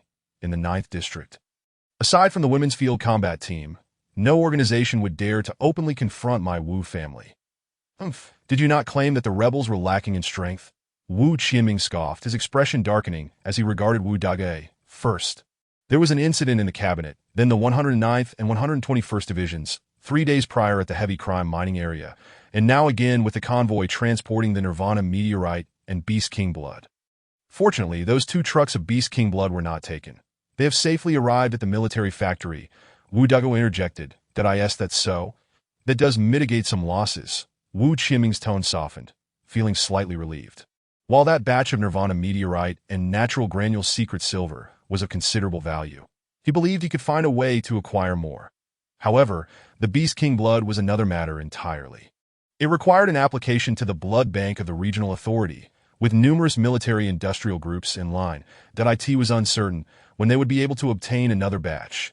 Presently, the Border Defense Military District's Beast King hunting ground had been reported to the regional authority, and an all-out assault was imminent. Most importantly, there were many schemers within the Wu family, and numerous eyes were watching. For the sake of Wu Dague, to prevent his sister-in-law from facing disdain, Wu Qinming had consistently shielded him. As a result, he had offended many within the family, with countless members eyeing his position as chairman with avarice. Thus, the mission at the hunting ground was of paramount importance. Should there be a failure at such a critical juncture, it would not only spell the end for Wu Dague within the family, but might also jeopardize Wu Qinming's position as cabinet chairman in the 8th District. The fact that the Beast King blood was not stolen was a stroke of luck. As for the Nirvana meteorite, I shall devise another plan. Wu Qinming's brows knitted tightly. Though his heart burned with fury, he endeavored to restrain himself. He knew that this was not the time for anger. They needed to resolve the pressing issues at hand. That detestable remnant dared to launch repeated assaults against the Wu family's power. They were courting death. I swear, I will eradicate them utterly, hanging their corpses upon the city walls. Wu Dague seethed, his expression twisted with rage. Especially that little wretch. I shall see him flayed alive, his body torn asunder, and the Mu family. A scene of exuberance unfolded before them. Hurry, everyone, be swift. These are precious treasures. Pass me a box. And me. The transport vehicle halted beside Sky Number 1, as the female soldiers eagerly assisted in transporting the Nirvana meteorites and natural granules of secret silver. Bustling with excitement that I never expected we would acquire so many Nirvana meteorites and elemental control, exclaimed Xiaolon with enthusiasm. And secret silver. Just yesterday, I was fretting over running out, yet today we managed to secure 185 boxes, added Sun Xiaoqian. What a thrill! These valuable items were once beyond our wildest dreams. And now they come so easily. It all comes down to our captain's wise decisions. Indeed, we previously targeted the time beasts, reaping time as our spoils. Now that our combat focus has shifted, so too have our rewards. This clearly indicates that the Wu family is overflowing with wealth. In the future, we can simply seize what we lack. I quite like this method. It's exhilarating and utterly thrilling. Commanders such as Su Ning, Zhao Fei Feng, Ding Xiang, and Ni Miao Miao animatedly gestured and spoke, each brimming with excitement. Xiang took a drag from her cigarette, chuckling in disbelief. A bunch of little rascals. You really think of yourselves as bandits. Yet, her mood mirrored that of Su Ninger and the others. She too relished this form of robbery. 121 ml of elemental control. Our Women S-Field Combat Regiment has essentially gained 121 new sets of intelligent battlesuits. How splendid, Gonting remarked, casting a glance at the distant Du Fei, reflecting, the captain truly cares for his sisters. He is indeed a treasure. More than a treasure. The sisters have become utterly dependent on him. Lu Ruobing also glanced at Du Fei, her gaze filled with satisfaction and admiration. Indeed, the sisters are certainly reliant on the captain, but I believe the ones most dependent are Ruobing and Ingbao. Gonting commented, a subtle smile gracing her lips. Little rascal, are you implying something? Exactly, what do you mean? Lu Ruobing and Xiaoying exchanged glances with the others, casting a slightly guilty eye at her. Gonting smiled, lowering her voice. The captain treats you two the best. The sisters all see it that if the captain were to choose a partner in the future, it would undoubtedly be one of you two. At this, Lu Ruobing and Xia Ying's faces instantly flushed crimson. This girl, why is she suddenly bringing up such matters? They exchanged a glance, silently overjoyed despite their outward composure. Cough, regarding the captain's future partner selections. I reckon the sisters will all have a chance. Xia Ying cleared her throat, that a chance. Ingbao, what do you mean by that? Gonting felt a rush of excitement, swallowing hard that you're still young. There are some experiences you haven't gone through. Xia Ying's expression revealed a hint of trepidation as she patted Gonting's shoulder. Upon hearing this, Lu Ruobing's face reddened further. Xia Ying was clearly hinting at something. The implication was unmistakable. If the captain were to select only one or two partners. Who could bear it? Ding, Affinity 200. Ding, Affinity 200. The system notification chimed suddenly in Du Fei's mind, interrupting his contemplation of the next plan that he happened to glance at Lu Ruobing and Xia Ying. Noticing their flushed cheeks and inwardly mused, they must be thinking of something again. Captain, I have something to report. At that moment, Sun Shaoli approached, reporting the Moon Military Industries Group has sent word that the first batch of 16 intelligent laser defense systems has been manufactured.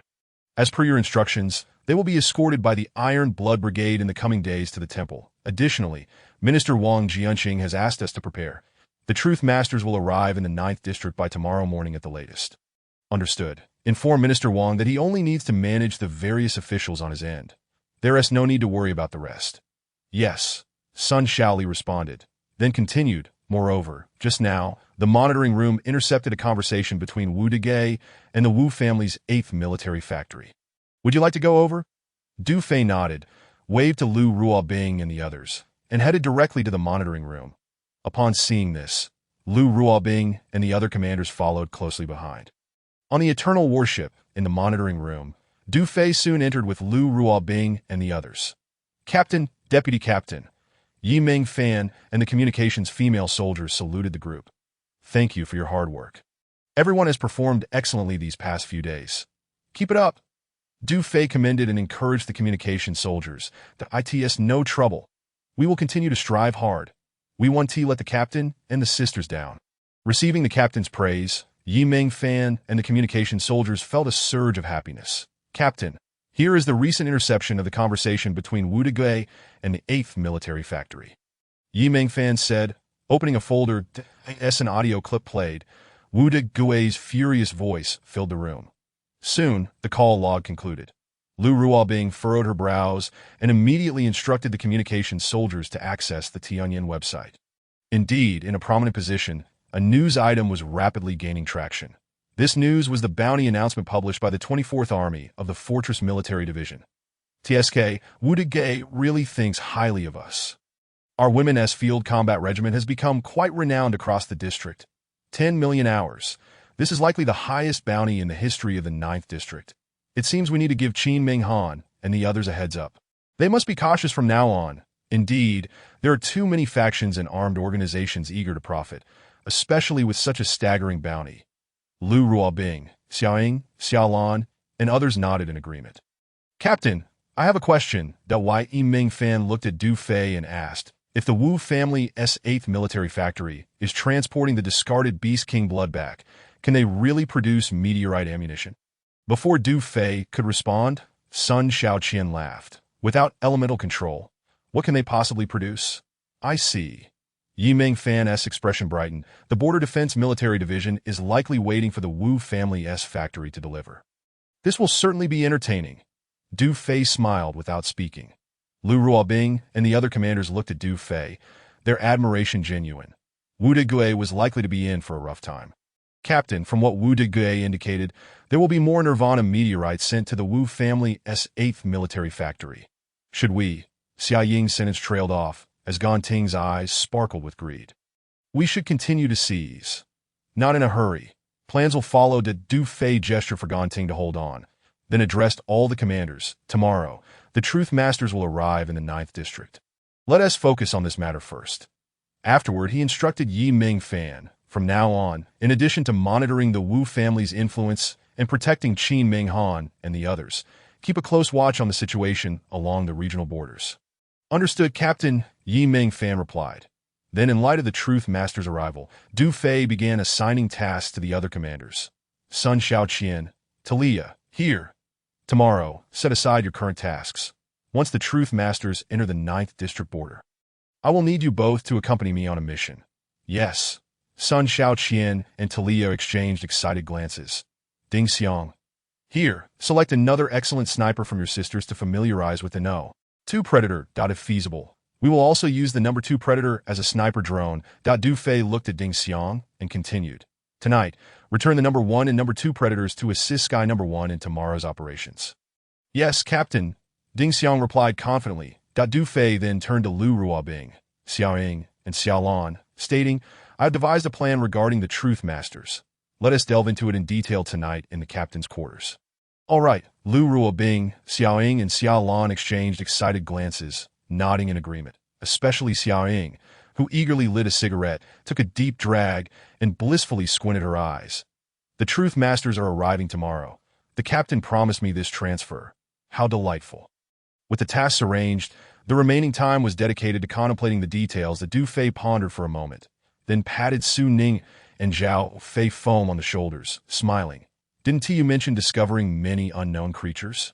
Yes, there are plenty in the small woods. Some larger ones are deeper in the canyon. Su Ning and Zhao Fei Foam replied. Let us go show me. Wonderful, Captain. Let us head to the small woods first. In the canyon, the chirping of insects and birds filled the air, and the scent of flowers wafted around. Led by Su Ninger and Zhao Fei Feng along with the female soldiers Du Fei, Lu Ruobing, Xiaoying, and Xiaolan entered a small grove that as they ventured deeper, they indeed discovered numerous new species along the way. Captain, look, those little creatures with fluffy ears, jumping around. They're so adorable. Su Ninger pointed to some nearby tree hollows. Whispering, those little creatures are called rabbits. They are herbivores with little to no offensive capability. Their meat is quite delicious, Du Fei explained, in a way. They're so small and cute. I think we should spare them. Indeed, I find it hard to eat them. Me too, Lu Ruobing, Xiaoying, and Xiaolan remarked as they gazed at the rabbits. The leader remarked that the meat of these rabbits was delectable. Although they were quite eager to taste it, they felt a pang of reluctance that if they were to catch them for consumption, would it not lead to their extinction? I believe we should protect them. Su Ninger and Zhao Feifeng chimed in. There is no need for concern. Their reproductive capabilities are quite robust, and we cannot possibly consume them all. Du Fei chuckled, adding, when we return, we can catch a few to sample. With that, he waved to Lu Ruobing and the others, continuing deeper into the woods. Chapter 281. Following the leader for a feast leader, that little creature is so adorable, with such a large, fluffy tail. That is a squirrel, leader. What are those two piled on top of each other, their bellies bulging? Tree frogs, leader. What are they doing? Du Fei. Oh, what are these eggs? Those are wild chicken eggs. Gather them, all right, hee hee. Whenever Lu Ruobing and the female soldiers encountered unfamiliar small animals, they curiously surrounded Du Fei to inquire that Su Ninger and Zhao Feifeng each took out a small notebook, sketching and jotting down notes. Soon, the group emerged from the thicket. Ahead lay a patch of dense shrubs and overgrown grass, the vegetation flourishing abundantly to that moment. A cacophony of grunts and howls erupted, causing the surrounding brush and tall grass to tremble. Even the ground quaking slightly, that a large group of dark-furred, bristling beasts emerged, each with elongated snouts and tusks, exuding a fierce demeanor. The leader was particularly substantial, towering over them, flanked by 20 or 30 similarly dark companions, swiftly encircling Du Fei and the female soldiers. Leader, what kind of beast is this? It looks ferocious. Lu Ruobing and Xia Ying observed the menacing creatures around them, feeling a sense of trepidation and curiosity. Crash, crash! The female soldiers promptly raised their weapons. Xia Lan recognized these beasts, recalling that the leader had previously informed her of their name, exclaiming, "Wild boars! Indeed, they are wild boars." That Du Fei's eyes sparkled as he nodded. These creatures are known for their aggressive nature.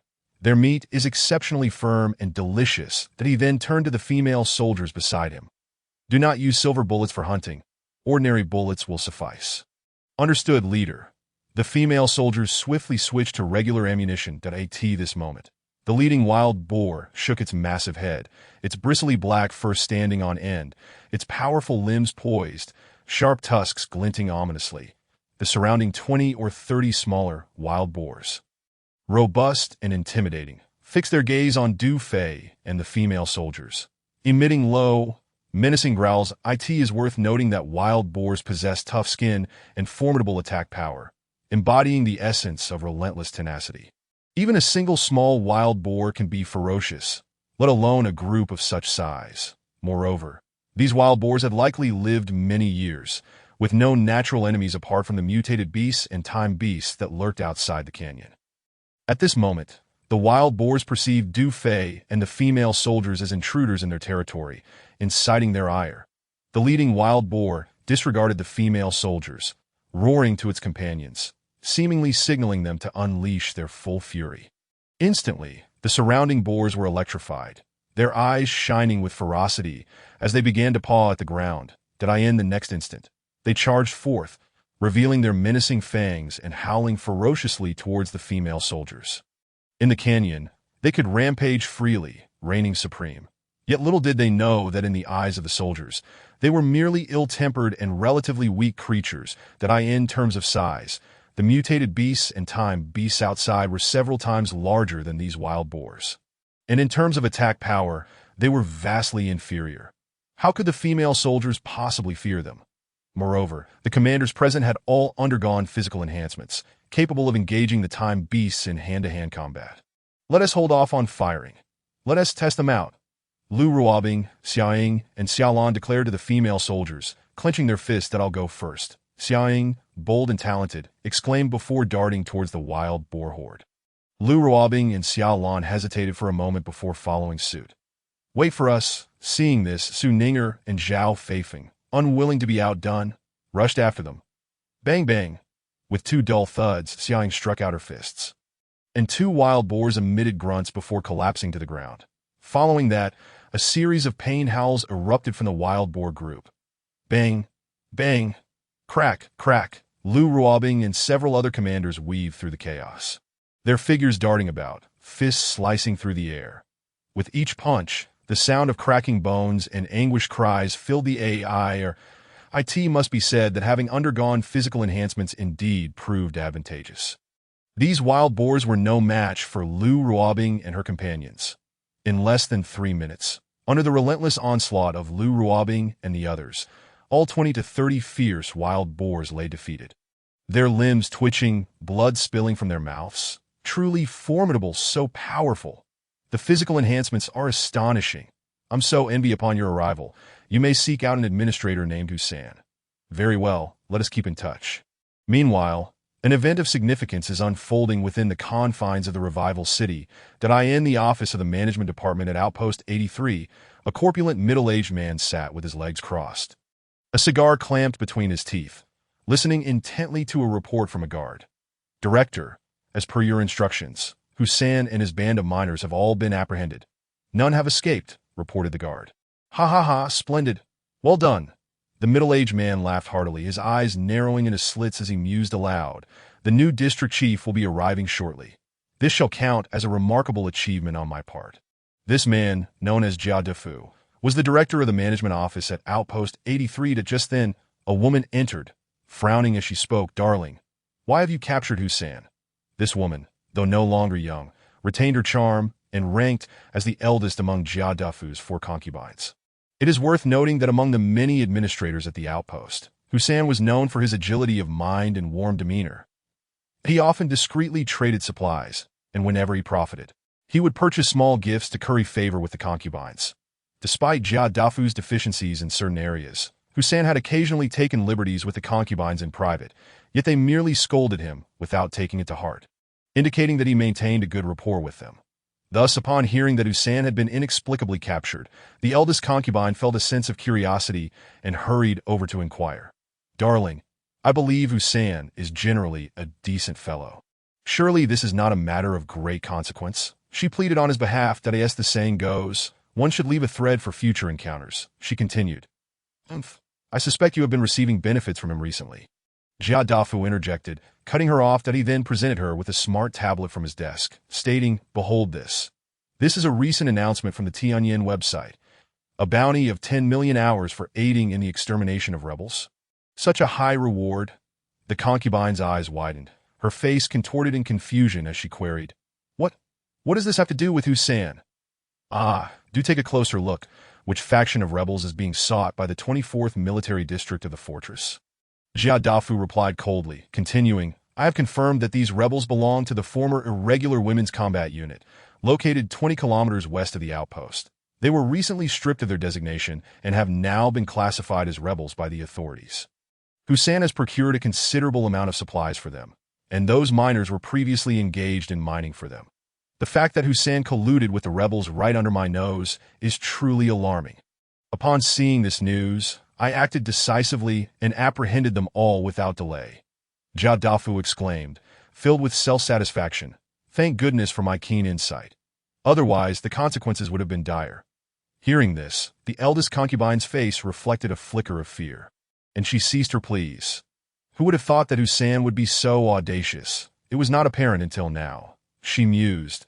Colluding with rebels is no minor offense. You all have benefited from Hussein in the past. Logically, you should all be considered close contacts and be detained for isolation and interrogation. Jia Defu shot her a glare. What? Is it just because we accepted some of his gifts? Are you planning to arrest us as well? The concubine retorted, a hint of anger in her voice. Given that you were previously unaware, I merely wish to caution you. Return and inform the others, should inquiries arise regarding any contact with Hussein. Do not admit to it. Jia Defu warned sternly that I do not wish my promising future to be jeopardized by you lot. Understood, the concubine replied, her expression devoid of emotion. After a moment's thought, she inquired, Do you intend to hand Hussein and the miners over to the 24th military district in hopes of claiming that 10 million hours? How not? 10 million hours is not so easily obtained. Did you not notice that the bounty offered by the 24th military district is for aiding in the extermination of rebels? Jia Defu sneered, then added, Hussein and the miners merely colluded with the rebels.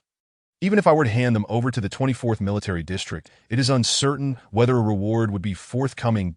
And no reward. Then what do you plan to do with Hussein and the others? The eldest concubine, feeling perplexed by Jia Defu's relaxed demeanor, pressed for clarification. To be frank, there have been some shifts in higher-level positions recently. The previous district chief has been removed, and a new district chief is being parachuted in.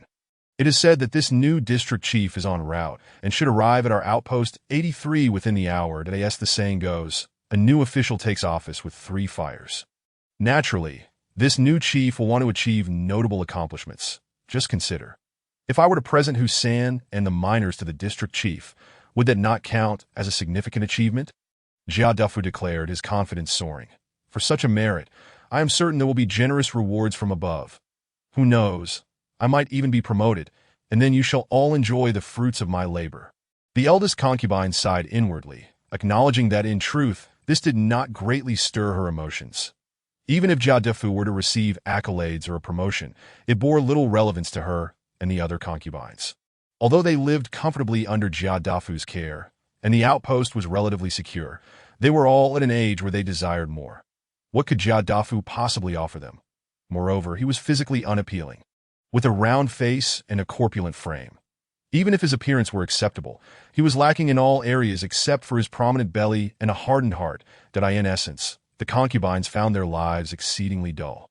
Chiefly because they derived no enjoyment from Jia Defu. At this moment, Jia Defu squinted, his expression quite animated as he inquired of the guard, "Have the interrogations commenced?"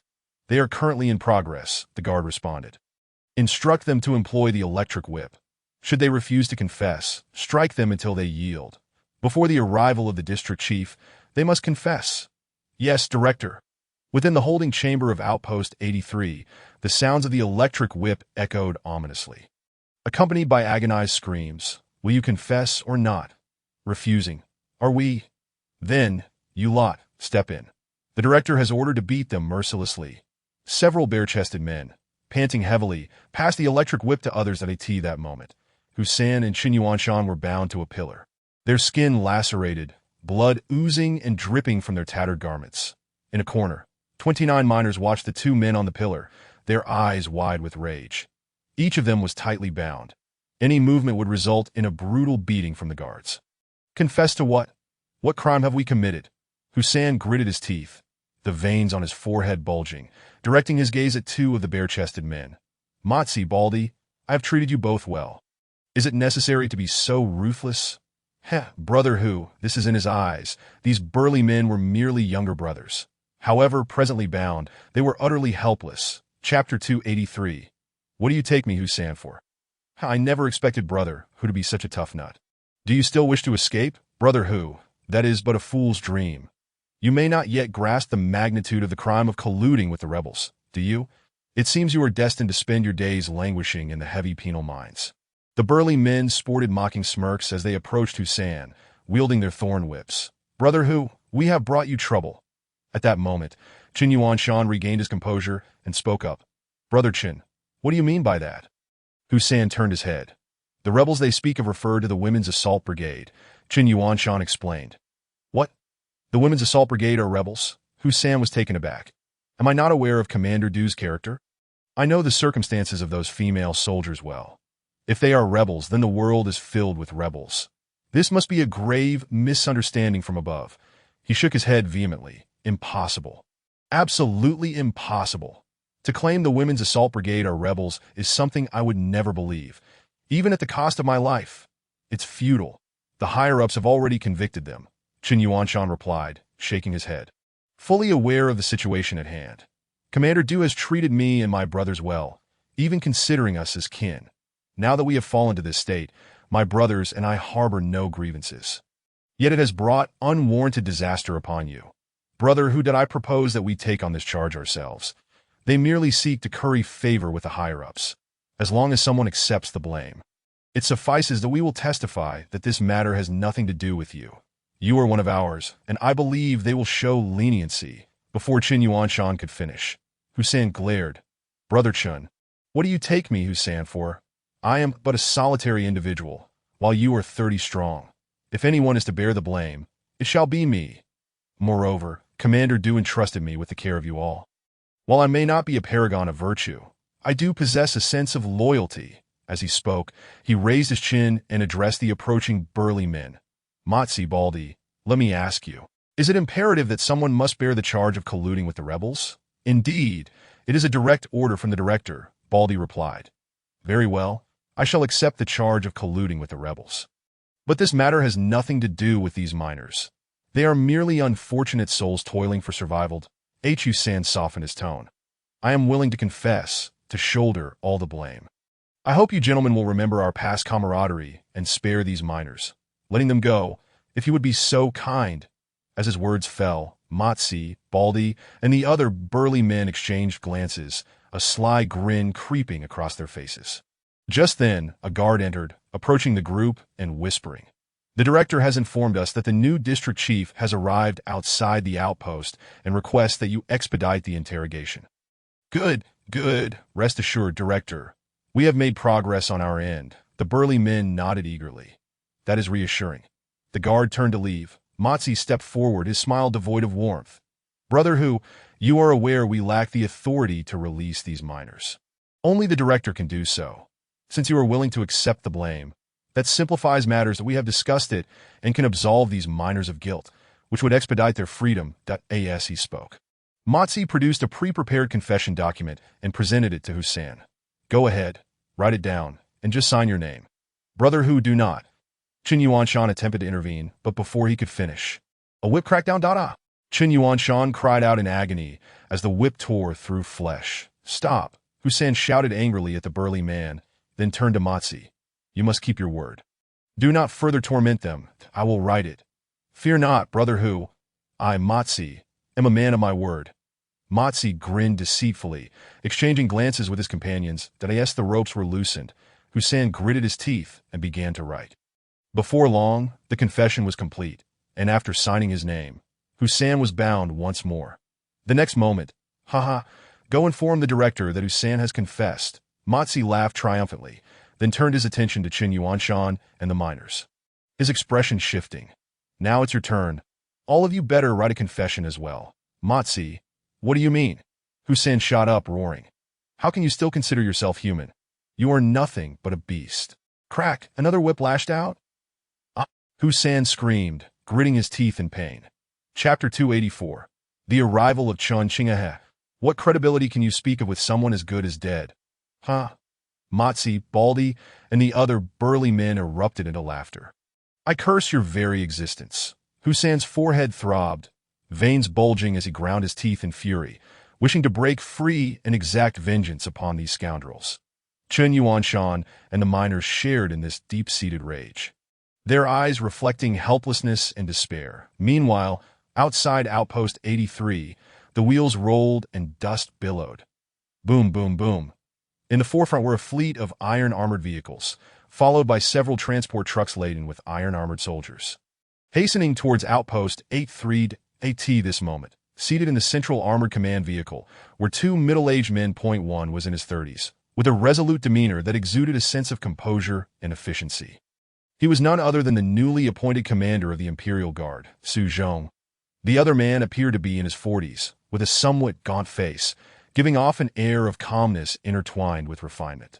This man was none other than Chen Qinghe, the assistant from Du Lei's private clinic. Brother Chen, right ahead is Outpost 83. Su Zhong pointed forward, continuing, Commander Du specifically instructed that your brother and the miners are still within the outpost, currently being looked after by an administrator named Hussein. Thank you, Commander Su. I apologize for the trouble. Chen Qinghe expressed gratefully. Brother Chen, what trouble are you talking about? Su Zhong responded with slight displeasure. Frowning. We are family. Do not speak of such formalities again, lest I find it difficult to face Commander Du. All right, no formalities, no formalities. Chen Qinghe nodded repeatedly, his heart a tumult of emotions. Who would have thought? As a mere surgical assistant in a clinic, he would find himself in the city defense department as an official in his lifetime. Even more astonishing was that, after so many years, he still had the chance to reunite with his brother. Ever since he had been summoned by the minister of the supervisory department, Wang Jianqing, and after a confidential discussion, it felt as though he had been dreaming. One could only say, Du Fei was truly remarkable. In just a few short months since leaving Rejuvenation City, he managed to orchestrate such a monumental upheaval.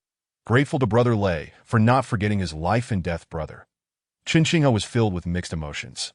The 9th District had undergone a transformation.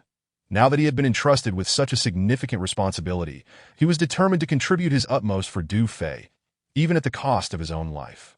Soon, the armored convoy approached Outpost 83. On the walls, a team of guards, binoculars in hand, stood frozen in shock. What am I seeing? My goodness, a complete fleet of iron equipment. That is the Imperial Guard. Could it be? The Imperial Guard holds such high status, and they are coming to our little outpost. What are you all standing around for? Quickly, open the gates. Hurry, let us move. The guards at Outpost 83, flustered, scrambled to open the main gate. Salute! The guard stood at attention, saluting the Imperial Guard with precision. The next moment, boom, boom, boom. The convoy of iron-armored vehicles and transport trucks filled with iron-armored soldiers surged through the gates of Outpost 83, heading directly towards the administrative office. At the administrative office, the scene to welcome the new district chief had been meticulously arranged to make the welcoming ceremony more grandiose. Jia Defu had specifically instructed a few concubines to stand by the side. Clad in sheer skirts adorned with images of airplanes, artillery, and tanks, they appeared both fashionable and alluring. With everything in place, Jia Defu, accompanied by over 20 administrators, stood respectfully awaiting. Chapter 285. A reunion of brothers at this moment. The fleet of iron-armored troops slowly approached. Hiss, the Imperial Guard. Could it be? What is the identity of this new district chief? To be escorted by the Imperial Guard. Jia Defu and the other administrators gaped in astonishment. One must understand that when the previous district chief made inspections, they were typically accompanied by the ordinary guard of Rejuvenation City. Even that was quite impressive. Yet this new district chief was escorted by a contingent of several hundred Imperial Guards. Such a level of honor was akin to that of high-ranking cabinet officials making inspections. Soon, the armored vehicles came to a halt in front of the administrative office. Hundreds of Imperial Guard soldiers clad in iron armor leaped from the transport vehicles and formed up in formation. First, the Imperial Guard's chief consultant's son and 2 aides disembarked from the leading armored vehicle. Then, as the door of the central command vehicle opened, Su Zhong and Chen stepped down as well. Salute! At the command, all soldiers saluted in unison. In an instant, Jia Defu and the group of administrators were utterly astonished that heavens, is that not Advisor Sun from the Imperial Guard? Such a prominent figure has arrived? As they stood in shock, Jia Defu and the others hurriedly jogged over to greet him. Advisor Sun had served in the Imperial Guard for many years and was a well-known figure in the 9th District. Recognized by officials of all ranks, accompanied by Commander Su and 2 aides, Chen arrived at the welcoming ceremony. I am Jia Defu, the director of the management office at Outpost 83, that we welcome all esteemed officials to conduct their inspection. Jia Defu respectfully bowed to the group, and the 20 or so administrators behind him followed suit. Apart from Advisor Sun, both Su and Chen had just assumed their posts, as had the 2 aides. Hence Jia Defu did not know them, nor was he aware of which among them was the newly appointed district chief.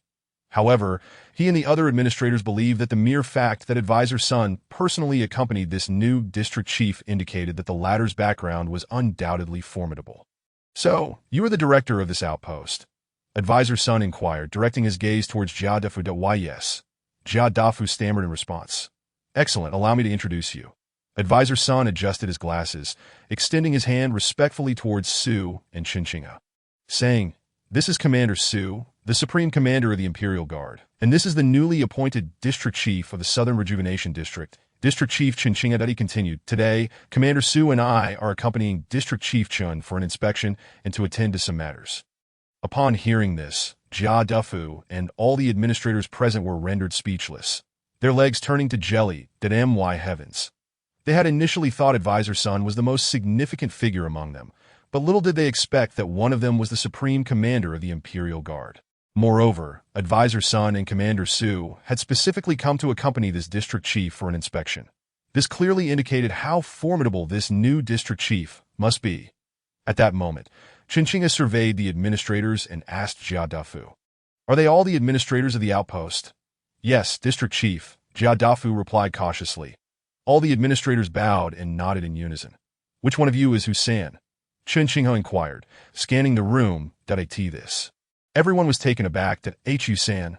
Wasn't he recently apprehended by the director? Why would the district chief suddenly inquire about Husan?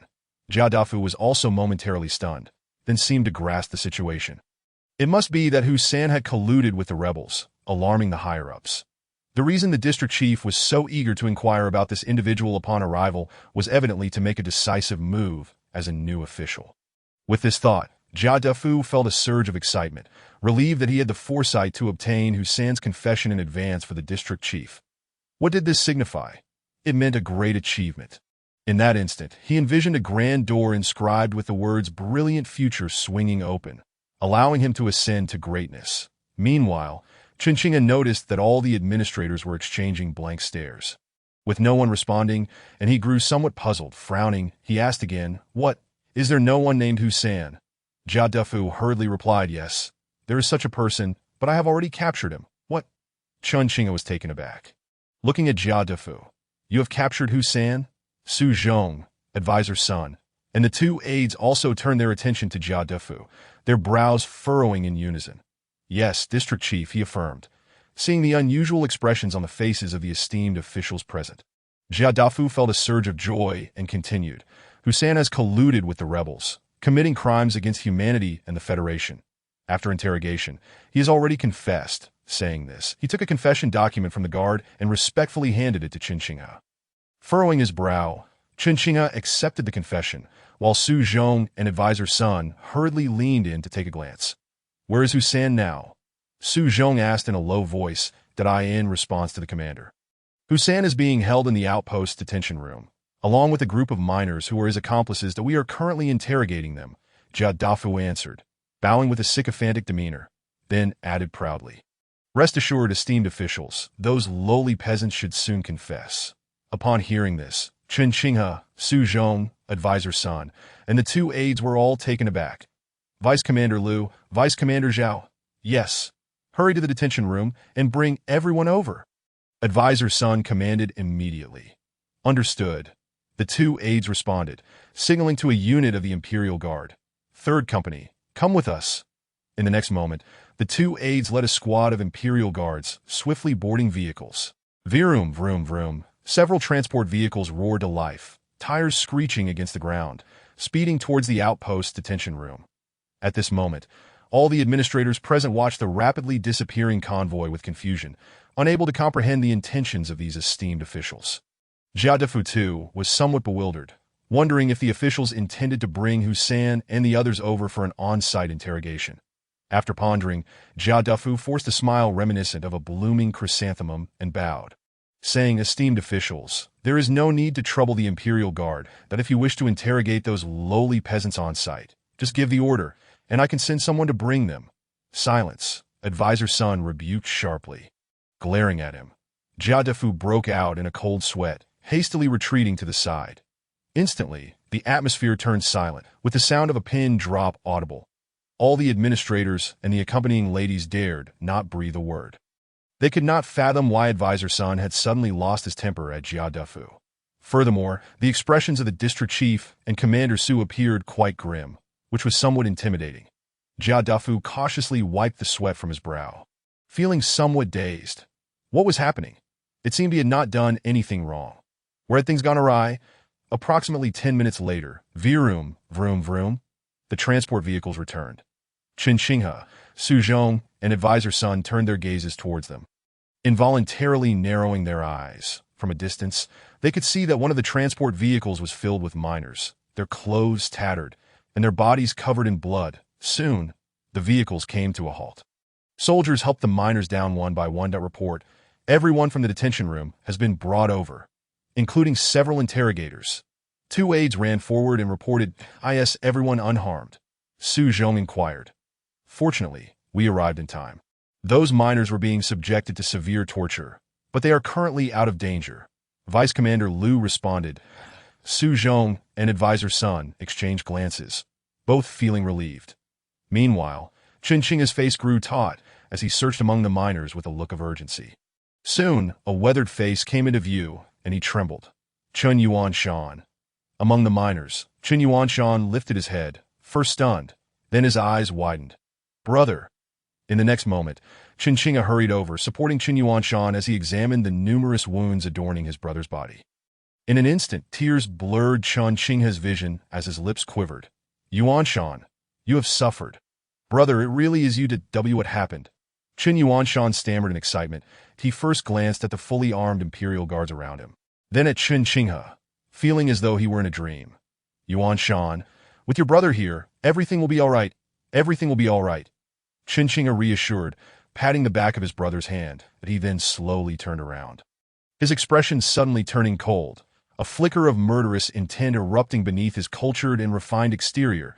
He scanned all the administrators present, ultimately fixing his gaze on Jia Defu. In that moment, silence enveloped the scene. All the administrators felt as though they had been struck by lightning, collectively petrified. What a shocking revelation. This new district chief was actually the brother of that miner. Now, that miner was in a horrific state, covered in wounds. This was a direct result of Director Jia Defu's orders. It was over. This time, Director Jia was surely doomed. As the administrators were reeling from the shock, they instinctively turned their gazes towards Jia Defu. Oh no! Jia Defu's face turned pale, beads of sweat forming on his forehead, feeling as though he had plunged into an ice-cold abyss, his blood running cold. This was far too sudden. The new district chief is the brother of that miner. Who could have anticipated such a twist? He had initially thought that interrogating those miners would be a significant achievement, but who could have foreseen such a calamity? Now, having offended the district chief, what could be done? District chief, it's a misunderstanding, a complete misunderstanding. Jia Defu trembled, slapping himself twice in a fit of panic, and continued, it's all my fault for being blind and not recognizing that this miner. Oh no, this gentleman is your brother. As he spoke, he pointed to several burly men who had been brought over by the Imperial Guards, explaining, District Chief, this misunderstanding was caused by these subordinates of mine. I will ensure they face severe punishment. Upon hearing this, the previously bewildered, burly men finally came to their senses. Thud thud. The bloodied whips they wielded fell to the ground, and they lost all their former ferocity, their legs turning to jelly. Upon hearing Jia Defu's words, they all became exceedingly terrified while simultaneously feeling a surge of indignation. Director, we cannot be blamed for this. Wasn't all of this ordered by you? Indeed, we are merely executing orders. Before the few bare-chested men could finish their words, Jia Defu shot them a fierce glare. Shut your mouths. He then feigned a pitiful expression and bowed to Qin Qinghe, saying, District Chief, it is now evident that your brother and those miners have been wronged. This entire situation is a result of my negligence that I beseech your forgiveness. I swear my loyalty to the Federation and to you is unwavering. However, Hussein is indeed colluding with the rebels. The evidence is irrefutable, and I leave his fate in your hands. Jia Defu pointed at the injured Hussein among the crowd, and after speaking, he secretly observed Qin Qinghe's expression, thinking that perhaps Hussein's collusion with the rebels would serve as a means to atone for his sins. Qin Qinghe ignored Jia Defu and, with a stern face, walked towards the crowd, stopping in front of Hussein. Brother, Hussein is innocent. Please do not make things difficult for him. The reason he wrote a confession was to save us.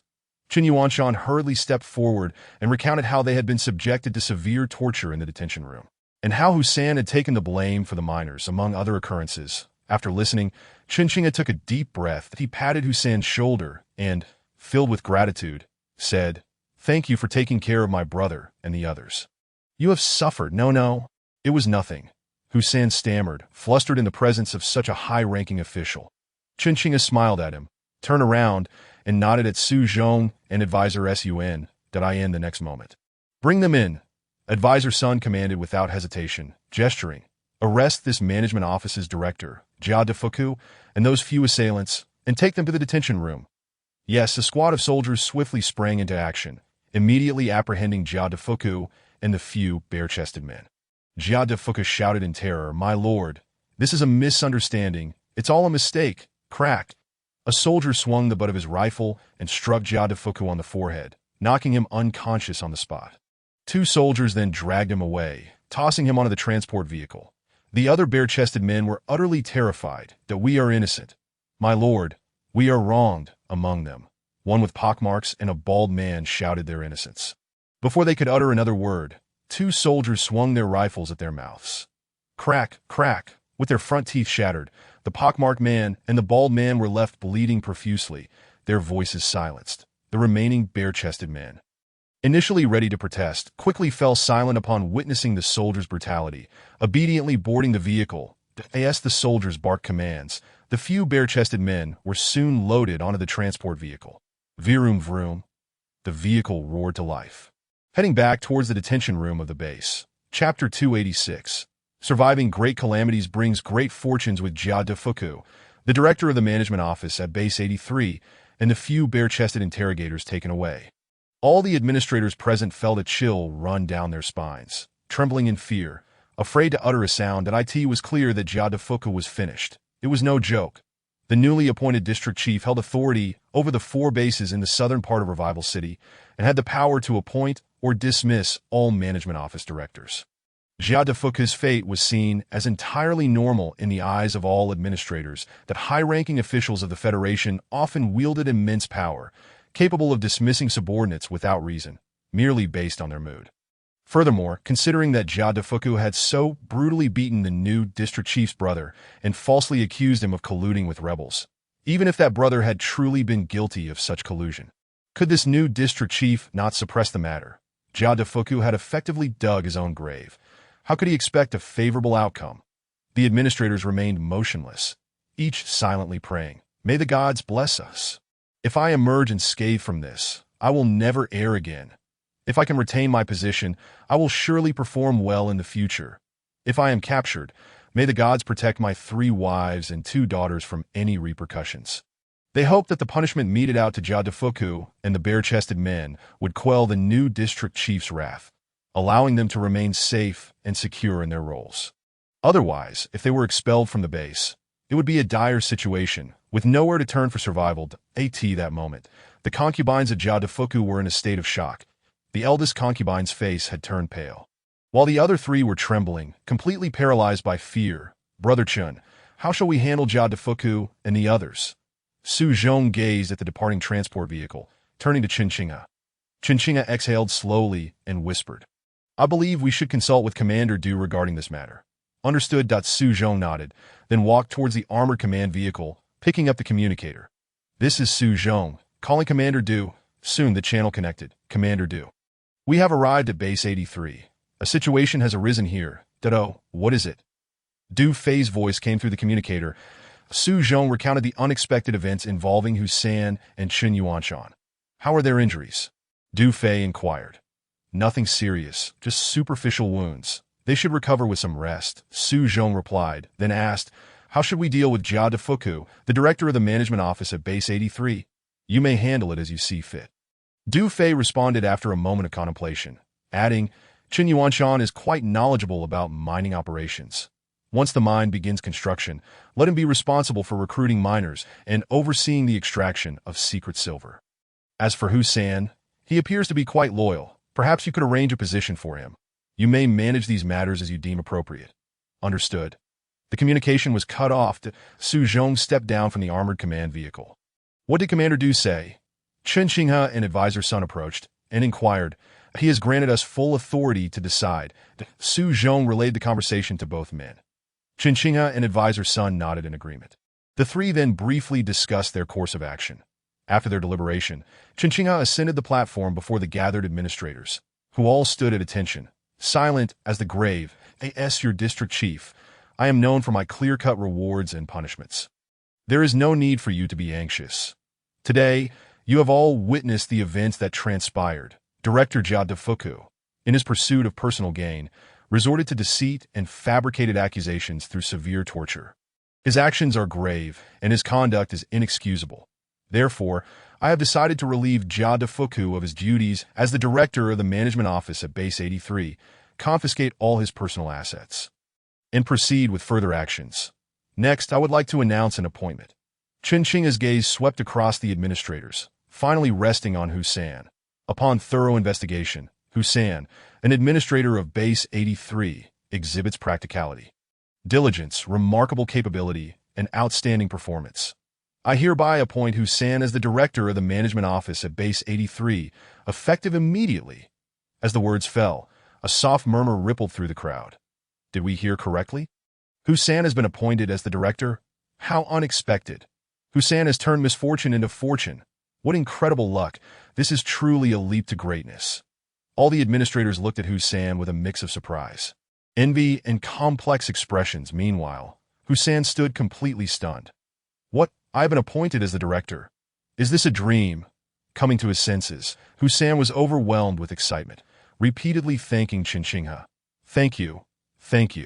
District Chief." Su Zhong approached and patted his shoulder, smiling. "Congratulations, Director." Who, flustered by receiving congratulations from such a high-ranking official, Husan stammered, "Commander, you honor me. I dare not. You will be in charge of Base 83 from now on. Do your best," Qinqingha stated. "Rest assured, District Chief, I will not disappoint your expectations." Husan vowed on the spot. At that moment, Deputy Liu approached, saluting Su Zhong. "Commander, the accommodation has been arranged." Su Zhong glanced at the sky and then instructed Deputy Liu to arrange for Qin Yuanshan and all the miners to rest at the hotel, also requesting medical personnel to tend to their injuries. "Are you all right? Is your injury serious?" Qinqing turned to Husan and asked that it's nothing, just a few superficial wounds. Husan replied, feeling both honored and bewildered. "Very well. You will handle the remaining matters and familiarize yourself with your duties. Our inspection here primarily aims to prepare for the establishment of an open-pit mine near Base 83 to prepare for tonight. And tomorrow take us to inspect the mine located 20 kilometers to the west." After Qinqing finished speaking, he boarded the vehicle with Su Zhong and Advisor Sun, heading towards the hotel. As the convoy of the Imperial Guard departed, Hussein quietly pondered, the mine 20 kilometers to the west. Isn't that the site of the former Women's Combat Brigade camp? I wonder how Commander Du and those female soldiers are faring now. Hussein sighed, having learned of the Women's Combat Brigade being labeled as rebels. He could only bury his connection with them in his heart, but he believed that the new district chief's silence regarding his assistance to the Women's Combat Brigade might stem from Qin Yuanshan and the miners having also served them. After all, this new district chief is Qin Yuanshan's elder brother. How could he allow his brother to bear such a stigma? And as for himself, by sheer coincidence, he had benefited from Qin Yuanshan's influence. Hussein secretly rejoiced. Surviving a great calamity surely foretold future blessings. Chapter 287. The Meeting. After coming to a realization, Hussein turned his gaze towards the administrators, since he had assumed the position of director. And the district chief had mentioned that he should familiarize himself with his duties. It was time to abolish the unreasonable rules set by Jia Defu. Furthermore, it was an opportune moment to rectify some undesirable phenomena. "Everyone, please come in for a meeting," Hussein instructed the administrators before making his way to the office. However, after taking a few steps, he swayed slightly. "Director Hu," the favored concubine, was quick to react, hastily stepping forward to support Hussein. The other three concubines quickly realized what was happening, their eyes lighting up as if they had glimpsed a new hope. "Director Hu, be careful." "Yes, you are injured. Allow us to assist you inside." The concubines displayed an expression of deep concern, each offering their support. "Oh, I can manage on my own." Despite his protests, the fragrant breeze enveloped him, causing Hussein's heart to flutter. He then spoke with a serious demeanor. "Let go, everyone, and maintain some decorum." Nevertheless, he was still assisted into the office by the concubines. The office of the management department was quite spacious, divided into two sections, the outer area for meetings and work, and the inner area serving as the director's lounge. Once seated, Hussein maintained a stern expression. However, he did not overly reprimand the concubines, as their relationship had always been amicable. "It's nearly dark, and I have a meeting to conduct, so you may wait in the lounge for now," he instructed, pointing towards the lounge. "I will address your matters after the meeting concludes." The concubines exchanged glances, their hearts filled with apprehension, but they obediently retreated to the lounge. That moment, the administrators gradually entered, taking their usual seats around the conference table. They awaited the new director's directives, some of them fidgeting nervously, their faces paling. The administrators whispered among themselves. Hussein surveyed the room and spoke up. "It appears everyone is present, so let us proceed with a brief meeting. To be honest, I never anticipated becoming the director. This is due entirely to the district chief's recognition. Now that I occupy this position, it is only fitting that I serve selflessly and honor the district chief's trust." He continued, "All of you are my colleagues, and I am well acquainted with each of you. I am fully aware of your strengths and weaknesses. As the saying goes, a new official should ignite 3 fires. Therefore, I shall forego pleasantries and announce 2 matters of importance. First, all unreasonable regulations established by Jia Dafu are hereby abolished. Second, we will rigorously address certain undesirable behaviors, with severe cases resulting in expulsion from the base." Hussein's words sent beads of sweat trickling down the foreheads of several administrators, their eyes betraying a flicker of fear. As for the specifics regarding which matters or individuals are involved, I will disclose that information once I have compiled it. He scanned the room once more, his gaze landing on one particular administrator, Lao Qian. Upon hearing his name mentioned, Lao Qian trembled uncontrollably, collapsing in fear.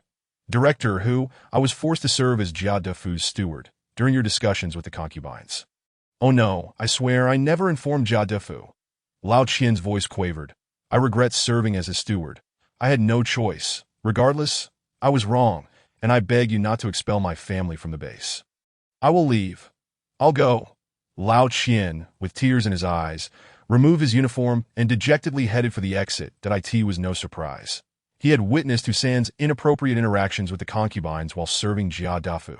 Despite turning a blind eye, there were times he could not stand idly by and had intervened. Yet he had never reported Hussein to Jia Dafu that he feared that Hussein would harbor resentment. After all, as the saying goes, those who play with scorpions will get stung. At that moment, the administrators felt a tightening in their chests, shocked that Hussein would target Lao Qian first. They quickly realized Lao Qian's cunning.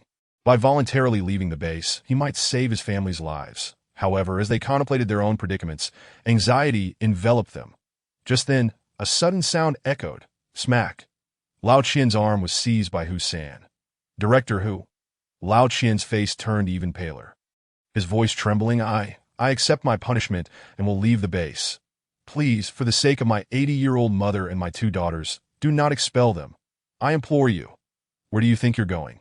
Who said anything about expelling your entire family? Hussein furrowed his brow and continued, I mentioned your name to appoint you as my assistant to compile some data. With that, he tossed the uniform back at him, saying, hurry up and put this on data. Lao Qian was taken aback before quickly realizing the implication, but he fumbled in the innermost pocket of his pants and produced a storage card, thrusting it into Hussein's hands. Director Hu, this is 20,000 hours that Jia Dafu has given me over the years. I have been saving it and did not dare to touch it. Now I present it to you. What is the meaning of this? Hussein's expression darkened. Director Hu, this is merely a token of my appreciation, Lao Qian replied, sensing he had secured his position and that his family would not face repercussions. His heart swelled with emotion. Previously, when I served Jia Dafu, my attitude towards you was less than respectful, and I regret having hurt your feelings. This 20,000 hours is my attempt to atone for that and to mend our superior-subordinate relationship. Director Hu, you must accept it. Otherwise, I will leave the base and let myself perish at the hands of the time beast. As he spoke, Lao Qian made to stride toward the exit once more. Come back, Hussein exclaimed angrily. How can you act this way? Director, this shows that Lao Qian possesses high awareness. We should learn from him, said one of the grain administrators, hastily pulling out a storage card. I remembered that I miscalculated some bonuses previously and deducted 3,000 hours from you. I am now compensating you with 10,000 hours. Seeing this, the vegetable administrator quickly chimed in with a smile. Director, I sincerely apologize. I should not have made you pay during our social event. Here is another 10,000 hours. The water supply administrator slapped himself across the face, stating, Director, I should not have intentionally turned off the water while you were bathing. Here are 5,000 hours as compensation. Please accept it. Soon, storage cards were being thrust into Hussein's hands one after another. Furrowing his brow and wearing an unhappy expression, he exclaimed, What do you take me for? Director, please don't be angry. We have all been in the wrong. These are merely compensations. If you do not accept, we want to be able to eat or sleep in peace. Please grant us a chance to redeem ourselves. Yes, we implore you to accept. The administrators spoke with palpable fear, their voices trembling as they pleaded that if the director refused, it could spell disaster for them, jeopardizing not only their positions but also their family's very existence. Fine, but this is the last time. Hussein relented, reluctantly accepting the storage cards that a wave of relief washed over the administrators. As they collectively exhaled in relief, the meeting continued. Chapter 288. The arrival half an hour later. The meeting concluded. Fortunately, Hussein had only established a few new regulations and proposed some reforms regarding the base, without targeting any of the administrators. They were greatly relieved, and as the meeting was adjourned, they rose and exited the office like birds released from their cage. Why this time? Night had already fallen. Hussein glanced at the lounge, contemplated briefly, and then picked up the communicator. Is this the hotel? Let me reach out to District Chief Chen. After a moment, a voice came through. This is Chen Xinghe. How may I assist you? District Chief, I would like to inquire how to handle Jia Dafu's relatives. Hussein asked cautiously. Jia Dafu will receive his due punishment. If his family members have committed no serious offenses, they may be dealt with leniently or exempted from punishment. Chen Xinghe's voice responded. Do not forget that you are now the director of the management department. Decisions regarding Jia Dafu's family, whether to expel, exile, or retain them, are entirely at your discretion. With that, Hussein replied, understood. Thank you for your trust. District Chief, I comprehend. He nodded repeatedly as the call ended. Taking a deep breath, Hussein felt a surge of excitement. The so-called relatives of Jia Dafu were merely these few concubines. Now, the district chief had entrusted them to him for handling. How should he proceed? As Hussein pondered this, several concubines cautiously peeked out from the lounge. Upon seeing that only Hussein remained in the office, they stepped out one by one since the communicators within the base were primarily intercom-style amplifiers. The concubines had heard every word of Hussein's conversation with the district chief. Ever since Jia Dafu was taken away, the concubines had been engulfed in a state of trepidation. Anyone could surmise that as Jia Dafu's relatives, their fate would likely be no better. Should they be fortunate, they would merely face expulsion from the stronghold. Should fortune frown upon them, they would be condemned to a lifetime of servitude in a labor camp.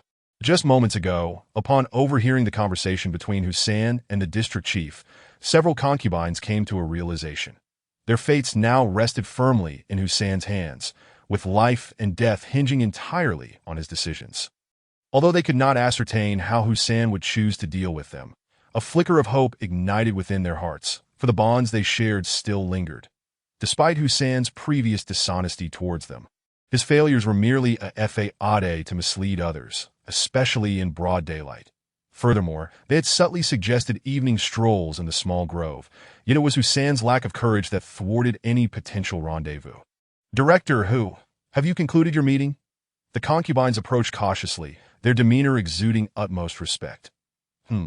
Hussein grunted lightly, clutching his wound and inhaling sharply. Having just been appointed as director, he had previously been consumed by excitement. But now, as his emotions settled, the pain surged forth. Oh dear. Director Hu, your wound is still bleeding. The eldest concubine, quick-witted, gestured toward the inner cabinet. Quickly, Lao San, fetch the first aid kit. Let us tend to Director Hu's injury. All right, the third concubine responded nimbly, scurrying to retrieve the medical supplies.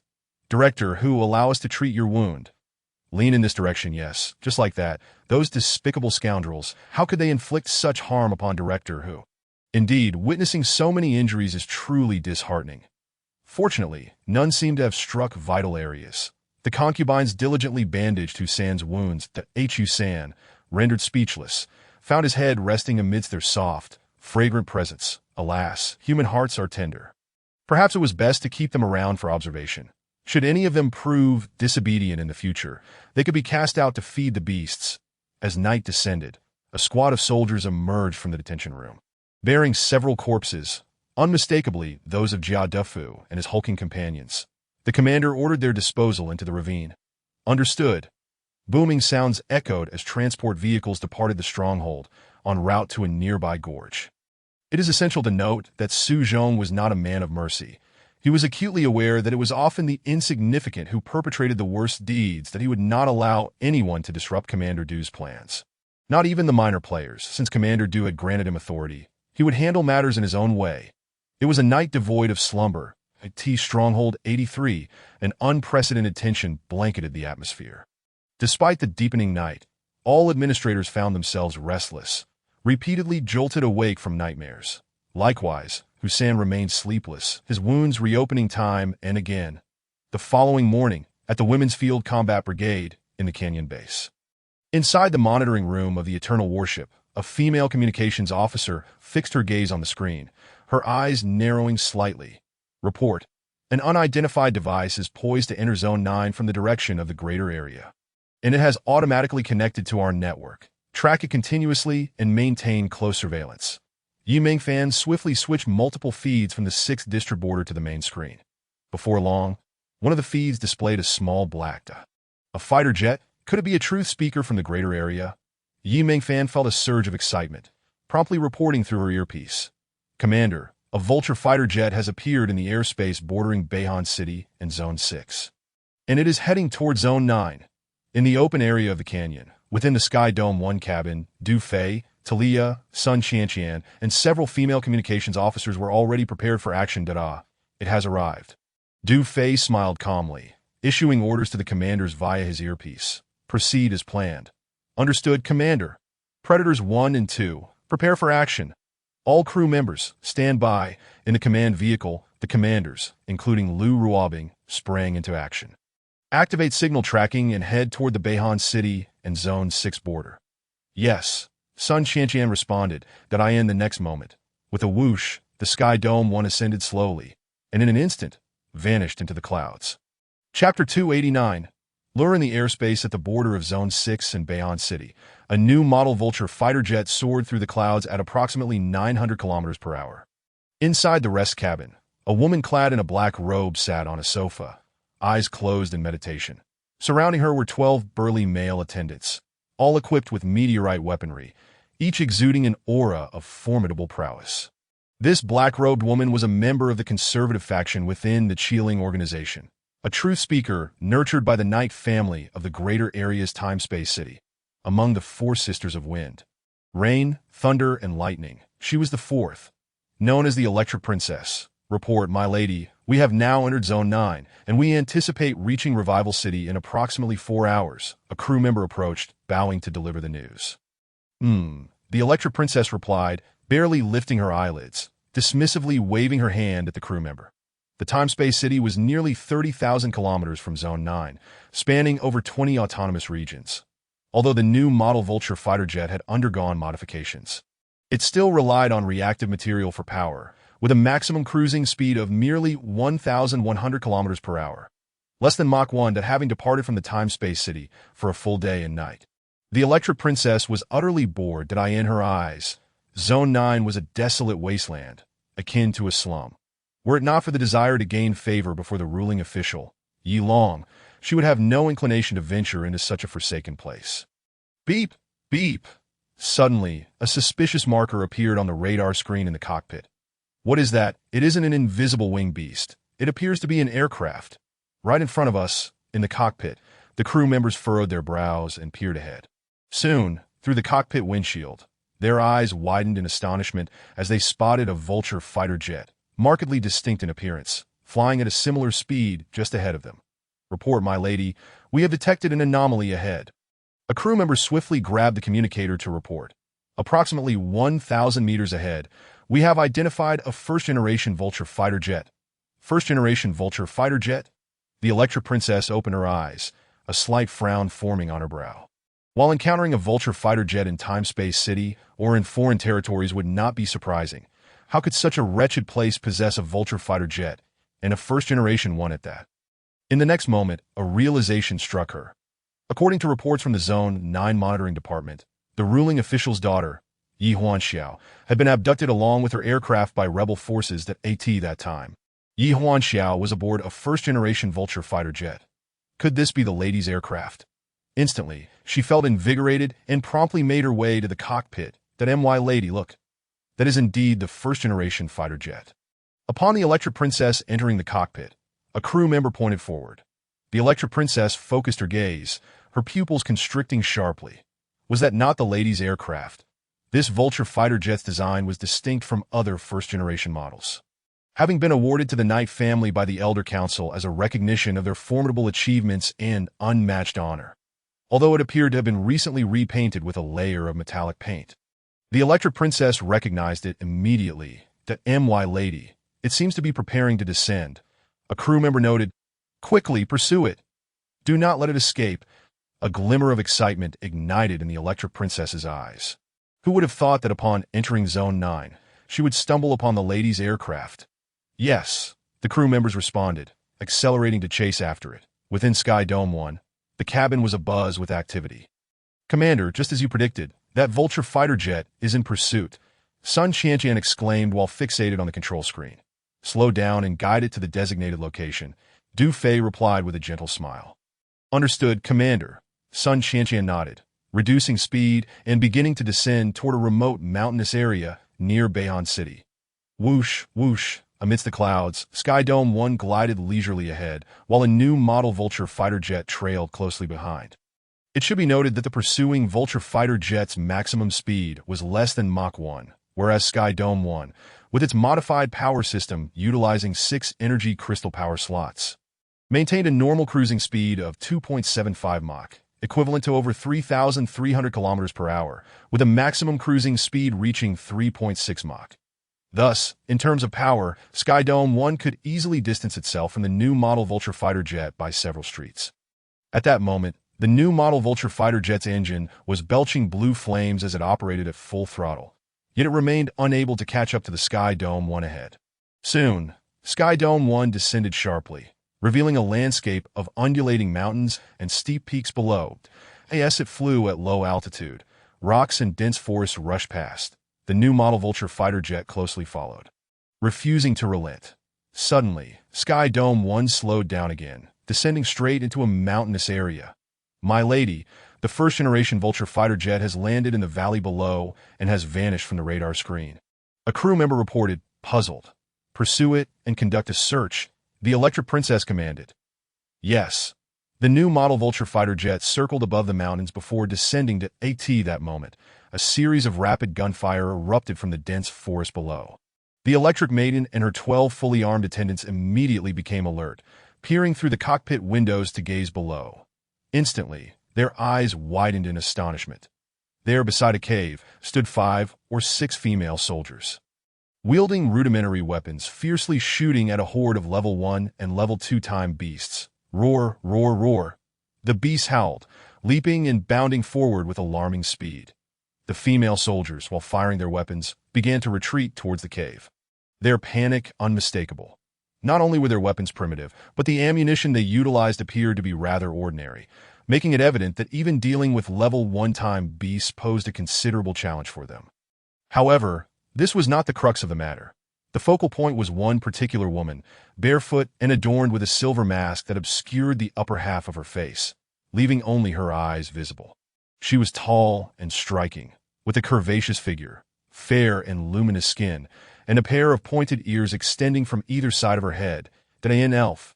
The Electric Maiden was taken aback, her eyes betraying a surge of excitement and exhilaration. A genuine elf. Chapter 290, Sniper Strike. Quickly capture this on video and send it to the governor along with the previous footage from the aircraft. The Electric Maiden commanded swiftly.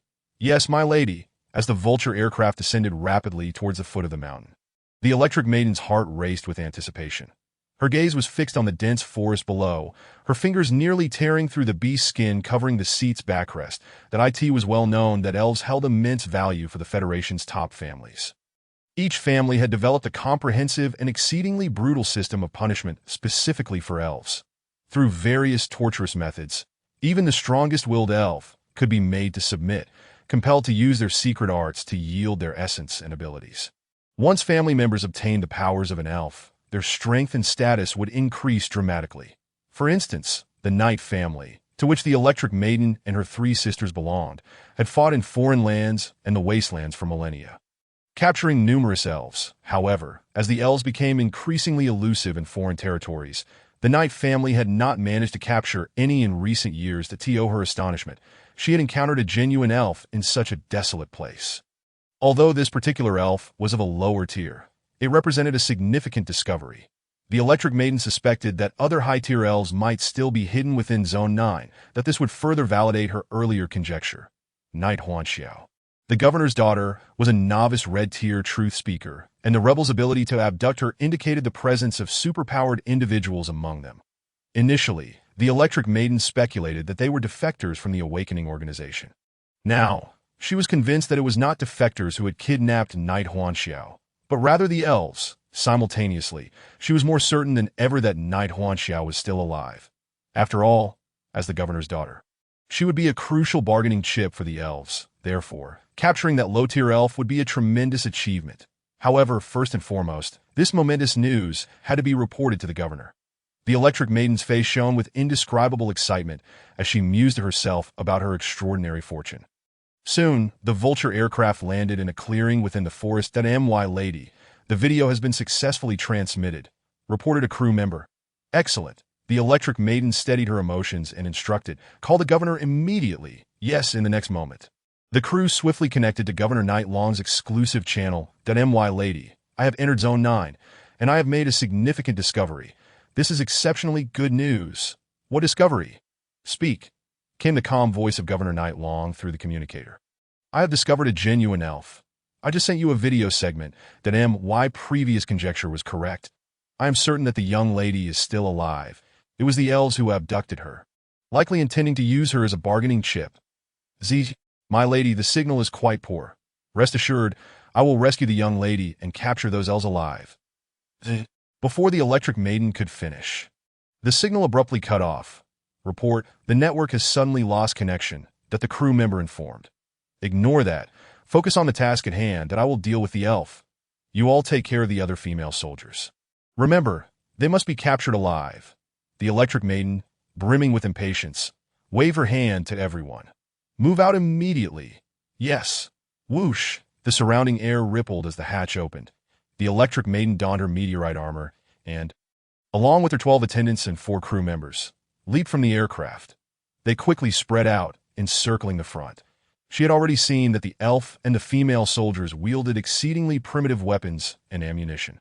Not to mention the electric maiden's mastery of truth-speaker arts, the attendants, clad entirely in meteorite gear, would find it effortless to capture those female soldiers.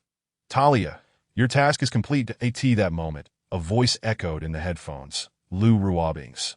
Understood. The beautiful elven woman turned to her fellow female soldiers and smiled, saying, Our performance is over. Those fellows have all been lured away from the vulture aircraft, with a wave of her hand. She commanded retreat. All right, several female soldiers nodded in unison, then turned to the advancing level 1 and level 2 time beasts, casually tossing a few silver bombs that we won't play with you anymore, boom, boom, with successive explosions. The beasts let out anguished cries, dirt and flesh scattering in all directions. Without delay, Talia and the female soldiers swiftly retreated into the cave.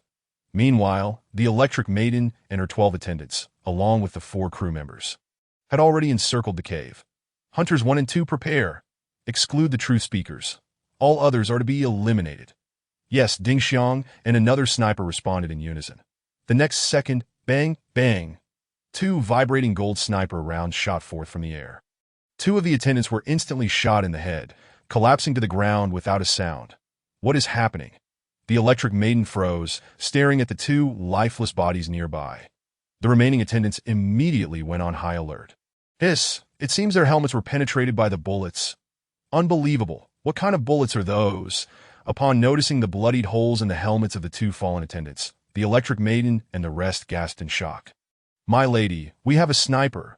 One of the crew members, regaining composure, looked around nervously at the surrounding trees. Conceal yourselves. Stay alert. The electric maiden quickly took cover behind a rock, casting an incredulous glare at the crew member. As if to say, is this not obvious? The other attendants acted swiftly and decisively, using trees and rocks as cover to conceal themselves. That moment, the electric maiden, gazing at the blood-spewing bullet holes on the helmets below, felt a lingering shock within her. How is this possible?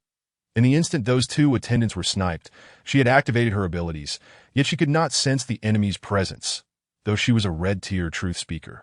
Her foundation had been solidified over centuries, placing her among the elite of the truth speakers. The electric maiden believed that it was exceedingly rare for an enemy to silently eliminate 2 of her attendants within her perceptual range. Of course, unless it was a member of the Venom organization. Moreover, the 2 attendants were clad in meteorite armor.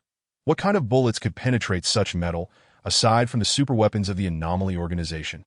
The electric maiden's thoughts were shaped by her background in the greater region that it was well known that the Federation was home to 3 mysterious organizations: the Awakening Organization, the Venom Organization, and the Anomaly Organization. The Awakening Organization consisted of truth speakers, female, possessing the ability to discern the truthfulness of others' words, utilizing their charming voices to compel or psychologically suggest commands to others, even manipulating their actions. That a small number of low-tier truth speakers served prominent families within the Federation, while the majority of high-tier truth speakers served the upper echelons or shadowy powers of the Federation. The Venom Organization comprised assassins, female, renowned for their lethal assassination techniques and finishing moves. They possessed unparalleled willpower, quick reflexes, and particularly composed minds, endowed with exceptional logical analysis skills. They rarely accepted contracts, but when they did, their success rate was 99.99. That this organization operated covertly, appearing like a dragon without a trace, serving no particular faction and belonging to a mercenary nature. The anomaly organization consisted of technological geniuses whose computational and memory abilities were extraordinary, boasting super-intelligent brains. This organization focused on gene analysis, the cultivation of beast and human embryos, and the development of various unconventional weapons, serving the shadowy powers at the top of the Federation. Could it be the Venom organization? The Electric Maiden furrowed her brow, deeply perplexed. Unless a member of the Venom organization had acquired a superweapon from the Anomaly organization, it would be impossible to eliminate her two armored attendants silently. However, as she pondered, she found this notion unlikely. Although the Venom organization operated on a mercenary basis, their assassination targets were held to incredibly high standards. Targets deemed unworthy would not be accepted, regardless of the commission offered. The Electric Maiden, along with her attendants, and even the entire Knight family would not qualify to warrant the Venom organization's intervention. In an instant, the Electric Maiden dismissed her previous thoughts, feeling a chill run down her spine as she warily scanned the surrounding forest. If it were not the Venom organization, then the situation became exceedingly perplexing. Little did she know, the enemy hovered silently in the air, concealed within two stealth drones that at this moment, the Electric Princess was too preoccupied to dwell on anything else. Her gaze fixated on a nearby cave, her eyes gleaming with avarice. The allure of that pink-level sprite was simply irresistible to her, and she felt compelled to seize it. You, go inspect the bullet holes on the armor and ascertain what kind of projectile pierced it. She commanded one of her crew members. Yes, the rest of you, charge into the cave. The order had barely left her lips when bang. A sniper bullet whizzed past her neck with alarming speed. Plop, the crew member, who was preparing to investigate the bullet holes, was struck directly, collapsing to the ground. Instantly, bang, bang, bang, a relentless barrage of sniper bullets rained down from above. In an instant, blood splattered and screams echoed, those concealed among the boulders and trees. Some hit in the chest, others shot in the head, fell one after another into a pool of blood that in less than 2 minutes, aside from the Electric Princess, all 12 of her fierce and competent attendants, along with 4 crew members, a total of 16 souls, had been ruthlessly gunned down. What on earth is happening? The Electric Princess gazed at the disarray of corpses surrounding her, her heart gripped by a sense of dread. Just then, a voice announced, "Welcome to your demise." As the words fell, Du Fei emerged from the cave, clad in intelligent battle gear. The Electric Princess turned sharply, her eyes flashing with an eerie blue light. Upon recognizing the man in the pitch-black combat suit, she immediately barked, "Halt, kneel." Du Fei let out a cold chuckle, not pausing, but advancing straight towards her. The Electric Princess froze momentarily, sensing something amiss. Who is this person? Why is he immune to the effects of the truth spell? Did he just say welcome to my arrival? Her internal confusion deepened. After pursuing that first-generation vulture fighter into this mountainous area, all her attendants had been mercilessly slain. The implication of his words was painfully clear. He had been waiting for her all along. In an instant of realization, the Electric Princess understood. This was a trap. Her eyes narrowed with rage as she pulled the trigger of her weapon.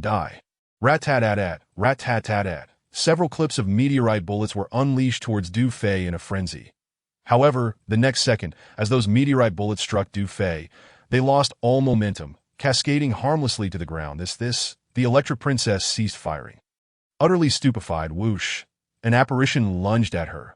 She felt a sharp pain in her wrist, and with a clatter, her weapon fell to the ground. The Du Fei retracted his battle suit, standing coldly before her. The next moment, the electric helmet was violently yanked off her head, and before her shocked expression could change, she felt a large hand with a purple mark grip her throat. Ugh! In that instant, the Electric Princess's body trembled violently, her eyes widening in disbelief. The Fairy King. She immediately sensed an overwhelming and vast mental power, akin to the presence of a sovereign. The oppressive force made her spirit quiver, and she trembled uncontrollably. Impossible! This cannot be happening. Legends say the Fairy King has long ceased to exist. Yet, this sovereign mental power is undeniably real, not an illusion. At this moment, she felt as if she had plunged into a terrifying abyss. Finally realizing that Area 9 was no ordinary place, the Electric Princess's face paled as she stammered, "Who are you?" You need not know that Du Fei's voice was frigid as he spoke. A dazzling purple light began to emanate from the palm pressed against her neck. "No, Please, don't kill me. I can be your servant. I can be your bargaining chip. You have already captured Yi Hanxiao. You could use me as a hostage to negotiate with the Yi family. The Electric Princess seemed to have lost her soul, her eyes wide with extreme terror. I beg you, spare me. I do not wish to die. The elf you once tortured pleaded for mercy in the same manner. Did you spare her? Du Fei's cold laughter echoed. As for your desire to be a servant or a bargaining chip, you are far from qualified. With that, a flash of purple flickered in his eyes, and his hands suddenly tightened. Ugh! The Electric Princess's eyes brimmed with sheer terror as her body convulsed uncontrollably. Her pupils began to whiten and expand. Soon, her face lost its luster, her skin sagged, and she aged rapidly in quick succession. Her hair fell out, her eye sockets deepened, and her face became a canvas of wrinkles. In less than a minute, the Electric Princess had transformed into a mere skeleton. Crash! As Du Fei released his grip, the sound of shattering bones echoed from within the meteorite armor. Ding! Congratulations, host. You have gained an additional 436 years of lifespan. Ding! Congratulations, host. You have acquired the red level fairy ability, Truth Spell. Friendly reminder. The red level fairy's rank is too low. This ability is currently incompatible with the host and has been sealed within the host's rose gold talisman, transferable to others. Chapter 291. The battle concludes successfully. With the system's notification fading, Du Fei exhaled, distinctly feeling a surge of crimson energy accumulate within the rose gold talisman beneath his abdomen, just as before. Done. The female combat team was about to give birth to another red-level half-elf. Du Fei felt elated to AT that moment. On an open area at the foot of the mountain, the Tianqiong No. 1 ceased its cloaking mode, and the entire aircraft slowly became visible as the hatch opened. Sun Xiaoqian leaned out. Then, unable to contain herself, she jumped down, only to realize something was amiss and hurriedly turned to cover her neckline. Oh my, Xiaoqian, you are so pale. Hurry and cover yourself. Ha! Laughter erupted from the commander's earpiece. You all. Sun Xiaoqian blushed, adjusting her clothing as she fiddled with her earpiece. Meng Fan, delete that video from earlier. What pale? What to cover? Du Fei, a short distance away, was momentarily taken aback, due to the shared channel.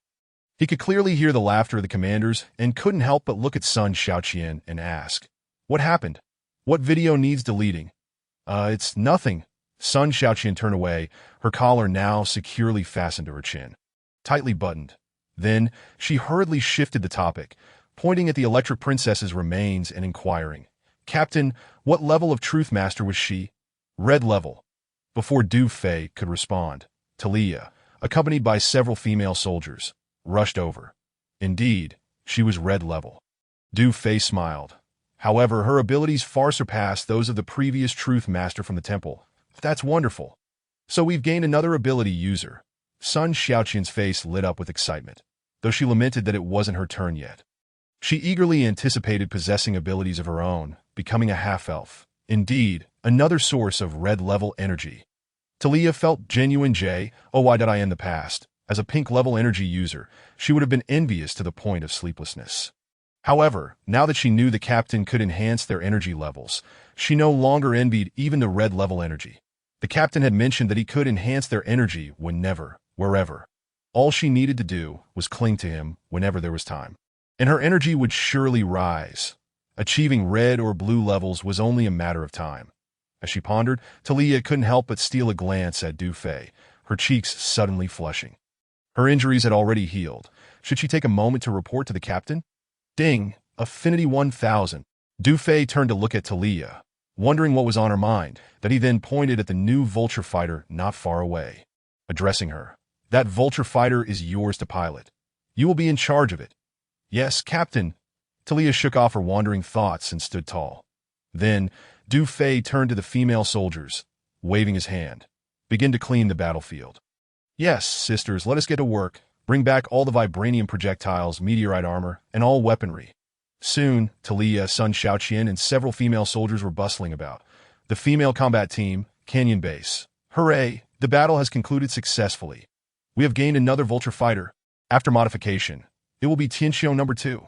The key point is that Truth Master is also a red-level energy user. Did you not hear the captain say, her abilities are far superior to the previous Truth Master? This will surely make Ing Bao ecstatic. Yes, the captain said this legacy is for Ing Bao. Rest assured, there will be many Truth Masters to encounter in the future. Yes, as long as they dare to come.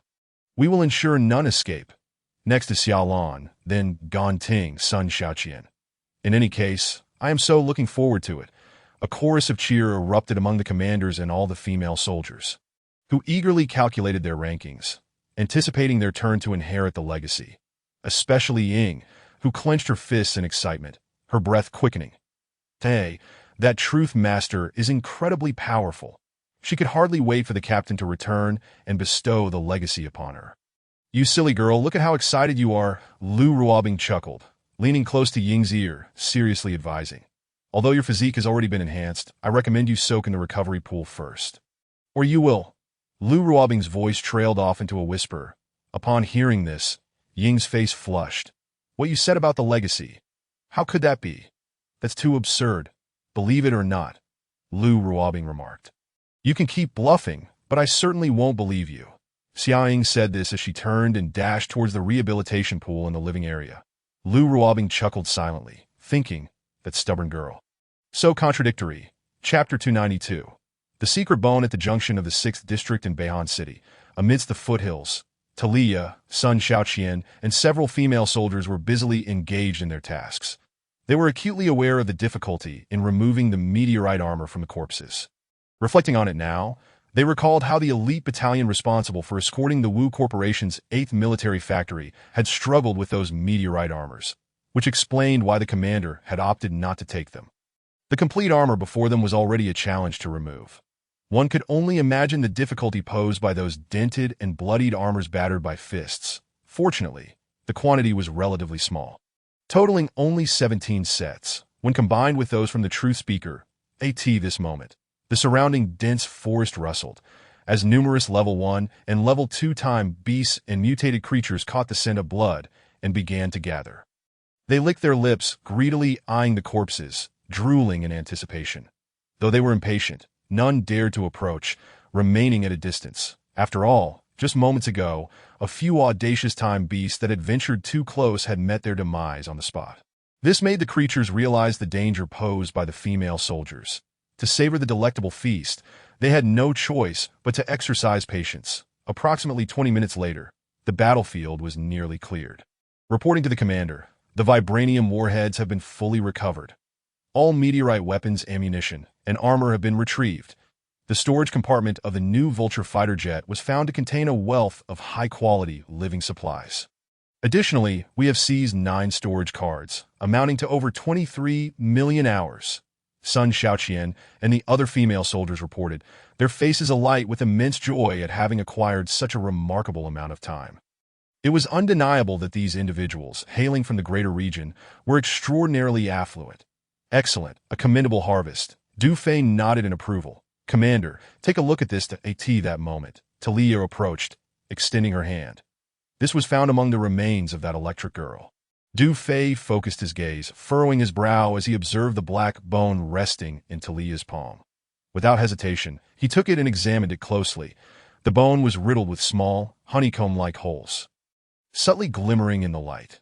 Strangely, the shape of the bone appeared to resemble the number 5. Commander, I believe I have heard my ancestors mention this type of bone before. Talia pondered for a moment before inquiring.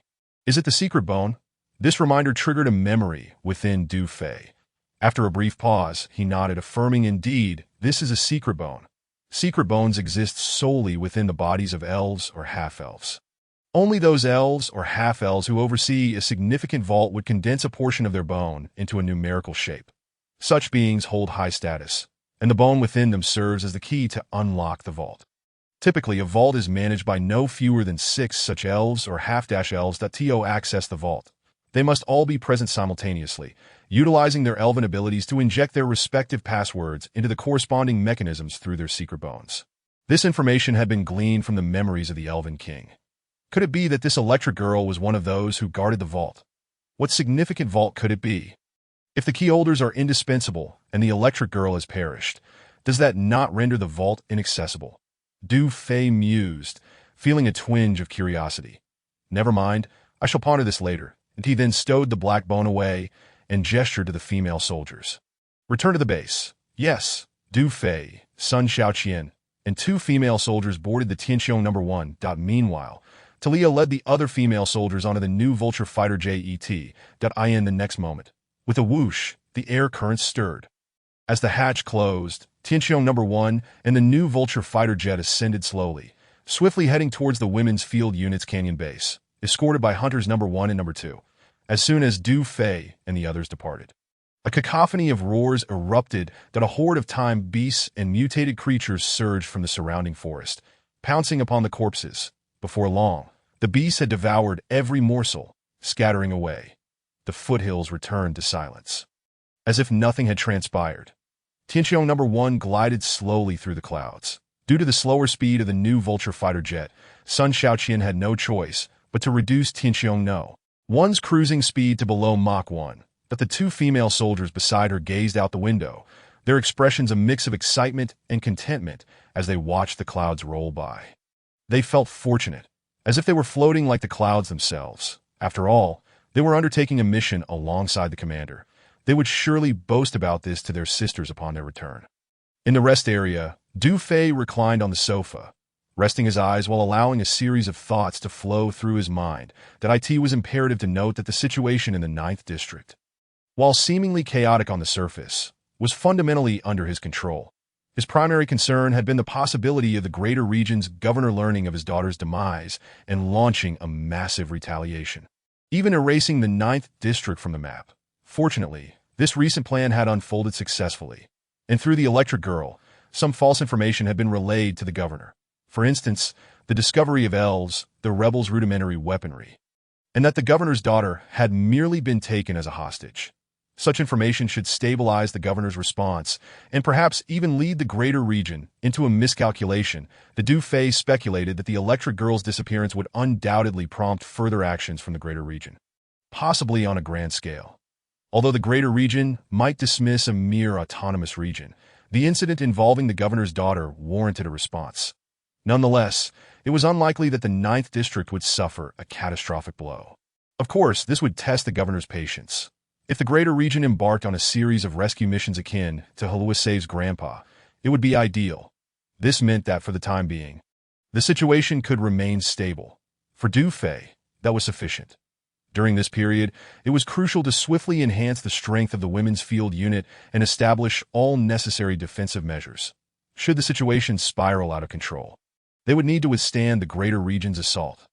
Beep. The Eternal Eye's stored time has surpassed 1 billion. Beep. Congratulations to the host for receiving a domain expansion prompt opportunity. Upon use, the expansion progress can be reviewed. The sudden sound of the system's notification interrupted Du Fei's thoughts, prompting him to check the Eternal Eye's time repository. As he focused, he could clearly see the time displayed on the Eternal Eye's interface. 1,191,735 hours. Equivalent to over 114,170 years, with the numbers continuously fluctuating as time accumulated. And Du Fei's personal time had now reached nearly 200 million hours. Wow, the Eternal Eye's time repository had stored over 1 billion hours. Du Fei sighed inwardly, realizing that the Black Phoenix had been actively promoting the storage cards.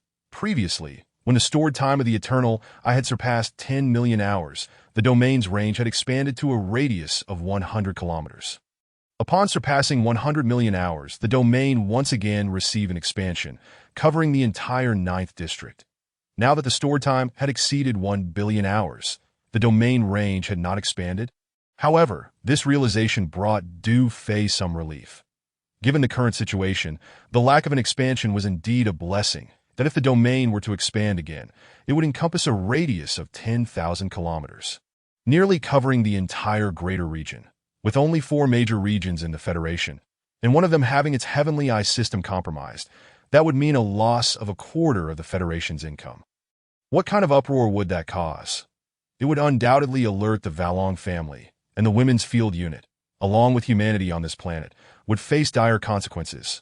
Swarms of interstellar warships, advanced unknown weaponry.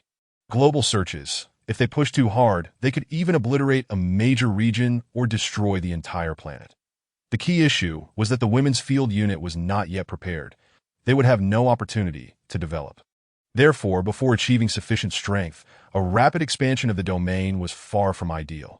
This outcome was not what Du Fei desired. Beep. Would you like to use the domain expansion prompt opportunity? Yes. Du Fei declared resolutely in his mind. Beep.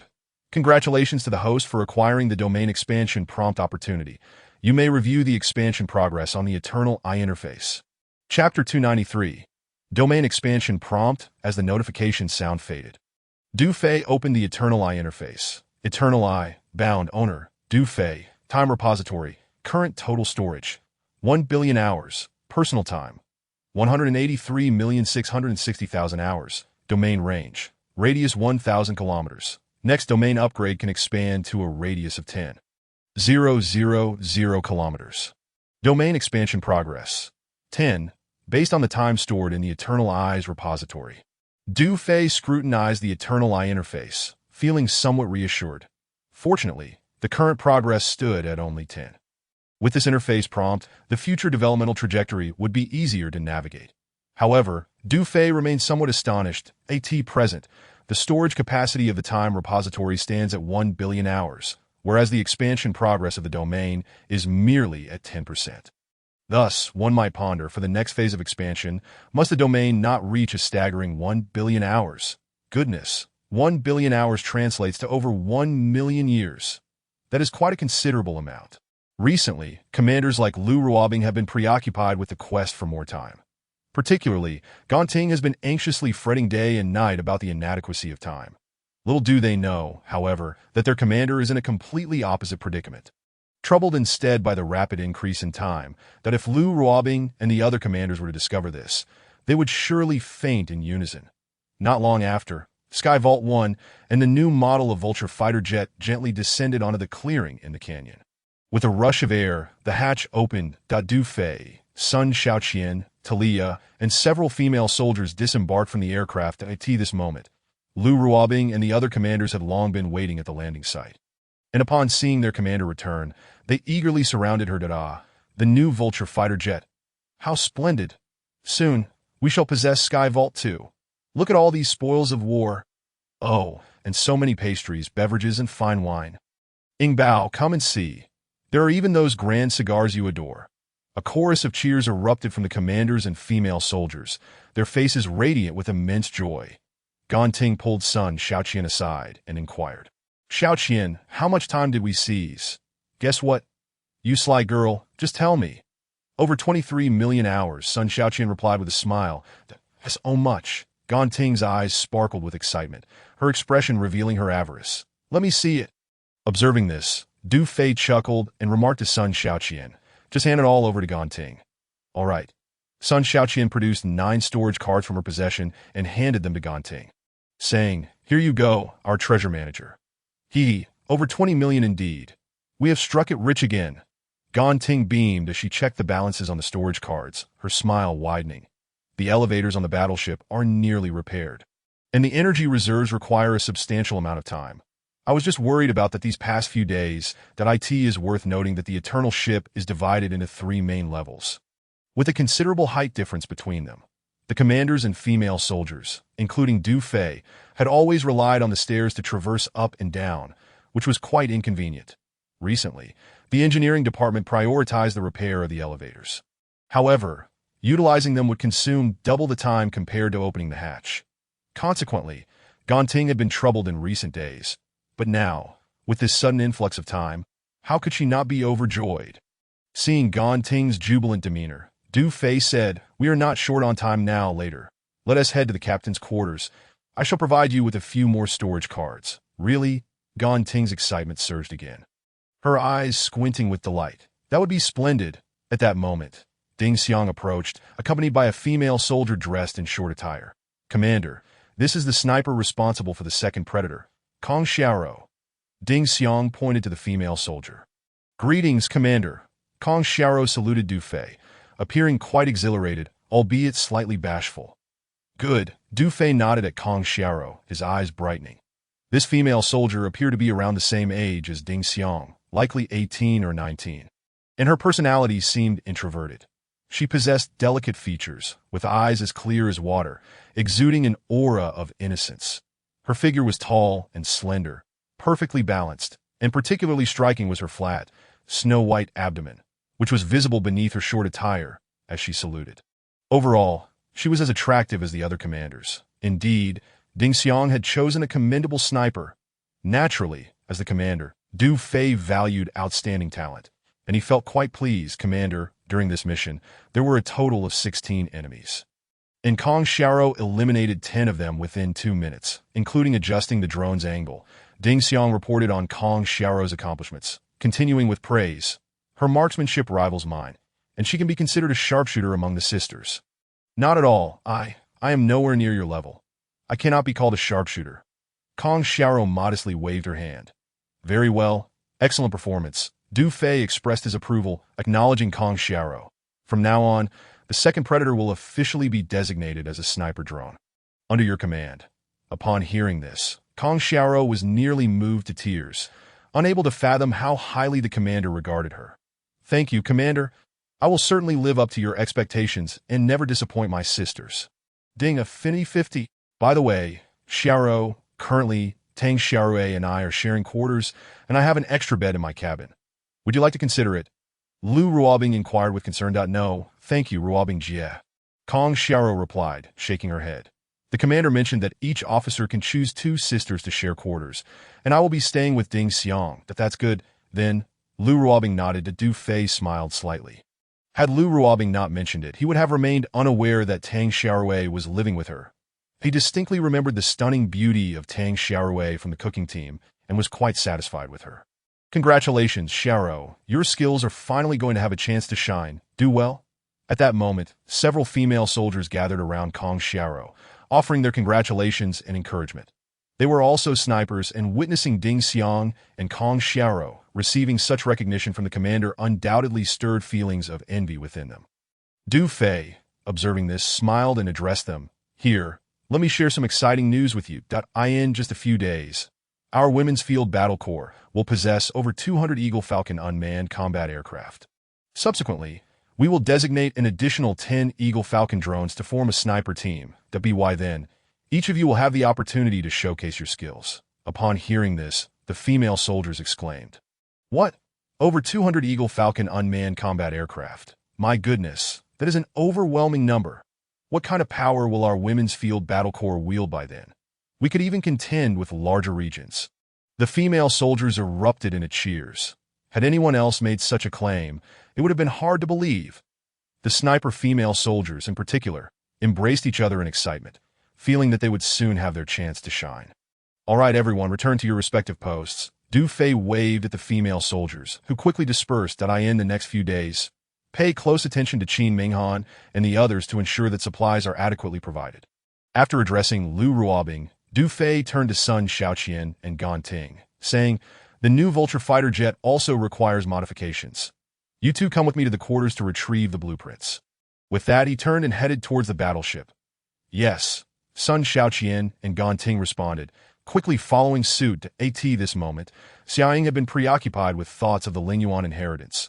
She gazed at Du Fei's retreating figure, wanting to say something but hesitating. Ultimately, she could not help but glance up at the sky. Lu Ruobing, noticing her restlessness, chuckled. You seem quite anxious. It's still early before nightfall. How absurd. What are you implying? Do you think I'm the kind of person you imagine? Inside the captain's quarters, Du Fei transferred 50 million hours from the Eternal Eyes Time repository to a storage card and handed it to Gan Ting. He then provided Sun Xiaoqian with the data and blueprints that had been preserved during the modification of Sky Vault 1. How is the production progress of the intelligent combat suits? Du Fei inquired. Previously, we had 91 milliliters of the elemental control serum remaining, and this time we extracted 121 milliliters from that batch of Beast King blood, totaling 212 ml. Though we are currently working on the core devices for the combat suits, and nearly 20 sets have been produced, Sun Xiaoqian reported. Du Fei nodded. Thus, the Women's Field Battle Corps would soon increase by over 200 female soldiers equipped with intelligent combat suits. This would constitute a significant force, capable of training them into an elite unit for individual combat. Subsequently, Du Fei instructed Sun Xiaoqian, the new Vulture fighter jet can be modified gradually. We need to prioritize the production of the intelligent combat suits in the next few days. Understood.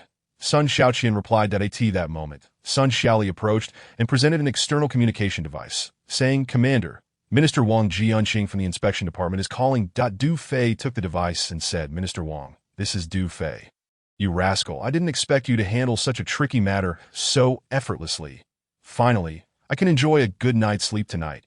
Minister Wang's voice echoed through the device, as if a heavy burden had been lifted from his shoulders. Clearly, he was already aware of the events that had transpired at the foothills bordering Beihan City and the 6th District. Haha, you've had a rough couple of days. I appreciate your efforts, Du Fei responded. It's nothing. My old bones can still withstand a bit of turmoil. You need not worry about the inspection department. After adjustments, all key personnel are now trustworthy. Minister Wang briefly outlined the current situation in the inspection department. Then stated, I just received some news. Not long ago, the 24th Army of the Fortress Military District sent personnel to the Corps Archives Management Office to retrieve the files of the Women's Field Battle Corps that had been deactivated. Additionally, they entered the Infant Care Center to review some infant lineage codes and related data that I suspect they will take further action soon. So you all should exercise caution. Yes, the words fell. Du Fei's brow furrowed. The 24th Army of the Fortress Military District has retrieved the previous files of the Women's Field Corps and has also examined some infants' identity codes. The information relayed by Wang Jianqing through the communicator was clearly heard by Ganting, Sun Xiaoqian, and Sun Xiaoli beside him.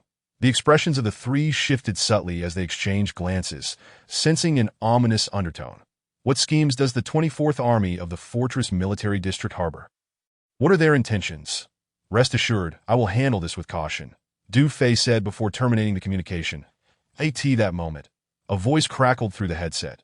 Report, Commander, we have intercepted the latest message from the 24th Army of the Fortress Military District. It was Yi Mingfan. What news? Du Fei inquired. General Xiaobaoqin of the 24th Army has just issued orders for the elite 1st and 2nd Divisions to conduct a large-scale inspection of all scavenger camps, private mines, and impoverished neighborhoods within the vicinity of Revitalization City. The mere thought of 2 elite divisions inspecting these areas struck Du Fei with a chilling realization. Families. Many of the sisters have family members among the scavengers or in the slums. They intend to capture the families of the soldiers. At the same time, Ganting, Sun Xiaoqian, and Sun Xiaoli uttered in unison, It must be so. That Du Fei nodded at the trio and then asked into the headset. When will those 2 divisions commence their operations? Tomorrow at 8 a.m. Understood. Continue to monitor the movements of the 24th Army closely. Yes. Yi Mingfan replied, That go inform the other commanders to convene here. Du Fei instructed Sun Xiaoli. Yes. Sun Xiaoli turned swiftly and departed. Soon after, Lu Ruobing and the other commanders arrived, taking their seats around the conference table. Time is of the essence, so I will be brief that a sudden situation has arisen.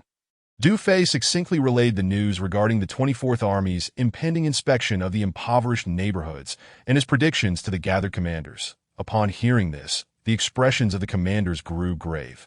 As the concerns they had previously harbored had finally materialized, Commander, most of the soldiers in our Women's Field Corps are test tube babies. However, 1/3 were born naturally, Lu Ruobing remarked as she looked at Du Fei.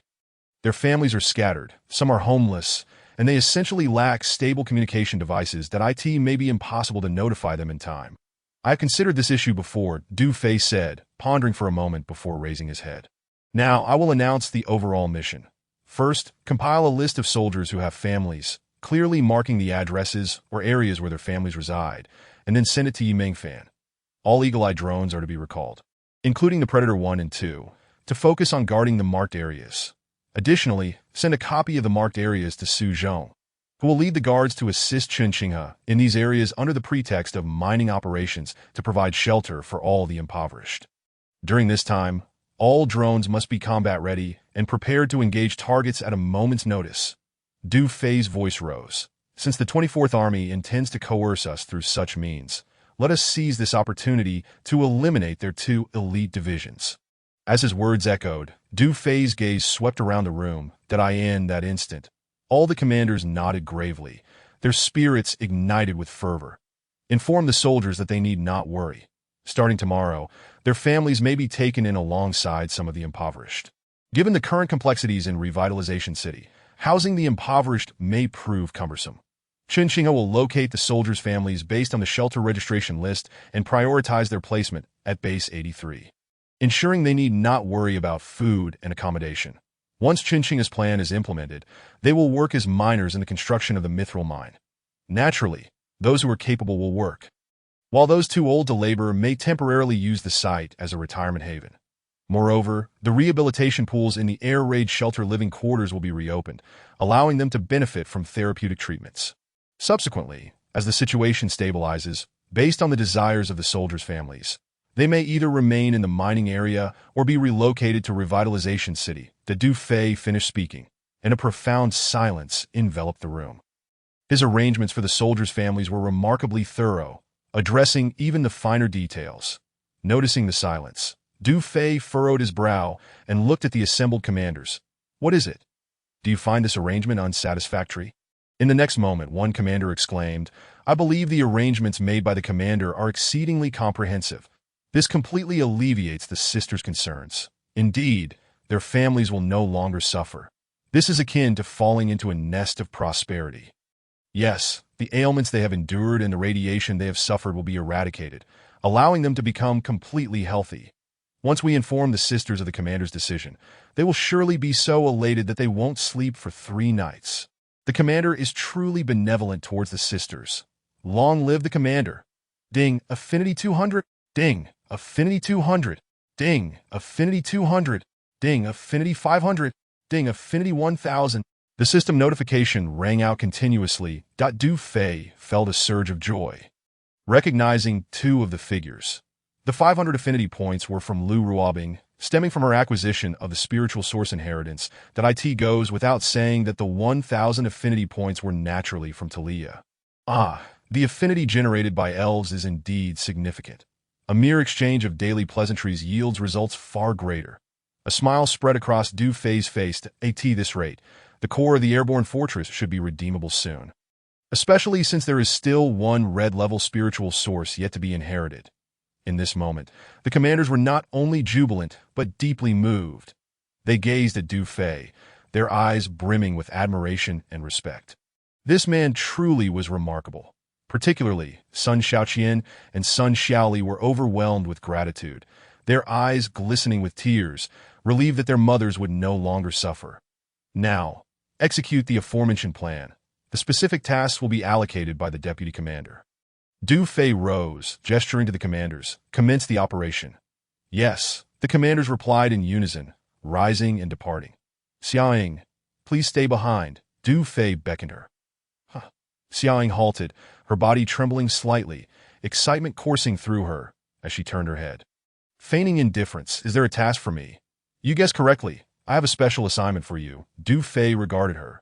"From this moment on, based on the soldiers' overall performance, I want you to evaluate them and select 200 outstanding individuals, each to receive an intelligent combat suit. That I need you to train them into an elite force capable of solo operations in the shortest time possible. Is there any issue?" "No problem. I will ensure the task is completed." Xiaoying nodded, realizing there was indeed a task at hand. In the next moment, a flicker of disappointment crossed her eyes. She had mistakenly thought the commander had summoned her for the spiritual source inheritance. "What is it? Do you have something else to say?" Du Fei asked, noticing her hesitance to leave. Xiaoying bit her lip, her cheeks flushing red. Once she saw most of the others had departed, she couldn't help but mumble softly about that. "The inheritance? We'll discuss it tonight," Du Fei stated firmly. "Oh, okay." Xiaoying quickly nodded in response, her face still flushed. She turned to leave, excitement causing her to stumble over her own feet. As Xiaoying departed, Du Fei rubbed his temples and instructed Sun Xiaoli, "Call Su Zhong." "Yes."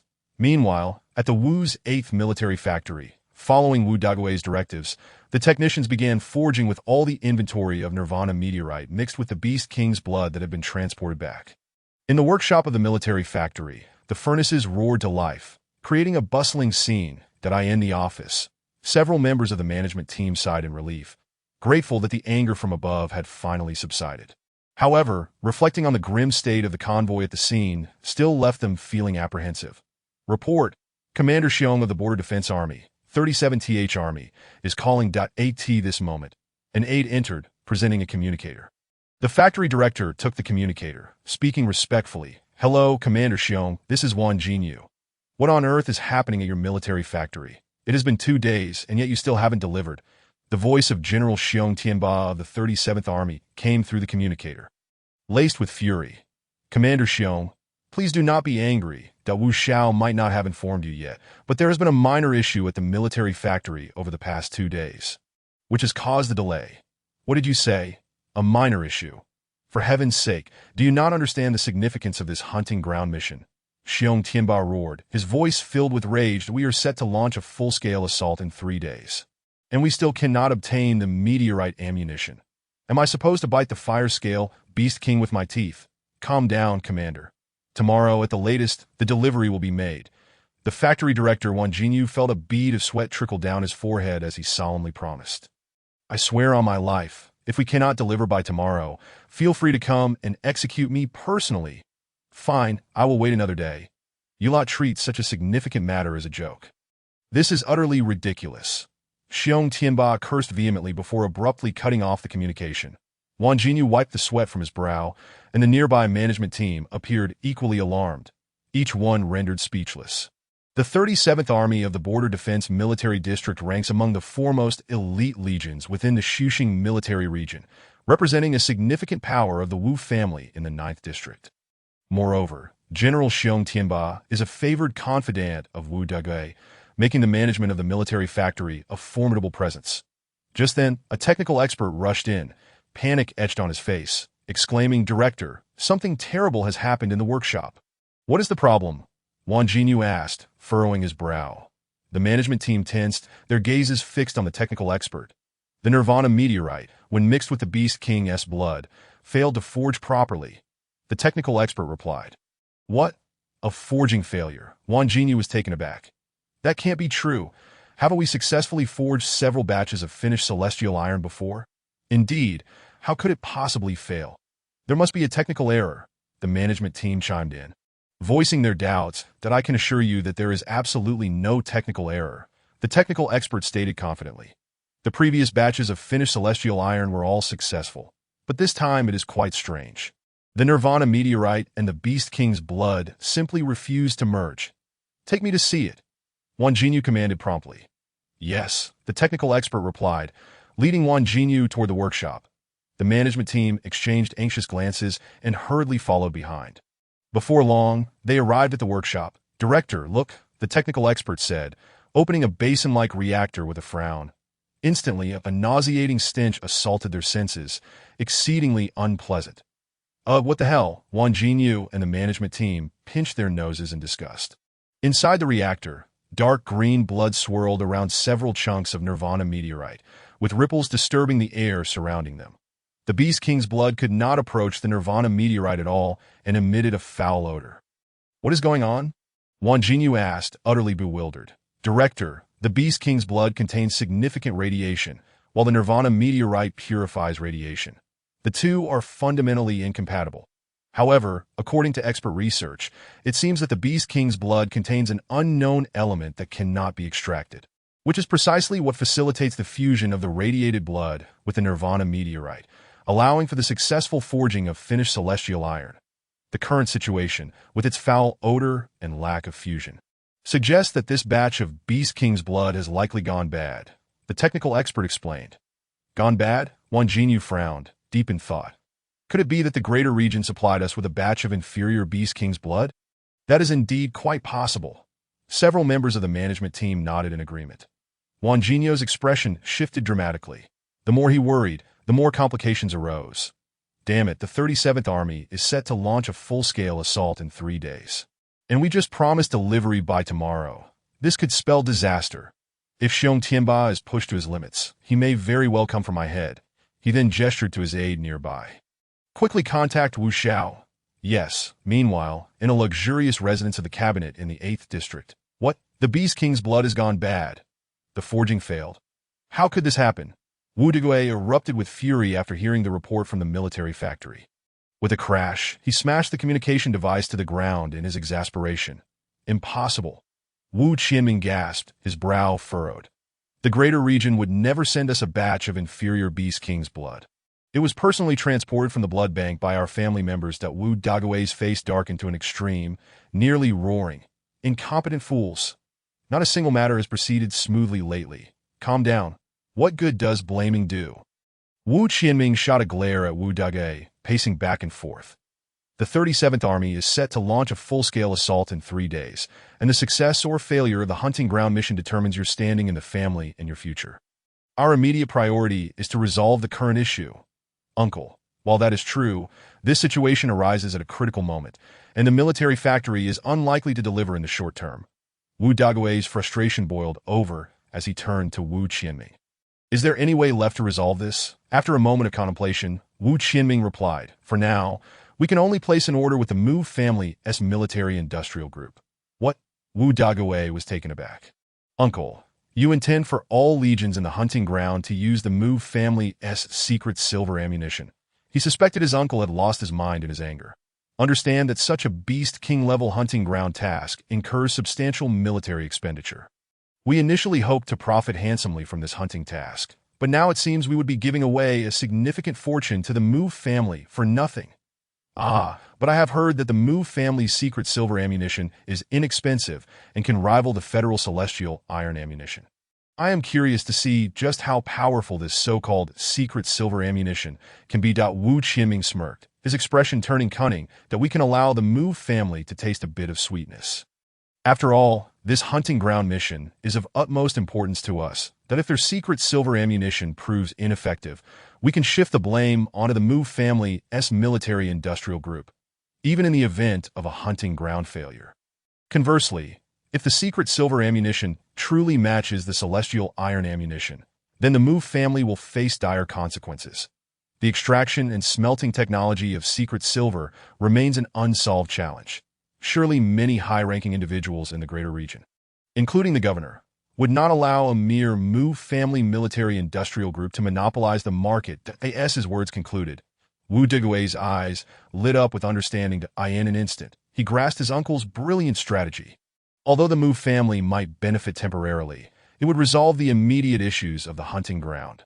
Most critically, it would present an opportunity to bring the Move family to ruin. Uncle, you are truly astute.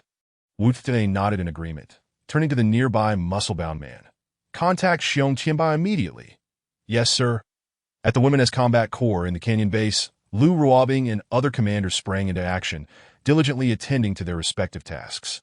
The monitoring room quickly intercepted a plethora of information, including the situation at the Wu family's 8th military factory, the impending full-scale assault by the Border Defense Military District in 3 days, and Wu Dague's orders to General Xiong Tianba, all within their grasp. Du Fei, upon learning of these developments, couldn't he help but smile inwardly.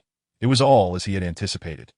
The Move family's military-industrial group was destined to rake in a handsome profit, and the 200 Eaglehawk drones should soon be manufactured. As for the 37th Army of the Border Defense Military District, they were currently preoccupied with the hunting ground mission, posing no immediate threat to the Women's Combat Corps. Of course, this did not imply a lack of future danger, as the 37th Army represented a crucial force of the Wu family in the 9th District. Du Fei had plans in mind for this elite legion. Once the full-scale assault on the hunting ground began, it would herald the start of their nightmare. Thus, in the coming days, the priority would be to swiftly dismantle the 24th Army of the Fortress Military District, making subsequent tasks significantly easier. Special thanks. Grateful for the character summoned from Wencheng, who enjoys the early liquor of Xianan. Chapter 296. Nighttime deployment. Du Fei contemplated the overall plan while remaining industrious himself. First, accompanied by Talia, he inspected the progress of the warship's repairs, then proceeded to the industrial compartment to offer guidance to Sun Xiaoqian and the engineering female soldiers. After several hours of busyness, the sky gradually darkened. After a hasty dinner, he made his way to the monitoring room. Upon entering the monitoring room, he found Lu Ruobing, Xiaoying, Xiaolan, Ganting, and other commanders intently focused on the screens, collaborating with the communication personnel to review several key marked areas. Good evening, Commander. Upon seeing Du Fei arrive, Lu Ruobing and the others promptly stood. Thank you all for your hard work. Du Fei smiled. Commander, we have completed the statistical compilation of all soldiers' family information. Yi Mingfan approached, reporting their addresses and regions have been thoroughly marked, and a report was sent to Su Zhong of the Imperial Guard not long ago. Additionally, we have just received replies from Su Zhong and Shen Qinghe. They had decided to depart tonight to bring back the families marked with specific locations to the stronghold. Excellent, Du Fei nodded. Then inquired, what is the situation with the Mu family's military-industrial group? The monitoring room has communicated your predictions to Minister Mu, and the Mu family's military-industrial group is already prepared. Furthermore, the first batch of intelligent laser defense systems is being escorted by the Iron Blood Brigade. The convoy has already set out and is expected to arrive at the temple by tomorrow afternoon. Good. Tonight, aside from closely monitoring the movements of the 24th Army of the Fortress Military District, keep an eye on the Iron Blood Brigade, that if they encounter any trouble, we must provide support at the earliest opportunity. Understood, Yi Mingfan replied. Ganting, how is the situation on your end? Du Fei turned to her Point 10 Eaglehawk drones, and 2 Predators have been fully deployed. They are now dispersed across various key areas for patrols. The bombing drones are also prepared and on standby, Ganting answered. Have the command centers of the 2 elite divisions been located? Not yet, Ganting replied, shaking her head slightly. Perhaps they have learned from the previous annihilation of the 109th and 121st Divisions, and have made prior preparations. That it seems that the 24th Army of the Fortress Military District is being quite cautious and vigilant, with their entire command center entrenched within a defensive stronghold. I suspect that the command centers of those 2 elite divisions are certainly not positioned in plain sight. They may well be constructed within the air raid shelters surrounding the Revival City. Du Fei smiled faintly. It appears they have become more astute, but that is of little consequence. The 2 elite divisions are essentially reinforced divisions, with a combined strength of approximately 60 to 70,000 troops. Even if only a portion is mobilized, they will inevitably be exposed under our watchful eyes. As he spoke, he instructed Yi Mingfan and the communication officers. Tonight will be an insomniac night for you all. From this moment on, maintain close surveillance on the major thoroughfares within the Revival area. Should you detect any legions marching towards the scavenger camp or the slums, immediately incapacitate all their communications and network signals. Understood. We will ensure the mission is accomplished. Yi Mingfan and the communication officers responded in unison. Ganting, coordinate with the drone unit and the monitoring Chapter 299. No matter how this battle is fought, it will result in loss. As the words fell, a chorus of murmurs erupted among the senior generals, their faces betraying dissatisfaction. Particularly, those legions that had previously placed orders with the Mu's military industry group fell into a deep silence. It is essential to note that the Border Defense Military District, primarily composed of the 37th Army, is also the main organizer of this hunting ground. Many of the legions do not belong to the Border Defense Military District. They are merely invited to assist in completing the mission, yet they stand to gain subsidies and rewards. For instance, the Southern Barbarian Army, with its 3 mobile divisions skilled in wilderness mountain combat, serves as a critical external support force for this hunting ground. Observing the silence among the generals, Xiong Tianba, though frustrated, found himself powerless, as he was the one who had insisted that all legions procure the meteorite munitions from the Wu military factory. He then turned his gaze to a dark-skinned commander beside him and spoke. General Cha, you have some connections with the Mu family. Perhaps you could take the lead. The dark-skinned commander, General Chagula of the Southern Barbarian Army, responded decisively. In that case, I shall inquire on behalf of General Xiong. With that, he waved his hand to summon an aide. After all, the Southern Barbarian Army was present to share the benefits, not to express discontent. Soon, the communication channel connected, where came the voice of Secretary Chenlong from the Ministry of Military Industry. Secretary Chun, this is Chagula from the Southern Barbarian Army. I need to speak with Minister Mu. Ah, General Chagula, please hold on, Secretary Chen replied courteously. Moments later, a voice emerged. I am Mu Qinshuan. Minister Mu, a situation has arisen. The Border Defense Military District urgently requires a batch of secret silver munitions that we can restore the previous orders and additionally increase the quantity. Chagula briefly outlined the urgent need for special munitions, omitting any mention of the Wu military factory's failure to deliver. Well, you can place the order directly with the Mu military industry group. However, I must inform you that the demand for secret silver munitions has surged recently, leading to a supply shortage. Mu Qinshuan's voice came through. Due to the scarcity of raw materials, prices have risen. If you wish to purchase at the previous rate, I fear it may no longer be possible that a standard secret silver bullet is estimated to cost around 1,500 hours. What? 1,500 hours? Gasped Xiong Tianba and all the senior generals present, taken aback by the exorbitant price. Even Chagula doubted his ears. Minister Mu, wasn't the price of a standard secret silver bullet 300 hours previously? How has it suddenly escalated fivefold? Well, there's no choice. The market is skyrocketing. And it is likely to increase further in the coming days, Mu Qinshuan chuckled. However, considering your position, I can arrange for the Mu Military Industry Group to offer you a price of 900 hours per bullet. That is still 3 times the previous price, Chagula exclaimed. General Chagula, this is the bottom line for the Mu Military Industry Group. It cannot go any lower. Very well. It is late, and I am too old for this hassle. Please consider your options. If you need the munitions, you may place the order directly. With that, Mu Qinshuan ended the communication. Chagula managed a wry smile and shrugged at Xiong Tianba. General Xiong, you heard it. The price of secret silver munitions from the Mu Military Industry Group has risen to a minimum of 3 times the previous rate. Damn it, this is outrageous, to demand 900 hours for a standard secret silver bullet. The Mu Military Industry Group is practically robbing us, Xiong Tianba fumed, his nostrils flaring in anger. Indeed, it is exorbitant. The Mu Military Industry Group is not merely asking for a lion's share. The price of a standard secret silver bullet now matches that of a meteorite cannonball. This is simply extortion. The generals of the 37th Army shook their heads in frustration, their spirits dampened. Meanwhile, the commanders of the legions that had previously canceled their orders were filled with regret. Damn it, a 3-fold increase? We should never have heeded the 37th Army's persuasion. Had we known the prices would soar this high, we could have profited immensely by merely trading a batch of secret silver munitions. Who in their right mind would still risk their lives in the hunting ground? What shall we do now? The adjutant asked. What can we do, even if we factor in subsidies and rewards? It won't suffice to cover the cost of munitions from the Mu Military Industry Group. Where am I to find such military funds? No matter how this battle is fought, we will incur losses. Xiong Tianba's eyes widened in irritation. Now, immediately contact Wu Xiao. Yes, General. Chapter 300. Unrest everywhere that night. Unrest reigned in every corner. Su Zhong, Chen Xinghe, and Chief of Staff Sun led over 2,000 guards to various impoverished gathering places. They meticulously searched for the families of the female soldiers from the Women's Field Combat Brigade, following addresses and lists. Most complied out of fear, while a few uncooperative ones were forcibly taken.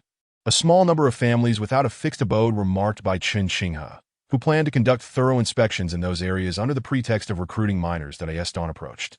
The tasks assigned by Du Fei had nearly been completed. After reuniting with the remaining guards, dozens of transport vehicles swiftly headed towards Outpost 83 without delay, in Area 8 at the Cabinet Mansion. Wu Qianming and his nephew Wu Dege also spent the night wide awake. They were already aware of the Border Defense Military District's procurement of secret silver munitions from the Mu Military Industry Group. The sudden price hike caught both uncle and nephew off guard.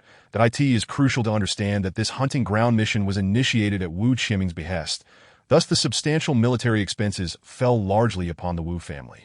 Previously, they had placed orders amounting to over 50 million hours, yet now they faced a bill exceeding 100 million hours. This was merely a portion of the orders. Fulfilling the entire hunting ground mission at such steep costs would deplete Wu Qianming's savings in Area 8. Even if the mission were completed with federal subsidies and family rewards, the losses would still be staggering. However, it was already too late to order meteorite munitions from the greater region or other autonomous districts. The Beast King had been disturbed, and a level 6 beast horde now roamed the hunting ground, exhibiting a savage and frenzied demeanor. The greatest taboo in hunting grounds is to encircle without attacking, which often leads to 2 scenarios. Either the legions face counterattacks from the Beast King and its horde, or the Beast King and its horde break through and relocate, whichever scenario unfolds. It would be fatal for legions lacking special munitions, inevitably resulting in mission failure and wasted efforts. Most critically, the Beast King level hunting ground task had already been reported to the greater region, with implications for the Wu family's hunting honor. Moreover, many eyes within the family were watching. The uncle and nephew had no option to retreat, faced with the exorbitant prices of the Mu Military Industry Group's secret silver munitions. All they could do was curse in frustration, yet found themselves helpless. Notify Xiong Tianba to place an order with the Mu Military Industry Group. After a long period of contemplation, Wu Qianming gritted his teeth. Allocate 300 million hours from Area 8 for them. We must ensure the Mu Military Industry Group delivers within 3 days. What 300 million hours?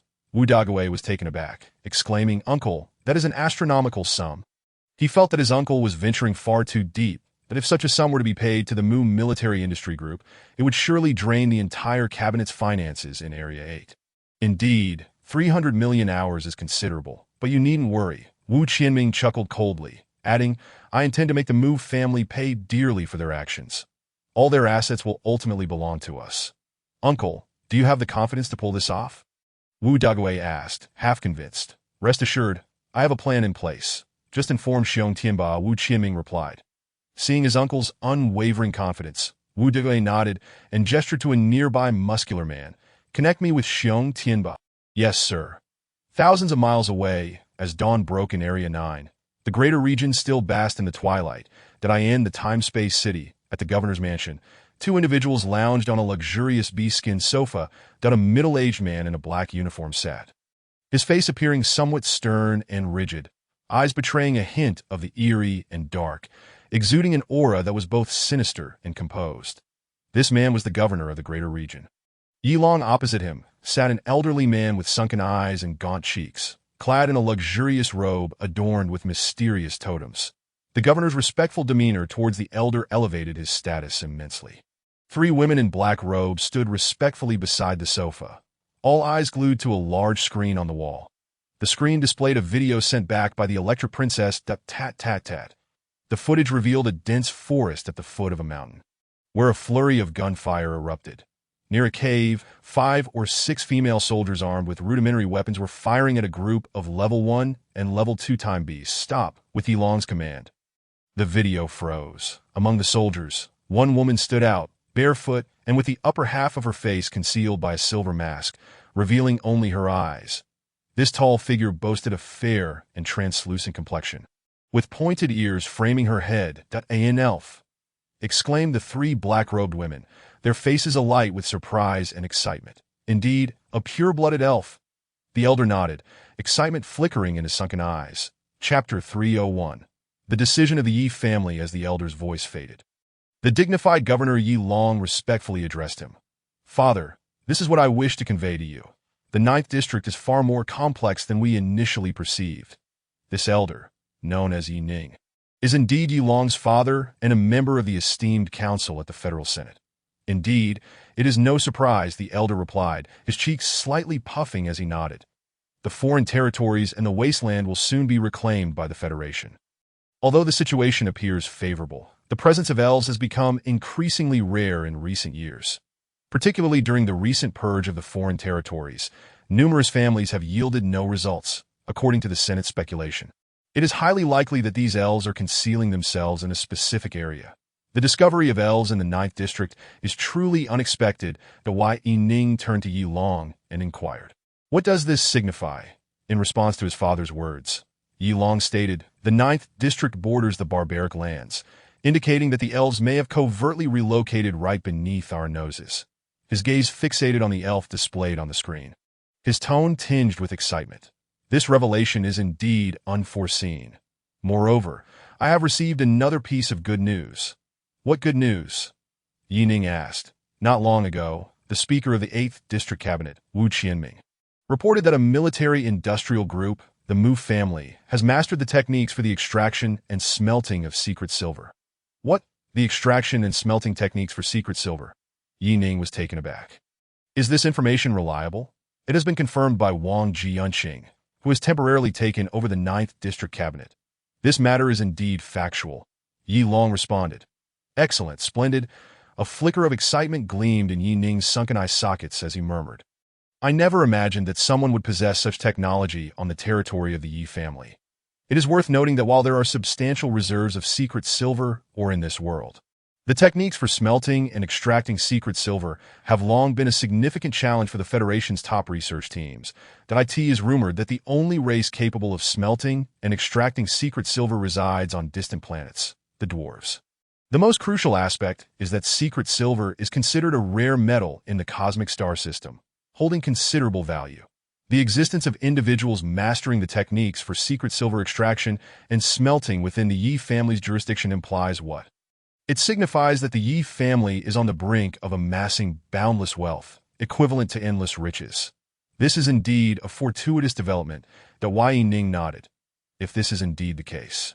Do not forget, this is the territory of the Yi family.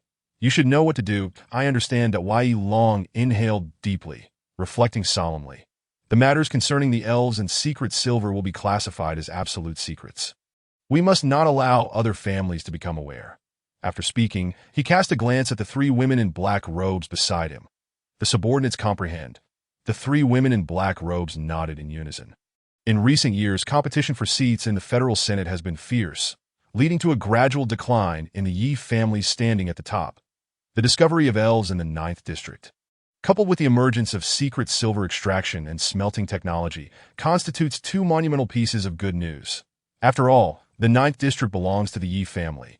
If they can capture a substantial number of elves and gain control over secret silver technology, the Yi family will not only see a dramatic increase in wealth and power, but also a significant elevation in their status within the Senate. Of course, these two pieces of news must remain confidential. Otherwise, they will undoubtedly attract the covetous eyes of numerous top families within the Federation. In that moment, the three women in black robes revealed expressions of envy and jealousy. It seems that fourth sister Dianji is exceptionally fortunate. With just the news about the elves, she is bound to ascend rapidly in status to AT this moment. The foremost among them, Fengji, bowed to Yi Long and said, "My lord, it seems that Dianji's previous analysis was correct. The elves must have abducted the young lady. However, since the information was relayed, Dianji has been unreachable, and I am somewhat concerned." Before she could finish, Yuji interjected, "My lord, I share the same concerns as eldest sister Fengji. Currently, the Sky Eye system in the 9th District is malfunctioning, rendering the situation there unclear. Given the discovery of elves, it is likely that fourth sister Dianji cannot accomplish this task alone." Lei Ji followed suit and bowed. "Indeed. My sisters and I are willing to venture into the 9th District to assist Dianji in rescuing the young lady, while simultaneously capturing those elves that we hope for your permission." As the three voices fell silent, "Very well. It is rare for you all to have such determination." Wei Ning nodded at them, then turned to Yi Long. "Notify the officials and military regiments in the 9th District. Should anything happen to my beloved granddaughter, they shall all face dire consequences." Understood, Wei Long affirmed, then addressed Fengji and the others. "I grant you permission to proceed to the 9th District. However, the inspection department has yet to restore the reconnaissance capabilities in the 9th District, rendering it akin to a blind zone. According to Wang Jianqing's report, Dianji has not yet arrived in Revival City and remains unreachable. It appears that the situation there may be rather complicated." He pondered for a moment before adding, "Deploy the Night Legion stationed at the outer perimeter of the foreign territories to assist you in entering the 9th District. We must seize control of everything there. Furthermore, notify the neighboring autonomous regions of the 9th District to seal the borders. During this period, no one is permitted to enter or exit." "Yes, my lord." Morning dawned upon the canyon base of the Women's Combat Brigade, welcoming a glimmer of light. Report: the families of the sisters have mostly been safely relocated to Stronghold Number 83. The voice of Yi Mingfan resonated through the earpiece in the command vehicle. Despite having gone a night without sleep, Lu Ruobing and the other commanders breathed a sigh of relief upon receiving this news. "Excellent. At last, we have no lingering worries," Lu Ruobing responded, then spoke into the earpiece. "Gonting. It is now 7:30 a.m. We have half an hour until the military district's operation commences. The next phase is yours." Understood. Inside the drone command vehicle, Gonting nodded and commanded the female crew members, "Maintain vigilant surveillance at all intersections." Upon spotting the two elite divisions, prioritize destroying their command vehicles to disperse their forces. "Yes." The female crew members echoed in unison.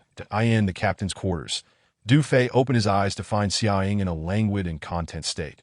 Her face adorned with a sweet smile as she remained blissfully unconscious that he couldn't help but chuckle to himself, reluctantly shifting her long legs off him, glancing at the time on his wrist. He noted that there were still 20 minutes until the battle with the two elite divisions of the 24th Army in the military district. In the next moment. Beep! One of the 14 hatches surrounding him opened. Soon, Du Fei placed Xiaoying in her designated chamber before returning to the captain's quarters that he sat on the sofa, eagerly opening the system interface. Instantly, his eyes widened. The changes in the data on the system interface filled him with uncontainable joy. Host, Du Fei position, Supreme Commander Legion, Women's Combat Brigade field range, radius of 1,000 kilometers prestige value, 3,051,830 affinity value, 129,670 physique, primary enhancement 80 warm reminder. Energy consumption is severe. Physique limit has expanded. You may enhance your primary enhancement value by 80 points, and your physique may break through to advanced enhancement. Special reminder. Excess primary enhancement values can be converted into advanced enhancement values at a ratio of 10:1. Items. Universal Toolbox X1, Golden Snake Stinger X1, Secret Bone X1. The limit of my physique has finally expanded. The affinity value has increased by over 18,000. Quite commendable. The prestige value has surged from over 2 million to over 3 million, an increase of over 800,000. As Du Fei observed the various data, a hint of excitement graced his face. It is noteworthy that the affinity value generated by Xia previously hovered around 6,000. Yet after the enhancement of his physique, the affinity value has astonishingly surpassed 3 times that amount. Now that the affinity value has reached over 120,000, he is merely 70,000 away from redeeming the core of the airborne fortress. As for the dramatic rise in prestige value overnight, it likely stems from various sources, including the scavenger camp, Su Zhong's Imperial Guard, the Iron Blood Brigade responsible for transporting the defense system overnight, and the female soldiers of the Women's Combat Brigade, all contributing significantly to the prestige value. I wonder what it would be like to achieve advanced enhancement. Du Fei closed the system interface, feeling quite curious about advanced enhancement. After a brief wash, he opened the captain's door, preparing to head to the recovery pool to enhance his physique. Report. At this moment, Sun Xiaoli had long been waiting outside the door. Come in. Report, Commander. The families of the soldiers have been safely relocated to Stronghold number 83. All levels of command personnel are in position, and the battle against the 24th Army of the military district is about to commence. As Sun Xiaoli entered to report, her face lit up with joy. Additionally, the Mu family military group has just sent good news. The Border Defense Division's 37th Army has ordered 300 million hours of secret silver ammunition. Our 200 Eagle Falcon combat drones have commenced production and will be ready for use in 10 days. Good. This is indeed wonderful news. That a smile graced Du Fei's face. An order for 300 million hours is certainly substantial. It appears that the Wu family has invested heavily. This underscores the critical importance of the hunting task in Stone Scales Valley to them. Therefore, the next step is to ensure they incur substantial losses. Notify the monitoring room to keep a close watch on the movements in the Beast King hunting grounds of Stone Scales Valley. Yes, Sun Xiaoli responded, then inquired with concern. Commander, breakfast has been prepared for you. Would you like it brought over? No, I will head to the restaurant shortly. After Du Fei finished speaking, he exited the captain's cabin and made his way towards the rehabilitation pool in the living quarters. Sun Xiaoli watched the commander depart, then turned her gaze towards the bedroom area, her eyes widening in astonishment that my goodness, what a mess. She shook her head with a smile and walked over to begin tidying up. Is the commander so restless while sleeping? Is he dancing up there? Fortunately, this bed is made of alloy. What on earth is all of this? Sun Xiaoli furrowed her brow, muttering to herself that a few minutes later, she was heading towards the logistics department, clutching a pile of removed pillowcases and bed linens. At 8 in the morning, inside the command vehicle, Lu Ruobing and the other commanders stood at their respective posts, patiently awaiting news from the monitoring room.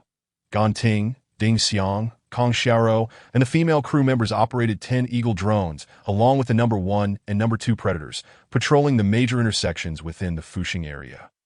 On board the Eternal Warship, in the monitoring room, Yi Mingfan and 12 communication soldiers were constantly switching between screens, closely monitoring the various military distribution areas of the 24th Army of the Fortress Military District.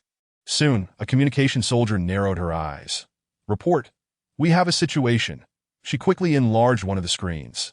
Yi Mingfan immediately approached it on the screen. A cluster of buildings appeared at the foot of the mountain, with rows of armored vehicles slowly emerging from a warehouse built against the mountain. "That is the Wu family supply station," Yi Mingfan exclaimed, having clearly marked the Wu family's influence on the map. "Report. Another warehouse located to the west of the Wu family supply station is also seeing a large convoy of armored vehicles depart," another communication soldier reported. Who would have thought that the Wu family supply station would actually be the garrison for 2 elite divisions? Yi Mingfan frowned. "No wonder we have been unable to locate their command center. Those 2 warehouses built against the mountain were merely a facade, while inside lay 2 air raid shelters. Transmit the monitoring footage to the command vehicle," Yi Mingfan ordered. "Understood." Inside the command vehicle, Lu Ruobing and the other commanders stared at the screen, their faces alight with excitement. The footage being transmitted showed a seemingly endless convoy of vehicles, diverging from 2 main roads and entering the mountainous paths. Judging by the numbers, there were at least 8 brigades, truly worthy of being 2 elite divisions, Lu Ruobing remarked. "They are advancing in a network formation towards the scavenger camp and the slums, seemingly preparing to encircle us," Xiaolan noted. "This is advantageous, as it allows us to strike them one by one." Lu Ruobing smiled slightly, then spoke in her earpiece. "Ganting, how far is the nearest slum from the enemy?" "The closest distance is 160 kilometers," Ganting replied, adding, "However, we can take the mountain path between the 2 locations." "Excellent," Lu Ruobing nodded. "Then let us select an appropriate combat location, demolish the mountain path, and cut off the routes of the various brigades. Then we shall engage them at our leisure." "Understood," Ganting answered, then began assigning tasks to the female crew members based on the marching routes of the 8 brigades. Chapter 303, Advanced Physical Enhancement. Minutes later, once the 8 brigades of the 2 elite divisions had been identified and dispersed, Ganting swiftly assigned combat targets to the female crew members. "Attention everyone, the enemy is currently advancing in 8 directions, forming an encirclement towards the slum area. The 2 central formations, based on their equipment configurations, should belong to the main brigades of Elite Division 1 and Division 2, while the 3 formations on the right and left belong to conventional mobile brigades.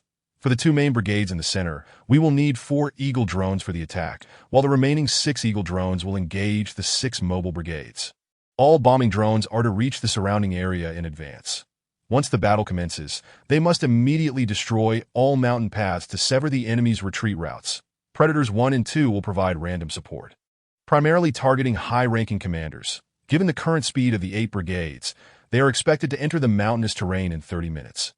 Each crew member should focus on their respective targets and select the best ambush locations in advance. After 30 minutes, we will launch our attack simultaneously." With her words concluding, the response echoed.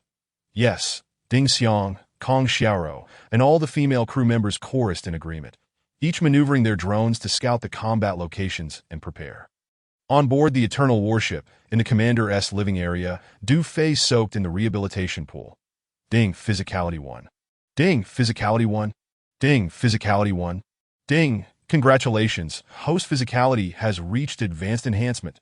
Ding, Physicality Enhancement has reached its limit. Further consumption is required to continue enhancement." As the notification sounded, a sudden roar echoed in Du Fei's mind, and his body trembled. He could distinctly feel a significant increase in his vision, hearing, reflexes, strength, and perception, especially the purple sigil on his palm, which flickered and faded, imparting a faint sensation of heat to Du Fei. Intrigued, raised his hand to examine it, discovering that the color of the mark had deepened, transitioning from a purplish red to a deep purple. "This is Advanced Enhancement." Du Fei clenched his fists, the muscles in his arms bulging like iron and copper. In the next moment, he suddenly felt a swelling sensation below his abdomen, as if something was about to break free from a certain limitation of ability. Previously, he had merely acquired a portion of the memory inheritance from the Fairy King, but with the enhancement of his physicality, he found himself gaining the ability to deprive fairies and half-fairies of their essence. Now, having reached Advanced Enhancement, it seemed he was on the verge of uncovering another capability within the golden sigil in his body. As for what that ability was, it remained unknown for the time being. However, he could sense that it was inextricably linked to the enhancement of his physicality. This golden sigil was not merely a symbol of tribal power. It appeared to hold many unknown mysteries. Du Fei mused, feeling as if he had discovered a new continent, brimming with excitement, that he believed that as his physicality continued to enhance, the unknown secrets of this sigil would eventually be revealed. Subsequently, Du Fei set aside his curiosities about the sigil, rising from the rehabilitation pool that he felt invigorated, his spirit at an unprecedented peak. After dressing, he headed straight towards the industrial bay. More than 200 sets of intelligent combat suits needed to be produced promptly. This was crucial for the combat effectiveness and safety of the female field combat team, and it was his foremost concern that AS for future engagements against the two elite divisions of the 24th Army of the Fortress Military District.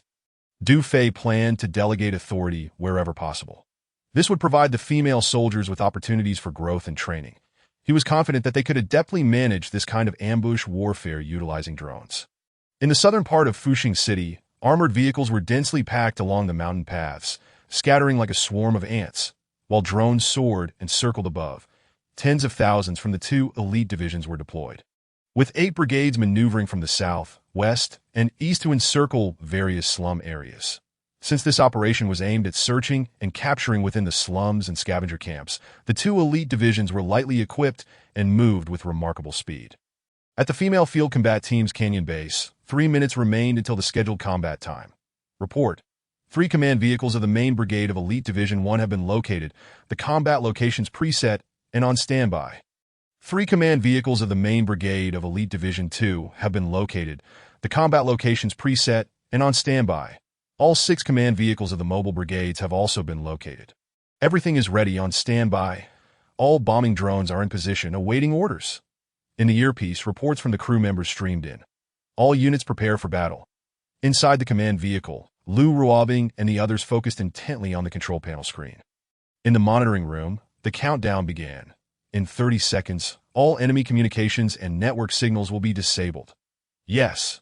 In the monitoring room, Yi Mingfan responded, while the communication soldiers adjusted the network ports connecting to the 8 brigades on the screens. At the Fortress Military District's 24th Army Air Defense Outpost, 2 commanders were glued to the screen, which displayed real-time footage transmitted from the drones of the 8 brigades at that moment. One of the high-ranking officers, cigar in mouth, leaned back in his command chair, squinting as he exhaled smoke. This high-ranking officer, rotund and stout-necked, with a bald head and fierce eyes, was none other than the commander of the Fortress Military District's 24th Army, Xie Baoqin. Beside him were the commanders of Elite Divisions 1 and 2. Commander, at our current speed, we can complete the mission in 5 hours, although those rebellious forces are elusive and difficult to track. Once we capture their families, they will have no choice but to surrender. I must say, this strategy of yours is truly brilliant. Indeed, it is quite clever. The 2 division commanders praised, their tones sycophantic as they admired the screen. Hee, just ordinary tactics. Xie Baoqin chuckled, savoring the compliments from his subordinates. Just as he spoke, the command room screen suddenly went black, the image vanishing in an instant. What is going on? Why has the screen gone dark? Report. The network connection to the 8 subordinate brigades has been lost. Report. All communications have been severed. We cannot establish contact. What the hell? The 2 division commanders were taken aback. What on earth is happening? Conduct an immediate investigation. Xie Baoqin sat up straight, alarmed. Chapter 304. The battle commences meanwhile. In the Fuxing area, along the various mountain paths, armored vehicles and tanks, densely packed, raced towards the slum encampment. Suddenly, whoosh, whoosh, reconnaissance drones spiraled down from the sky, plummeting like raindrops into the dense forest below. What is happening? How did the drones lose control? Report, the control panel has gone dark. Signal lost. The drones are disconnected. Report, the detection system has malfunctioned. Report, the navigation system is inoperative.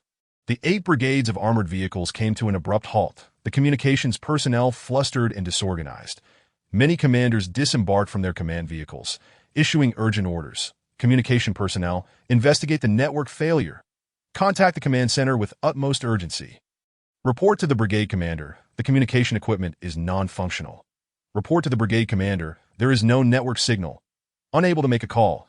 The communication personnel and aides rushed to report, each one in a state of panic.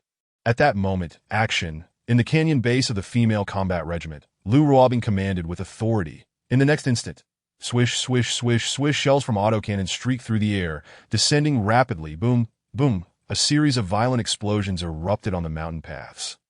Smoke billowing, debris flying. The roads before and behind the 8 brigades were obliterated, rendering their advance and retreat utterly impossible. Without giving the 8 brigades a moment to react, fire, fire, rat-a-tat-tat, bang, bang, bang, bang. 10 Falcon drones unleashed a ferocious assault on their designated targets. In an instant, flames erupted in the sky. Machine guns, autocannons, and many missiles poured forth. Boom, boom. At the foothills, explosions blossomed everywhere, the deafening roars overwhelming the senses, thick smoke rising. The command vehicles of all 8 brigades were annihilated simultaneously. Some exploded and burned on the spot, others were overturned, some tumbled into ravines. Enemy attack. Immediate alert. The command vehicles are under siege. Rebels, it's the rebels, protect the brigade commander. Commander, it's too late. The brigade headquarters has been lost. The lower-tier commanders of the 8 brigades burst into a cacophony of shouts, descending into chaos. They watched in horror as their command vehicles were swallowed by the storm of artillery fire. Their faces pale with shock. All of this unfolded without warning. They never anticipated the rebels would launch a sudden attack targeting the brigade command vehicles, striking with precision that it goes without saying, the brigade commander. Staff officers, aides, and other senior officers had little chance of survival. That was the rebels' secret weapon. The enemy is cloaked. We cannot locate the targets, Commander. The brigade command vehicle has been destroyed. The roads are wrecked. Retreat is impossible. What to do? The lower-tier commanders of the 8 brigades gazed at the flaming tongues appearing in the sky, each one panicking, shouting as if ants on a hot stove. Concealment. All personnel. Take cover. Armored vehicles, tanks, all autocannons and heavy weapons. Fire upon the sky. Give them a fierce barrage. The brigade commanders and numerous officers took refuge behind the mountains. That it must be said, these were 2 well-trained elite divisions. Despite the loss of upper leadership, the brigade-level commanders still held their ground. Merely after a brief moment of chaos, they issued combat orders to tens of thousands of soldiers. Fire at the sky. Concentrate firepower. Everyone, open fire. In the next moment, the tanks and armored vehicles of the 8 brigades all pointed their barrels skyward. Instantly, armor-piercing rounds, machine guns, and heavy machine guns unleashed a frenzied barrage into the air. Bang, bang, bang, bang, whoosh, whoosh, whoosh, whoosh. A dense rain of shells and bullets shot upwards like a net. However, the 10 Falcon drones and Predator 1 and 2 had long been on guard, as the 8 brigades launched their counterattack. They had already ascended into the clouds, beyond the reach of the artillery fire. Although the Falcon drones and Predators were coated with conventional vibranium, the female operators still did their utmost to evade. After all, these 10 stealth drones were precious to the entire regiment. Sister Robbing, the current situation is not looking good. Inside the command vehicle, Xiaolan switched screens and reported to Lu Ruobing. Although we have severed the enemy's escape routes, it is proving difficult to annihilate them. Lu Ruobing furrowed her brows, observing the dense artillery fire aimed at the sky, and nodded. Indeed, it's a challenging situation. Currently, the lower-tier commanders and tens of thousands of soldiers of the 8 brigades had all concealed themselves in the rocky woods. They had not dispersed. Rather, they concentrated their firepower, mounting an all-out counterattack. The enemy's 8 brigades, nearly 30 regiments, were simply overwhelming in number. Meanwhile, the female combat regiment possessed merely 10 Falcon drones and 2 Predators. Even disregarding the enemy's artillery fire, the ammunition carried by the drones was limited, making it impossible to decimate the opposing force in this scenario. The drones were rapidly running low on ammunition. This stalemate could not continue. Lu Ruobing bit her pale lip, a hint of anxiety crossing her fair features. Did I end this battle? The commander had entrusted her with full command. How could she let him down? Just then, a report came through the headset from Ganting. Sister Ruobing, Sister Xiaolan, their SA situation on the battlefield as periphery. What is the situation? Lu Ruobing inquired. The Falcon drones and Predators have detected a large number of stealth-winged beasts near the revival area, including the borders of Holy War, North Cold, and Hope, numbering nearly 1,000. Ganting looked at the dense red dots on the control screen, continuing. They're flying towards the intersection of South Yin and Light in a cloaked state. According to flight trajectory analysis, they are likely responding to the call of the stone-scale Beast King. That as soon as she finished speaking, the emergence of a large number of stealth-winged beasts around the revival area. Lu Ruobing and Xiaolon's eyes lit up. They could utilize the stealth-winged beasts. The two exchanged glances and immediately thought of the same strategy. This was also a tactic the commander had employed with great success in the past. Gonting, bring all the stealth-winged beasts to the battlefield. Lu Ruobing commanded swiftly. Understood. Gonting nodded, then ordered the female operators. Disperse and intercept all stealth-winged beasts. Guide them to our positions. Yes, sisters, let us move. Chapter 305. These stealth-winged beasts are truly effective after Gonting issued the command. The female operators maneuvered their falcon drones skyward, racing toward the periphery, surrounding revival, rat-a-tat-tat from all directions. Tongues of flame erupted from the clouds. The 10 falcon drones and 2 predators merely performed light machine gun fire against the beast horde, refraining from delivering lethal blows, their aim solely to provoke them. Indeed, chaos erupted among the stealth-winged beasts surrounding revival. Squawking sounds erupted as injured high-level stealth-winged beasts emitted frenzied cries, instantly inciting countless others into an attack mode in the blink of an eye. Swarms of stealth-winged beasts revealed themselves, darkening the skies around revival, blotting out the sun. They had been thoroughly enraged, frantically pursuing the flames in the sky. Their demeanor terrifying. Rat-a-tat-tat. The falcon drones and predators continued to reveal their firepower, shooting while guiding the large groups of stealth-winged beasts toward the airspace occupied by the 8 brigades. Before long, the falcon drones, braving the artillery fire from the 8 brigades, drew the stealth-winged beast hordes over the various positions. Then ceased fire and quickly retreated. Bang, bang, bang, bang, whoosh, whoosh, whoosh, whoosh. At this moment, the artillery from the 8 brigades continued to rain down upon the sky as if they were free of cost. Boom, boom. It is worth noting that the previous artillery from the 8 brigades had failed to hit anything. Yet now, explosions in the clouds were incessant. Squawking sounds filled the air with piercing shrieks. The next moment, swarms of stealth-winged beasts dove down from the clouds, an overwhelming mass. Oh my goodness! All commanders and tens of thousands of soldiers from the 8 brigades were utterly dumbfounded. Good heavens, stealth-winged beasts, commander, the beast horde, so many. This is no mere beast horde, it's a beast tide. Cease fire, don't shoot anymore, quickly. Quickly stop, find a cave to take cover. The brigade commanders of the 8 brigades were thrown into a panic, hastening towards safer shelters to preserve their lives. The commanders felt a mix of fear and confusion. Wasn't it just a defensive barrage aimed skyward? They never expected to attract hundreds of stealth-winged beasts.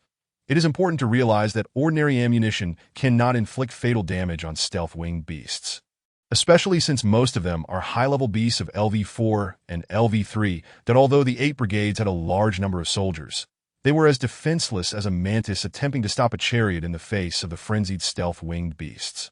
A small wave of stealth-winged beasts they could handle, but the key was the dense mass in the sky, with thousands present over the entire position.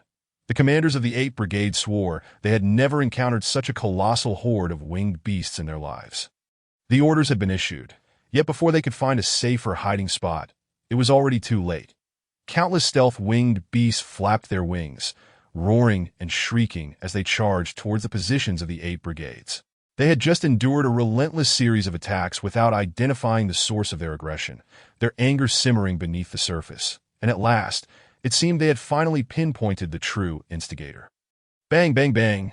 The sound of violent collisions echoed incessantly. In an instant, the armored vehicles and tanks stationed at the 8 brigade positions were overturned, chaos reigning across the mountain paths. Oh no, the higher-ups have all fled. We must run. Survival is paramount. Countless soldiers, witnessing their commanders retreating into the dense forest, abandoned their posts, fleeing towards the depths of the mountains. That moment, bang. A sniper round suddenly pierced the air, and a regimental commander fell to the ground.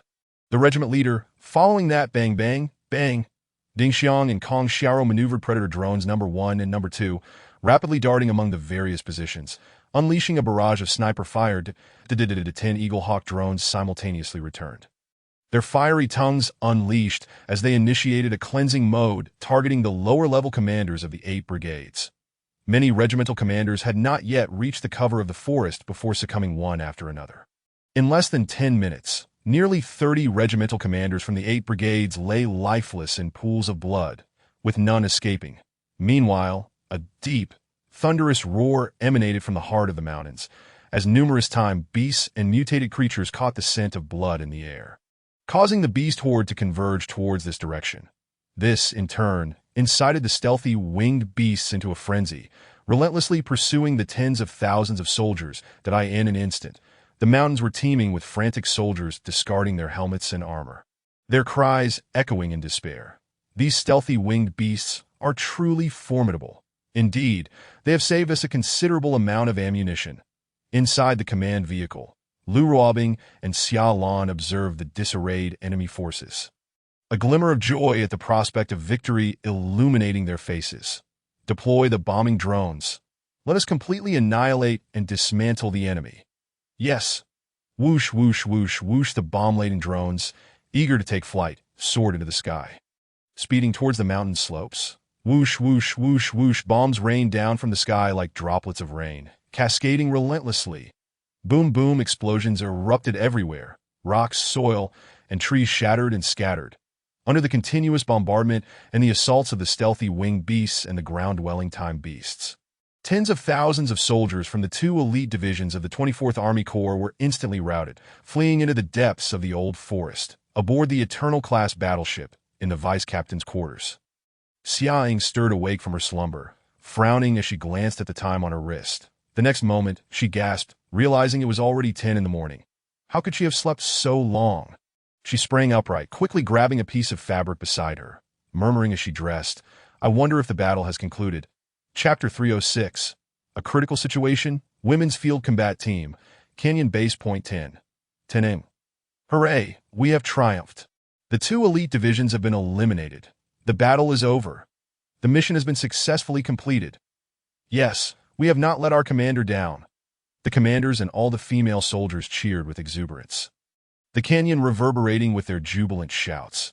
The entire battle lasted merely around 2 hours, and the 2 elite divisions of the 24th Army Corps were utterly vanquished.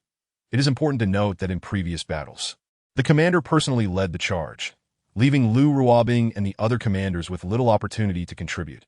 However, in this encounter, the commander did not participate, and they independently completed the entire operation, utilizing the stealthy winged beasts to conserve a significant amount of ammunition, ultimately achieving victory. How could the commanders and female soldiers not be exhilarated? Alas, so many armored vehicles and tanks have been left strewn across the mountains, and we cannot recover them. There are still many weapons and ammunition.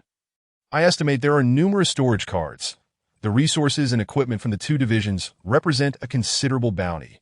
Indeed, this has allowed some armed organizations or scavengers to reap substantial rewards. Commanders Ganting, Ding Xiang, and Kong Xiaoro disembarked from the drone command vehicle, each wearing expressions of regret. Lu Ruobing and Xia Lan emerged from the command vehicle, exchanging knowing smiles upon witnessing the scene. No need to fret. The commander assured us that there will be plenty of spoils in the future, Lu Ruobing remarked with a smile. Exactly, as long as we defeat the enemy, we have achieved our goal, Xia Lan added. Just then, a striking figure emerged from the battleship. Xia Ying, clad in a short outfit, her chest prominently displayed, appeared revitalized. Having overslept, she seemed somewhat anxious as she hurried towards them. The battle has ended. Upon reaching them, Xia Ying inquired of her comrades that it's over. We have wiped out the 2 elite divisions. A resounding victory. Lu Ruobing and Xia Lan responded. Really? Xia Ying sighed in relief, a look of joy crossing her face. Wow. Those were 2 elite divisions. How did you manage that in such a short time? You don't need to worry about the details. Suffice it to say, the mission was flawlessly accomplished, Lu Ruobing replied, casting a sly glance at Xia Ying's figure and teasingly said, "Oh, our Yingbao looks entirely different now." Xia Ying knew Lu Ruobing would not miss the chance to tease her, rolling her eyes in response. Congratulations on reaching the red-level spirit source. Talia chimed in from the side that as soon as those words were spoken, a crowd of commanders and female soldiers gathered around. Wow, Yingbao looks radiant. It seems she has successfully obtained the Commander-S legacy. Our Women-S Field Combat Team has gained another half-elf. I wonder when it will be our turn. There is no point in being anxious. It all depends on whether we encounter the Truth Speaker in the future. The group of commanders and female soldiers surrounded Xia Ying, their faces alight with envy. Ganting looked at Xia Lan. Lan. The commander mentioned that you're next in line. Upon hearing this, Xiao Lan felt a surge of excitement, replying, "According to the commander's order, you're next after me, and if we encounter a truth speaker, you will soon receive the legacy too." With that, she approached Xiao Ying and pulled her aside, whispering, "Sis, how do you feel after obtaining the elven legacy?" Xiao Ying paused for a moment, clearing her throat. "Ahem. I feel great, that is so. Could you share the details of how you received the legacy?" Xiao Lan's curiosity piqued. After all, she was next in line, and she was eager to know. While Xiao Ying's face flushed, stumbling over her words. "It's a bit complicated to explain. Let us discuss it later." Xiao Lan frowned at this. "Sis, is the process really that troublesome?" Xiao Ying's face turned even redder. It wasn't he that the process was troublesome. Normally carefree, she felt unexpectedly shy and unsure of how to explain it to her younger sister. Aboard the Eternal-class battleship, in the industrial bay, Sun Xiaoqian and the engineering female soldiers were diligently crafting intelligent battlesuits. Meanwhile, Du Fei was on the side, embedding energy crystals into the already completed sets and testing the intelligent battlesuits. "Commander, we have completed 136 suits. There are 76 milliliters of elemental control remaining, and we should finish the entire batch in about 2 days." Sun Xiaoqian stretched and said to Du Fei, "Thank you for your hard work." Du Fei smiled, then added, "We mustn't neglect the modification project for the Vulture fighter jet." "Understood. I will allocate some personnel and ask Gan Ting and Talia to assist. We will synchronize the work starting tonight." "Excellent." Du Fei nodded at her, increasingly pleased with this capable subordinate. "Report." At that moment, Sun Xiaoli rushed in. "Commander, the battle against the 24th Army Corps has concluded. The 2 elite divisions have been thoroughly defeated. The entire battle lasted 130 minutes, resulting in a resounding victory. Additionally, the Iron Blood Brigade has successfully transported the first batch of intelligent laser defense systems to the temple. Furthermore, just now, Minister Wang Jianqing from the Inspection Department relayed urgent news regarding large-scale operations in the 9th District, demanding a response from the commander. A critical situation. Du Fei frowned, addressing Sun Xiaoli. "Connect me to the Inspection Department immediately." "Yes." Chapter 307. "Do you have confidence to handle this?" Soon, Sun Xiaoli picked up the external specialized communicator and began calling the Inspection Department. Meanwhile, Lu Ruobing, Xia Ying, Xiao Lan, and other commanders appeared at the entrance of the industrial bay. They had all clearly heard Sun Xiaoli's report, and upon learning that the situation was somewhat urgent, they gathered around. All the commanders fell silent, intently watching Du Fei, anxious not to disrupt his train of thought. "Commander, the channel is open." Sun Xiaoli handed the communicator to him. "Minister Wang, this is Du Fei," he said into the communicator. "Kid, the situation is escalating," Wang Jianqing replied gravely as soon as he received the communicator. "What is going on?" Du Fei inquired. "We just received news that all borders surrounding the 9th District have been sealed off. From now on, the 9th District is completely isolated, and no one is allowed to enter or exit. Due to the Inspection Department's report of the communication loss with the regional electromancer, it seems we have struck a nerve in the higher-ups, and the Yi family is orchestrating a significant operation against the 9th District. It is rumored that the 3 great word masters of wind, rain, and thunder will soon descend upon the 9th District. Furthermore, the Night Legion will accompany them." That A.S. Wang Jianqing's words resonated. The expressions of the commanders, including Lu Ruobing, turned to one of astonishment. 3 more word masters are coming. And what is this Night Legion that arrives alongside them? Wang Minister's tone suggested that the forces arriving this time would not be easily dealt with. However, Xiao Lan, Gan Ting, and Sun Xiaoqian felt an exhilarating thrill within, their beautiful eyes shimmering with excitement. 3 word masters. They had meticulously counted the previous rankings, remembering them better than anyone else, that if 3 word masters were indeed to arrive, would it not mean that the opportunity for them to inherit the legacy would soon follow? As for this so-called Night Legion, they paid it little mind, their sole focus resting on the word masters. Du Fei furrowed his brow slightly. Indeed, the greater region was taking action. First, they sealed the borders, then dispatched legions to garrison the area, evidently preparing to conduct a thorough investigation of the 9th District. It seemed that the video sent back by the Electric Princess had stabilized the governor's resolve. He would likely believe that his daughter had been taken hostage by the elves. Consequently, the possibility of the 9th District facing a catastrophic blow diminished. At this moment, Wang Jianqing could not fathom which nerve he had struck within the Yi family, prompting such a large-scale mobilization that Du Fei, however, was keenly aware of the underlying reasons. Everything stemmed from the elves. After all, the value of the elves was immeasurable to the upper echelons of the Federation, in contrast to Wang Jianqing's anxiety. Du Fei felt a quiet sense of relief that as long as the greater region's focus on the 9th District was not a full-on assault, but merely a garrison operation.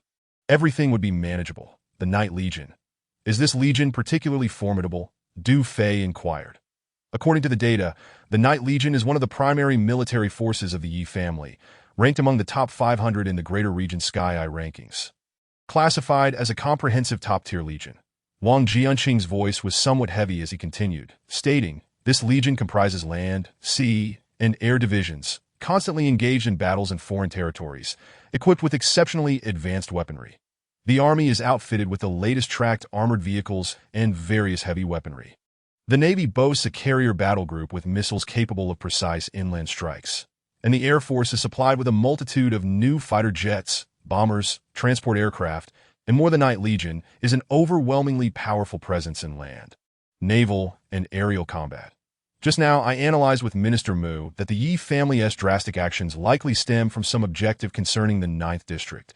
Moreover, shortly after the Greater Region's notification was issued, they ordered all legions in the 9th District to exert every effort to locate the governor's daughter, declaring that should any harm befall her, all officials and legions in the 9th District would be offered as sacrifices. However, from this order, it is evident that the Greater Region believes the governor's daughter is merely being held captive by the rebels, allowing the inspection department to conceal the truth for a few more days. Yet, under these circumstances, once the Night Legion arrives, they will undoubtedly seize control of the entire 9th District, and at that point, the truth may be impossible to conceal. Wang Jianqing recounted the current situation in one breath. Upon hearing this, Lu Ruobing and the other commanders fell into collective silence, all gazing at Du Fei. They too sensed the gravity of the situation. They had not anticipated that the Greater Region would dispatch a comprehensive top-tier legion encompassing land, sea, and air to the 9th District, that if they were to confront a legion like the 24th Army of the Fortress Military District, Lu Ruobing and her comrades would not have been daunted. Yet, the Women's Field Combat Regiment was about to face a top-tier legion ranked among the top 500 in the Greater Region Sky Eye rankings. That it must be understood that such legions hold a godlike status in any autonomous region. How could Lu Ruobing and the other commanders not feel apprehensive? After a moment of contemplation, Du Fei asked, "Minister Wang, is there a precise time when the Night Legion will arrive in the 9th District?" While the exact timing remains uncertain, it is said they have already begun withdrawing from the foreign territories, Wang Jianqing replied. After a moment's thought, he added, "Given the speed of a top-tier legion from rest, departure to arrival in the 9th District, the air and naval forces should take no more than 5 days, and even the ground forces should not exceed 10 days. Very well, understood." The Du Fei nodded towards the communicator. "You and Old Man Mu need not worry. The 3 Word Masters and the Night Legion will be handled by the Women's Field Combat Regiment. Calculating the time, we will be ready in due course with over 200 sets of active vibranium smart battle suits and 200 Eaglehawk drones."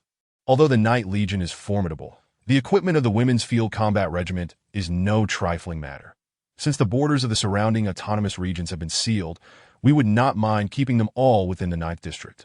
"Kid, do you have the confidence to manage this?" "Rest assured, I have already devised some plans." That Du Fei responded affirmatively, then continued, "Currently, the inspection department's priority is to ensure that all military districts and officials in the various base cities cooperate fully to deploy the intelligent laser defense system in the 9th District. I have drafted detailed defense plans tailored to the defensive conditions of each base city, which I will send to you shortly. Once the defense system is established, I can guarantee that the 9th District will essentially become our domain." Chapter 308.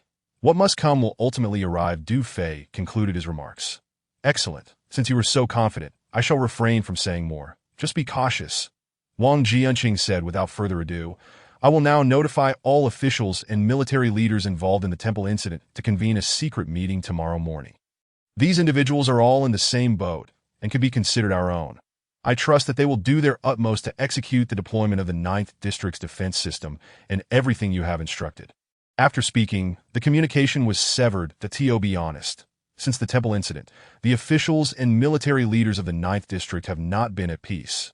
After all, the word master who descended upon the temple was the governor's daughter, and they witnessed her transform into a pile of bones. Although everyone kept the matter under wraps, they remained deeply concerned, for nothing could escape the scrutiny of the word masters. Fortunately, up to this point, the situation in the 9th District has remained relatively stable. This period has felt akin to the calm before a storm for all officials. Everyone feared the day when the truth would be revealed. For then, how could the greater region's governor refrain from enacting bloody retribution? It would be disingenuous to say that the officials and military leaders were untroubled. In fact, most lived in constant anxiety, taking each day as it came. Though this feeling was unpleasant, they had no means to change it, as each of their weaknesses lay firmly in Du Fei's grasp. For this reason, all participants in the temple incident currently place their hopes on Du Fei and the inspection department. They complied unreservedly with the notifications and orders issued by the inspection department. Likewise, Wang Jianqing and Mu Qinshuan, despite knowing that defying the greater region was akin to courting death, had long since cast aside any fear of life or death. Now, the fates of the Mu family, the inspection department, and the majority of the officials and military leaders in the 9th District were irrevocably intertwined with the Women's Field Combat Regiment. All they could do was heed Du Fei's arrangements. What other choices did they possess at this moment? Du Fei pondered briefly before gesturing to Lu Ruobing and the others. All commanders, gather for a meeting in the captain's quarters. Yes, 10 minutes later. In the captain's quarters, all the commanders took their seats around the conference table. The Du Fei surveyed the room and spoke. You have all heard the news from the inspection department.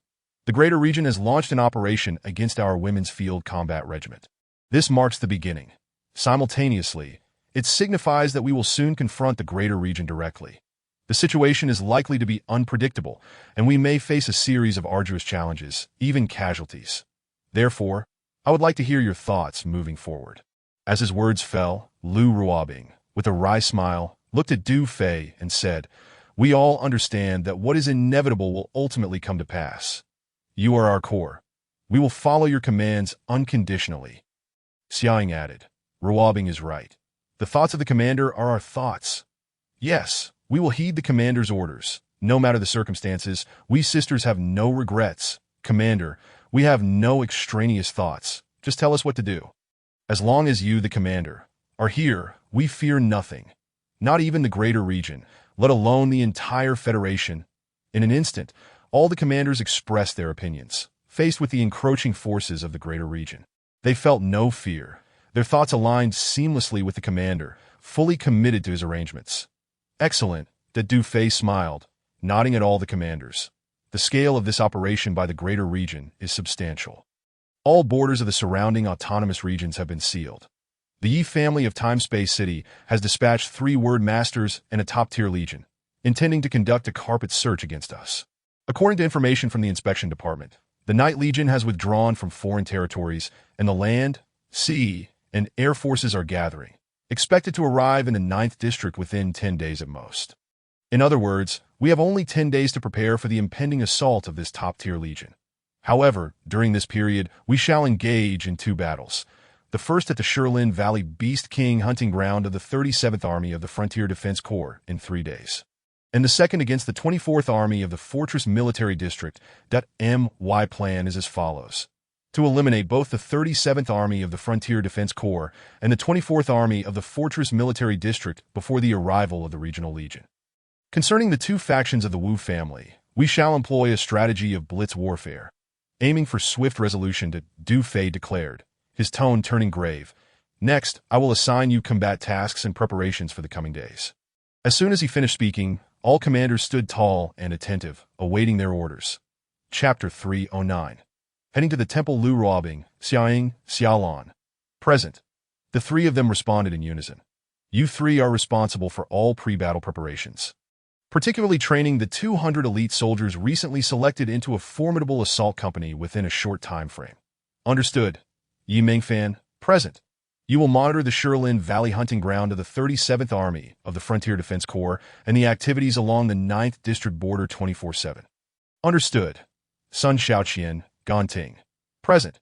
Your task is quite challenging. Within 3 days, you must produce the remaining smart battle suits and complete the modifications on the Vulture Fighter Jet.as per your decision.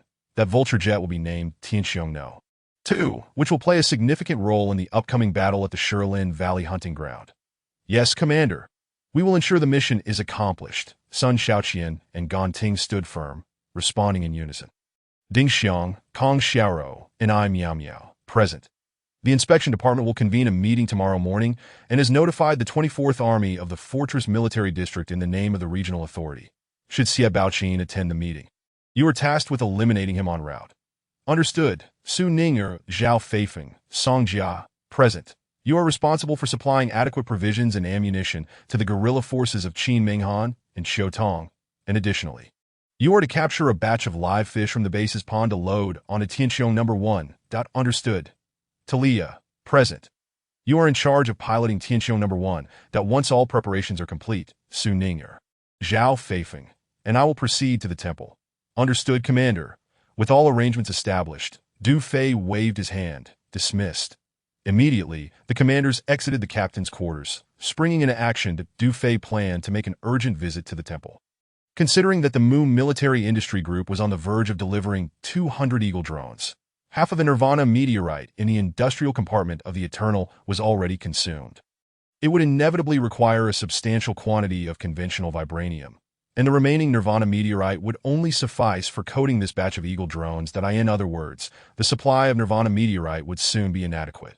Du Fei contemplated that the vast expanse of pristine land surrounding the temple likely harbored significant natural reserves of Nirvana meteorite. Under conditions that minimally impact the ecological environment, it might be feasible to utilize some. Furthermore, the Iron Blood Brigade had already delivered the first batch of smart laser defense systems to the temple, awaiting installation and testing, with the total assault on the 37th Army of the Frontier Defense Corps imminent. It was prudent to deploy the defense system surrounding the temple during these 2 idle days. Notably, among those who arrived with the Iron Blood Brigade was a technical team from the Mu Military Industry Group. It would merely require exchanging a portion of energy crystals and directing them on installation and testing. Subsequently, once the remaining smart laser defense systems were transported to various base cities, the inspection department would lead them in deployment according to the defense layout. This way, Du Fei could avoid unnecessary errands, thus alleviating considerable hassle.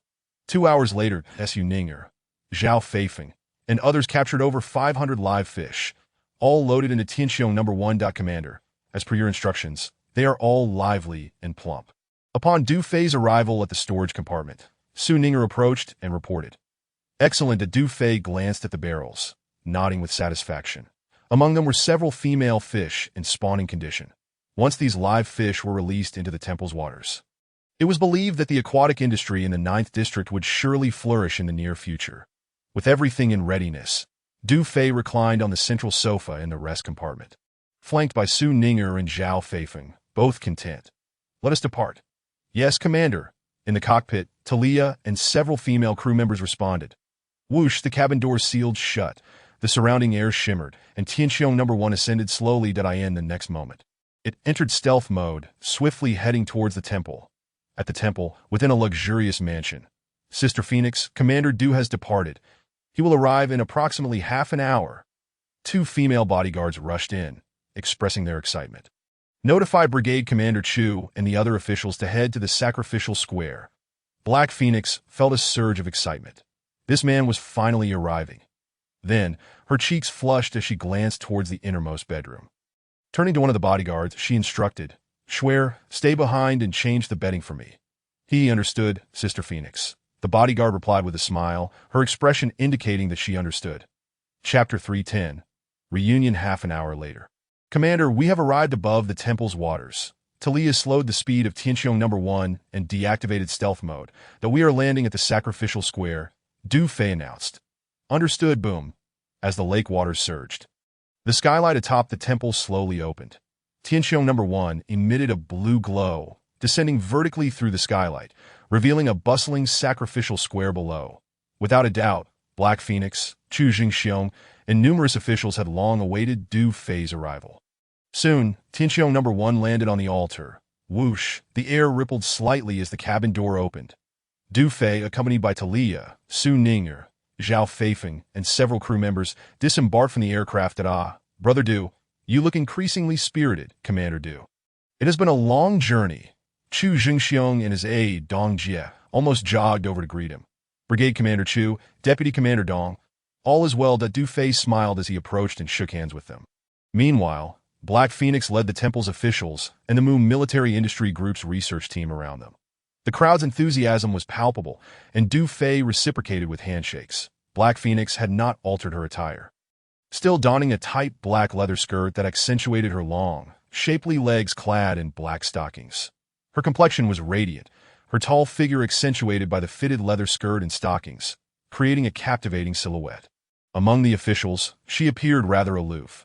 However, upon facing Du Fei, especially when he held her hand, a glimmer of excitement and allure flickered in her eyes. You have worked hard these past few days. Du Fei released Black Phoenix's hand, smiling. Not at all. It has not been arduous. Black Phoenix smiled back, her lips curling up. Then, she turned to Talia beside her, her expression suddenly revealing surprise. While Du Fei exchanged pleasantries with Chu Jingxiong and the research team, she seized Talia and whispered, "Wow, your spirit source has significantly enhanced." Talia's delicate face flushed slightly. "You are doing well too. In just a few days, your truth-seeking technique has reached advanced probing. This was only mastered after my spirit source was enhanced last time. Now, I can easily perceive any ulterior motives from the temple's officials. Did you not see how obediently they all are?" Black Phoenix chuckled with a hint of pride, then curiously asked, "Quickly tell me, how did your spirit source enhance?" It was better not to ask. Upon this inquiry, Talia's face reddened further. Just then, Su Ninger and Zhao Feifeng approached. "Sister Phoenix, greetings." The two greeted Black Phoenix, particularly for Su Ning, since she had been shot during the last breakout. Had it not been for Black Phoenix's timely assistance, she might have already perished. Thus, she felt immense gratitude towards her. Good. There is no need for such formality among sisters. Black Phoenix smiled at them, yet still awaited Talia's answer. I will tell you later." Talia cleared her throat. "First things first, the commander has instructed us to release those fish into the waters." She pointed towards the storage compartment of Tianxiong No. 1. "What? Fish?" Black Phoenix was momentarily taken aback, then delighted. "This is excellent news." Immediately, she turned to the officials and waved, "Quickly arrange for personnel." "Yes, my lord." Outside the temple, the Iron Blood Brigade's camp was heavily fortified, that a spacious area hosted several large transport vehicles, their tarpaulins tightly secured. With a swish, soldiers pulled back the tarpaulins, revealing a set of brand-new smart laser defense systems. "Commander Du, as per your request, these defense systems are the same as last time. Each group comprising 6 laser emitters, divided into 3 exposed and 3 concealed types, totaling 10 groups with 60 units. One of the researchers respectfully reported. Chapter 311. Deployment complete. Excellent. The Du Fei conducted a brief inspection, nodding in satisfaction. "Commander Du, please forgive our lack of expertise.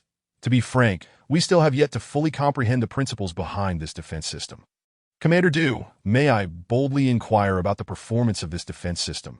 "Indeed. Could you please enlighten us?" Commander Du. A few researchers approached with expressions of eager curiosity. Instantly, the entire research team turned their attention, including Chu Jingxiong and Dong Jie. Upon noticing them, Du Fei smiled, and considering that they would soon be responsible for deploying the defense systems in other base cities, he produced 2 blueprints. These blueprints detail the installation schematics and performance specifications for the Intelligent Laser Defense System. Intelligent Laser Defense System, designed for defensive coverage in designated areas, capable of implementing all-around intelligent defense of the airspace above. Main defensive weapon, intelligent laser cannons, available in both exposed and concealed types, with quantities adjustable according to the defensive area layout.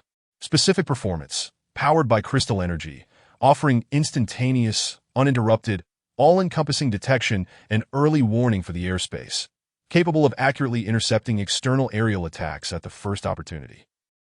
After the researchers comprehended the information, including Chu Jingxiong and Dong Jie, they were left astonished. Instantaneous, uninterrupted all-around detection of the airspace. They had not anticipated such superior performance. This defense system vastly surpassed the laser defenses currently deployed in other base cities by 100-fold. With the Intelligent Laser Defense System, the 9th District would undoubtedly be secure. Brother Du, you truly are a remarkable genius. Chu Jingxiong and Dong Jie could not help but give a thumbs up. Until this moment, The researchers finally understood that the intelligent laser defense system, along with the previously discussed battle vehicles and drones power sources, relied on a unique type of crystal. Astonishingly, all of these energy crystals had been developed by Du Fei himself. The entire research team was profoundly shocked and sincerely admired him. They felt that being involved in the deployment of such a defense system was a tremendous honor. This is the overview of the temple region. We need to investigate the terrain first, then determine the optimal placement for the lasers. Du Fei produced a map and continued, I will personally instruct you on how to install, detect, and debug the system. Once the second batch of intelligent laser defense systems is produced, the deployment responsibilities for each base city will be entrusted to you. With this, he concluded, no problem. We guarantee there will be no mistakes. Rest assured, Captain Du. The entire research team nodded in unison. Very well. Let us drive the transport vehicle over, and once we confirm the best location, we will proceed directly with the installation and debugging. Du Fei nodded at everyone, determined to complete the deployment of the temple region's defense system before nightfall. Let's begin. Chu Jingxiong commanded. Yes. The soldiers swiftly mobilized the transport vehicles loaded with 10 sets of intelligent laser defense systems, heading towards the foothills surrounding the temple. The 10 sets comprised a total of 60 launchers, with 30 exposed and 30 concealed. Considering the interception range, they were not positioned within the temple region, but rather deployed in the surrounding mountains, cliffs, and dense forests. Subsequently, Du Fei led the researchers to conduct on-site inspections, calculating distances, selecting sites, and so forth. That he explained various precautions and taught them how to install and debug the system, fully immersed in the task. Hours passed until nightfall. After several hours of diligent work, the 10 sets of intelligent laser defense systems were finally deployed. Chu Jingxiong and Dong Jie led the entire research team back to the Iron Blood Brigade's base, while Du Fei, welcomed by 2 female bodyguards, returned to a luxurious mansion within the temple. Upon entering, he saw 2 women dressed in black robes setting the table with dishes that Su Ninger and Zhao Feifeng held hands, examining the ancient murals and ornaments adorning the room. Meanwhile, He Fengwang and Talia were whispering to each other nearby. Upon seeing Du Fei, both blushed simultaneously and ceased their conversation. He Fengwang turned and retrieved several bottles of blue liquor from the cabinet, placing them on the dining table with a hint of excitement. That it was evident that tonight would undoubtedly lead to a night of revelry. Chapter 312. Dinner. The dishes are mostly ready. Let's commence the meal, He Fengwang said with a gentle smile. Upon hearing this, Su Ninger and Zhao Feifeng immediately turned and, upon noticing Du Fei's return, rushed over. Captain, we have tested the water quality in the temple's waters, and it is remarkably similar to that of our base's water pool, making it highly suitable for aquaculture. According to your instructions, all the fish have been released into this water area. The task is complete. The 2 beautiful ladies beamed with delight. Excellent. Thank you for your hard work. The Du Fei nodded in satisfaction and added, you must be famished. Let us begin dining. All right, with that, everyone took their seats, although the temple's offerings included only pork and some vegetables. The table was lavishly adorned with a variety of dishes. Sister Fengwang, why is this liquor blue? Su Ninger inquired, her curiosity piqued as she stared at the bottles. What kind of liquor is this? Zhao Feifeng echoed the question. That it's called Wanyu. He Fengwang replied, casting a casual glance at Du Fei. Talia, who had long noticed the blue liquor, found her heart racing despite being a pure-blooded elf. Ding, affinity value 1000. Ding, affinity value 1000. As the 2 system notifications chimed, Du Fei was momentarily taken aback, and the system interface materialized in his mind. Host, Du Fei position, Supreme Commander Legion, Women's Field Brigade domain range, radius of 1,000 kilometers, prestige value 305-6270, affinity value 132350, physique, advanced enhancement 6 items, universal toolbox X1, golden snake sting X1, secret bone X1. The affinity value had surpassed 130,000. In an instant, Du Fei closed the system interface. That he was merely 60,000 away from exchanging for the core of the airborne fortress, which excited him that he could almost envision the moment the Eternal-class warship was launched. With some effort, he was confident that the affinity value would reach 200,000 by tomorrow. With this thought, Du Fei couldn't help but glance at the beautiful ladies around him. Su Ninger and Zhao Feifeng were momentarily excluded. Although they too had received the physique enhancement serum, they were only at the initial enhancement of 5.as for himself. His physique had reached advanced enhancement, making it somewhat inappropriate that To garner more affinity value. He would need to focus on Hei Feng Wang and Talia, as practical experience had shown that the elf's robust physique generated an immense affinity value. Soon, dinner commenced. Hei Feng Wang, Talia, Su Ning'er, and Zhao Feifeng joyfully dined with Du Fei. The two female bodyguards busily attended to everyone, refilling dishes and pouring drinks. The entire hall of the mansion was filled with laughter and warmth. The meal lasted a full 2 hours, and by the end, 5 or 6 empty bottles of the blue liquor littered the floor. The Wanyu liquor was consumed almost equally by everyone. Hei Feng Wang and Talia seemed unaffected, while Su Ning'er and Zhao Feifeng were flushed and thoroughly intoxicated. The two women, with dazed eyes, waved their hands repeatedly, exclaiming they could no longer continue. In truth, Su Ning'er and Zhao Feifeng were quite exhilarated. The opportunity to be out with the captain filled them with a certain anticipation that as night fell. They wondered how Sister Feng Wang had arranged for the captain's rest. Perhaps it was the effect of the Wanyu liquor that stirred a flicker of hope within them. Wishing that the captain could stay next door, bolstered by the alcohol, Su Ning'er tilted her head, just about to ask Hei Feng Wang about the arrangements. However, Hei Feng Wang and Talia exchanged blushing smiles with their elven abilities. How could their thoughts remain concealed from Su Ning'er and Zhao Feifeng, who were already inebriated? Ning'er and Feifeng are quite tipsy. Please assist them in resting, Hei Feng Wang said with a gentle smile to the two female bodyguards. Understood. The two bodyguards nodded and promptly helped Su Ning'er and Zhao Feifeng out. In the hall, only Hei Feng Wang, Talia, and Du Fei remained. Chapter 313. The Underground Palace. Soon after, the two female bodyguards returned. Sister Feng Wang, Ning'er, and Feifeng have been settled. This mansion was once the residence of the temple's priest, and due to the previous arrival of the oracle, the governor's daughter, that priest, as the highest authority of the temple, had made a grievous error that he had chosen to stand alongside Zhao Tianxing, the cabinet minister, and was subsequently eliminated by a drone's barrage. Naturally, this luxurious priestly mansion became Hei Feng Wang's abode, a stark contrast to the hidden and dismal quarters of the black market camp. It was akin to paradise. The mansion boasted numerous rooms, and as Su Ning'er and Zhao Feifeng had envisioned, Hei Feng Wang, considering them as her sisters, had arranged for them to stay in the adjacent room, which could accommodate 2 people. Talia, however, had a room to herself. Very well. Hei Feng Wang nodded at the two bodyguards. Then, I shall also retire for the night, Talia remarked. Why the rush? There's still plenty of time. Hei Feng Wang smiled, noticing that Du Fei seemed to be lost in thought. Why do I feel like the captain isn't even slightly tipsy? She continued. Hearing this, Du Fei snapped back to attention and asked, Have you completed the task assigned to you? It was worth noting that prior to their arrival, Du Fei had instructed Sun Xiaoli to assign a task to Hei Feng Wang, to ascertain the storage quantity and specific locations of the Nirvana meteorites in the temple. After all, the Nirvana meteorites were of paramount importance to the Women's Field Brigade at present.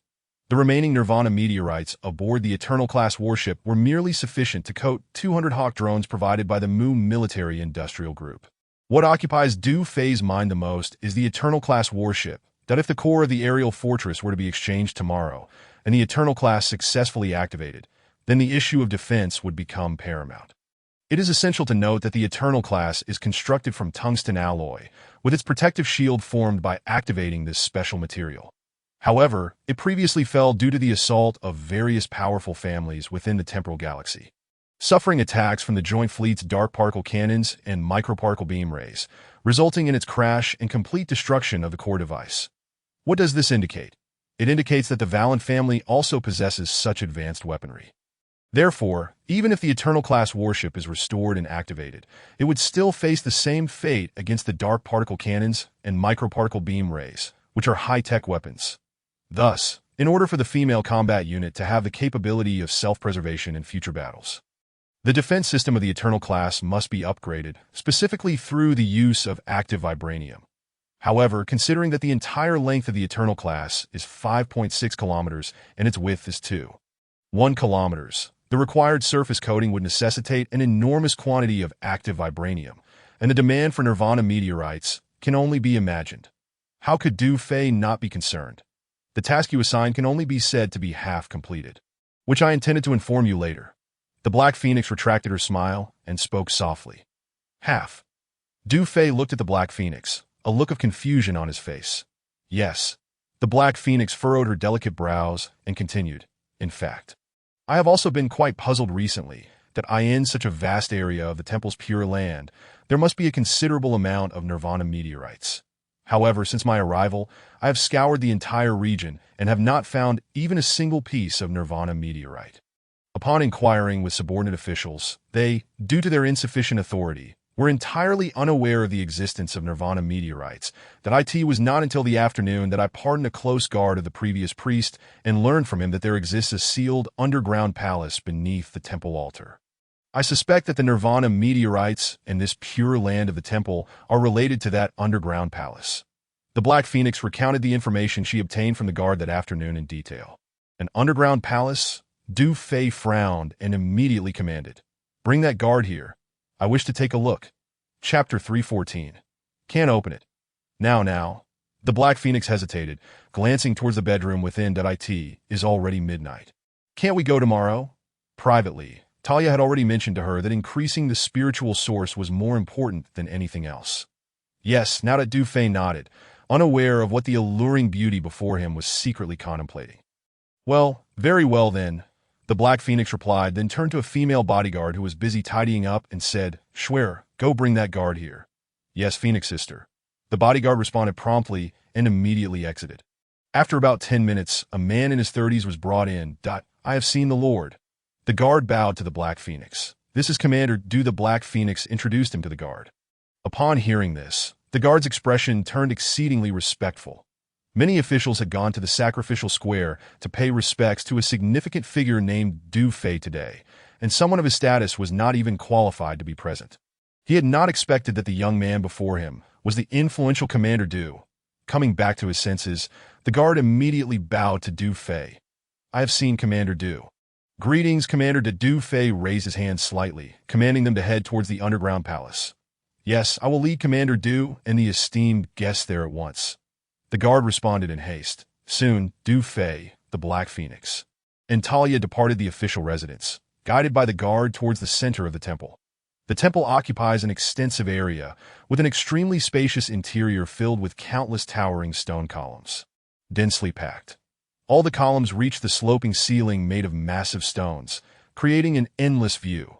The various intersecting passages can leave one dizzy. Among those columns stand numerous sculptures, featuring strange birds, exotic beasts, and half-human, half-beast forms with bizarre shapes. This is indeed a gigantic labyrinth.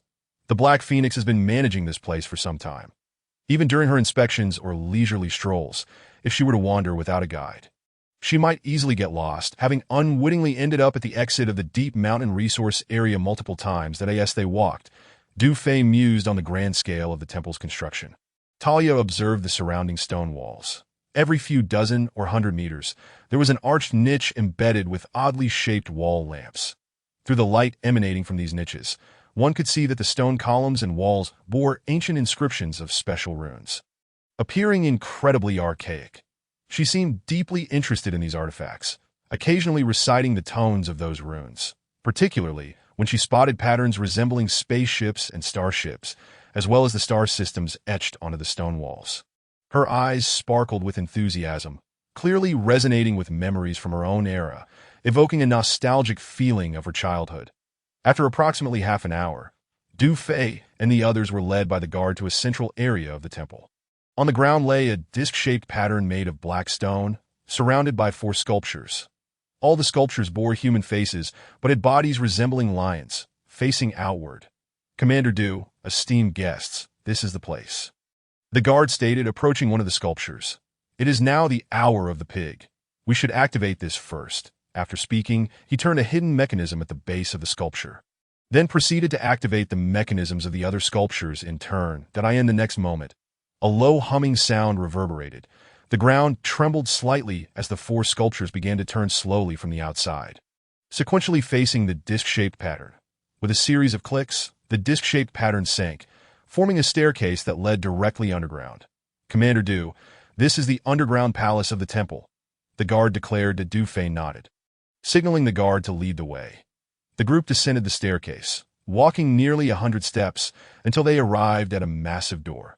The door was crafted from a special metal, appearing remarkably heavy, and over the years it had neither rusted nor dulled in luster. "Open it," Du Fei commanded the guard. The guard hesitated, then smiled wryly. "Commander Du, this door cannot be opened. Whenever I accompanied the previous priest here, it was merely to clean the keyholes. Cannot open? Merely to clean the keyholes."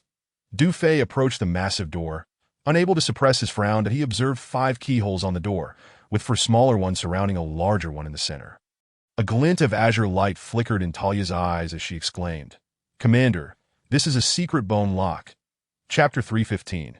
Just give it a try. As Talia's words fell, Du Fei was momentarily taken aback. Secret bone lock.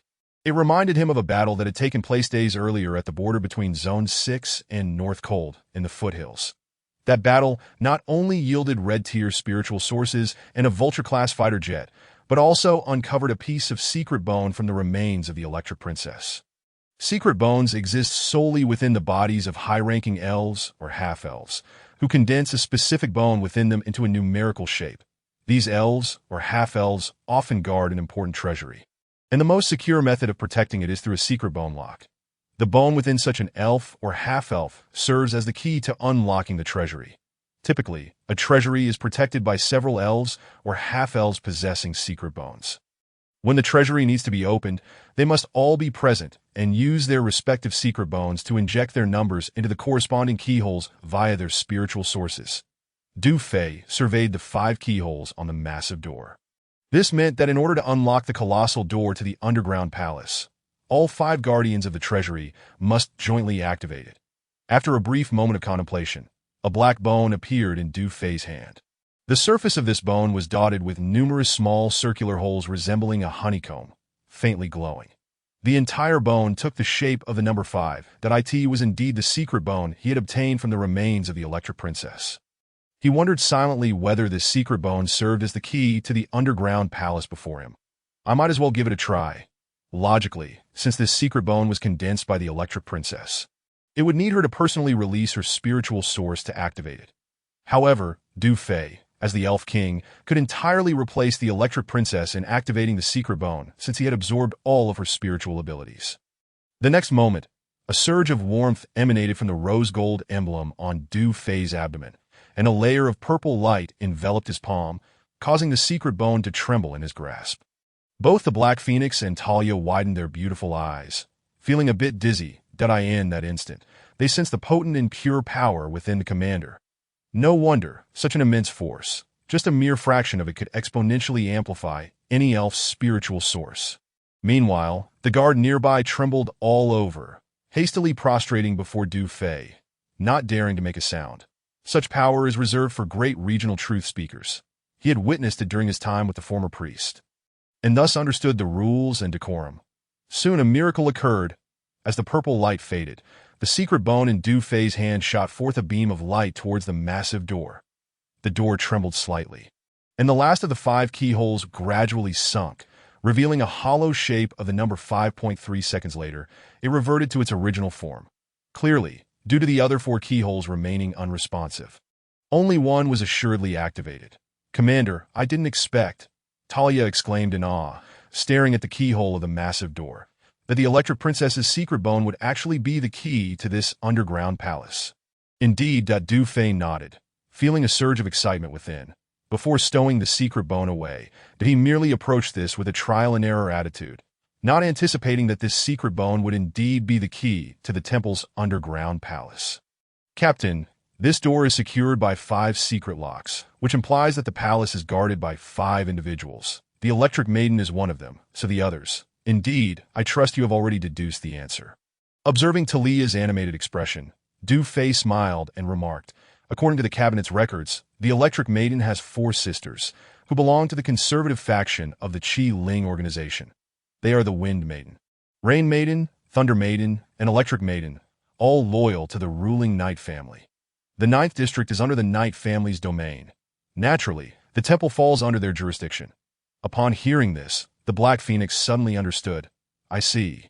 The underground palace is overseen by the four masters of wind, rain, thunder, and electric. However, she paused, slightly puzzled. There are 5 keyholes, yet they only account for 4 individuals. Talia furrowed her brow, glancing at Dufay. Having a clue is sufficient. As for the 5th guardian, capturing one alive should reveal the answer. That Dufay's gaze drifted to the largest of the 5 keyholes, and he instinctively suspected one person, the master to whom these 4 sisters were loyal. The regional governor, Yilong, however, this was merely his conjecture, and only the impending battle would confirm that IT is getting late. Let us retire for the night, Dufay declared. Agreed. The Black Phoenix and Talia replied in unison, exchanging a glance that caused both their faces to flush. Chapter 316. The core of the aerial fortress temple residence, around 3 in the morning. Ding, affinity 500. Ding, affinity 1000. Ding, affinity 3000. Ding, affinity 3000. As the final system notification echoed, Dufay's mind filled with the system interface. Host, Dufay position, Supreme Commander Legion, Women's Field Corps domain radius, 1000 kilometers reputation, 308290 affinity, 181550 physique, advanced enhancement 6 items, Universal Toolbox 1, Golden Serpent Spike 1, Secret Bone 1, 18,000, with nearly 2,000 remaining to reach 200,000. Dufay scrutinized the affinity section, his brow slightly furrowed. Achieving advanced enhancement in physique was indeed a pressing concern. He glanced at the Black Phoenix, clearly understanding that her unconscious state would not contribute to increasing affinity, regardless of the lives of the people on this planet, for the sake of his father, sister, and all the warriors of the core. He must retrieve the core of the aerial fortress. After a moment's contemplation, Dufay closed the system interface and exited the bedroom. That moment, a soft cough emanated from the adjacent room. Dufay paused, surprised that Talia had been unable to sleep at such an hour. That he approached her door, and as he neared, the door unexpectedly swung open, revealing Talia in her pajamas standing at the threshold. "Ah, Captain," Talia feigned surprise. "What brings you here at this late hour? Perhaps I'm just not accustomed to this unfamiliar place and find myself unable to sleep. Well then, may I come in for a moment and discuss the new battle plan?" "Of course, Captain," Talia replied with excitement. By 7 in the morning, Dufay emerged from Talia's room. Passing by Su Ning and Zhao Feifeng's quarters, he heard a commotion inside, as if something had been knocked over in a state of panic. Dufay couldn't help but chuckle inwardly. These 2 stunning beauties likely stayed up late last night. Soon enough, he arrived at the living room of the residence. Sitting down on the sofa, he eagerly checked his affinity once more. To his astonishment, his eyes widened. Affinity 273650. Goodness! It had surged from 18,000 to over 27,000, an astonishing increase of nearly 100,000. He could not help but marvel at Talia's value. Dufay was elated. However, his physique remained at advanced enhancement 6. Without the usual notifications of severe energy depletion, it seemed that to achieve further enhancement in physique, he would need to exert himself considerably. Setting aside those thoughts for the moment, the priority was to exchange for the core of the aerial fortress. In the next instant, he directly accessed the technology repository.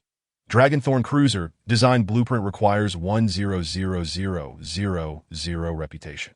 C-Class Intelligent Guard, mechanical product blueprint requires 80,000 reputation. B-Class Intelligent Guard, mechanical product blueprint requires 150,000 reputation. A-Class Intelligent Guard, mechanical product blueprint requires 30,000 reputation. Real Guard, intelligent mechanism. Female, product requires 3,000 affinity. Climate improvement device, finished product blueprint requires 3,000 affinity. Aerial fortress, finished core requires 200,000 affinity. Physique primary enhancement agent, genetic type requires 1,000 affinity. Dufay quickly skimmed through the options. Ding! Congratulations, host, for successfully exchanging 20,000 affinity for 20 bottles of physique primary enhancement agents. Considering that the Black Phoenix's physique had yet to be enhanced, and that commanders like Lu Ruobing and Xia Ying also needed reinforcement, Dufay first exchanged for the 20 bottles of enhancement agents. After the exchange, his affinity dropped to 253650. Next, he clicked on the core of the aerial fortress. Ding, due to the substantial amount of affinity expended. Please confirm whether to proceed. Confirm. Proceed, Du Fei declared without hesitation. Ding. Congratulations, host, for expending 200,000 affinity, successfully acquiring the core of the aerial fortress. Finished product. In the next moment, a large object appeared in the system space, radiating brilliance and suffused with immense energy. Du Fei hurriedly examined it, and he was completely taken aback. Chapter 317. Starship Drive Device. The object was irregularly shaped, measuring several rooms in height, width, and length combined. Its surface was uneven, composed of pyramid-shaped modules and uniquely shaped bends, adorned with a myriad of connection ports. As Du Fei inspected it, a series of information flooded into his mind. Aerial fortress, finished core, universal type. Suitable for aircraft carriers, escort ships, battleships, cruisers, destroyers, etc. Main components: time crystal, warp engine, jump engine. Description: the time crystal serves as the core device, belonging to the four-dimensional crystal category, capable of storing time, and compressing space. Generating oscillating magnetic fields. Power source: energy crystal, time crystal. Energy crystals provide conventional power in non-jump states, such as starting, hovering, and cruising at constant speed. Time crystal: capable of compressing magnetic vibration particles, creating flat time-space bubbles and bending the surrounding time-space to reduce distances. In conjunction with the warp engine and jump engine, it can create secondary spaces, wormholes, enabling faster-than-light travel to any planet. Connection components: attachment production materials, carbon steel, ceramic steel, ink gold, nickel titanium alloy, super magnetic steel. Click to expand more. Du Fei was utterly astonished and exhilarated. Indeed, just as he had conjectured, this finished core of the aerial fortress was the very drive device for interstellar warships. The numerous diagrams, parameters, and attachment production details, including installation processes, were dazzling. Not to mention the other components. Even the production of attachments and connections constituted a massive undertaking. Despite its extreme complexity, Du Fei felt a surge of elation. With this device, the Eternal Ship would no longer be a mere heap of scrap metal, but a true aerial fortress. After such a long wait, he had finally redeemed it. Spending 200,000 affinity was well worth it. This Starship Drive device required not only energy crystals, but also time. Significant amounts of time. Energy crystals provided conventional power, while time supplied faster-than-light power, and the two could convert between each other automatically. Incredible! Was this not akin to the hybrid oil-electric systems of the past? Du Fei's excitement mounted as he promptly accessed the interface of the Eternal Eye. Eternal Eye, bound owner, Du Fei. Time vault, current total storage, 1.2 billion hours, personal time, 19,690,000 hours, domain radius, 1,000 kilometers. Next domain radius upgrade can expand to 10,000 kilometers. Domain radius expansion progress. 12, determined by the storage quantity of the Eternal Eye's time vault. Previously, the domain radius expansion progress was at 10. In just 2 or 3 days, it had risen to 1-2. It was clear that he needed to exert all efforts to expedite the armament progress. Du Fei observed the Eternal Eye interface, noting that his time was nearly 200 million hours, which was still far from sufficient. Now that the Starship Drive device had been redeemed, the Eternal would rely on compressed time for traversing wormholes or faster-than-light travel. The more time he had, the more ample the fuel. Perhaps even 200 million hours would not suffice for compression. This realization deeply impressed upon Du Fei the significance of time, as well as shedding light on why the Valen family sought to colonize so many ecological planets. After all, they possessed countless starships, and even the slightest movement within the time-space galaxy required vast amounts of time, that he then closed the Eternal Eye interface and shifted his gaze to the attachments of the aerial fortress core. The various attachments are not finished products. Rather, they consist of blueprints and specifications that require fabrication.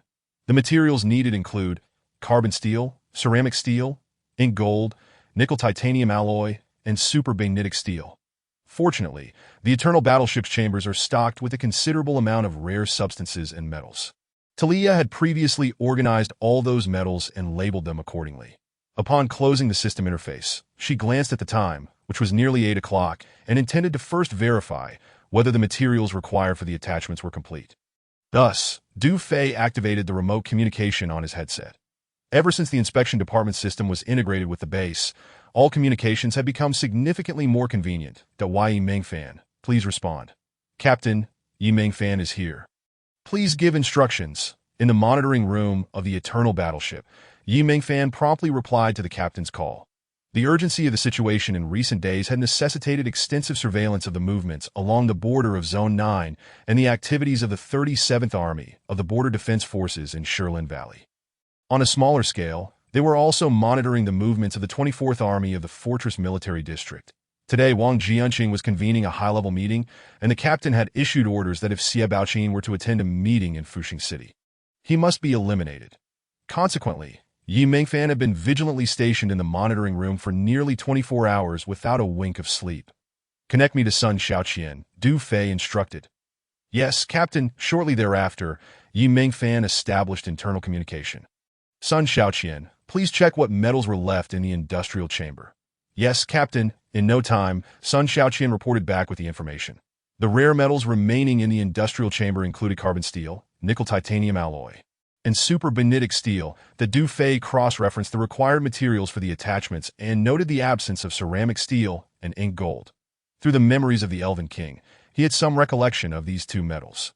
Ceramic steel is a heat-resistant, impact-resistant metal material containing porcelain, capable of absorbing and dissipating extreme thermal energy, as well as directing and dispersing various forms of electromagnetic radiation. That IT is particularly effective against directed energy and particle weapons, especially when crafted into armor that is remarkably resilient, able to withstand high-caliber projectiles. This metal is widely utilized in the space-time galaxy, providing additional protection for vehicles such as shell armors, powered armors, and bulletproof vests. Ink gold is also a high-strength special metal, synthesized from a blend of carbon steel and graphene derived from black gold stone, exhibiting superior performance compared to carbon steel, with the ability to absorb electromagnetic energy. While these two metals are common in the space-time galaxy, acquiring them in the current world may prove quite challenging. Reflecting on this, Du Fei felt a tinge of frustration.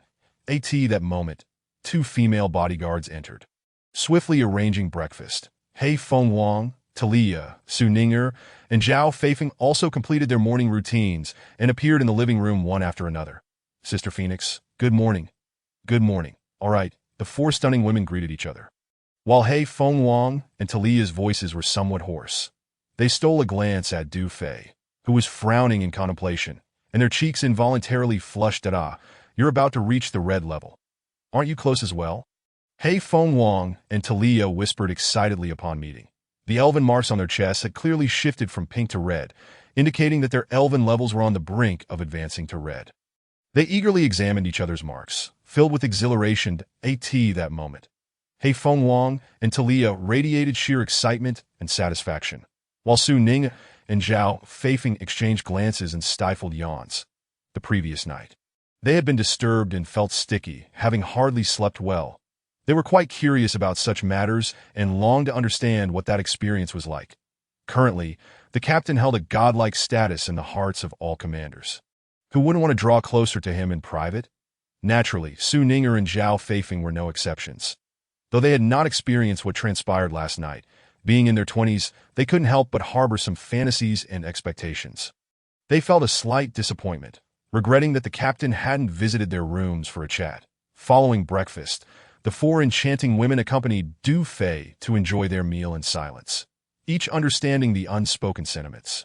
Find out where we can procure these two metals. After finishing breakfast, Du Fei handed a sheet of paper to He Fengwang, which detailed the performance descriptions of ceramic steel and ink gold. Considering her extensive connections, he thought she might possess relevant information. Ceramic steel? Ink gold? Talia leaned over to take a look, surprised to discover that the captain was concerned about these special metals. That it was known that she had previously been part of the Eternal's engineering support department and was familiar with these two metals. Recently, she had also been troubled by the excessive need for special metals to repair the Eternal, with ceramic steel and ink gold being the most required. Although these two metals were common in the space-time galaxy, they seemed rather difficult to locate in this world. That it necessary for the battleship's repairs. He Fengwang inquired, holding the paper. Indeed, Du Fei nodded. That I believe I've heard of ceramic steel. He Fengwang furrowed her brow slightly. Oh, please share where it can be found, Du Fei responded, intrigued. The truth is, the truth speaker who once took me and mentioned that a top-tier military regiment in the Federation possesses mechanical soldiers whose armor seems to be made of ceramic steel. Mechanical soldiers? Yes, that type of troop belongs to the ground combat forces and is crafted from machinery. He Feng Wang explained. That Du Fei nodded, quickly realizing that the mechanical troops of the top-tier regiment were likely provided by the Wallen family. This was indeed promising news. He now had a lead on ceramic steel. This made him consider the blueprints for intelligent guardian machinery in the tech vault, if he ever encountered the Federation's mechanical troops. He certainly couldn't let the opportunity slip away. Not only would he need ceramic steel, but perhaps he could also utilize this opportunity to modify some of the intelligent guardians. What about ink gold? Talia asked, looking at He Feng Wang. That I haven't heard of it. He Feng Wang shook her head, then pondered for a moment before adding, however, I do know where to find one of its composite materials, black gold stone. Where? Du Fei inquired. In a foreign realm. All right, upon hearing this, Du Fei was overjoyed. Ink gold is synthesized from graphene extracted from black gold stone combined with ceramic steel, and there is a vast quantity of carbon steel in the industrial chamber, amounting to several tens of thousands of tons. Currently, carbon steel is in ample supply. As long as they possess black gold stone, they can naturally synthesize ink gold. Regardless, at least there is now a glimmer of hope. As long as it exists, procuring it shouldn't be a problem. That Du Fei's spirits lifted instantly. However, there were still numerous pressing matters at hand, and he could only contemplate the materials of ceramic steel and ink gold later. 2 hours later, Du Fei, accompanied by a group of officials, conducted an inspection of various industries within the temple and then brought Talia, Su Ning'er, and Zhao Feifeng to the sacrificial plaza. The defense systems have been fully deployed, and the Nirvana meteorite was highly likely to reside within the underground palace, marking a promising lead. The affairs at the temple had essentially been resolved, and preoccupied with thoughts of the Eternal's core device and the current combat situation. Du Fei did not intend to linger for too long. Before departing, he specifically left a set of intelligent battle suits for He Feng Wang, along with 3 basic physical enhancement agents for her and the 2 female bodyguards. He Feng Wang and the 2 bodyguards were moved to tears with gratitude, and Du Fei inevitably gained another wave of intimacy points that he then chatted briefly with Chu Jingxiong. And upon hearing that his father and sister were safe, Du Fei felt at ease. Additionally, Chu Jingxiong's little cotton-padded jacket, Chu Kursin, along with Mu Yanting's daughter, Mu Wanqing, had already begun to idolize Du Fei. Recently, the 2 girls had faced considerable hardships, even forming a team of close to 118-year-old blossoming maidens, grandly dubbed the Women's Wild Combat Corps Reserve. They had been training daily in the outskirts of Holy War City, claiming to prepare a subsequent force for Captain Du Fei. Hearing this, Du Fei couldn't help but laugh heartily alongside Chu Jingxiong. Considering that once the Eternal was successfully repaired, the Women's Wild Combat Corps would undoubtedly need to expand, especially with over 3,000 cabins still unoccupied. Who knows, perhaps Chu Kursin's and Mu Wanqing's team might indeed come in handy. After some thought, he took out 3 more basic physical enhancement agents, instructing Chu Jingxiong to deliver them to Du Xiaoye, Chu Kursin, and Mu Wanqing. When Chu Jingxiong learned that these enhancement agents could significantly strengthen and improve the human body, he was utterly astonished. "Du brother, I don't know how to thank you. I can only say that my Kursin and that girl from the Mu family are truly fortunate." Chu Jingxiong expressed his gratitude, tears welling in his eyes. "That we are all family. It's unnecessary to be so formal, Colonel Chu." Du Fei chuckled. "That you're right. We're all family. My fault, huh?" Chu Jingxiong laughed heartily in response. Subsequently, Du Fei exchanged pleasantries with numerous researchers from the Mu family military industry group and also conveyed some instructions to them. Once all arrangements were made, Du Fei, Talia, Su Ning'er, and Zhao Feifeng boarded the Tianqiong No. They departed under the farewell of He Feng Wang and the others. The Tianqiong No. 1 slowly ascended, disappearing into the clouds after leaving the temple's aperture. The Women's Wild Combat Corps Canyon Base. Lu Ruobing and a group of commanders were intently watching the control panel screen. They had just received word from the inspection department that Wang Jianqing, in the name of the cabinet, had requested the 24th Army's commander, Xia Baoqin, to attend a meeting in Fuxing City. Furthermore, it was communicated to Xia Baoqin that 3 truth speakers and the Night Legion would soon be stationed in Zone 9, warning that those who did not attend the meeting would bear the consequences. Although Xia Baoqin had previously dismissed Wang Jianqing upon hearing that high-ranking figures from the broader region were arriving, He dared not take it lightly. After promptly consulting with Wu Dague, he decided to attend the meeting in Fuxing City. For the Women's Wild Combat Corps, this was the moment they had been waiting for.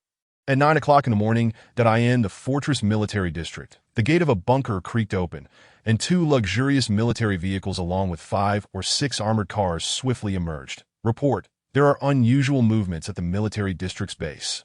Immediately, the communications officer in the monitoring room relayed the footage to the command center. Commence operations, commanded Lu Ruobing. Yes, the female crew members responded in unison. With a whoosh, 6 Eagle Falcon drones soared rapidly toward the target location. Ding Xiang and Kong Xiaoro also maneuvered Predator drones 1 and 2 to follow closely behind. The fortress military district is situated at the foothills between Fuxing and Guangming, approximately 100 kilometers from Fuxing City. By road, it would take around 2 hours. However, Xie Baoqin, being cautious by nature, opted for a mountain path considering the rebels' decapitation tactics. This particular route leads directly to Fuxing City and is a classified passage of the fortress military district. Only to be used in emergencies. The path is quite concealed, comprising mainly tunnels with only a few open sections. Although it may take a bit longer, Xie Baoqin felt reassured. Unbeknownst to him, the entire fortress military district was under rigorous surveillance, with communication networks firmly in the hands of the female field combat unit. The moment Xie Baoqin ordered the mountain route, Yi Mingfan promptly transmitted the route to the command center. Reports on the tunnel conditions were relayed from various tunnel entrances. Response: Tunnel 1 is clear, Tunnel 2 is clear, Tunnel 5 is clear, Tunnel 9 is clear. Each report confirmed that all routes were secure. Military base safe? Boom boom. After 2 luxurious military vehicles and 6 armored cars departed the base, they swiftly entered a mountain cave. This cave is Tunnel 1, approximately 10 kilometers long. Attention! The target convoy has entered the tunnel, expected to exit the first mountain ridge in 20 minutes. The ambush site is set between Tunnel 7 and Tunnel 8. Take your positions. Lu Ruobing issued her battle command while scrutinizing the route map. The distance between Tunnels 7 and 8 is merely 1 kilometer, a relatively short span. She chose not to opt for the longer open sections, primarily considering Xie Baoqin's suspicious nature. Setting an ambush in such a short distance would more effectively lull the target into complacency. During this period, Lu Ruobing reported to Du Fei. On Sky Dome No. 1. Du Fei issued a single directive. Do not cripple their network. During the assassination, allow them to maintain communication. Understood, Commander. Lu Ruobing and the other commanders found this tactic somewhat perplexing. They had always struggled to grasp the commander's strategies, assuming he must have his own intentions. Regardless, from the moment Xie Baoqin's convoy entered the tunnel, they had already become proverbial fish in a barrel. Today, they were determined to eliminate him. Suspended above the 1-kilometer stretch between Tunnels 7 and 8 were Predator drones 1 and 2, alongside 6 Eagle Falcon drones, all awaiting the arrival of the convoy. Chapter 320. Assassination. Moments later, the armored convoy was poised to exit Tunnel 1.3. Armored cars flanked the front and rear, with 2 luxurious military vehicles in the center. Within one of the military cars sat 2 high-ranking generals, the commanding officers of the 2 elite divisions that had previously besieged the impoverished encampment. Although they had lost 8 brigades, these generals remained loyal to Xie Baoqin and had not lost their significance. Upon hearing about the upcoming meeting, they viewed this as a golden opportunity and resolutely accompanied the military base, hoping this could lead to their resurgence. In another military car, Xie Baoqin was accompanied by 2 aides. Military base, we are about to exit Tunnel 1. No anomalies detected around the tunnels. The route is secure. The aides reported in turn. Xie Baoqin grunted softly, appearing calm on the surface, yet a sense of unease gnawed at him. Just moments ago, he had felt an inexplicable twitch in his right eyelid. Notify the vehicles ahead to maintain distance. Enter Tunnel 2 1 by 1. Understood. Military base. Following the aide's command, the convoy swiftly exited Tunnel 1. Due to the short distance, the first armored vehicle accelerated rapidly into Tunnel 2. The soldiers stationed between Tunnels 1 and 2 saluted, waved flags, and signaled that the route was safe. Subsequently, the second, third, and the 2 luxurious military vehicles followed suit. Entering Tunnel 2, Xie Baoqin exhaled slightly in relief. For the sake of safety, he continued to issue orders. Every open segment and its surroundings must be patrolled diligently, with reports every 3 minutes. Yes, military base. Thus, the convoy safely traversed tunnels 3 and 4. Soon entering Tunnel 5, that just as they were about to exit the tunnel, the convoy came to an abrupt halt. Siabauchin's facial muscles twitched slightly, and his heart involuntarily tightened. The open stretch between Tunnels 5 and 6 spanned a daunting 6 kilometers. The longest among all open segments. This meant that this stretch posed the greatest danger. Military base, should we pass in batches? An aide inquired. The commanders were acutely aware that the rebels had been exceedingly audacious recently, particularly due to their elusive nature, making them hard to guard against. After all, not long ago, that band of rebels had shattered 2 elite divisions, and the Fortress Military District had also issued a substantial bounty on the rebels via the Tianyan website. At this juncture, it could be said that both sides were locked in a deadly confrontation. Other sections may be manageable, but this stretch warranted extra caution. Though this mountain path was little known and classified as a secret passage of the Fortress Military District, one could never be too careful. Currently, Siabauchin gazed grimly at the tunnel entrance ahead that if the rebels were to take action, the area between Tunnels 5 and 6 would be the ideal ambush point. He thought to himself, as long as they could pass through this section smoothly, they would be essentially safe. Let's proceed in 2 batches. Siabauchin commanded. Understood, military base. The aide immediately relayed the orders to the other vehicles. Soon after, the first 3 armored cars and the luxurious military vehicle carrying the 2 division commanders exited Tunnel 5, speeding towards Tunnel 6. Approximately 10 minutes later, the leading vehicle successfully entered Tunnel 6. Report, military base. We have arrived at Tunnel 6. Everything is secure. No anomalies detected. You may rest assured. The vehicles ahead relayed the message. Excellent. Siabauchin felt a sense of relief and waved his hand. You may proceed. As soon as the words left his lips, the remaining 3 armored cars sped out of the tunnel entrance, swiftly following Siabauchin's military vehicle.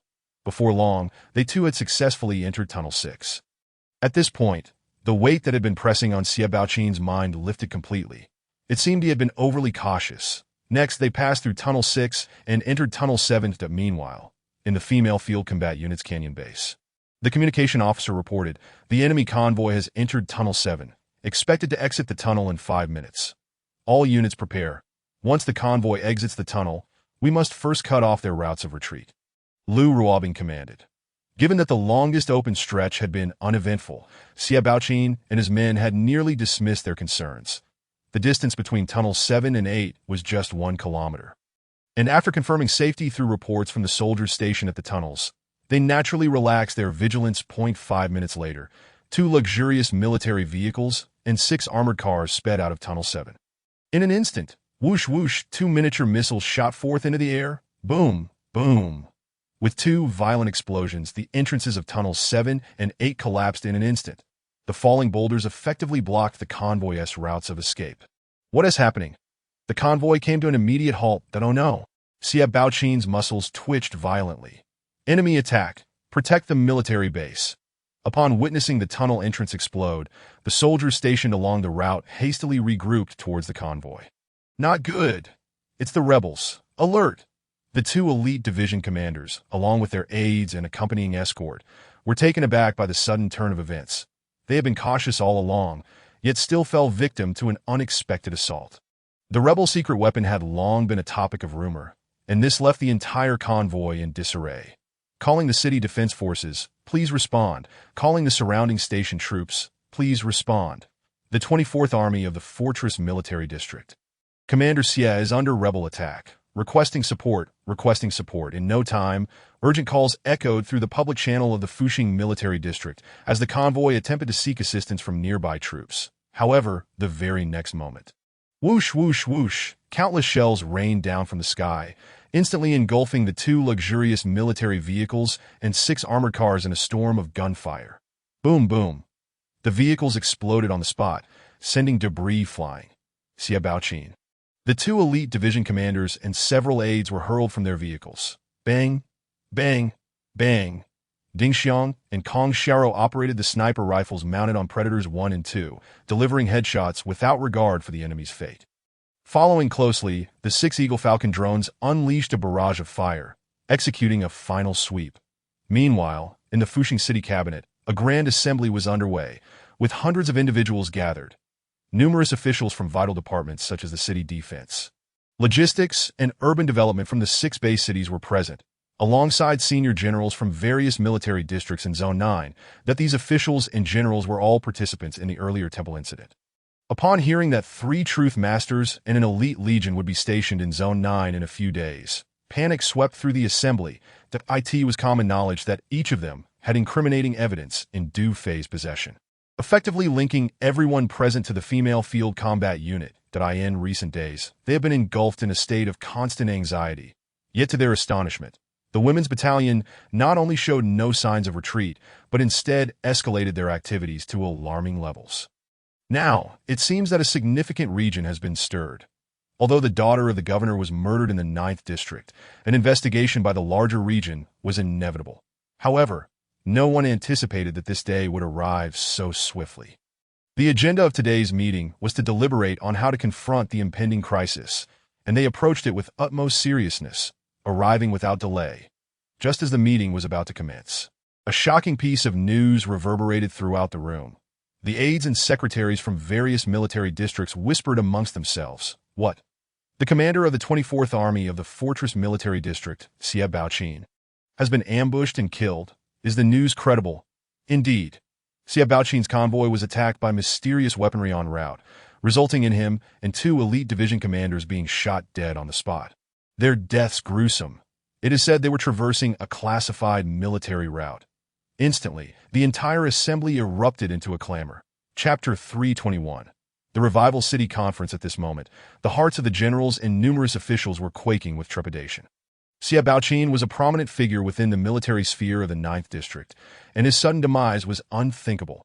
Everyone present understood that Xie Baoqin had fallen victim to the women's battalion. Reflecting on recent events, they felt as though they were trapped in a nightmare.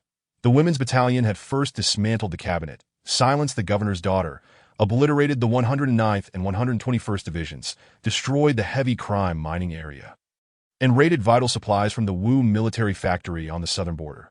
Just days prior, when the 24th Army had begun issuing bounties against the women's battalion, their misfortunes had commenced. 2 elite divisions and 8 brigades were shattered by the women's battalion in less than 3 hours.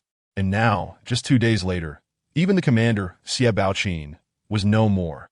This effectively meant that the 24th Army of the Fortress Military District had nearly disintegrated. The thoughts of all present sent chills down their spines. It was no surprise that the 24th Army had encountered such calamity. Why provoke the women's battalion, of all people? That young Commander Du had dared to kill even the governor's daughter, transforming her into a pile of bones before the eyes of the public. That it could only be said that Commander Du's capabilities and methods were beyond the imagination of ordinary individuals. She was truly terrifying. Within the conference hall, officials and generals murmured in dismay. Yet, they remained oblivious to the fact that their swift acquisition of the news regarding Xie Baoqin's assassination was an intentional act orchestrated by Du Fei. Previously, Du Fei had instructed Lu Ruobing and other commanders not to disable the convoy's network, precisely to allow the information to leak out, intending to instill fear among the officials during their meeting. "Minister Wang is here." At that moment, as a soldier from the Imperial Guard announced, Wang Jianqing entered the hall. Instantly, the room fell silent. "Esteemed colleagues, I trust you have all received